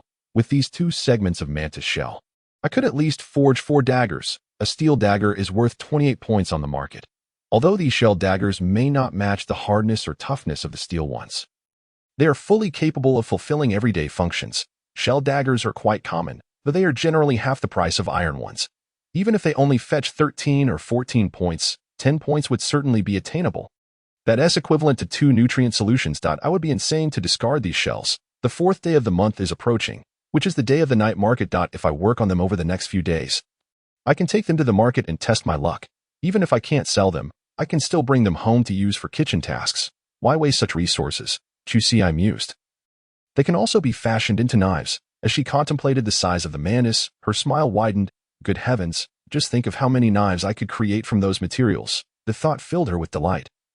Especially since her family had an abundance of leftover purple bamboo, perfect for crafting knife handles. Yet, she wondered if flooding the market with so many knives would impact their price. Regardless, any profit was better than none. Chu Si was almost eager to rush home and commence her knife-making venture, but she remained focused on her primary task. She had not forgotten that Ji Xian was waiting for her to return with a walking stick. It was rare for him to make such a request, and it would be remiss of her to forget. Thus, she not only searched herself but also enlisted Chin Wanwan's help. The area was rich with trees, though most were tall, making it challenging to find suitable branches for the walking sticks. The two remained focused, ultimately locating 3 branches that were appropriately shaped. Chu Si carefully collected them, intending to bring them home for Ji Xian to select the most fitting one. As they neared the shantytown, Chin Wanwan hesitantly spoke up. Chu Si, are you planning to sell the walking sticks? Despite the number of people in the shantytown with mobility issues, there are branches everywhere. They might only be uncomfortable to lean on, and they could easily replace them after a few days. Generally, no one is willing to spend points on walking sticks. Initially taken aback by her words, Chu Si quickly realized that Chin Wanwan had misunderstood her intentions. She smiled and explained, this is for a family member. Knowing that Chu Si had only one elder brother, it was clear who the owner of the walking stick would be. Chin Wanwan felt a pang of guilt upon realizing how difficult life was for Chu Si's brother. The responsibility of supporting the family had inadvertently fallen to her, and she felt she had unintentionally touched on a sensitive subject. Chu Si, however, took it all in stride. Eye in her eyes, the most challenging days were behind them. Ji Xian's leg would gradually heal, and a promising future awaited them. Calmly, she reassured Qin Wanwan, "It's all right. He's using a walking stick." "So that means life is good."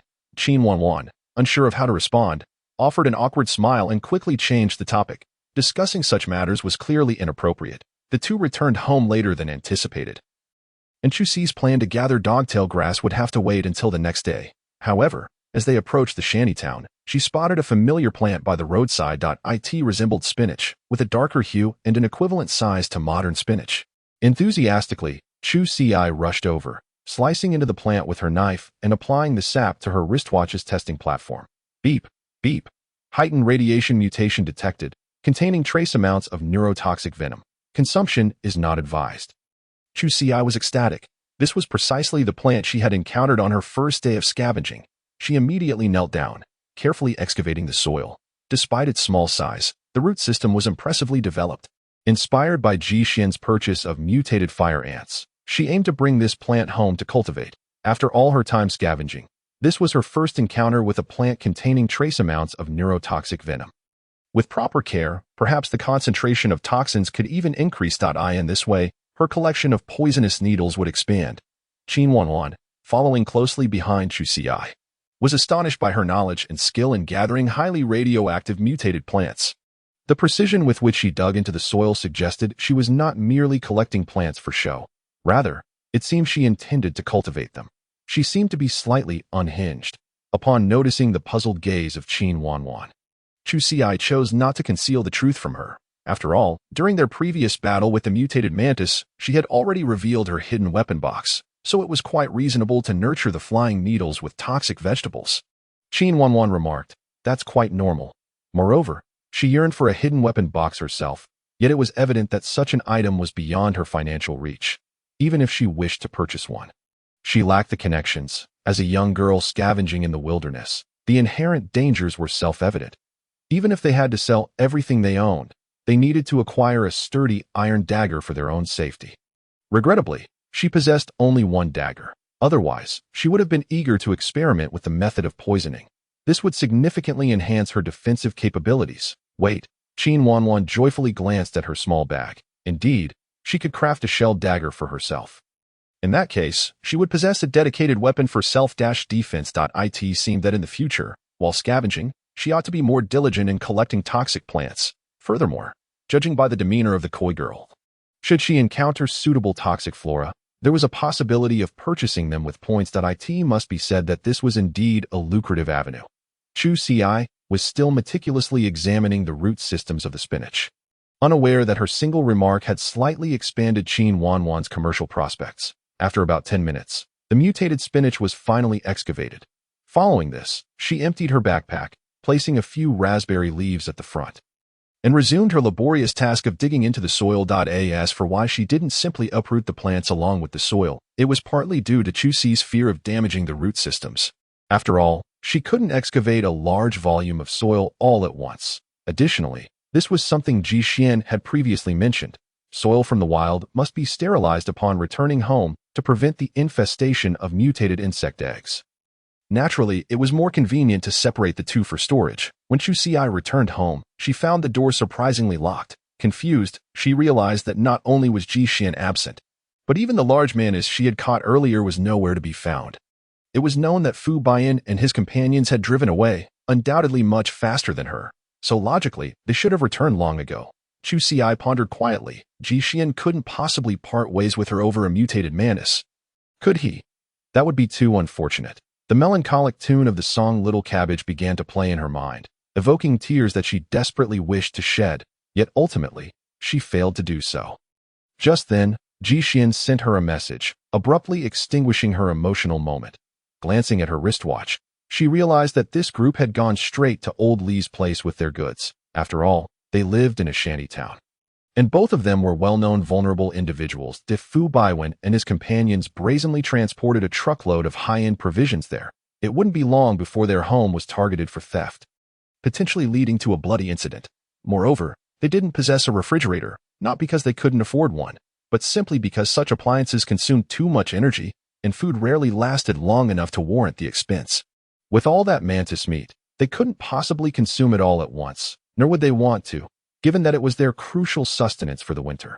Luckily, Ji Xian arranged for the body of the mutated mantis to be directly transported to Old Li, selling whatever was sellable while keeping the mantis meat for themselves. They could rent drying equipment there and process it on-site. After that, they could store it in sealed bags for convenient consumption, without worrying about spoilage even into the following spring. As for drying or smoking it at home, Ji Xian had considered that as well. However, he ultimately dismissed the idea, primarily due to the overwhelming aroma it would produce, which would attract unwanted attention. Even if they tried to bake it secretly at night, they wouldn't escape the scrutiny of those with ill intentions. It simply wasn't worth it to save a few rental points. Ji Xian initially thought the process would wrap up quickly, only anticipating a bit of time spent drying the mantis meat. However, the legs of the mantis were slender and required minimal preparation.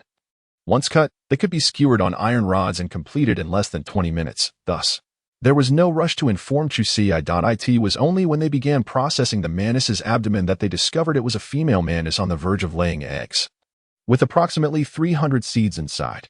Each had to be examined individually, which inevitably delayed their progress. Ji Xian, concerned that Chusi might grow anxious waiting, sent her a message to explain the situation.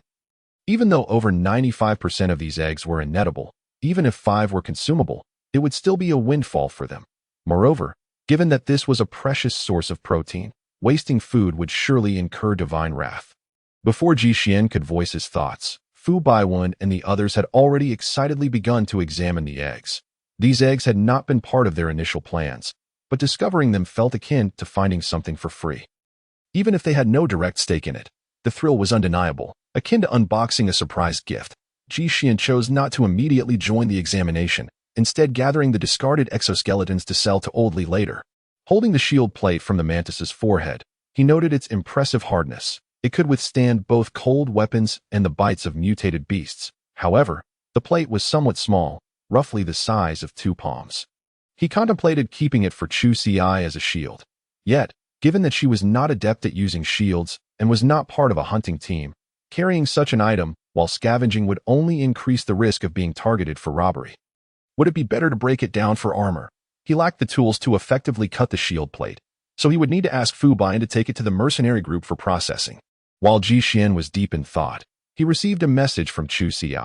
She had just remembered that the exoskeletons needed to be preserved for crafting small knives, and didn't want Ji Xian's group to carelessly discard them. Although she believed the likelihood of them being wasteful was slim, what if they grew tired of their mercenary life and deemed such trivial gains unworthy, tossing them aside? Concerned, she sent a reminder. Ji Xian looked at the message from Chusi, then glanced at the pile of skeletons he had organized, feeling quite conflicted. If he were to transform all of these into small knives, it would take an eternity. Selling them all to Old Li at once might be more efficient. Although this would fetch a lower price, getting points sooner was ultimately more beneficial, wasn't it? Besides, the market for exoskeleton daggers was not as lucrative as Chusi believed. Selling just one at a large gathering would be considered a success. After all, while scavenging, one could encounter any number of situations, and a dagger could be a life-saving weapon in critical moments. Thus, those with some points would invariably opt for a higher quality iron dagger. For those without any points, spending 5 points on an exoskeleton dagger would seem extravagant if they had those points. They would rather purchase a pack of nutrient solution, which could extend their lives for a few more days. Wasn't that a far better investment? Consequently, while exoskeleton daggers were always available, their market was relatively limited. Thus, Ji Xian did not support her pursuing this line of business. They had many pressing matters at hand, and it was unwise to expend energy on this endeavor. Ji Xian earnestly tried to dissuade her, fearing that Chusi might stubbornly dig her heels in. Chusi replied, "There is truly no need. I shall heed the wisdom of the elders. Can I truly claim ignorance of the market?" She was not so obstinate. After settling Chusi's concerns, Ji Xian sold all of the mutated mantis's exoskeletons to Old Li. As Old Li puffed on his pipe, he glanced sideways at the shield plate resting on Ji Xian's lap and said earnestly, "The most valuable part of this mutated mantis's exoskeleton is undoubtedly the shield plate on its forehead. If you sell me that plate, I can offer you 290 points. Without it, the highest I can give you is 220 points. The difference of 70 points was quite significant, indicating that Old Li was pressuring him to part with the shield plate. Old Lee was candid, stating, "I plan to use these Mantis exoskeletons to craft a set of men's armor, and that shield plate would fit perfectly at the chest position, significantly enhancing the value of my product. 70 points is quite a sum. Selling just the shield plate alone would hardly yield that much." Jishin nodded. He couldn't deny that he recognized Old Lee's sincerity. After all, he hadn't even mentioned a price this time. After some contemplation, the 70 points were sufficient for him to procure a set of exquisite iron and silk armor for Chu Xia. There was no need to cling to this particular shield piece. And with 70 points, he could acquire even more premium iron and silk materials, enough to encase both his front and back. Thus, Jishin readily agreed to the transaction, and both parties were pleased. An oven had 8 slots, and they had just finished roasting 2 batches of mantis meat. Each skewer of mantis eggs held 4, and initially, everyone thought they wouldn't have enough for a single batch. They planned to fill the remaining slots with some high-radiation mutated mantis eggs. After all, the mutated fire ants at home needed to eat too, and they could save some for winter. To their surprise, they detected a total of 36 edible eggs. There was even a surplus of 4, which was truly delightful. Old Lee also joined in the excitement, exclaiming, "So much bounty. I haven't had mantis eggs in ages. What do you say, Jishin? Sell me a few." Jishin pondered for a moment and nodded in agreement, saying, "Sure, I'll sell you 2 fresh ones, but we need to keep the rest for winter." Old Lee readily consented, as he wasn't lacking in food. He was merely craving a taste. 2 would suffice, and Jishin's mutated mantis eggs were not given away for free. He intended to purchase some items from Old Lee as well. Wary of offending him and concerned that the old man might sabotage him, with their points now showing a surplus, he aimed to acquire a solar charging panel and a second-hand radiator to take home. Old Lee's offerings had their advantages. Many items, though a tad worn, were at least a third cheaper than new ones. Hence, second-hand goods were quite popular in the shanty town. However, selecting second-hand items required discernment. Otherwise, what one brought home today might be rendered useless in just a few days. Of course, these items came without any warranty. If they broke down, the points spent would feel wasted. Jishin had a keen eye and could repair things himself, with few instances of misfortune. As winter approached, those in modest circumstances typically gathered firewood for warmth, and his family certainly fell into that category. However, Chu Xia was too busy scouring for food to even think about gathering firewood. Thus, Jishin planned to acquire a second-hand radiator. As very few households in the shanty town could afford one, the price of radiators was somewhat steep, and they consumed a lot of energy, making it unaffordable for most families. Chu Xi's previous solar panel was already considered large in the shanty town. Yet it still couldn't support a radiator. Therefore, they had no choice but to purchase another. Moreover, solar panels had to be new. Otherwise, their power generation efficiency would be exceedingly low, rendering them nearly useless, serving merely to power a light bulb. They also aspired to cultivate plants indoors. Placing a brazier indoors not only occupied space but also posed challenges in temperature control and safety hazards. Jishin had already thought through the acquisition of these 2 items. Additionally, he needed to purchase a bottle of radiation-blocking spray, which was essential to apply after renovating the house. The items Jishin purchased were somewhat pricey. After everything was sold, he ended up giving Old Lee 64 points in change. Fu Baiwen, Zhang Xiqing, and Tian Hao eagerly offered to help him carry the items home. Jishin remained unfazed. If they didn't carry them, who would, himself in a wheelchair? By this time, they had already returned the electric tricycle they had borrowed, leaving them with the arduous task of manual transport. Fu Baiwen took the mutated fire ants Jishin had caught that day. Zhang Xiqing carried the radiator, and Tian Hao bore the solar panel, while Jishin pushed his wheelchair, with the dried meat and mutated mantis eggs resting on his lap. As for the remaining high-radiation mutated mantis eggs, Jishin had no intention of wasting them. He intended to bring them back for the mutated fire ants to eat, distributing around 200 among them. Upon their return, Chu Xia was at home weaving a dogtail mattress. Normally, at this hour, it would be time for her to sleep. But today she was eager to wait for Jishin to return so she could promptly inquire how many points he had earned and how much dried meat he had obtained. This thought filled her with excitement, rendering her unable to sleep. When Jishin knocked on the door, Chu Xia hurriedly ran over to open it. Expecting only Jishin, she was taken aback by the number of people who entered. She quickly stepped aside to let them in, but the room was already filled to the brim with bamboo pieces and joints, leaving hardly any space to stand. Fu Baiwen placed the iron cage on a bamboo table, and Chu Xia glanced over to see that there were definitely more than 5. There were at least 8 or 9 that the little creatures were likely soldier ants among the fire ants. each roughly the size of a fist, with large heads and two prominent fangs, their antennae constantly moving, exploring their surroundings. Their color had not mutated, appearing as clear as red agate. Honestly, they were rather stunning. If one overlooked their deadly venom, they would make quite adorable pets. Jixian's mood, however, soured as his wheelchair got stuck in a corner, making it difficult to maneuver. This was not a sustainable situation. The renovation of the house could not be delayed any longer, as their living conditions were too inconvenient.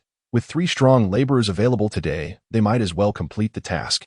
After all, the bamboo pieces were already split, and the most cumbersome work had been done. The remaining tasks would not require excessive effort. Jixian certainly would not have them work for free. He offered each of them 6 grain fruits as payment for their assistance in transporting the prey, along with 8 points for the rental of the electric tricycle. Now, adding a portion of mutated mantis egg drop soup as a bonus for their overtime work seemed reasonable. The group promptly agreed.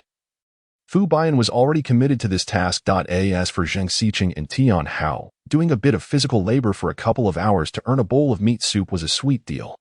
Thankfully, Fu Baiyan had left the tools from his previous digging task here, which saved them the time of fetching them. He grabbed the shovel and headed outside, while Zheng Xiqing and Tian Hao moved to shift the outer wall of Chu Si's house. The groundwork would be handled by Fu Baiyan, who could easily manage it outside. Their main task was to construct a framework to stabilize the remaining structure of the house. The greatest challenge in renovating shantytown houses was ensuring that the original structure did not collapse. Chu Si watched anxiously, too fearful to remain at home. Fortunately, the two had decent skills, and during the demolition of the outer wall, no other areas were adversely affected. Jixian, considering that he needed to dry the high-radiation mutated mantis eggs indoors, had them at a small elongated room at the back of the house. It wasn't large, only about 3 square meters. The bamboo pieces had to be staggered to leave some gaps, ensuring ventilation while concealing the interior from prying eyes. Jixian also remembered the egg drop soup he had promised them, albeit with only 1 egg included. Yet, the broth was so thick that neither Chu Si nor Jixian tasted it. It all went into the stomachs of the 3 laborers, after which their efficiency soared, finishing the work before midnight. After spraying the radiation-blocking spray, the task was smoothly concluded. Chu Si could only feel frustrated. 2/3 of the bamboo pieces had been used up, and the remainder was piled aside. Nevertheless, she felt the space was even more spacious than before. The wall at the back, from which they had removed a piece of wood, now served as the entrance to the drying room. After Fu Baiyan and the others left, she and Jixian could not rest just yet. They had to quickly hang the high-radiation mutated eggs to prevent spoilage. The two were busy until 1 o'clock, finally managing to hang everything up. After washing their hands, Chu Si could finally crawl onto her beloved bed of grass and sleep, since she had gone to bed late the previous night. Jixian intended to excuse her from her training tasks for the day. However, her biological clock was too stubborn. Chu Si woke up right on time, glancing at her watch to see it was 3:35. Already 5 minutes late, Jixian hadn't called her, so it seemed she wouldn't have to carry out her training today. Her mood instantly brightened, as if all her fatigue had vanished, leaving her feeling invigorated. At that moment, Jixian was downstairs slicing yam. Upon seeing Chu Si awake, he felt as if it were destiny, and he nodded, saying, "Since you're awake, don't sleep anymore. I'll reduce your horse stance by 10 minutes.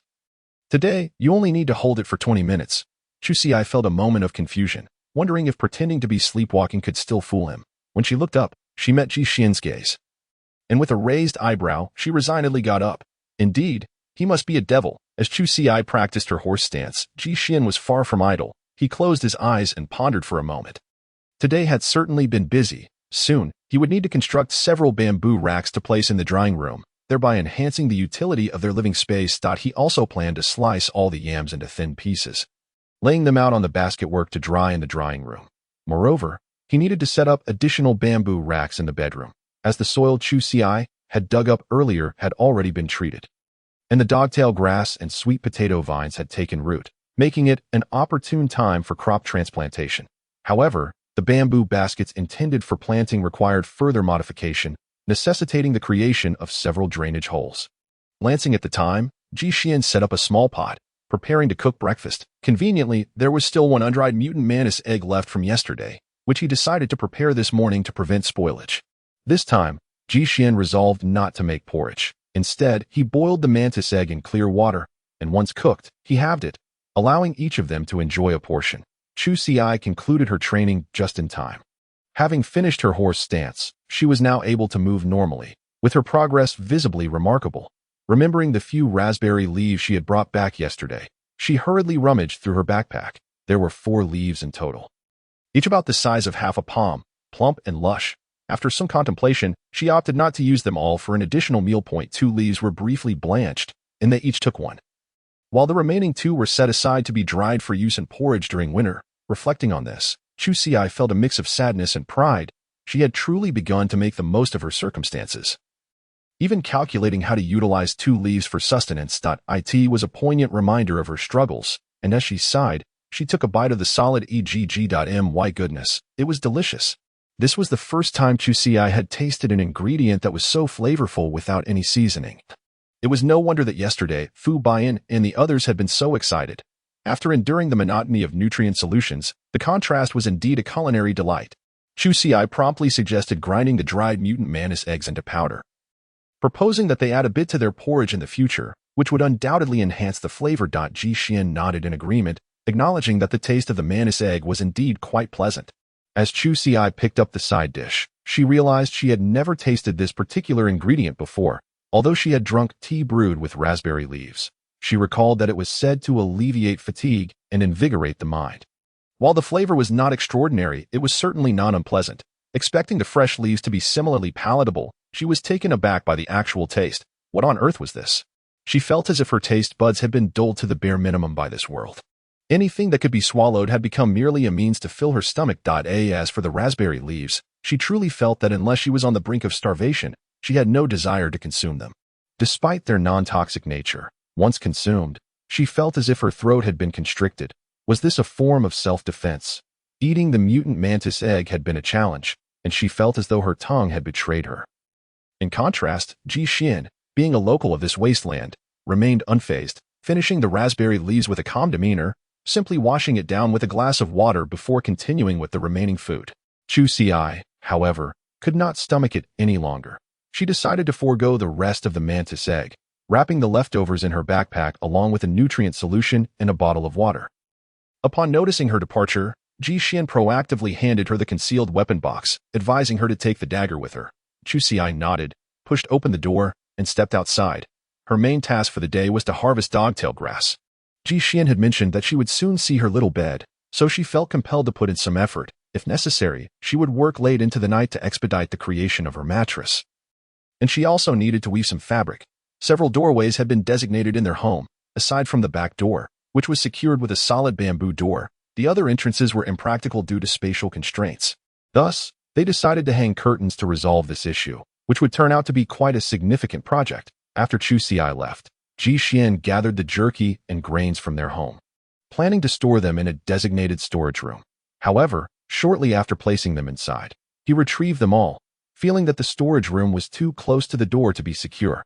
After much deliberation, he ultimately decided to stash the provisions beneath the bed, a roundabout solution, but one that worked. Despite the upheaval, the storage space remained unchanged. The specially allocated storage room was not wasted, as they were reluctant to place their own food there.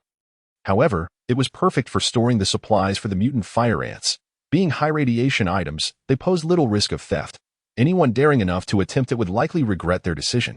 Consuming too much could lead to severe intestinal distress. Once the grains were properly stored, Ji Xian began assembling a rack inside the house. As it was still too cluttered, he needed to arrange the layout swiftly to determine the placement of the radiators. Additionally, he planned to modify the setup, incorporating steel pipes to work in conjunction with the radiators, thereby quickly raising the overall temperature of the house, allowing for clothes to be dried in winter. A twofold advantage. Last night, Qin Wanwan had chatted with Chu Xi and learned that Chu Xi's primary task today was to gather some grass leaves from the dogtail grass patch. Considering that their home had received several pounds of meat yesterday, and that her own arm bore significant injuries, she decided to take a day off. She would accompany Chu Xi to the dogtail grass area for a leisurely stroll. Chu Xi was indifferent. She had a favorable impression of Qin Wanwan. Moreover, since the dogtail grass space was not exclusively hers, she felt free to go, appreciating the company and the opportunity to pass the time with conversation. After all, she had already cleaned up the spikes long ago, so there was no fear of anyone discovering this treasure. The two met at the exit of the shantytown as usual. Qin Wanwan's arm was neatly bandaged in white, and as they drew closer, Chu Si could detect a faint medicinal scent. Reflecting on her previous hospital expenses, she couldn't help but feel a twinge of anxiety. Surely, this must have cost a pretty penny. Qin Wanwan scratched her head and raised her arm. Asking this, Chu Si nodded, noting that while the outer bandage seemed manageable, she feared the cost of the medication inside. To her surprise, Qin Wanwan shook her head, stating that everything was provided at home, incurring no expenses. The cloth strip was from cotton they had previously purchased, indeed costing a fair amount of points, around 30, as she recalled. They treated it with great care, washing it after each use, bleaching it, and then boiling it before drying it for storage. Whenever someone got injured, they would use it again. The medicinal powder applied within was made from mutant thistle, known for its excellent hemostatic properties, whenever they ventured out and encountered wild thistles, regardless of whether they were high radiation variants. They would dig them up and plant them near their home. Thus, once they detected leaves that met radiation standards, they would meticulously store them, drying them for future use, preparing for any unforeseen circumstances. Upon hearing this, Chu Si's eyes brightened. She had previously noticed that some families planted green leafy plants near their doors. However, the appearance of the mutant thistle had changed so dramatically that she had not recognized it initially. Thinking it was merely a deterrent against theft, after all, its appearance was hardly inviting. The mutation had transformed the hairs on its leaves into sharp spines, giving it an unmistakably forbidding presence, to be honest. The first time Chu Si saw it, she found it rather off-putting, a veritable nightmare for those with trypophobia. This plant was a cross between green foliage, succulents, and cacti. Initially, Chu Si had little interest in it. But now it was different. It was the renowned thistle, and having already brought home mutant spinach, it was illogical to disregard a potent hemostatic herb. Consequently, she promptly expressed her desire to purchase some thistle from Qin Wanwan. Regardless of its radiation level, she planned to cultivate it in moderately radioactive soil and provide it with treated drinking water, ensuring that it would soon yield leaves with lower radiation levels. Qin Wanwan, feeling particularly generous, insisted that there was no need to buy anything. She would simply give Chu Si a plant. This was not merely an act of kindness, as many households in the shantytown had thistles. If Chu Si were bold enough, she could simply dig one up under the cover of night, and no one would be the wiser. Ultimately, it was just a high-radiation mutant plant, not particularly rare. Chu Si's home lacked any, likely due to her previous inattention, while in the past 2 years, they had successfully relocated 5. Thus, parting with one for Chu Si was no burden at all. Moreover, as for the matter of the mutated mantis yesterday, she had somewhat repaid Chu Si a favor, returning it with a thorny vegetable, which was precisely to her liking. Chu Si felt delighted. She had not anticipated such a fruitful outcome just upon stepping outside. However, before she could relish her joy for more than a fleeting moment, she suddenly smacked her forehead. She had completely forgotten about the mutated spinach, which she had carelessly left in a corner. It needed to be planted immediately. Having been out of the soil since yesterday, if it were left to dry another day, even as a mutated plant, it would surely perish. Chu Si promptly took out her wristwatch and relayed this matter to Ji Xian. Moreover, she asked him to try out those several canes to see if any were suitable, that if none were appropriate, she would have to continue her search. Additionally, she wished to have a comprehensive view of the new house. Since the renovation was completed last night, and she had only ventured out to scavenge this morning, it was still shrouded in darkness, leaving her unable to properly inspect her surroundings. At home, Ji Xian was diligently sawing bamboo, which was intended to be used for constructing Chu Si's bed, ensuring that the lengths were uniform. Just then, his wristwatch emitted a sound, and upon checking, he saw a reminder from Chu Si about planting the spinach. He had already noticed it while tidying up the house in the morning, and, seeing a pile of soil nearby, he deduced that this was not vegetables Chu Si had scavenged. He measured it with his wristwatch and confirmed that it was indeed a high-radiation plant, containing slight neurotoxins. No wonder she had brought it back. Glancing at the already wilted plant, he had prepared a bamboo basin for planting it, and he had already watered it, leaving it in a shaded area to recuperate. He paused his work to take a photo for Chu Si, who generously praised him and promptly sent back a thumbs-up emoji, followed by another message. Ji Xian glanced at it and thought that since there seemed to be no urgent matters, it was likely fine not to respond right away. However, he knew that when Chu Si returned in the evening to find her little bed still unfinished, she would probably be quite displeased. It was undeniable that Ji Xian had figured it out. Her elation stemmed from the anticipation of sleeping in her new bed that night. After toiling for most of the day, Chu Si's little bed was finally completed. He had meticulously crafted it according to the dimensions of the mattress Chu Si had prepared, ensuring it was just right for her needs, and he had even made the bed slightly higher. There was still plenty of bamboo left at home, and he intended to create 2 storage baskets for her to place under the bed. Yes, he also needed to make 2 storage baskets for his own bed. Furthermore, he planned to construct them elevated off the ground to prevent moisture from seeping into the food stored within. With some leftover bamboo strips, he could fashion a shelving unit for the home. Providing a designated space for the bamboo pots that were stacked on the floor. Xian surveyed his surroundings, mentally mapping out the future placements for the bamboo, arranging what he could, while the remaining thin bamboo shoots would have to suffice as firewood. Today, Chuxi's scavenging task was not particularly demanding, and she was in no rush as she strolled leisurely alongside Qin Wanan. This not only allowed her to care for the ailing individual but also offered a chance to indulge in some gossip. Chuxi had not been in this world for long, typically preoccupied with scavenging, and it was a rare delight to have a like-minded young girl to share amusing anecdotes from the shantytown. Tales of how a child from one household dismantled the door of another and was chased down the street in reprimand, or the story of her neighbor, Huang Shuchai, who had fallen for a girl but was unable to afford the 666 points for the bride price.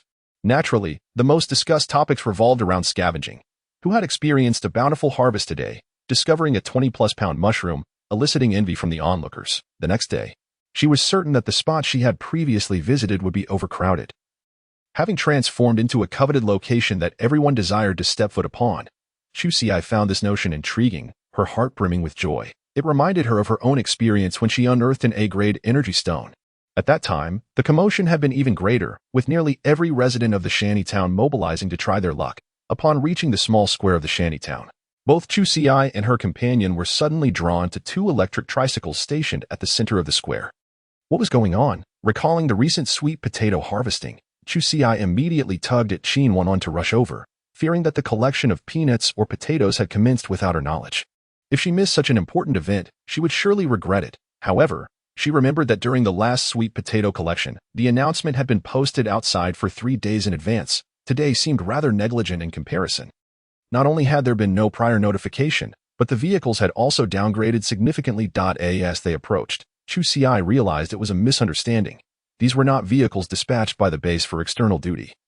Rather, a hunting team was recruiting members for an expedition to the cotton collection site. Cotton? Chuxi felt a surge of excitement. The original owner's dreadful memories of winter profoundly influenced her. Particularly that year when her parents passed away, characterized by hunger, cold, and bone-chilling despair. Just the thought of it sent shivers down her spine. If there was cotton, then warm winter clothing would surely follow. She envisioned crafting a reinforced cotton coat, ensuring that not even the harshest blizzards could penetrate it. However, one peculiar detail caught her attention. While many seemed interested, they appeared to be merely observing, with only a handful actually approaching to converse. This puzzled Chuxi. She recalled that when the uncle was selling scraps of mutated beast hides, numerous women had seemed quite eager to buy. Yet now, when the opportunity to collect cotton had arisen, with reasonable transportation costs, their enthusiasm seemed lacking. Just as Chuxi contemplated approaching for further inquiry, Qin Wanan grasped her arm. Xiaoxi, what are you doing? Chuxi scratched her head. What else could she do but inquire? To be honest, she felt a tinge of regret about her prior decision to purchase scraps of leather. It had been somewhat impulsive, and she resolved to exercise caution in the future. Here, the fare for a round trip was 4 points, with a 1/5 reduction for the return journey, which Chuxi found quite reasonable. If she exerted herself to collect more cotton, it would certainly prove more advantageous than purchasing leather. It was essential to note that cotton was not like edible food. It was genuinely a straightforward exchange. What you see is what you get. There was no need for testing, and slightly higher radiation levels were inconsequential. After all, it was not for consumption. Once home, she could treat it with a special solution. Did this not imply that if she worked diligently, she could gather as much cotton as she desired? Yet, observing the hesitant expressions of those around her, she sensed that the situation was likely not as simple as it appeared. Upon reviewing the original owner's memories, she discovered that her outings for collection had been infrequent. Typically, she only accompanied the base's vehicle each year. The reason was clear. The costs for ordinary hunting teams were prohibitively high, starting at a minimum of 10 points, without any obligation for protective personnel. Chuxi found this utterly absurd. It seemed she had stumbled upon a scam.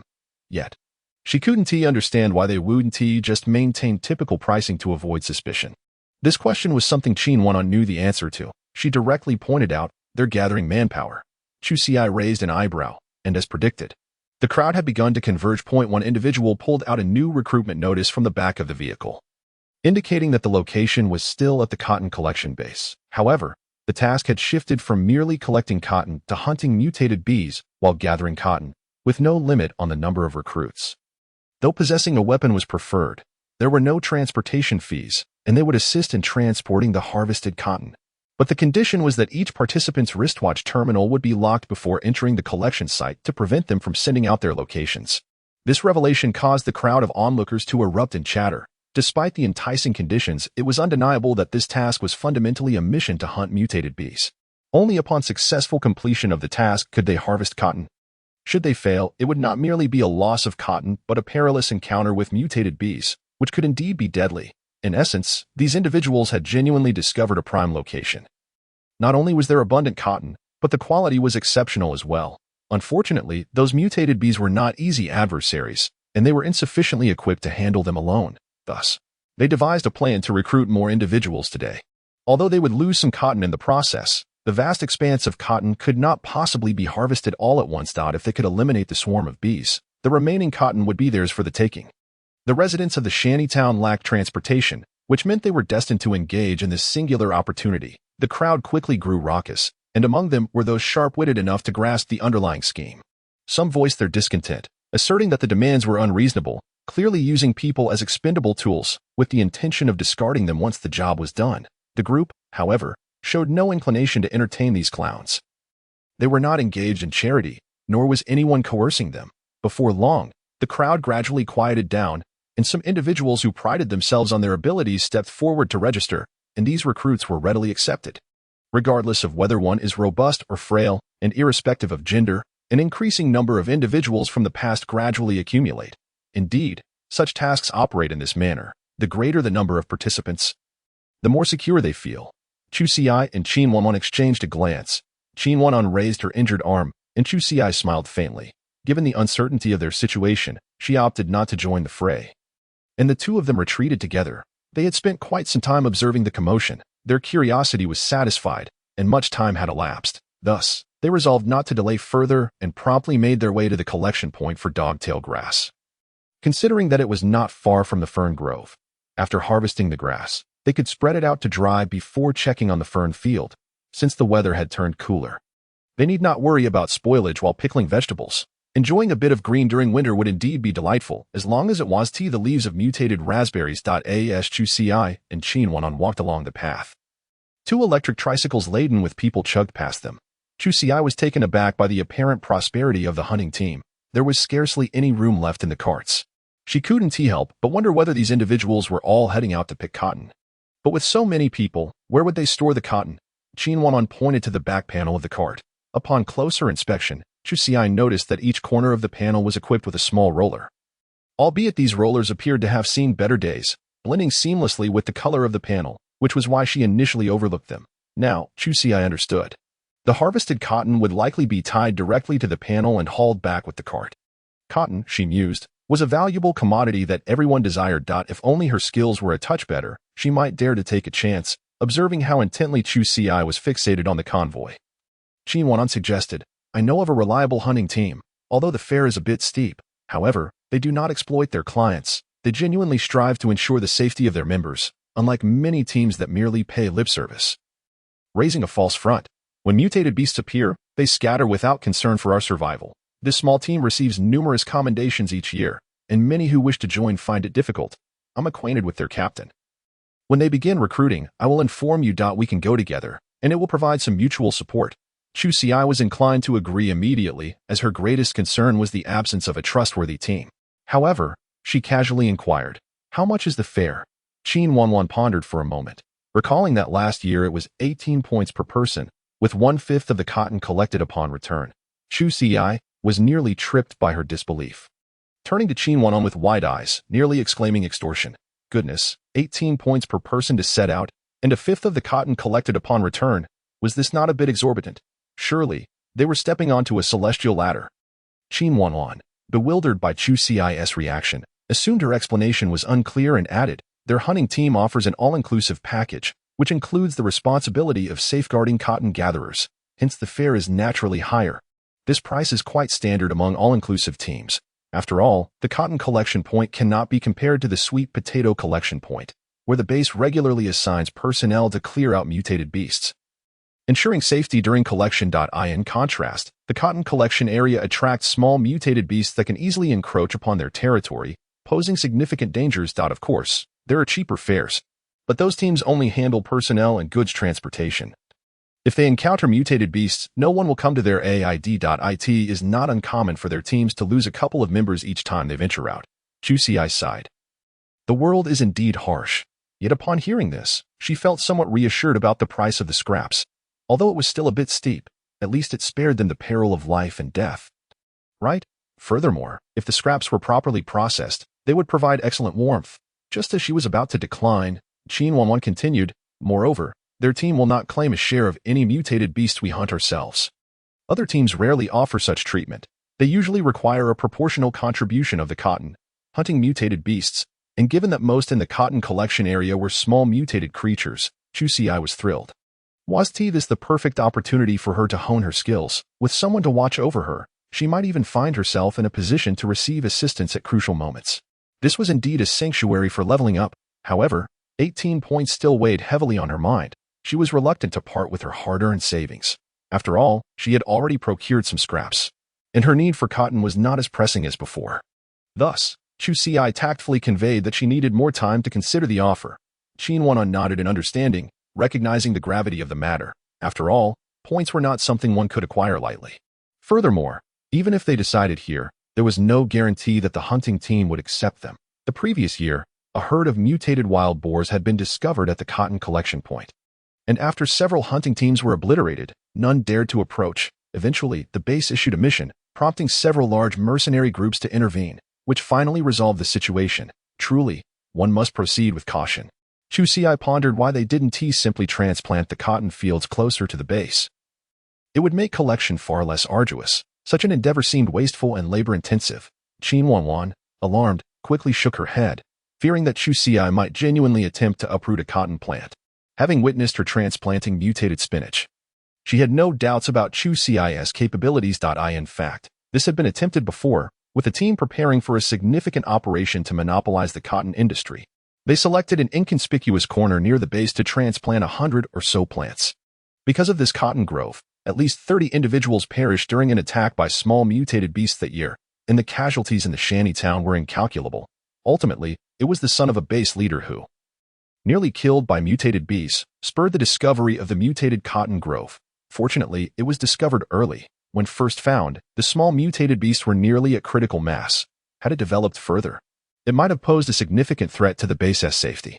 Since then, the base instituted a strict prohibition against the unauthorized cultivation of mutated cotton, imposing severe penalties, including confiscation of all property and expulsion from the base. Since that time, no one dared to meddle with this dangerous enterprise.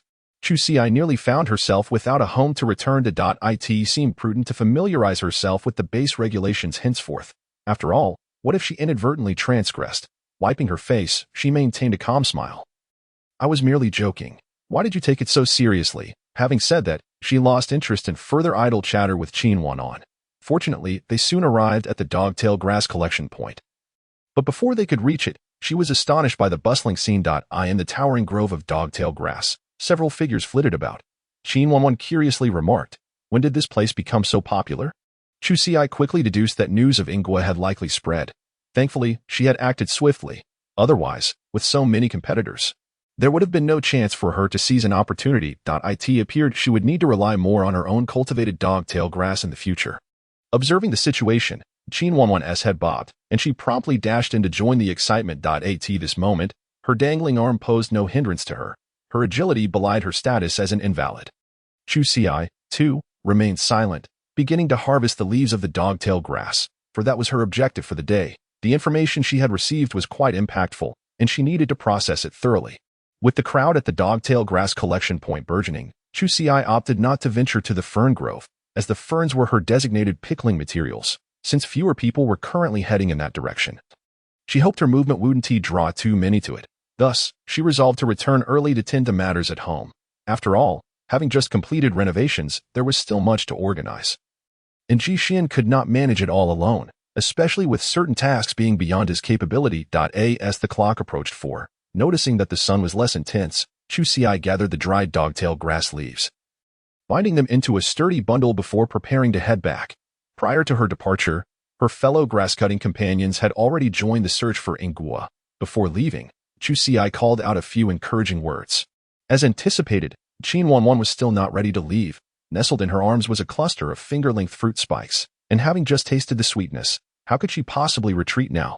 The purpose of Chu Xiai summoning her was not merely to take her away. She simply wished to inquire about the thistle plant. When they had arrived, they had just agreed that Chu Xiai would purchase a thistle from her, yet the price and delivery details had yet to be discussed.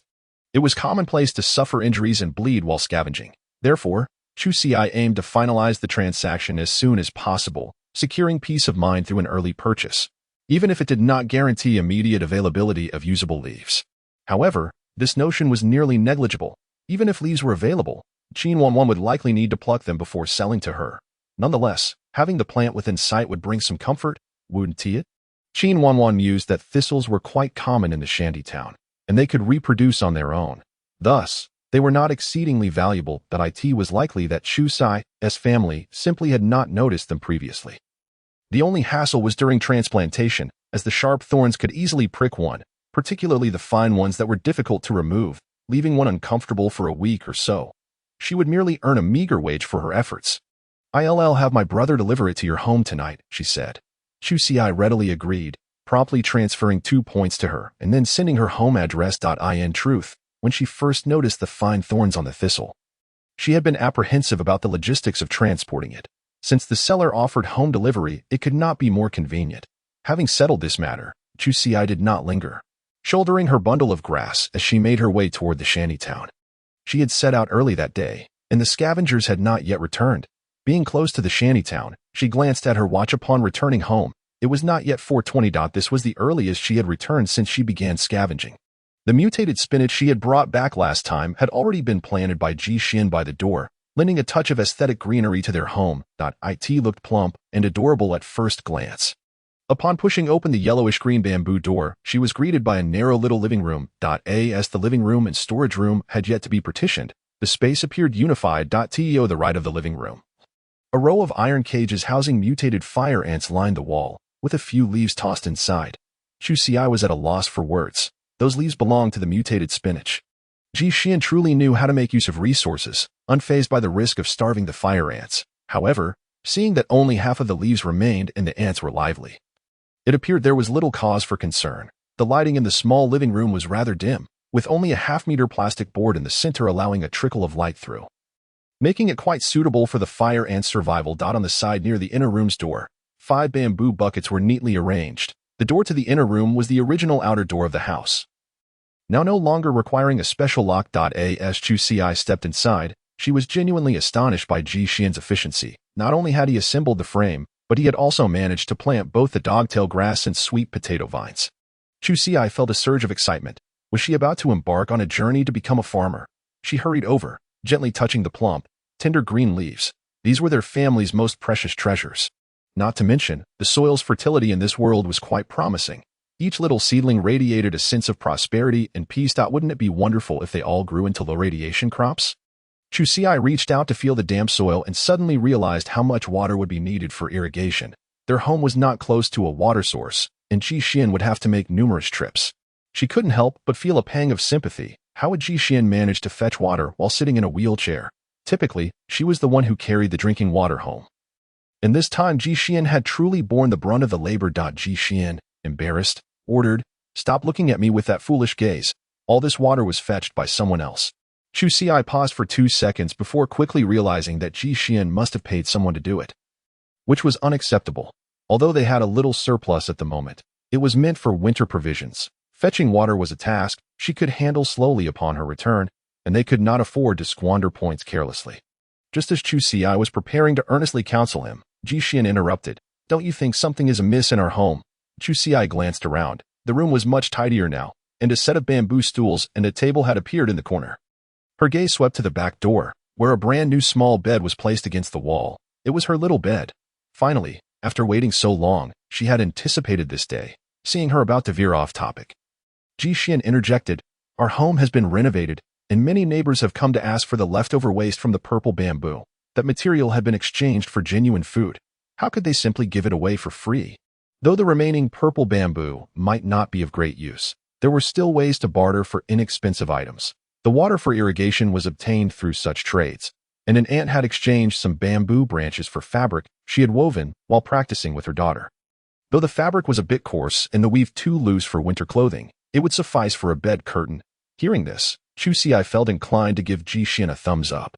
With some effort, she could finish weaving the mattress tonight. With a curtain, it would be her dream bed. Moreover, Ji Xian's resourcefulness not only expanded their usable space, but also brought back tangible benefits. The water for irrigation was invaluable, as fetching it herself was no light task.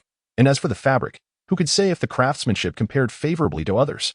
Just weaving such a large piece while separating the strands of red leaf vines was a massive undertaking.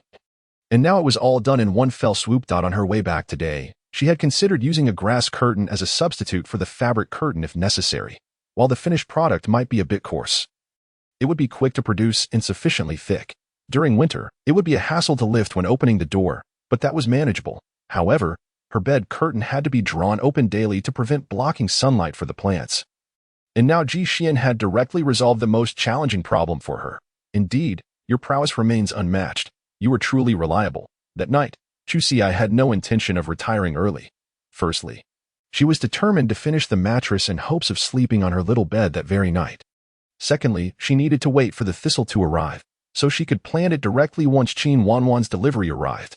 She could also use the evening to nurture the seedlings, as the mutated spinach had been planted a bit late, causing the new sprouts to wilt slightly. Ji Xian, meanwhile, constructed a bed frame size to fit her mattress, and once it was ready, they would only need to hang the curtain. With newfound motivation, Chu Xi's efficiency was remarkable.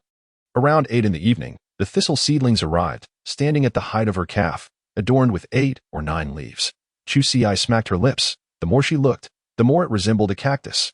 Even though it was just a baby now, it clearly wouldn't be easy to handle. The delivery was made by Qin Wanwan's younger brother, Qin Tan, a humble boy of about 14 or 15. Looking rather frail, suggesting his family lived in hardship. Upon arrival, he had refrained from tying up the thistle for fear of damaging its appearance, so the whole plant was still quite prickly. Qin Tan merely carried it by the roots. And as he walked, several thorns had pricked his leg. When Chu Xi received it, she noticed that one side of the leaves was considerably smoother. The boy silently delivered the thistle and departed without a word. Though Qin Tan tried to conceal it, his gait was still somewhat awkward. After Chu Xi closed the door, he immediately resumed a limping walk, hastily making his way into the distance. Watching him stagger away through the crack of the door, Chu Xi couldn't help but chuckle. This boy was quite amusing. It is conceivable that having a younger brother like Qin Wanwan could not possibly lead to any misfortune, especially since she is at home. The labor of farming naturally does not require Ji Xian's assistance. However, precautions must still be taken. She certainly does not wish to end up like that unfortunate Qin Tan. Fortunately, the dogtail grass in the yard is abundant, allowing her to bind a fair amount to herself, as she intends to avoid direct contact with the spiny plant. Near the side of the house, adjacent to the storage room, she meticulously excavates a pit of suitable size, subsequently tossing the spiny plant into it with 2 bamboo strips. After adjusting the angle, she uses the strips to refill the hole with soil, lacking the meticulousness of Qin Tan. In Chu Xi's view, these mutated plants exhibit vigorous growth. Such minor setbacks would not be fatal to them. This suffices. She will nurture them gradually, and they will soon recover. Watering, however, proved to be a bit laborious, as she simply splashed it on, which was somewhat inconvenient. It appears that she must enlist Ji Xian's ingenuity to devise a long-spouted watering can for her. Upon returning home, she finds that Ji Xian has already completed the bed frame, granting her the delightful sight of a large man diligently sewing with a pile of fabric. His profile is illuminated by the warm yellow light, the linen fabric draped over his legs as he focuses intently on his task. It must be said, this scene is quite heartwarming. Chu Xi approaches, exclaiming, "Alas, I can only admire from afar. The stitches are crooked and uneven, enough to drive a perfectionist to despair." She promptly seizes the curtain from his hands, proclaiming, "Let me take over. This is a trivial task I can manage. You have worked hard all day. Hurry and wash up before resting." After all, it would be awkward for them both to be awake while she undoes his stitching. Ji Xian glances at Chu Xi's feigned expression and then back down at his handiwork. Ultimately, he concedes that perhaps he lacks the talent for such tasks, and there is no need to force it. He glances at his watch, noting that it is nearly 9 in the evening, and advises Chu Xi to finish the mattress quickly and get to bed early. After all, tomorrow's training cannot afford any delays. Chu Xi nods eagerly, her mattress requiring only a finishing touch, which she can complete in under 10 minutes. Once moved onto the bed, it fits perfectly. She secures each corner with fibers from 4 red leaf vines, ensuring it will not shift. Chu Xi quickly lays down, exclaiming, It doesn't he feel as soft as a pile of straw. Upon realizing her thoughts, she shakes her head fervently. What a devilish notion. She cannot allow herself to fall into such a mindset. This mattress is the fruit of her labor, incomparable to mere straw bedding. Carefully, she rolls around on her new bed, only to discover that it is indeed somewhat uncomfortable. Nevertheless, the straw bedding retains its warmth. And without any psychological burden, Chu Xi transfers her ground materials back onto the small bed, snuggling under her little blanket and drifting off to sleep contentedly. Ji Xian, in the opposite bed, opens his eyes to see her with an expression that conveys a multitude of unspoken words. He shrugs. To each their own, comfort is all that matters. Chu Xi enjoys a blissful slumber upon the bamboo bed, feeling no chill from the ground beneath, cuddled in the pile of straw and covered by her small quilt. She feels akin to a little bird nestled in its nest, safe and content. Her efforts have not been in vain. The new bed is indeed quite comfortable. At 3:30 in the morning, the alarm clock rings punctually, stirring Chu Xi to stretch languidly. Suddenly, a faint yet pungent odor infiltrates her nostrils. Seemingly, it is the faint scent of paint. Instantly alert, she opens her eyes and gazes upward, discovering a new addition to the room. A target fashioned from discarded wooden planks, adorned with a white painted design. Chu Xi's spirits lift immeasurably. Could it be that today she is spared the drudgery of squatting in a horse stance? She recalls Ji Xian mentioning an additional shooting training. And now she has finally progressed to the next stage. Indeed, her recent morning tasks have been completed with surplus energy. She is no longer the inexperienced Amon of old. Henceforth, she shall be known as the sharpshooter. Ji Xian glances at his watch. Late, plus extra training. This. Chu Xi finally leaps from her small bed as anticipated. Ji Xian retrieves a box of needles from a toolbox, specially purchased during their last outing to sell mutated mantises, intended for her practice. These needles have been processed and dyed a deep crimson, serving no ulterior motive other than visibility. Ji Xian anticipates that with Chu Xi's improvisational skills, these needles could end up anywhere. And he does not wish to create hidden pitfalls in their home. By dyeing them red, it will also facilitate their retrieval later. Chu Xi promptly fills her concealed weapon box with the needles, preparing to commence her practice. However, while the morning shooting training has been added, she cannot neglect her fundamental skills. Ji Xian, noticing her increasing ease in completing tasks, has also gifted her 4 2-pound sandbags, 2 for her ankles and 2 for her wrists. Chu Xi's upcoming shooting practice will also require her to wear the sandbags. As Ji Xian asserts, physical strength is crucial. Often, you must ensure your stamina exceeds that of your peers. Chu Xi muses. Is he attempting to transform her into a hardened warrior? After enduring the rigors of physical training, she finally anticipates the time to practice her new skill. Yet, she is unprepared for the overwhelming weight of the newly added sandbags. Lifting her wrists causes her arms to tremble uncontrollably, rendering her unable to aim accurately. After several attempts, all her shots land outside the target's 4-ring zone. This outcome starkly contrasts her expectations, considering she has successfully shot in the wild before, even assisting in the elimination of a mutated rat. Although the mutated mantis exhibited considerable resistance to the flying needles, she had successfully struck its eye. Technically speaking, she should have no significant issues. She had originally intended to surprise Ji Xian with her progress. Yet now, far from surprising him, she is grateful not to have frightened him. Stealing a glance at Ji Xian, she notes his unflinching demeanor in response to her lackluster performance. It seems his psychological fortitude is commendable. In fact, Chu Xi's current performance exceeds his expectations. After all, her athletic aptitude has been somewhat questionable, and coupled with the weight of the sandbags, Ji Xian had initially thought she might not even hit the target on her first day. Thus, he finds the present results surprisingly acceptable. It is often said that one should not harbor overly high expectations. Maintaining a calm disposition can indeed prolong one's life. Had he been dealing with soldiers under his command, he would have surely exploded by now. Indeed, the environment cultivates talent, and the ability to endure in various aspects can be deemed a form of talent as well. Therefore, Ji Xian remains composed, noting that the time is drawing near for breakfast, and he invites Chu Xi to join him. During their meal, Chu Xi broaches the topic of the cotton-picking expedition that took place yesterday. Firstly, she remains troubled by her inability to join. Secondly, she seeks Ji Xian's insights on how to navigate future operations effectively. After all, she still desires cotton, as the few small quilts at home are scarcely sufficient for winter's chill. Ji Xian ponders for a moment before affirming her decision from the previous day. Given Chu Xi's current abilities, even with a concealed weapon box at her side, she is still ill-prepared for anything beyond simple harvesting tasks. The concealed weapon box is meant for emergencies. It is best to avoid tasks with clear hunting implications, as one must maintain a clear understanding of their own capabilities. Even the hunting teams possess weapons and skills far superior to those of ordinary slum dwellers. However, during the land clearing phase, the casualty rate among team members is quite high. The situation yesterday was a blatant invitation to danger. It is not worth risking lives for a mere handful of cotton. Though Ji Xian speaks with reason, Chu Xi cannot help but feel a pang of regret. The thought of snuggling under a thick cotton quilt during winter is undeniably appealing. Ji Xian chuckles softly, reassuring her that opportunities will undoubtedly arise in the future. Those who underestimate others must be prepared for retribution. At this, Chu Xi's spirits lift. Could it be that this situation holds the promise of a grand reversal? However, the wristwatch has been locked, making it impossible to pinpoint the location. Ji Xian chuckled and shook his head, remarking that mercenaries possess numerous methods to determine their whereabouts without electronic devices. Some can even memorize their surroundings, effectively becoming living maps. Moreover, there are many capable individuals in the shantytown, but their methods are often too simplistic, rendering them unable to conceal themselves effectively. Chu Xi couldn't help but feel amused. If that were the case, the roles of hunter and prey would truly reverse, which delighted her immensely. After hastily finishing her breakfast, she knew it was time to attend to more pressing matters. Engaging in idle gossip was mere entertainment, but securing sustenance was paramount.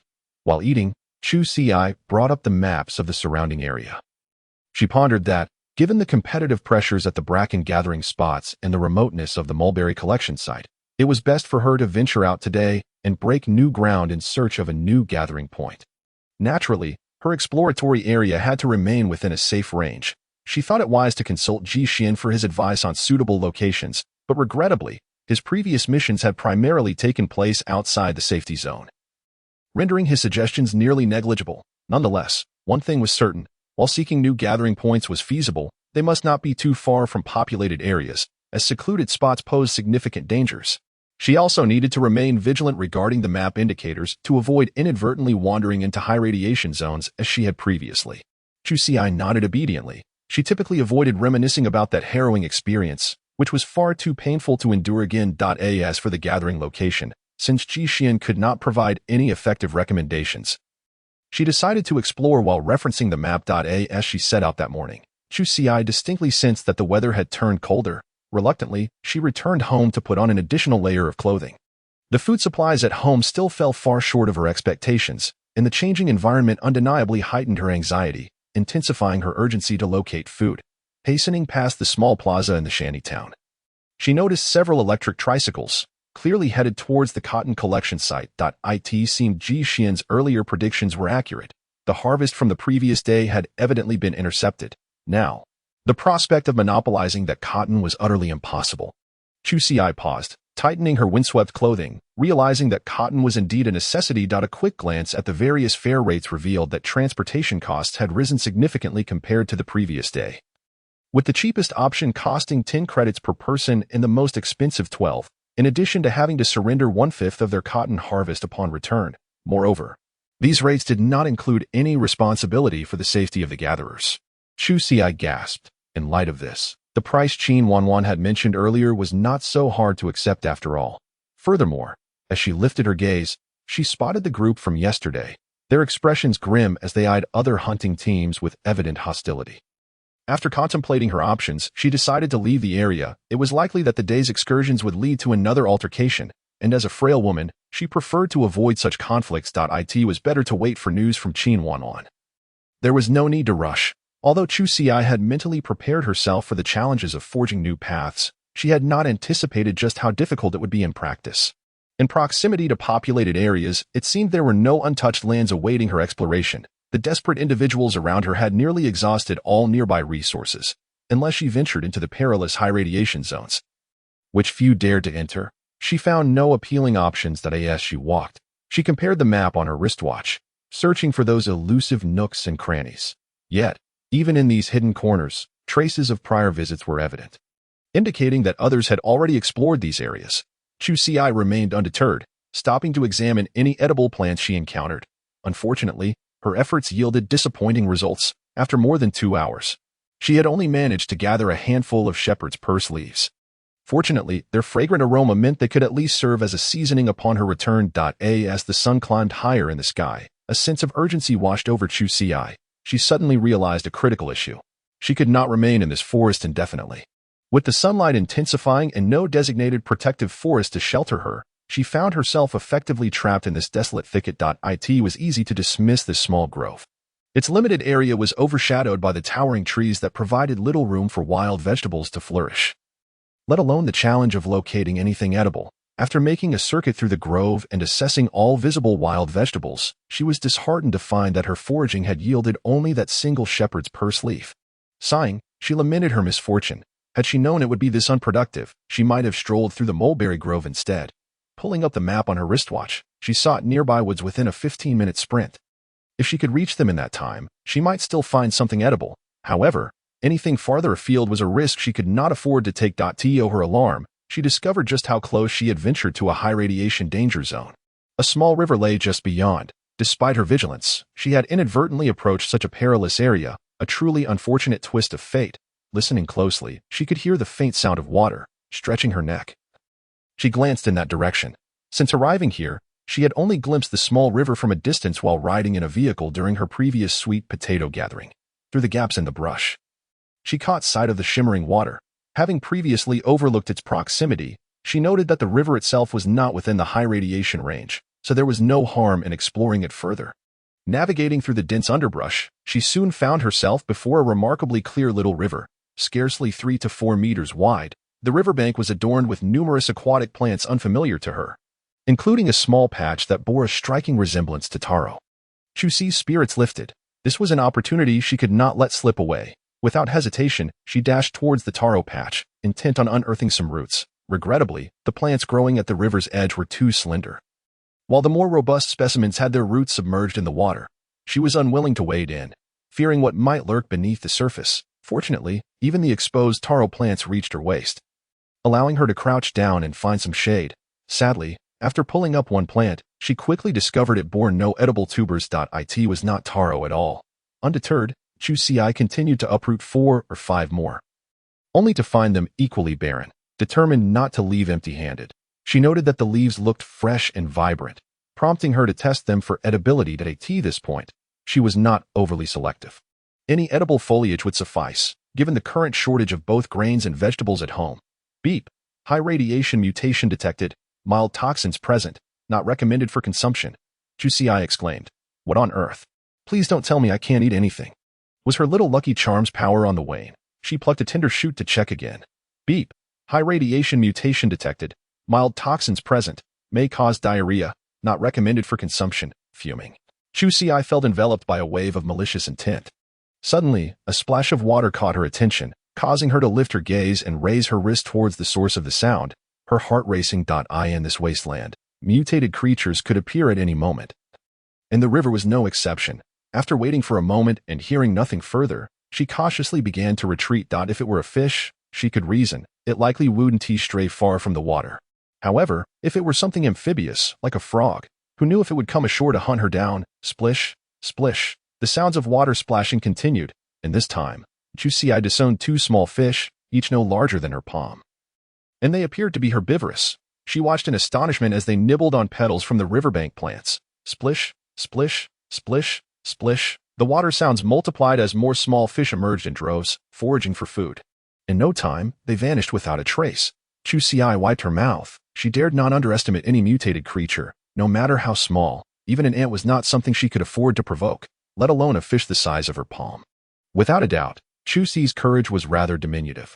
However, the allure of gourmet delicacies could easily nurture her nefarious thoughts. Recalling the mutated mantis eggs that Ji Xian had prepared last time, she smacked her lips in anticipation. The incomparable deliciousness of those tiny fish paled in comparison to the formidable mutated mantis, rendering them far more endearing. Naturally, Chu Xi had no whimsical thoughts of diving in to catch them directly. But were there not fish traps and nets available? She lifted her gaze and scanned her surroundings, recalling that she had indeed spotted some red leaf vines nearby. Sure enough, on a small tree by the riverbank, She discovered a cluster of crimson tendrils climbing upward. Yet, this particular vine was still too immature, clearly insufficient for her needs. It was unlikely she could even weave half a fish trap from it. Nevertheless, this was not a significant setback, as red leaf vines were quite common. Chusi decided to retreat back into the grove to search again, knowing that red leaf vines favored sunny environments. She deliberately circled around to the southern side of the forest. Fortunately, her efforts were rewarded. She found 4 or 5 vines as thick as her arm, ample for her purpose.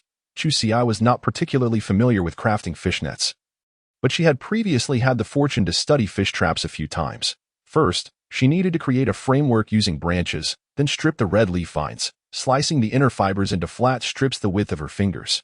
The vines were both resilient and supple, making them exceptionally suitable for weaving the trap. In no time, the general shape of the fish trap took form, and as she completed the final touches, she carefully adjusted the openings on either end, connecting them with a flexible vine rope. The fish trap was complete. However, the question of bait remained. This truly puzzled Chusi, as her own provisions were certainly off-limits, and nutritional agents could not serve as bait.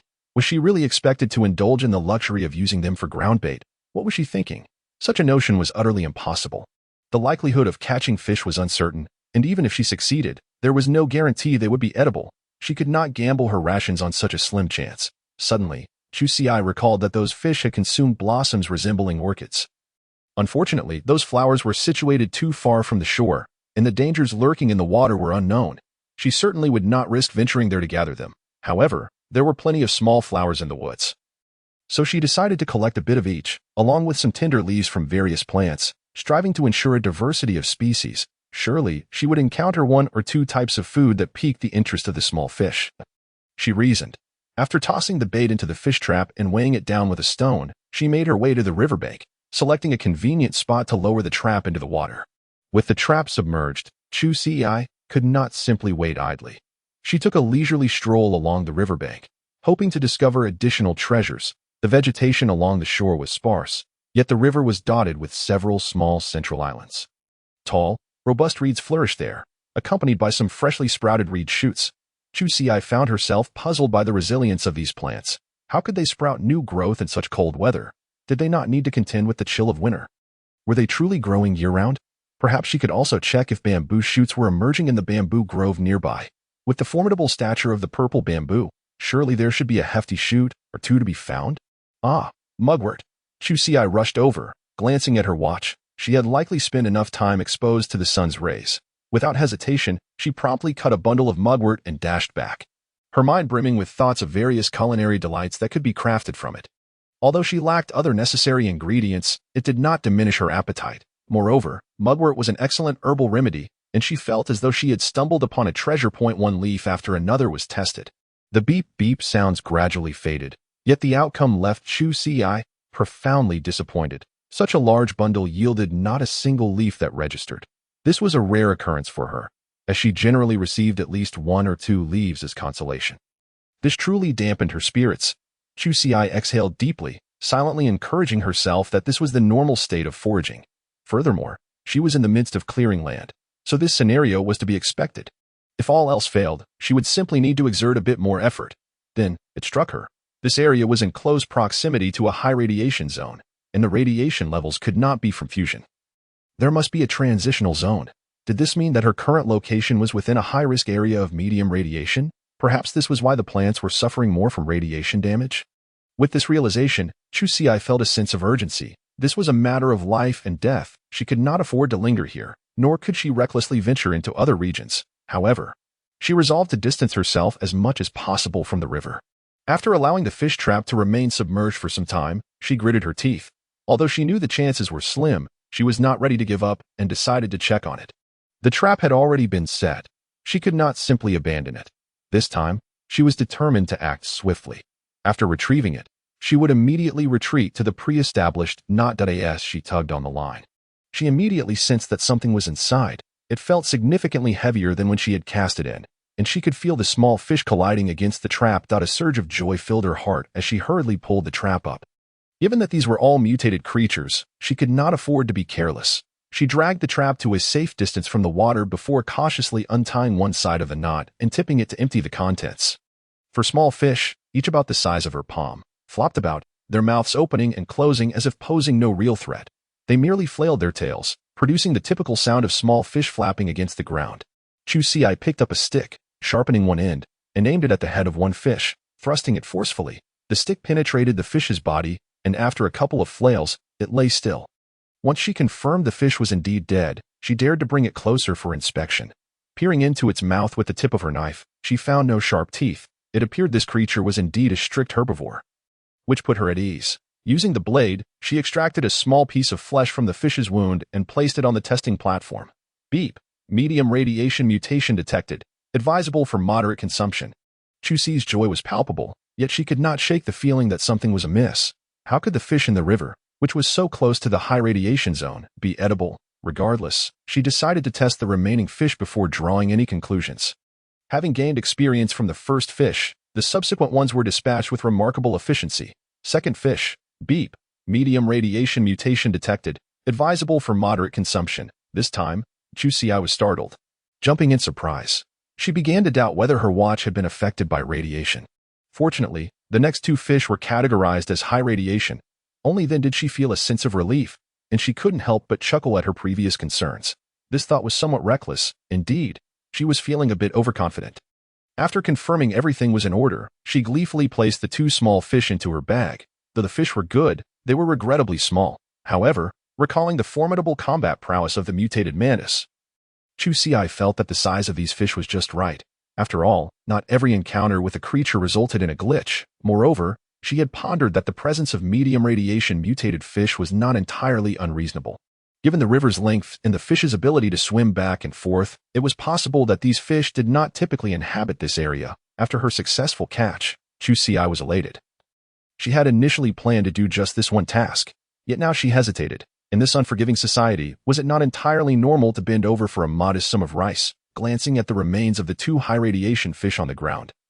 She decided to raise her dagger and slice through them a few times before tossing them into the fish trap as bait. Then, she cast the trap back into the water and quickly retreated into the woods. Striving to move away from the high-radiation zone, upon reaching the other side of the grove, Chu Xi sent a message to Ji Xian, primarily inquiring about the optimal safe distance. Ji Xian frowned. Naturally, it was best to keep a considerable distance. However, since Chu Xi had specifically asked this question, it implied she had reasons to remain in that vicinity. After some thought, Ji Xian raised his hand and replied with a distance of 300 meters. This was the width of the transitional zone. As long as Chu Xi maintained a straight-line distance of over 300 meters from the high-radiation area, she would theoretically be in a safe ordinary region. After receiving Ji Xian's response, Chu Xi quickly pulled up the map on her watch and marked out a 300-meter radiation zone. To her delight, she found that the vast majority of the small grove was enveloped within this zone, with only a small corner in the northeast remaining outside. Seeing this, Chu Xi felt a surge of joy. Her demands were modest, she only needed a safe space. After confirming, she promptly gathered her belongings and hurriedly made her way into the safe zone. She had every intention of preparing the fish there. Truly, with 2 edible fish out of 4, a 50% success rate was far too high for her to believe. She was determined to catch a few more to verify this result. However, one fish trap was clearly insufficient, as it significantly hindered her ability to gather. As the saying goes, to prosper, one must first build roads. Infrastructure is indispensable. With this thought in mind, Chu Xi immediately turned her attention to the recently harvested red vine area, swiftly chopping away before returning to the safe zone with a hefty bundle in her arms. With her first successful experience under her belt, she proceeded with newfound dexterity. After approximately 20 minutes, 3 new fish traps emerged into existence. Considering that she had just used the 2 high-radiation mutated fish as bait, she now had to venture back into the woods to gather some flora for bait once more. This time, Chu Xi was less meticulous, gathering various flowers and tender leaves, collecting whatever she could to prepare for several future baiting sessions, thus avoiding unnecessary trips. Once everything was in order, she glanced at the time and deemed it appropriate. Embracing the 3 fish traps, she prepared to haul in the nets. Grasping the pre-tied rope, she felt a surge of nervousness, uncertain of what this attempt would yield. She had deliberately waited a bit longer this time, hoping not to be disappointed. However, as she lifted the traps, her expression shifted. How could they be so light? Pulling up the entire rope revealed nothing but emptiness below. The fish traps had vanished without a trace, and there were clear bite marks on the rope. indicating that it was not merely a case of the rope detaching on its own. Observing the gnaw marks closely, they did not appear to be from a large creature. It seemed there was indeed a terrifying presence lurking in this tranquil river. She inhaled deeply, thankful for her initial caution, which had prevented her from recklessly entering the water. Otherwise, the outcome could have been dire. Looking up, she saw that the group of foolish fish remained nearby, leading her to conclude that she would have to resort to using vegetarian bait to catch fish in the future. She dared not approach the spot where she had just set the traps. Quietly circumventing several locations, she chose a few areas adorned with flowering plants to set her traps. After securing the ropes, she hurried back to the safe zone to await her next move. Chusi's grandfather had always enjoyed fishing, often employing traps or nets. Thus, she had a general understanding that fish traps typically required a substantial weight, either being set at night to be retrieved by day or left for half a day. However, given the seeming comfort of the fish in this area, she could expect to catch 3 or 4 in just a couple of hours. Once she switched to vegetarian bait, the ominous creatures ceased to appear. It seemed they were only attracted to blood, although she remained oblivious to the dangers lurking in the water as long as she did not fall in. She believed she would be relatively safe. Chusi sighed with relief. Throughout the afternoon, she had busied herself with 4 trips, successfully catching 10 small fish, which must have exceeded a quarter of the edible yield.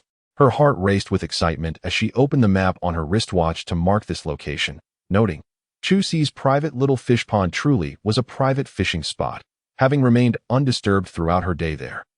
Not a single person had passed by, not even those from nearby areas. After all, this rundown place was looked down upon, and who would traverse such a distance just to find a few leaves? To exercise and slim down, perhaps? Clearly, the residents of the shanty town had no need for such endeavors. This little grove had long been marked with a cross by countless others. Checking the time, it was nearly 4 in the afternoon. After packing up, she discovered that the 10 small fish occupied minimal space. To conceal the fishy odor, Chusi meticulously wrapped them in leaves. Fortunately, in this post-apocalyptic era, large leaves were abundant, with numerous plants mutated in size. While inedible, they still served many purposes. On her way back, her spirits soared. Had she truly struck gold on her first foray into this venture? A gathering point for meat that required little combat prowess was undeniably precious. Thus, this location must remain a secret. It might very well become her and Jixian's source of sustenance in the future. On her return journey, Chusi remained cautious, maintaining a safe distance from others. Midway, she even gathered some strongly scented mutated plants to mask the fishy smell. Although she believed she had securely wrapped the small fish, she still feared detection. Furthermore, the mutated leaves were not collected in vain. She needed to store some for the mutated fire ants at home, though their situation was less critical. High radiation mutated plants were plentiful, and one did not need to venture far from the shantytown to find a copious supply. Even in winter, there was no real concern about them starving. However, if she had reserves, she wouldn't need to brave the bitter cold to gather fodder for them, which not only tested her clothing's warmth but also accelerated her body's energy consumption in the frigid air. Thus, unless absolutely necessary, everyone preferred to snuggle comfortably in their own beds. Who would want to venture out aimlessly? After approximately 40 minutes, Chusi finally returned to the shanty town alongside the throng. Upon entering the main gate, everyone began to disperse rapidly. The crowd scattered, and Chusi took her time, strolling leisurely toward home. Ever since the renovation, Jixian had ceased cooking outside. Previously, their meals consisted of little more than vegetable leaves or diluted nutritional paste, barely qualifying as standard fare in the shanty town, which garnered little envy from others. Now, however, their household provisions had significantly improved, boasting not only grains, but also the highly coveted meat. To cook this outside would undoubtedly attract unwanted attention. Standing at the door, she knocked twice, calling out, Jixian, open the door. I'm back. When there had been others in the house, they had kept the door locked except for sleeping hours. However, they have recently begun cultivating their own land at home. Yet there remains a lingering fear of intruders disrupting their peace, thereby complicating matters. Consequently, they have resolved to keep the doors locked at all times. While this may indeed be somewhat inconvenient, it ultimately grants them a greater sense of security. After a brief interval, Jixian arrived to unlock the door. Upon entering, Chusi promptly secured the bolt behind her and then unloaded the hefty bag from her back, positioning it in front of Jixian's wheelchair. With an air of playful arrogance, she inquired, Do you know what I've brought back today? Jixian shook his head. Observing her exuberance, he speculated that she might have discovered some kind of grain crop. But he quickly dismissed the thought. No matter how fortunate Chusi may be, he could not afford to entertain such notions repeatedly. He was well aware of the meager scavenging conditions outside. Unrealistic daydreams would only serve to impose additional pressure on Chu Si, which he wished to avoid. Even a few edible vegetable leaves were of immense value to them. The hope for starchy food usually rested on the occasional harvest activities organized by their base. There simply weren't enough crops in the vicinity for them to gather. Additionally, since Chu Si had ventured out to clear land, the difficulty of such a task was undoubtedly greater than that of visiting established collection points. Ji Xian would consider it a stroke of luck if Chu Si were to stumble upon a location akin to a fern-gathering spot today, noticing that Ji Xian did not even attempt to guess. Chu Si felt a twinge of frustration. How could he fail to perform such a basic supporting role? This left her unsure of how to deliver her subsequent grand reveal. With a sigh of resignation, she decided to abandon her theatrics and directly overturned her backpack, having already set aside some branches when she entered the living room. As the bag was turned upside down, its contents spilled out with a clatter. The topmost items being an assortment of grass leaves. However, the disheveled state of the leaves indicated that they were not usable vegetables. Eventually, a few small bundles wrapped in leaves tumbled out. Ji Xian's pupils constricted as a faint fishy odor began to waft through the air with Chu Si's movements. The contents of the bundles required no further explanation as he reached down to pick one up, deftly untying the knot to reveal a small fish, roughly the size of his palm. Ji Xian swallowed hard and pointed at the small bundles on the ground, asking Chu Si, "All of these?" Chu Si beamed with pride, nodding enthusiastically. "See, my prowess should not be underestimated." This. Ji Xian could no longer contain his admiration. Silently giving her a thumbs up, when Chu Si unwrapped the bundle, 10 palm-sized fish lay neatly arranged on the floor. Consuming them was out of the question. The immediate concern was how to preserve them. Should they make a special trip to the general store to dry all the fish? After a moment's contemplation, Ji Xian shook his head. They had been too fortunate lately, having just dried mutated mantis meat and eggs at Old Lee's place. And now they were about to dry mutated fish. Even if Old Lee harbored no ill intentions, the presence of many people along the way could pose a risk. It would be wiser to simply turn them into salted fish. Fortunately, Ji Xian had recently restocked supplies, and they had more than enough salt at home to cure the fish. The steps for salting the fish were quite simple. First, they needed to clean all 10 fish thoroughly. Chu Si scratched her head, wondering if they needed to scale them. She recalled that the small dried fish she had eaten at her grandfather's house were not scaled, so they decided against that step. After washing the fish, she dried them with a clean cloth to remove any excess moisture. Otherwise, they might spoil during the drying process. But Chu Si wasn't overly concerned about that. After all, the weather was quite cold now, significantly reducing the chances of spoilage. The second step involved gutting the fish and thoroughly cleaning out the insides. However, once this step was completed, it would be inconvenient to wash them again. Upon opening their bellies, the small fish surprised them. They had unexpectedly thick flesh on both sides. They had clearly been fattening up, and the sight of their rich, succulent flesh was quite enticing. Next, they proceeded to rub salt both inside and out. There was little more to discuss on that front. If they had a wider variety of seasonings at home, they could have added some cooking wine or ginger slices to eliminate the fishy odor. But for now, that was all irrelevant. They evenly coated the fish with salt, and once seasoned, they hung them in the drying room. As Chu Si gazed at the array of food within, her heart swelled with uncontainable excitement. A profound sense of happiness washing over both of them. To their astonishment, the drying room that Ji Xian had whimsically constructed proved to be immensely useful. With this addition, they had indeed alleviated a great deal of hassle. Exiting the drying room, Ji Xian pondered for a moment. He realized that he needed to visit Old Lee to acquire a second-hand small drying machine. Otherwise, dealing with meat would become far too cumbersome. While he was afraid of the trouble, he dreaded the thought that the meat might spoil before they could store it properly, which would be truly disheartening. After purchasing one, he could even install a deodorizing device at the air outlet. This way, they could smoke meat at home without worrying about the smell escaping, and during the rainy season, they could also use it to remove moisture from their grains, which would not be a waste. Having formulated this idea, Ji Xian shared it with Chu Si. Old Lee's, a second-hand small drying machine paired with a deodorizing device typically cost around 100 to 120 points. Chu Si thought for a couple of seconds before nodding vigorously. Absolutely. My private little fish pond is so bountiful. In the future, it won't just be a fish every day, but I can bring back several every few days without issue. Ji Xian shook his head, not sharing Chu Si's optimism. If the fish yield there was indeed that high, others would surely be aware of it. After all, there were many methods for fishing in the river, none of which were particularly difficult. For instance, like Chu Si, one could easily fashion a makeshift fish trap. Therefore, When people spotted a water source, they would inevitably try their luck. As Chu Si had mentioned, mutated creatures in the water generally did not venture ashore to harm humans, which made it somewhat safer. The reason no one was at Chu Si's fishing spot, Ji Xian suspected, was that those small fish likely did not reside there year-round. He recalled Chu Si mentioning that these fish enjoyed feeding on a type of flower resembling an orchid that grew in the river. Thus, the presence of the fish was probably linked to the flowering period of those plants. Once the flowers wilted, the fish would likely depart. Chu Si was taken aback by this realization. It seemed quite plausible. Ji Xian tapped his wristwatch, retrieving a set of images. The flowers were labeled as mutated dendrobium orchids. Clusters of delicate purple blooms. However, Chu Si had no time to admire their beauty. She was stunned by the description beneath.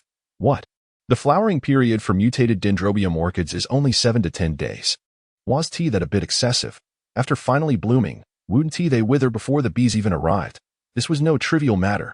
Regardless of whether Ji Xian's prediction was accurate, she had to stay close to those small fish for the next few days.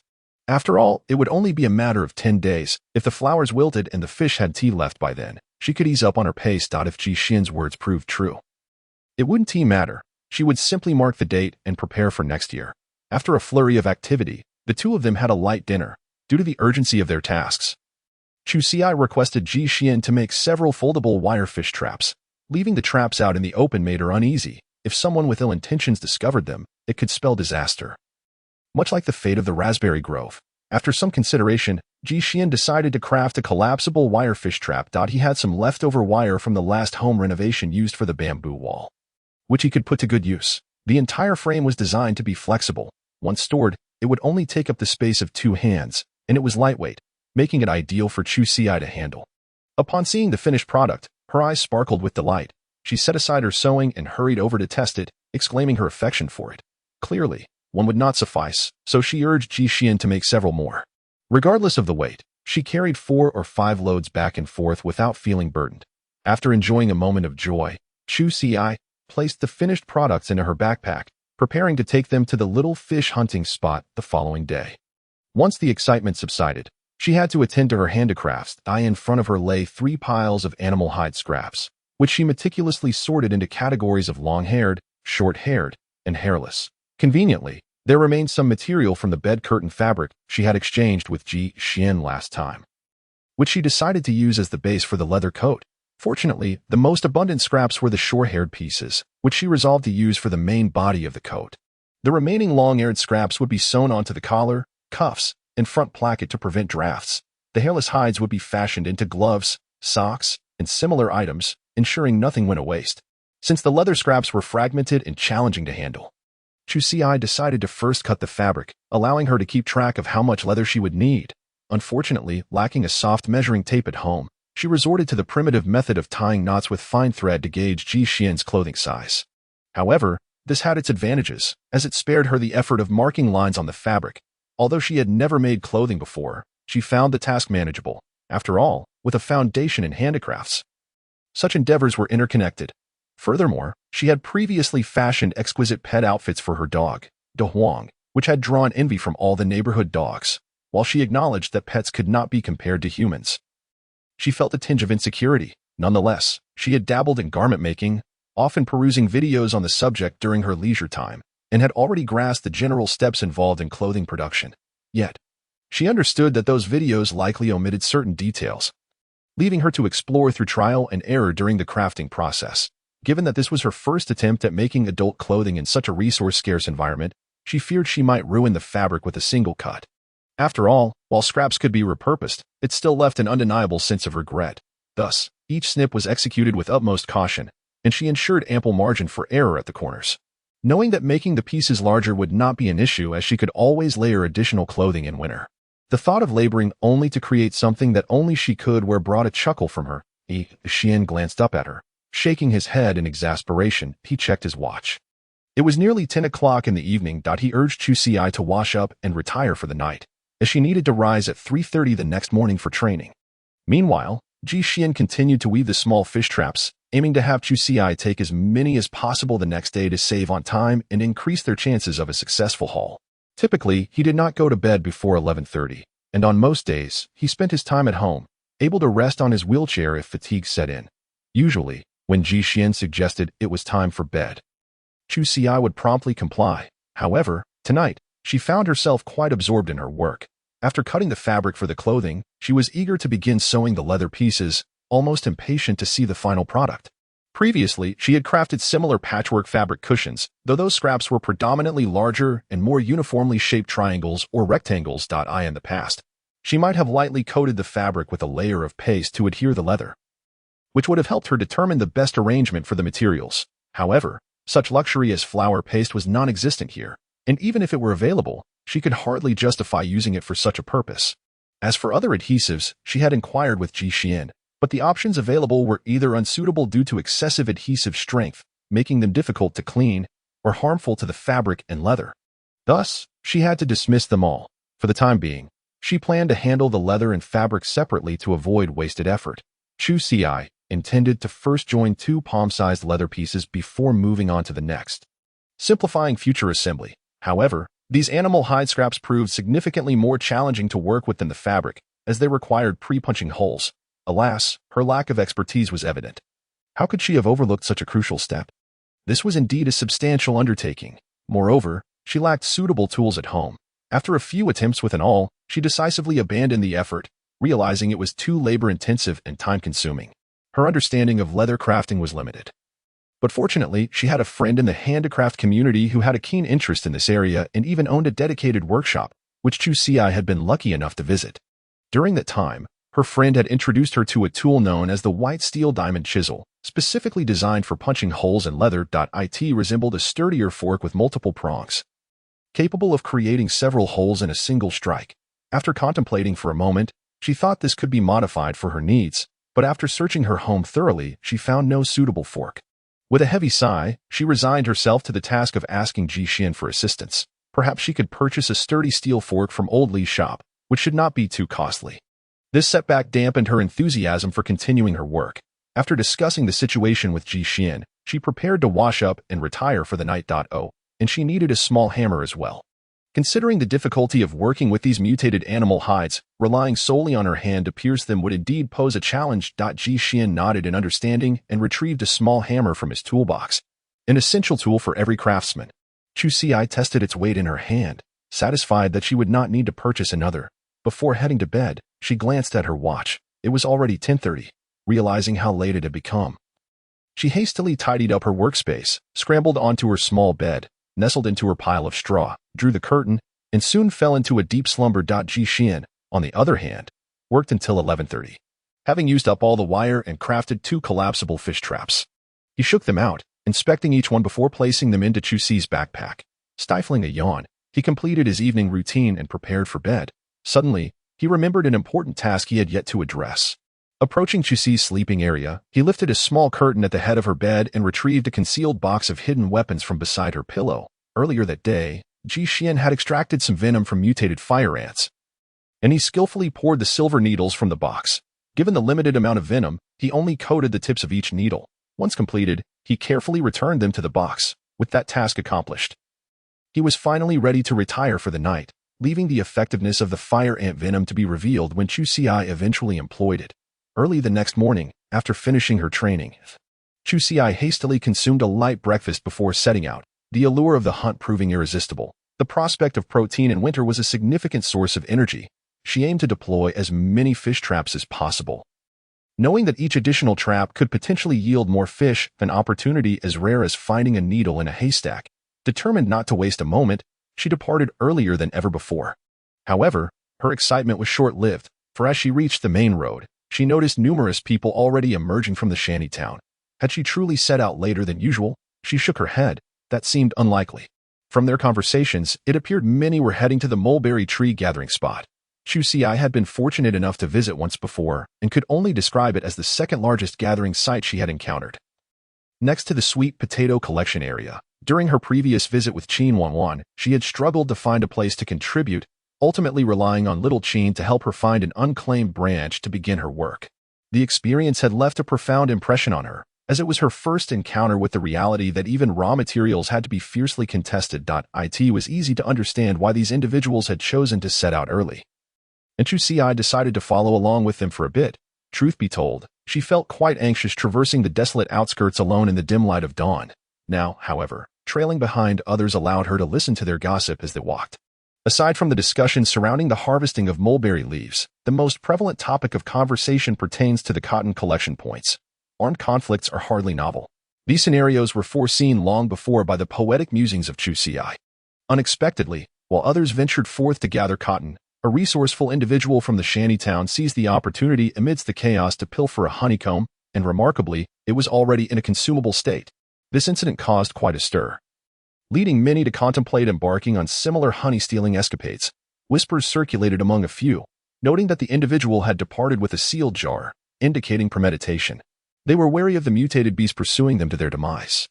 Honey is indeed a precious commodity, not only rich in calories but also capable of swiftly replenishing the body's energy reserves in critical moments. Furthermore, honey produced by mutated bees is not only highly nutritious but also possesses the ability to alleviate toxicity. This is particularly significant given the prevalence of toxic mutated beasts in the wild. Many of these creatures' venoms necessitate specialized antitoxins for treatment, and while the honey from mutated bees may not be a miraculous cure, it can delay the onset of toxic reactions in afflicted individuals. At the very least, it affords one the breath of life, providing a window of opportunity to return to the base for salvation, an invaluable, multifaceted resource with practical applications. Due to this remarkable quality, honey has ascended to a premium status among ingredients, naturally yielding substantial profits. Chu Xi mused on this disparity in wealth perception among different groups while she remained fixated on cotton. As the audacious and skilled had already set their sights on the mutated beasts, that it's curious, despite all being scavengers, some excel beyond the rest. Most astonishingly, this individual emerged victorious in their endeavor, a thrilling prospect. For those in the shantytown, the implications were profound, signaling an opportunity to profit. Speculation abounded as to whether the mutated bee colonies had been decimated by the cotton-gathering teams, leading to the question of whether they too could approach the honeycomb. Chu Xi felt a pang of envy, her heart racing with the desire to join in, tempted by the sweetness of honey. After all this time, merely securing sustenance had consumed her thoughts, leaving little room for anything else. Yet, was honey not already tantalizingly close at hand? It was fortunate that while her body floated through space, her heart remained tethered to reality. This endeavor was undoubtedly fraught with peril, even if the number of bee swarms diminished. Some mutated bees would surely remain to guard their territory. As word spread about the fortunate soul who had harvested honey, the concern for their well-being was notably absent, reminiscent of the initial excitement surrounding the discovery of that A-grade energy stone. The commotion surrounding this event paled in comparison. Yet, all that was acknowledged was the acquisition of the energy stone, while the perilous state of the original body, lying in a hospital bed, teetering on the brink of life and death, was overlooked. Indeed, the original body had succumbed during that episode, paving the way for her arrival. Thus, Chu Xi surmised that the lucky individual who had gathered honey likely endured some injuries but should not have met a fatal end. However, such circumstances could be interpreted variously. Perhaps some would willingly endure minor injuries in exchange for honey. Another possibility was that a team had caught wind of the commotion and shared an interest in the honeycomb, leaving little room for rogue individuals like themselves. Did they truly believe that after dispatching the bee colony, others would graciously allow them to scavenge? That was not scavenging, it was courting enmity. Chu Xi lacked the audacity for such risks. Ironically, a chaotic battle would be far more advantageous for those like her, who were unanchored and vulnerable. Despite this, Chu Xi remained resolute in her decision to refrain from participating, primarily due to the exceedingly low success rate. In the fray, even if one managed to seize a honeycomb, the odds of striking true were dismally low, likely resulting in a life-threatening endeavor that yielded nothing. Moreover, the sheer number of individuals vying for the honeycomb made it impossible for her to enjoy a leisurely catch, akin to fishing in a private pond. With a sense of superiority and the joy of fishing bubbling within her, Chu Xi strode forward, dismissing the honey seekers as beneath her. With that thought, she redirected her focus, hastening her steps toward the wildflower patches she had marked the previous day. By preparing her bait in advance, she could avoid wandering aimlessly through the woods. Subsequently, she departed from the main group, taking a narrow path to her destination. The traps she had set the previous day were cast into the river before her departure, left overnight to see what they might yield. She also planned to lower her 3 upgraded fish traps into the water. Chu Xi, initially enthusiastic about checking her catches, was met with disappointment when she retrieved the 3 traps, finding them empty and in disrepair. The vines were riddled with fine bite marks, the fibers exposed after being soaked all night, their surfaces uneven. Chusi's expression darkened upon observing the sharpness of the small teeth, reminiscent of a bone-cutting knife. She instinctively rubbed her arms, pondering what dreadful creatures could have caused such havoc. The sight of the destroyed traps sent shivers down her spine, raising goosebumps all over her body. Certainly, those with a phobia of clusters would find this intolerable, despite initially feeling mentally sound. The sight of the traps quickly made her feel increasingly paranoid. Touching the vines made her skin crawl. The water was clearly off limits. She glanced at her watch, noting that 2 minutes had passed. The radiation levels here were alarmingly high, leaving no time for complaints. Swiftly, she disposed of the tattered traps into the river to prevent anyone from discovering their remnants. She hastily placed the fresh flower bait into several wire traps, tossing them all into the water before rushing back to her moderately radioactive safe zone. Sitting cross-legged on the ground, Chusi frequently checked the time on her watch, estimating that her previous traps must have captured something.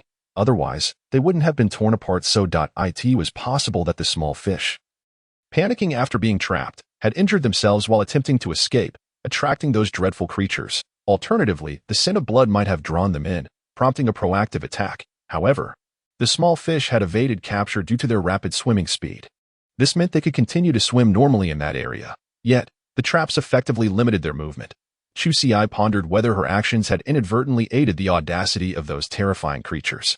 Regardless of the cause, she needed to adjust her netting schedule, planning to check her traps every half hour. She had no desire to bring back anything undesirable, although half an hour seemed brief.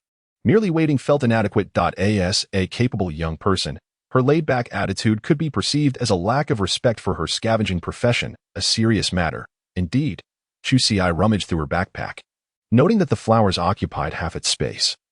Concluding that her bait for the day was sufficient, perhaps she should wander nearby to see if she could forage for additional food. She resolved not to head toward the small river, opting instead for the opposite direction, which led to a sprawling meadow. The wild grass there reached only knee-height, which, in the modern world, might have been considered dense foliage. Yet, in this context, it was quite meager. The robust wild grass here barely reached waist height, indicating stunted growth. The most pressing issue was that, at knee height, it provided virtually no shade. At a glance, it was a sea of weeds, leading Chusi to conclude that few scavengers had ventured there. However, that was precisely her purpose, to uncover those inconspicuous treasures of geomancy. She felt a sense of pride in this endeavor, especially since she had captured a personal fishing spot on her very first day. As for the lack of shade, she would have to improvise, crafting a makeshift straw hat to cope. Perfectly timed, she planned to dry on the grass for 25 minutes before retrieving her traps, which would also serve as a restful interlude. Chusi nodded, satisfied with her plan. Her time management was nothing short of impeccable. Given the density of the grass in the meadow, larger mutated beasts would be easily spotted, allowing her ample time to evade them. The real challenge lay with those animals that exhibited no obvious changes in size. After all, not all mutated creatures experience transformation in size, as exemplified by the small fish. Prior to her departure, she deliberately sought out a branch to scout the path ahead. Along the grassy edges, Chusi carefully cut a handful of grass blades, securing one end tightly and loosely fastening the other atop her head, effectively crafting a rudimentary grass hat for herself.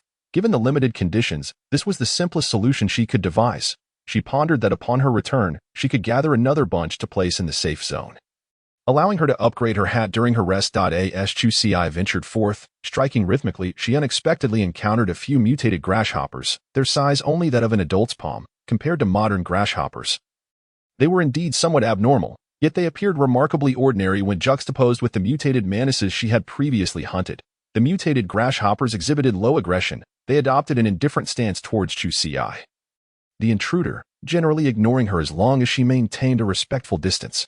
Even if she inadvertently wandered too close, most would choose to evade her, hopping a few paces away before taking flight with a flutter of their wings. Amused, Chusi realized that if they would not attack her, she must take the initiative. After all, this was the very essence of her purpose in this wilderness. Grasshoppers were indeed a source of sustenance, still considered a delicacy. While stir-frying them was impractical, roasting was certainly achievable. Having successfully dispatched one, she hesitated before proceeding. Truth be told, a flicker of anxiety lingered within her.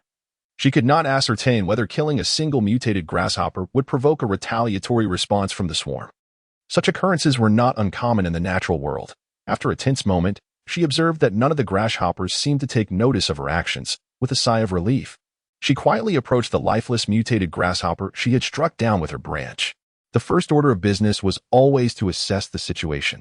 Beep. High radiation mutation detected. The individual possesses a high level of toxicity. Consumption may lead to diarrhea and abdominal pain. Consumption is not advised. Chusi mused. I merely wish to savor your flesh, and yet you threaten to poison me. The fallen mutated grasshopper seemed to respond in silent gratitude. I thank you, for it is due to you. She promptly used her branch to push the grasshopper's corpse aside and began searching for further targets. Uncertain whether the remaining grasshoppers possessed similar toxins, she felt compelled to capture a few more for testing. Should she catch 5 in a row that were toxic, she would likely abandon this particular prey. As she ventured deeper, the number of mutated grasshoppers increased. Often, with a single step, she would startle 2 or 3 into flight, which conveniently facilitated her hunting. Before long, her second catch was secured. Beep. High radiation mutation detected. Consumption is not advised. She gazed at her wristwatch for a moment. While not an entirely unfavorable outcome, it at least confirmed that this particular swarm was not entirely toxic. This boost of confidence invigorated Chusi's enthusiasm. Moreover, these creatures exhibited minimal aggression, with many falling victim to her strikes with ease. Of course, there were exceptions. Within any group, a few would possess a particularly fierce temperament. And Chusi once missed her mark, ending up chased for several hundred meters. Fortunately, the other mutated grasshoppers were remarkably laid back. As long as they were not directly threatened, they remained engrossed in grazing, completely disinterested in assisting their beleaguered comrades. Beep, beep, beep, beep.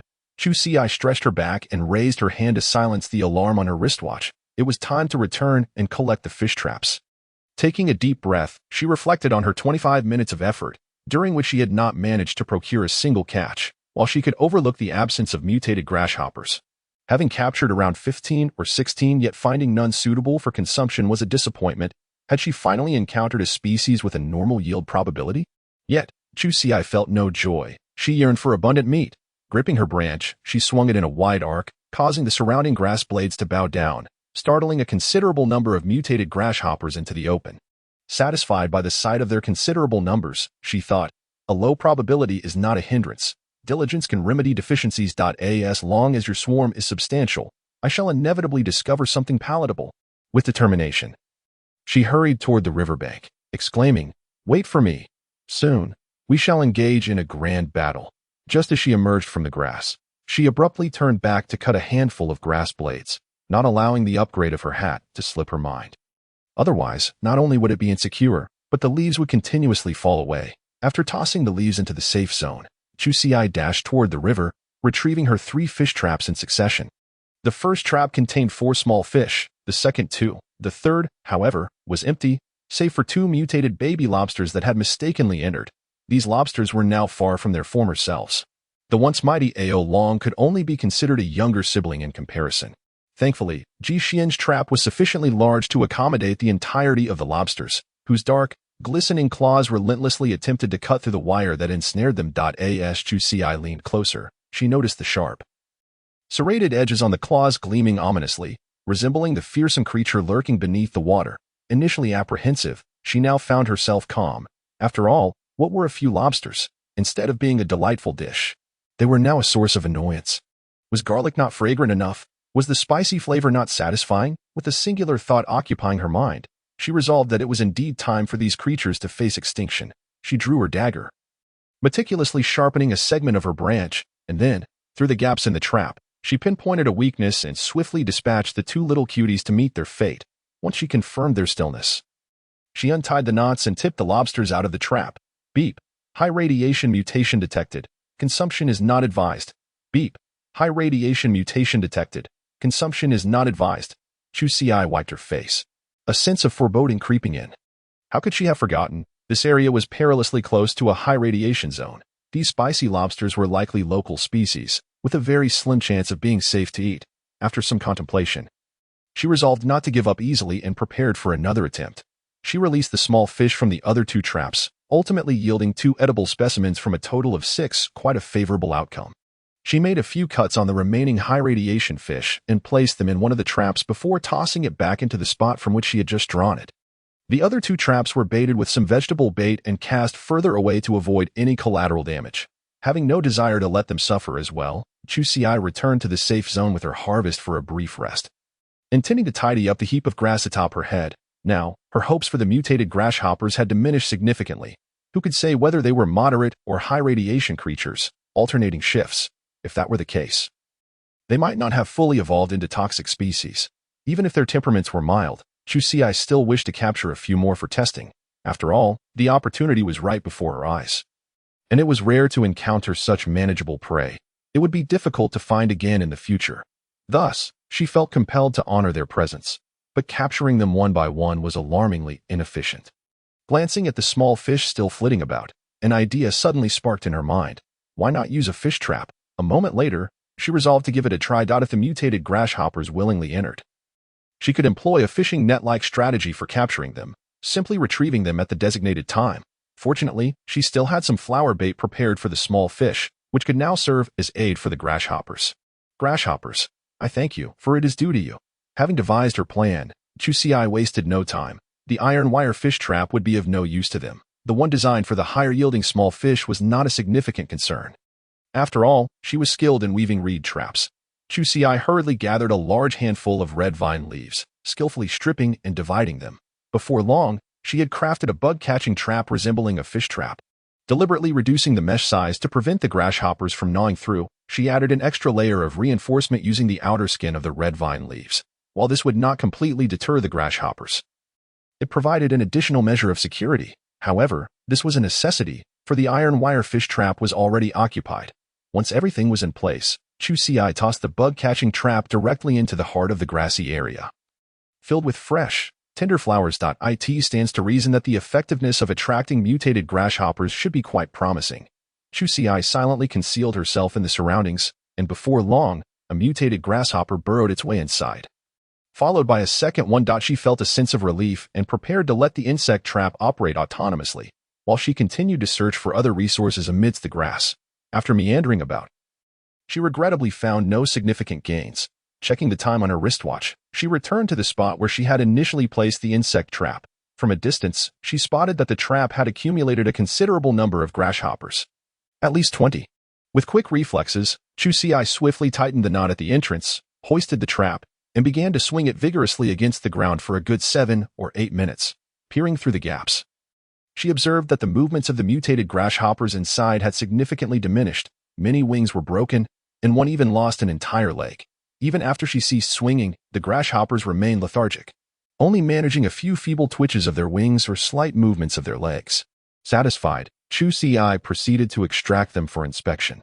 Naturally, she dared not release too many at once. For safety's sake, she limited it to 2 or 3 at a time. The first order of business was to swiftly deliver a fatal blow, ensuring they met their end before she conducted organizational tests. Beep. High radiation mutation with trace toxins. Consumption is not advised. Beep. High radiation mutation. Consumption is not advised. The beeping was incessant, and regrettably, none were fit for consumption. Could it really be that there was not a single chance granted? Beep. Moderate radiation mutation. Consumption in moderation is suggested. Chusi's originally sullen expression transformed into one of delight. Was this not the stroke of luck she had been hoping for? Grateful to the heavens for their grace, she recalled that based on the morning's testing estimates, the yield of these mutated grasshoppers was expected to be quite low. Yet, even if the current yield was not significantly high, it mattered little to her. After all, the insect trap did the work for her, requiring minimal effort on her part, akin to a windfall. In total, she managed to harvest one edible mutated grasshopper from the trap. Discarding the high radiation ones to the side, having laid some fresh flowers in the trap, she resumed her exploratory endeavors, occasionally stumbling upon a few mushrooms, regrettably all inedible.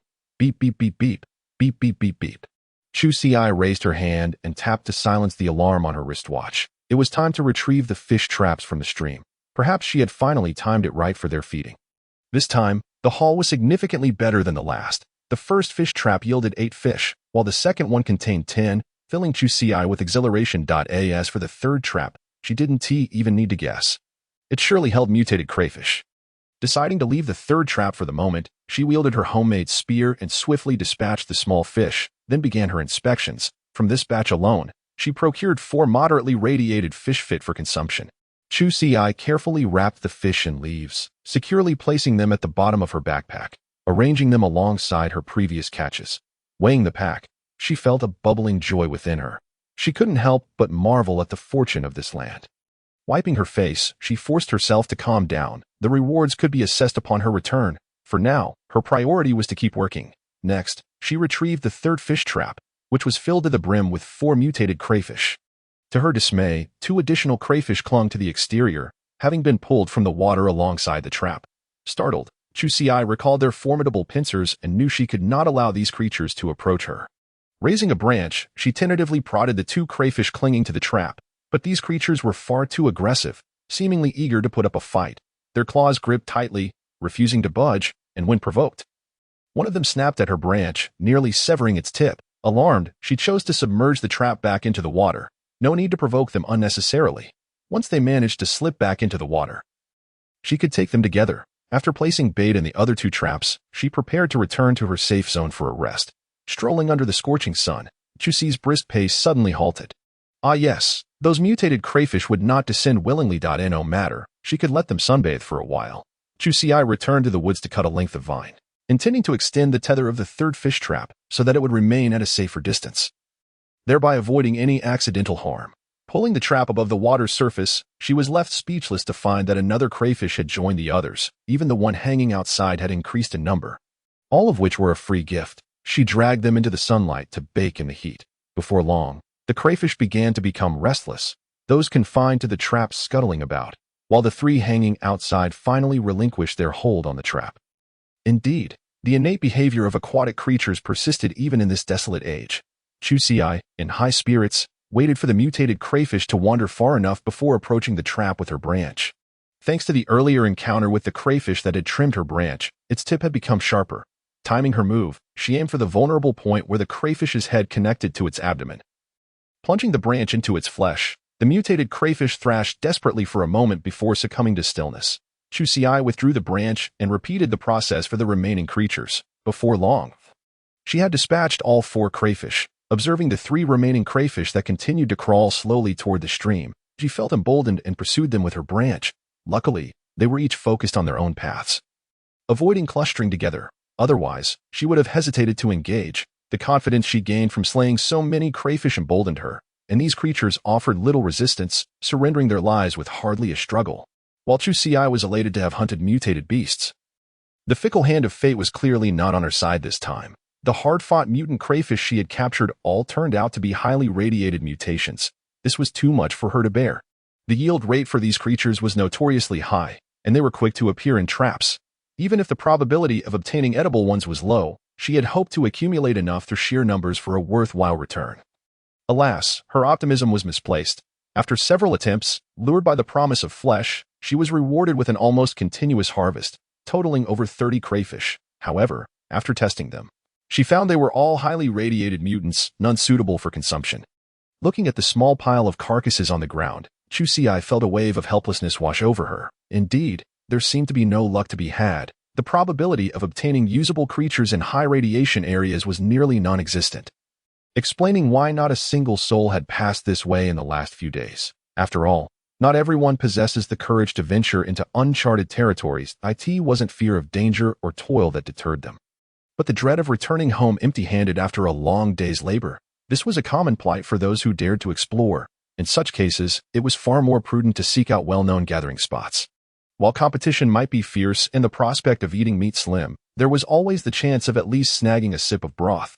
Lowering her gaze to the pile of mutated crayfish carcasses, Chusi sighed in resignation. While consumption was out of the question, could she truly allow so many mutated beasts to go to waste?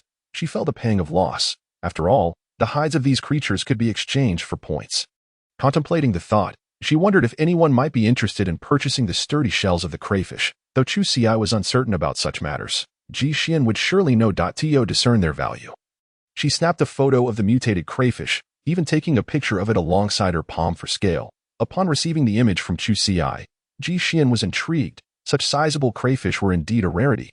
He replied after some contemplation, they could be sold, though their worth was not particularly high. He suggested she focus on fishing instead, as the economic value of these creatures paled in comparison to that of mammalian hides. Moreover, the market for such items was quite limited. While they could be fashioned into protective gear, the small size of these crayfish made them unfit to fetch the price of the previously captured mutated mantis shells. Utilizing them for armor would require specialized joining techniques beyond personal capabilities, thus severely restricting their marketability. Consequently, the selling price of these shells was not substantial. Typically, one could acquire a set of mutated crayfish shells for merely 2 points. And only those of superior size and quality would be sought after. The remaining subpar specimens would likely be sold to the base's plantation, where they could be crushed to extract usable mineral elements for fertilizer production. The prices, however, have plummeted. Those with a high mineral content can be acquired at a rate of 3 pounds per point, while those of inferior quality may yield 5 or 6 pounds for a single point. After some contemplation, he added, "Nonetheless, if we only have 1 or 2, they might not sell well. We must gather a few more first. As for the meat of the mutated beasts, it seems no one is interested in purchasing that. However, we could certainly use it as sustenance for the mutated fire ants." Upon reflecting on this, Chu Xiai smacked her forehead. She had completely forgotten to take a comprehensive panoramic photo for Ji Xian. With only that single little crayfish featured, it was likely Ji Xian had misunderstood. Thinking she had caught just one. Gazing at the heap of mutated crayfish on the ground, Chu Xiai felt a surge of satisfaction. Surely, this haul could net her around 20 points. Old Li sells a single nutrient supplement for 3 points. If she conserves it wisely, it could last her 2 days. This bounty represents the equivalent of 7 nutrient supplements. Thus, it appears this endeavor is a rather lucrative venture, and it also provides a food source for her mutated fire ants. What's not to love? She mused that if the small fish were to disappear in the future, she could always capture more crayfish to supplement her household. However, she wondered about the size of their population. She hoped they wouldn't be wiped out too quickly. Nonetheless, Ji Xian was right. The main attraction right now remained those palm-sized fish. After all, people live by food, and these provide a rare source of high-quality protein. By the end of the day, Chu Xiai had managed to catch 18 edible mutated fish and 3 mutated grasshoppers. Along with a pile of inedible mutated crayfish, the fish and grasshoppers were manageable, as they were all palm-sized and could easily be stowed away in her backpack. However, each mutated crayfish weighed around 2 to 3 pounds, with some significantly larger, surely exceeding 5 pounds. The total weight must be over 100 pounds. This posed a considerable challenge for Chu Xiai. If she were to hire help, she would need to provide sustenance. And she was reluctant to continually trouble Fu Bowen, as he was a member of the mercenary group and did not possess as much free time as she had initially imagined. If all of these were edible, she wouldn't hesitate to call Ji Xian for assistance. However, these were high-radiation mutated crayfish, and their value was not particularly high. Yet, she worried that hiring others might expose the secret of this place. After all, for the residents of the shantytown, even catching high-radiation mutated crayfish would yield a considerable reward, even if Chu Xiai were to carry these items a certain distance herself. It wouldn't be long before someone discovered the location of the river by simply consulting a map, and her fishing plans would be all but doomed. After much contemplation, an audacious idea sparked in her mind. There were no signs of others having come this way, and having spent 2 days here without encountering any teams nearby, she could simply leave the meat of the mutated crayfish here to dry. Of course, she would not carelessly hang the meat out in the open. While this area was sparsely populated, carnivorous mutated creatures undoubtedly existed, and she did not wish to return the next day only to find that her painstakingly peeled crayfish meat had become a meal for other animals. Thus, she decided to leave a fish cage made of iron wire, approximately 1.5 meters wide, to hang everything up for drying. Even if it was slightly dense, the coolness of the night would prevent spoilage. Tomorrow, she would place it in the sunlight for optimal dehydration. She scolded herself for not thinking of this sooner. Had she begun drying the meat from the start, it would have been at least half-dried by now. Alas, hindsight is 20/20, especially since she lacked funds. No points at all. As for the discarded shells, their weight was significantly lighter, and they could be stacked to save space, allowing her to carry them home. Glancing at the time, it was nearly 3:40 in the afternoon. Although this location was somewhat remote, it was not too far from the shantytown. Thus, she could leave before 4:30. The remaining time was sufficient to finish her tasks. After all, there were only about 30 crayfish. Once she got started, it would proceed quickly. Chu Xiai picked up a mutated crayfish, flipping it onto its back for easier handling. She sliced along the sides of its belly with a knife, extracting the meat within. To be honest, it was not as simple as she had imagined. Being a mutated creature, the shell of the crayfish was both slippery and hard, making it quite difficult to manage. Scissors would have been ideal, but since she had none, she had to make do. As she stared at the imposing crayfish head and its massive pincers, she pondered whether these would be useful for crafting armor. She promptly sent her query to Ji Xian and soon received a response. for armor. Only the shells from the upper abdomen were needed, while the rest could be sold to the plantation as long as the meat was cleaned out. After some thought, she decided to temporarily keep the crayfish heads and pincers. Mainly because the heads took up too much space and were cumbersome to carry. The pincers, on the other hand, required significant effort to crack open and extract the meat. They were much harder than the abdominal shell. Using a small knife in the rocks by the shore to break them open would likely take all night. However, Chu Xi was not inclined to discard them outright. She planned to find a discreet corner to store them. Upon returning home, she would see if there was a more efficient way to break them into pieces. After all, the plantation did not concern itself with the aesthetic integrity of the shells. And this would also save space in her backpack. In a hurried flurry, Chu Xi worked for over half an hour to process all the mutated crayfish. One of them nearly cut her hand due to her haste, which frightened her. Who knew if a wound would become infected from contact with these high-radiation, mutated creatures? Although this era was not entirely devoid of medical supplies, common medications for minor injuries could be purchased in the safe zones.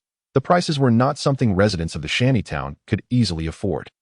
While there were certainly many hemostatic and anti-inflammatory medications available, it was well known that many households in the shantytown cultivated thorns for this very reason. Thus, Chu Xi aimed to avoid injury whenever possible. Even a seemingly insignificant cut could serve as an entry point for bacteria and viruses. She wrapped the shells tightly in leaves, and then found a hidden spot to hang the fish cage containing the mutated crayfish meat. After glancing around to ensure no one was watching, she adorned it with some branches and leaves for camouflage. Although it still looked rough, from a distance, it would at least not appear so conspicuous. Checking the time, she realized it was already 4:40. With no time to lose, Chu Xi quickly slung her backpack onto her back and set off for home. However, the weight of the backpack was far greater than before. Despite her best efforts to lighten the load, it still weighed around 40 pounds. While it did not occupy much space, the contents were substantial and heavy. Nevertheless, Chu Xi felt a wave of joy. This was her hard-earned bounty. Since she began scavenging, she had feared her bag might be too light, but she had never been concerned about it being too heavy. However, the straps were a bit narrow.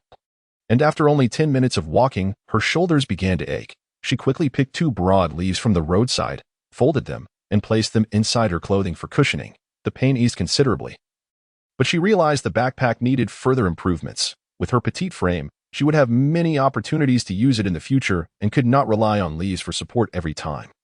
That posed a risk of them falling out, and in the presence of others, it would be inconvenient to adjust. It was quite the ordeal. Having left late today and fearing exposure, she walked cautiously and slowly. Halfway through, Ji Xian sent her a message. After responding, she prepared dinner, waiting for her return. The lights in their home illuminated the nursery, where tender green sprouts were thriving. Checking the soil's moisture, Ji Xian carried a bottle of water from the living room and began to water the plants with a special nozzle. With moderately irradiated soil and seeds, he hoped to cultivate more suitable crops, justifying their hard work. When Chu Xi returned, Ji Xian had completed his tasks. After locking the outer door, she carefully placed her backpack on the floor. Her smile was so wide it nearly obscured her eyes, and she excitedly asked Ji Xian, "Guess how many prey I brought back today?" Suddenly recalling the awkwardness of last time when no one had played along. She decided not to wait for Ji Xian's response and began pulling items out of her bag. The mutated fish and grasshoppers had been placed at the very top to prevent being crushed by the heavy shells of the crayfish. One by one, she revealed them. 18 mutated fish and 3 mutated grasshoppers lay neatly arranged. Chu Xi pointed and explained, "These will serve as our edible winter reserves. Soon, we'll turn them into dried salted fish. As for the mutated grasshoppers, I have never seen anyone preserve them in salt before. How about we simply eat them in the next few days?" With this thought, a flicker of excitement danced in her heart. She simply could not resist the hunger gnawing at her insides. The mere idea of consuming meat made Chu Xi's mouth water uncontrollably. If roasting was not an option, boiling would suffice, as she was not particularly picky. Unfortunately, this delightful notion was swiftly extinguished by Ji Xian, who interjected, "No need for that. I purchased a small second-hand dehydrator from Oldley today. From now on, we won't need to cure our catches with salt. We can simply dehydrate the moisture using this machine. Furthermore, I have equipped it with an odor filtration device." He cast a knowing glance at Chu Xi and added, "This means that even when we prepare roasted meat, others will not catch a whiff of it." Chu Xi's eyes widened in disbelief, sparkling with delight. Although she knew she couldn't help but ask, "How about we roast a grasshopper tonight? Just a couple of legs will do. We can share one each." Ji Xian remained silent as he sifted through the pile of prey, selecting the smallest fish and grasshopper to prepare. They would feast on these tonight.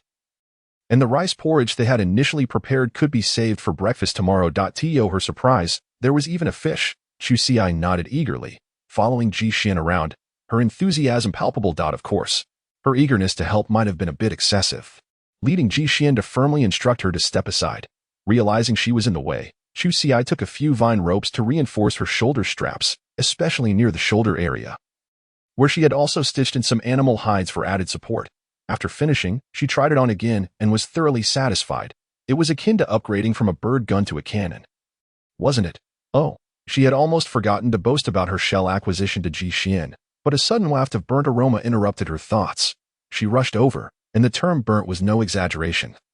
Ji Xian had charred the meat beyond recognition, and he was unsure if it was even cooked inside. Struggling to maintain his dignity, he suggested, "Well, we could cook it thoroughly first and then roast it?" Chu Xi shook her head frantically. Two culinary disasters. What are we going to do in the future? During dinner, they scraped off the charred exterior with a small knife, though their hands and mouths were smeared with soot. It mattered little. They savored the rich flavor of the meat. As for the undercooked portions, that was of no concern. They could steam them for tomorrow. After dinner, the two of them tidied up their catches from the day and placed them into the dehydrator. Following this, Chu Xi broached the subject of Ji Xian preparing a tool for cracking shells. After all, there were still plenty of mutated crawfish claws and heads outside, and she hadn't forgotten them. She also retrieved the crawfish shell she had previously forgotten to show Ji Xian. Initially, he felt indifferent, having grown accustomed to her streak of good fortune, especially after capturing 3 small crawfish in one day. Ji Xian sensed his ability to accept such occurrences had significantly improved. However, when Chu Xi unveiled the neatly bundled crawfish shells, his calm demeanor faltered. The 3 packages contained nothing but thin crawfish shells, and upon estimation, each package held at least 10 pieces, totaling over 30. Ji Xian exclaimed, "You caught so many mutated crawfish today?"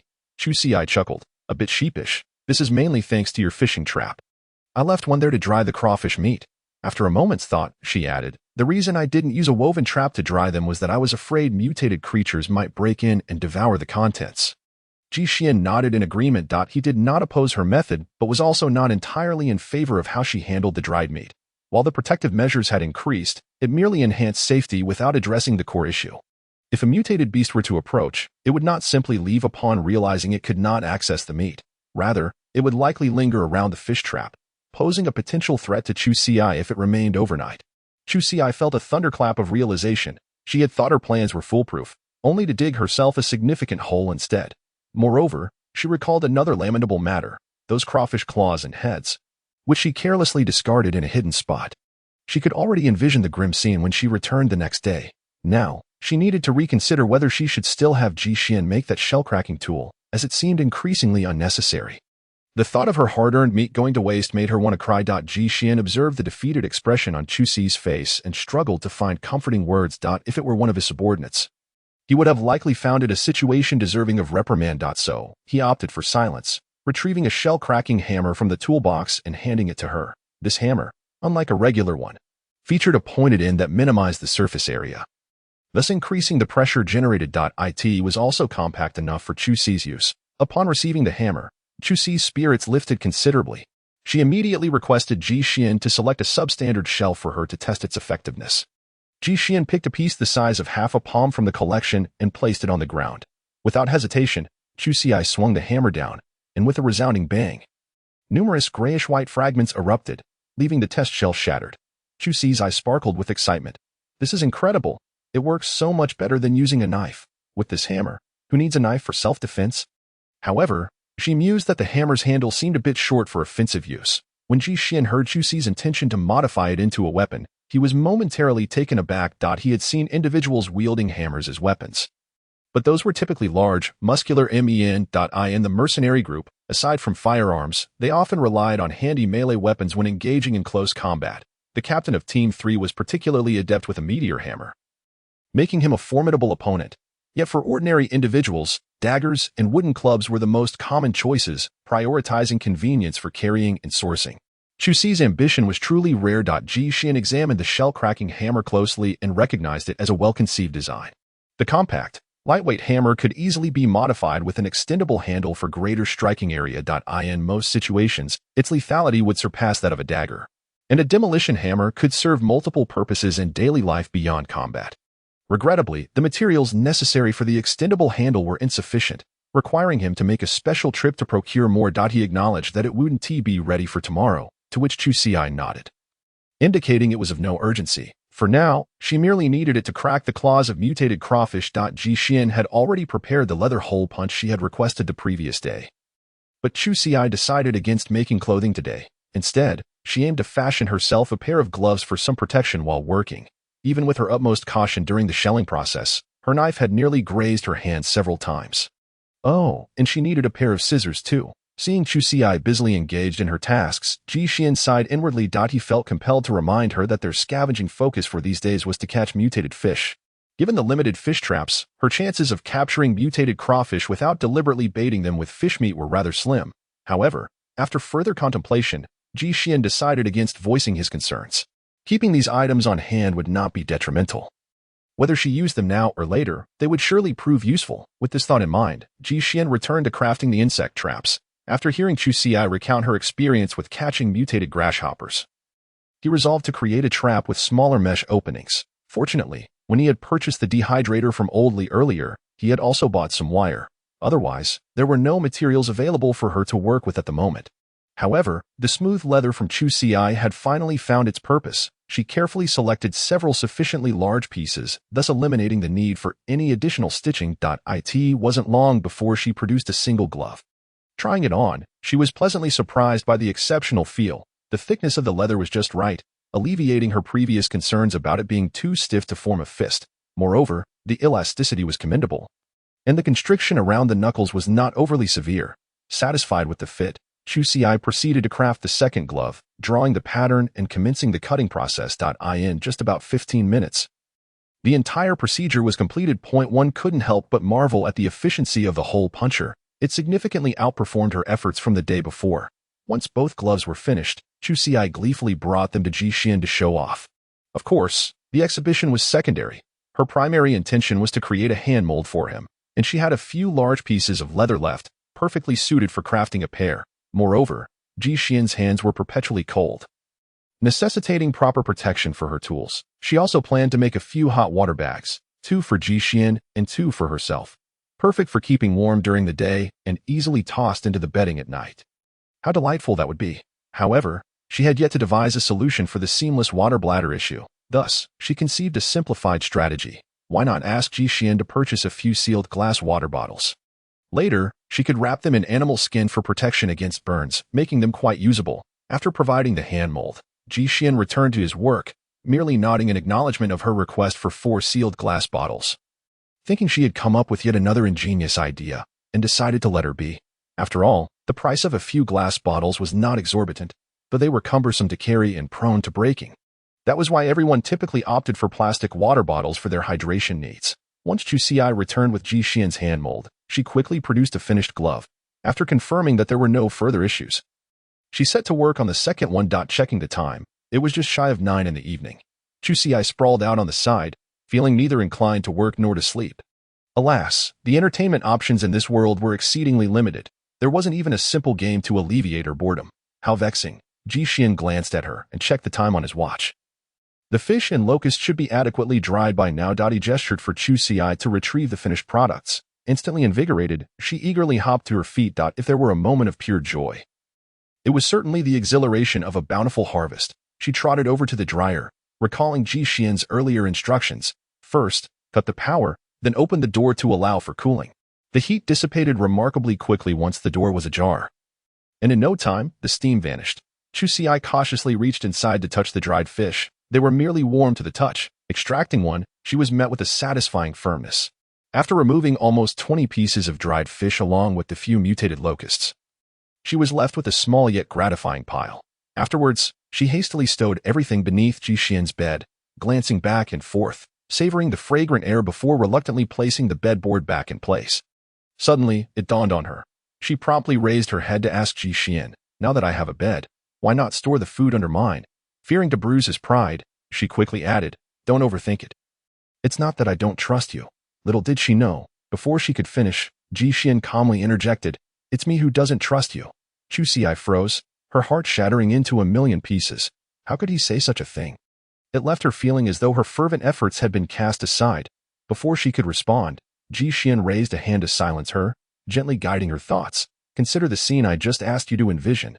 Didn't it seem somewhat inappropriate? Chu Xi instinctively wanted to deny it, but ultimately found herself at a loss for words. There was an undeniable accuracy to Ji Xian's description, and she couldn't quite dismiss the possibility of her actions veering towards self-deceit. Of course, she believed that in her lucid state, she would never commit such an act. But what if the cruel whims of fate led her to sleepwalk? With no retort to offer, Chu Xi felt a surge of frustration. Darting to her small bed and pulling the curtain closed, retreating into solitude. Naturally, such isolation could not last long. How could it compete with the demands of daily life? Before long, soft snores emanated from within. Ji Xian, feeling pleased with the new gloves he had received, couldn't help but smile. Alas, when he was in a good mood, he tended to be rather cheeky. Upon waking the next morning, Chu Xi commenced her training as usual, while Ji Xian busied himself preparing breakfast. Soon, a delightful aroma wafted through the air.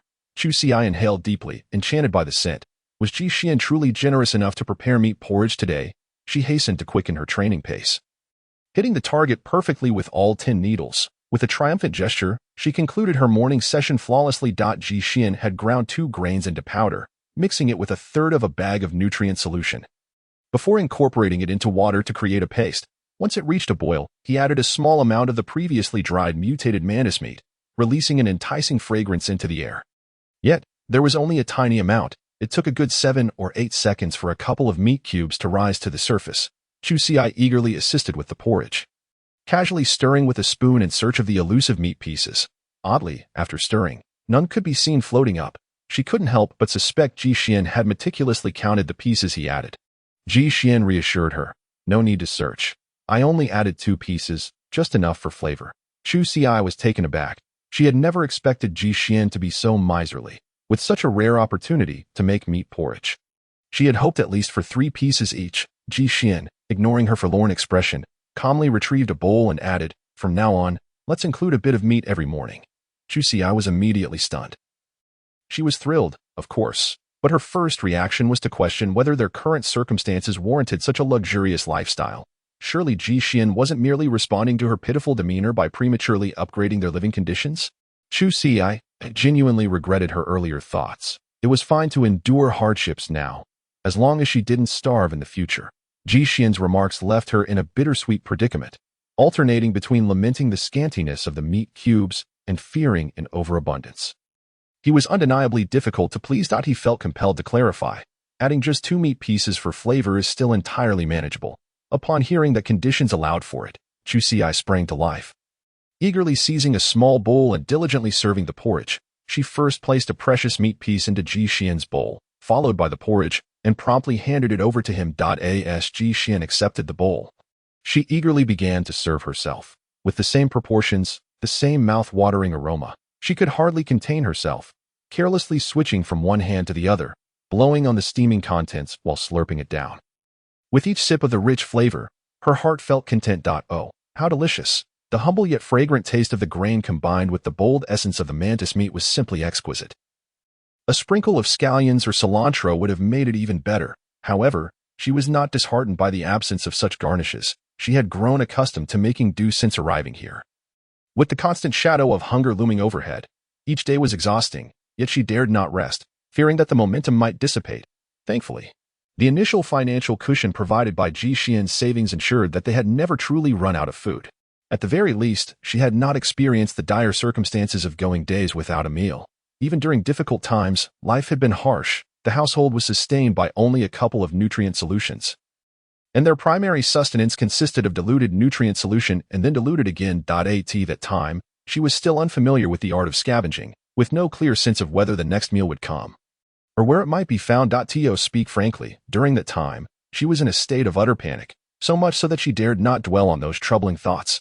Fortunately, luck was on her side, allowing them to navigate that phase smoothly, and gradually, life returned to a semblance of normalcy. She even discovered her own source of meat procurement, truly a blessing from above. After a period of diligent effort, they surprisingly qualified to enhance their culinary offerings. Reflecting on this, Chu Xi felt tears welling in her eyes, overwhelmed with an unshakable affirmation of her own hard work. She almost wished to create a small golden statue in her honor as a form of encouragement. After breakfast, Ji Xian brought out the 2 insect-catching traps he had hastily assembled the previous evening. Given that the mesh was woven more densely this time, they were naturally heavier than the fishing nets. Chu Xi stowed the 2 foldable traps into her backpack, alongside the gloves, scissors, and the battered hammer Ji Xian had given her the night before, not to mention the 2 fishing nets she had originally packed. She weighed the bag in her hands. Alas, it was nearing the limits of her capacity. Moreover, she wished to carry a sack as well, just in case those shells were still intact, allowing her to crush and bring them back. A frown creased her brow as she pondered her predicament. With all these items, merely running around would deplete a significant amount of her strength.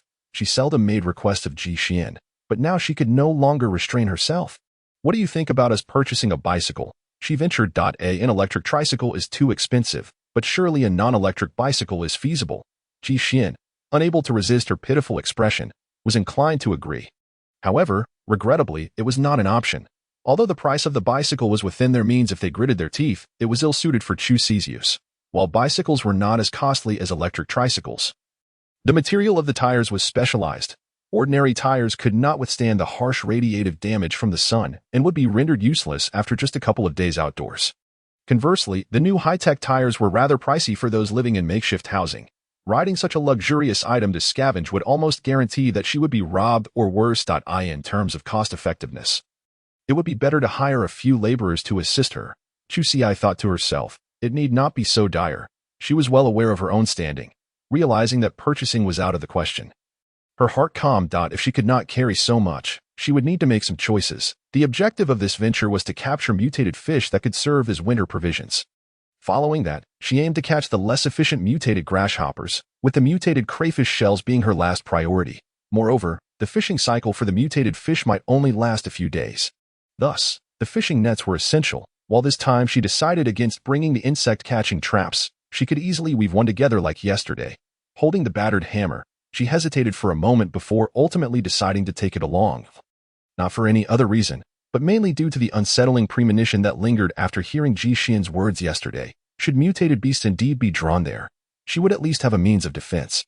The combination of the concealed weapon box and the hammer provided a balanced approach for both ranged and close combat. As for the sack, she would forego it for now. If the shells of the mutated crayfish miraculously remained, she could simply weave a large net, toss it into the water to rinse off the odor, and hang it from a tree beforehand. After stepping outside in the morning, Chu Xi, as was her custom, gathered a bundle of wildflowers. She needed to ensure ample bait for the small fish. Anticipating her arrival, she deliberately selected a sturdy branch to carry with her. That way, she could cautiously strike the grass, ensuring no small carnivorous mutated creatures were lurking within, such as snakes, insects, or rodents. After all, this was the age of wastelands, and who could tell how their venom had evolved? However, upon arrival, she quickly realized how superfluous her chosen stick was.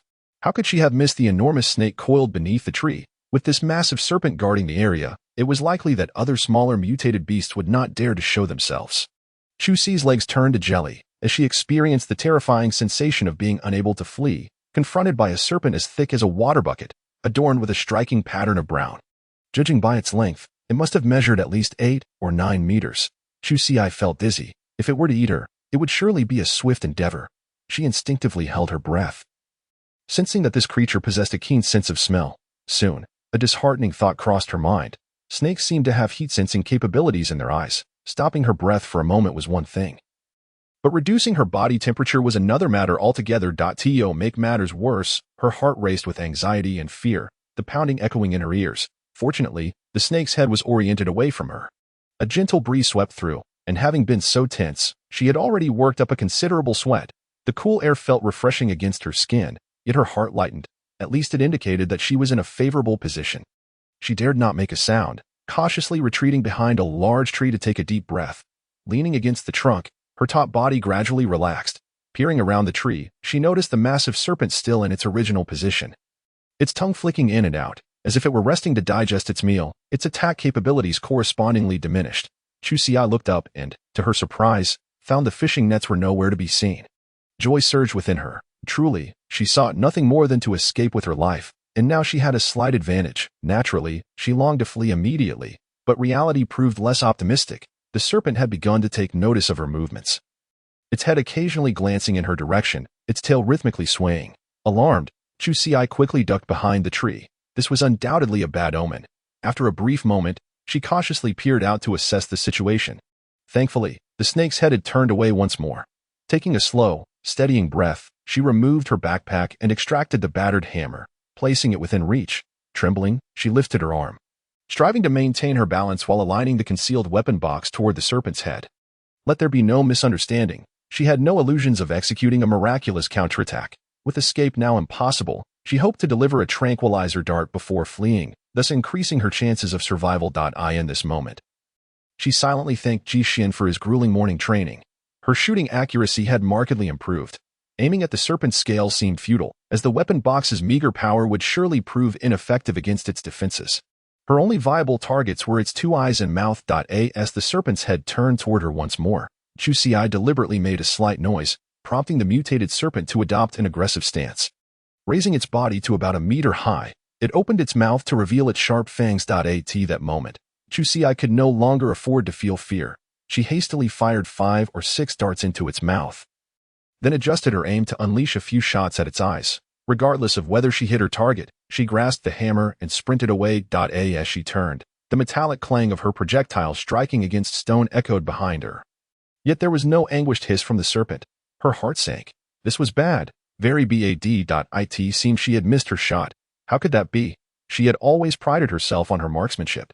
The sound of the serpent slithering behind her sent her into a panic. She dared not run in a straight line, but instead zigzagged her way towards the thicket. Given the serpent's size, it would surely struggle to navigate through the dense underbrush. Quick, quick.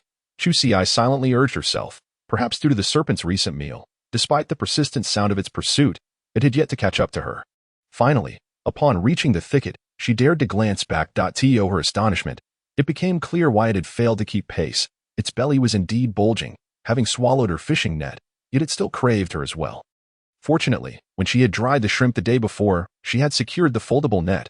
Under normal circumstances, the mutated serpent might have pursued her into the underbrush, but with its substantial belly now impeding its movements, that possibility had diminished significantly.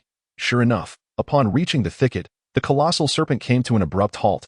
However, it did not leave, but instead continued to linger nearby, evidently waiting for Chu Xiai to emerge.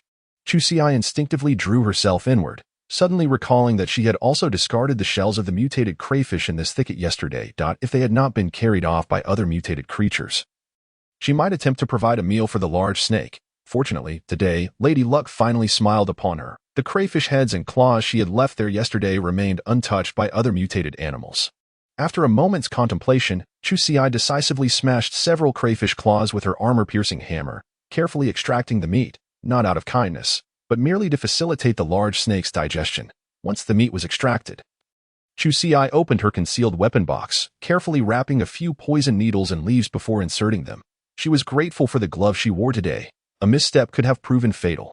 Once her preparations were complete, she tossed the meat pieces outside. Fortunately, the mutated animals were not particularly intelligent. Upon catching a whiff of the meat, the large snake swallowed it without hesitation. For every piece Chu Xiai tossed, it consumed with equal eagerness. The anesthetics effect did not disappoint her this time. Soon enough, the snake's movements began to stiffen, and before long, it lost all ability to move.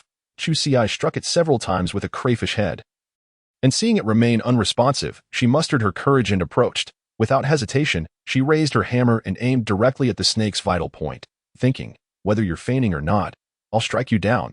When its critical area was attacked, the mutated snake struggled to retaliate against Chu Xiai, but alas, it was indeed poisoned. Despite its efforts, it could only manage a slight wriggle, which terrified Chu Xiai into pounding the spot relentlessly. Time seemed to stretch on, but eventually the large snake lay lifeless. Regaining her composure, Chu Xiai observed that she had created a small dent in its vital area. Wiping the blood splatter from her face, she felt a flutter of anxiety. Yet her instinct compelled her to smear a bit of blood onto the testing platform of her wristwatch. To her dismay, it beeped. High radiation mutation detected, consumption not advised. Sighing, she realized it was hardly surprising. She was likely within the territory of the snake, which probably roamed in the high radiation zones regularly. Thus, the high radiation mutation was indeed to be expected. However, it was a pity. She had risked her life to kill it and had squandered so many poison needles. The wasteland was indeed cruel.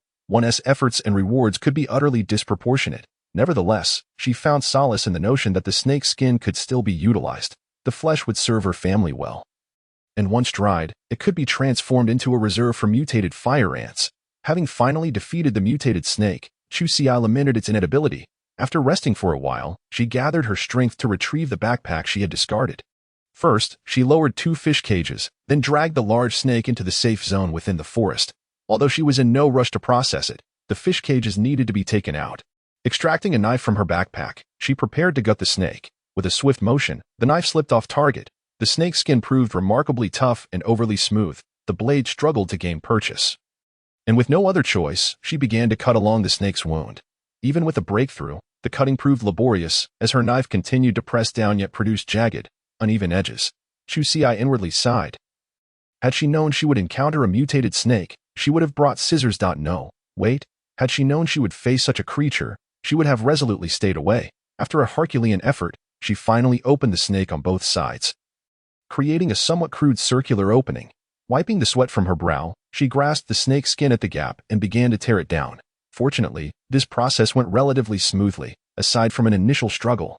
Once she had removed the skin, Chuxia carefully folded it back, recognizing its value.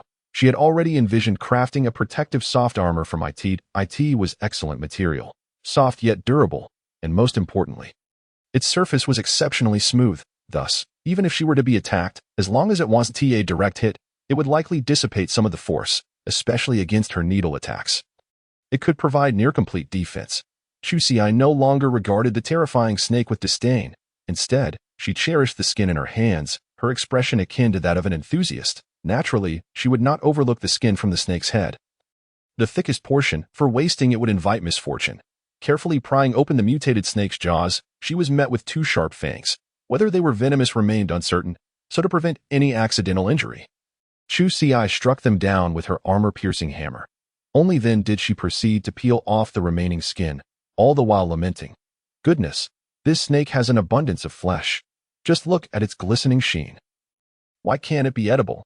So beautiful yet so useless." With her musings concluded, Chuxia resumed her primary task. After all, the fish cages awaited her. The dagger easily penetrated the soft flesh along the abdomen, allowing the intestines to spill forth. Truth be told, this scene was hardly more pleasant than when she had slain the snake. Chuxia turned away, inhaling deeply, quickening her strokes. Fortunately, the location of the fish cage was easy to locate. It had distorted the snake's digestive tract. Gritting her teeth against her discomfort, she swiftly liberated the cage, finding that its contents had nearly been digested. She could not bear to look a second time. Immediately, Chuxia plucked a large leaf from nearby, wrapping a corner of it before dragging it to the riverbank. After washing it several times in the water, she pulled up the cage and tossed the tether into the river to rinse thoroughly, ensuring everything was clean before rebaiting and casting it back in. To be honest, she had initially intended to avoid using it to catch mutated fish, but circumstances left her no room for reluctance. Thus, she chose to ignore the unpleasantness, believing that future rewards could overshadow the current discomfort. Having adjusted her emotions, she prepared to deal with the remaining snake carcass. It was still early enough for her to cut the flesh and begin drying it, making her return lighter. After careful consideration, Chuxia decided against sharing her spoils with others. Firstly, the high-radiation mutated meat held little economic value, given the need for food in exchange. It simply didn't seem worthwhile.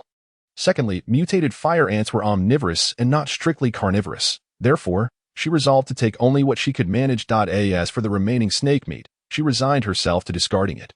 Back in the safe zone, Chuxia began preparing to slice the meat into strips, when she suddenly noticed a small oval stone on the ground, no bigger than a fingernail, entirely milky white with a slight translucence and a rich hue. It resembled a piece of high-quality jade. This stone bore an uncanny resemblance to an energy stone. Without a second thought, Chuxia pushed aside the scraps of flesh and immediately picked it up. The moment she held it, she recognized it. Just like last time, upon contact with the energy stone, the nearby high-radiation zone emitted a dense red mist in her view. This time, though, Chuxia remained calm. Directly measuring the energy value of the stone on her wristwatch, 865, she recalled the E-grade energy stone she had previously found with Fu Baiwen, which contained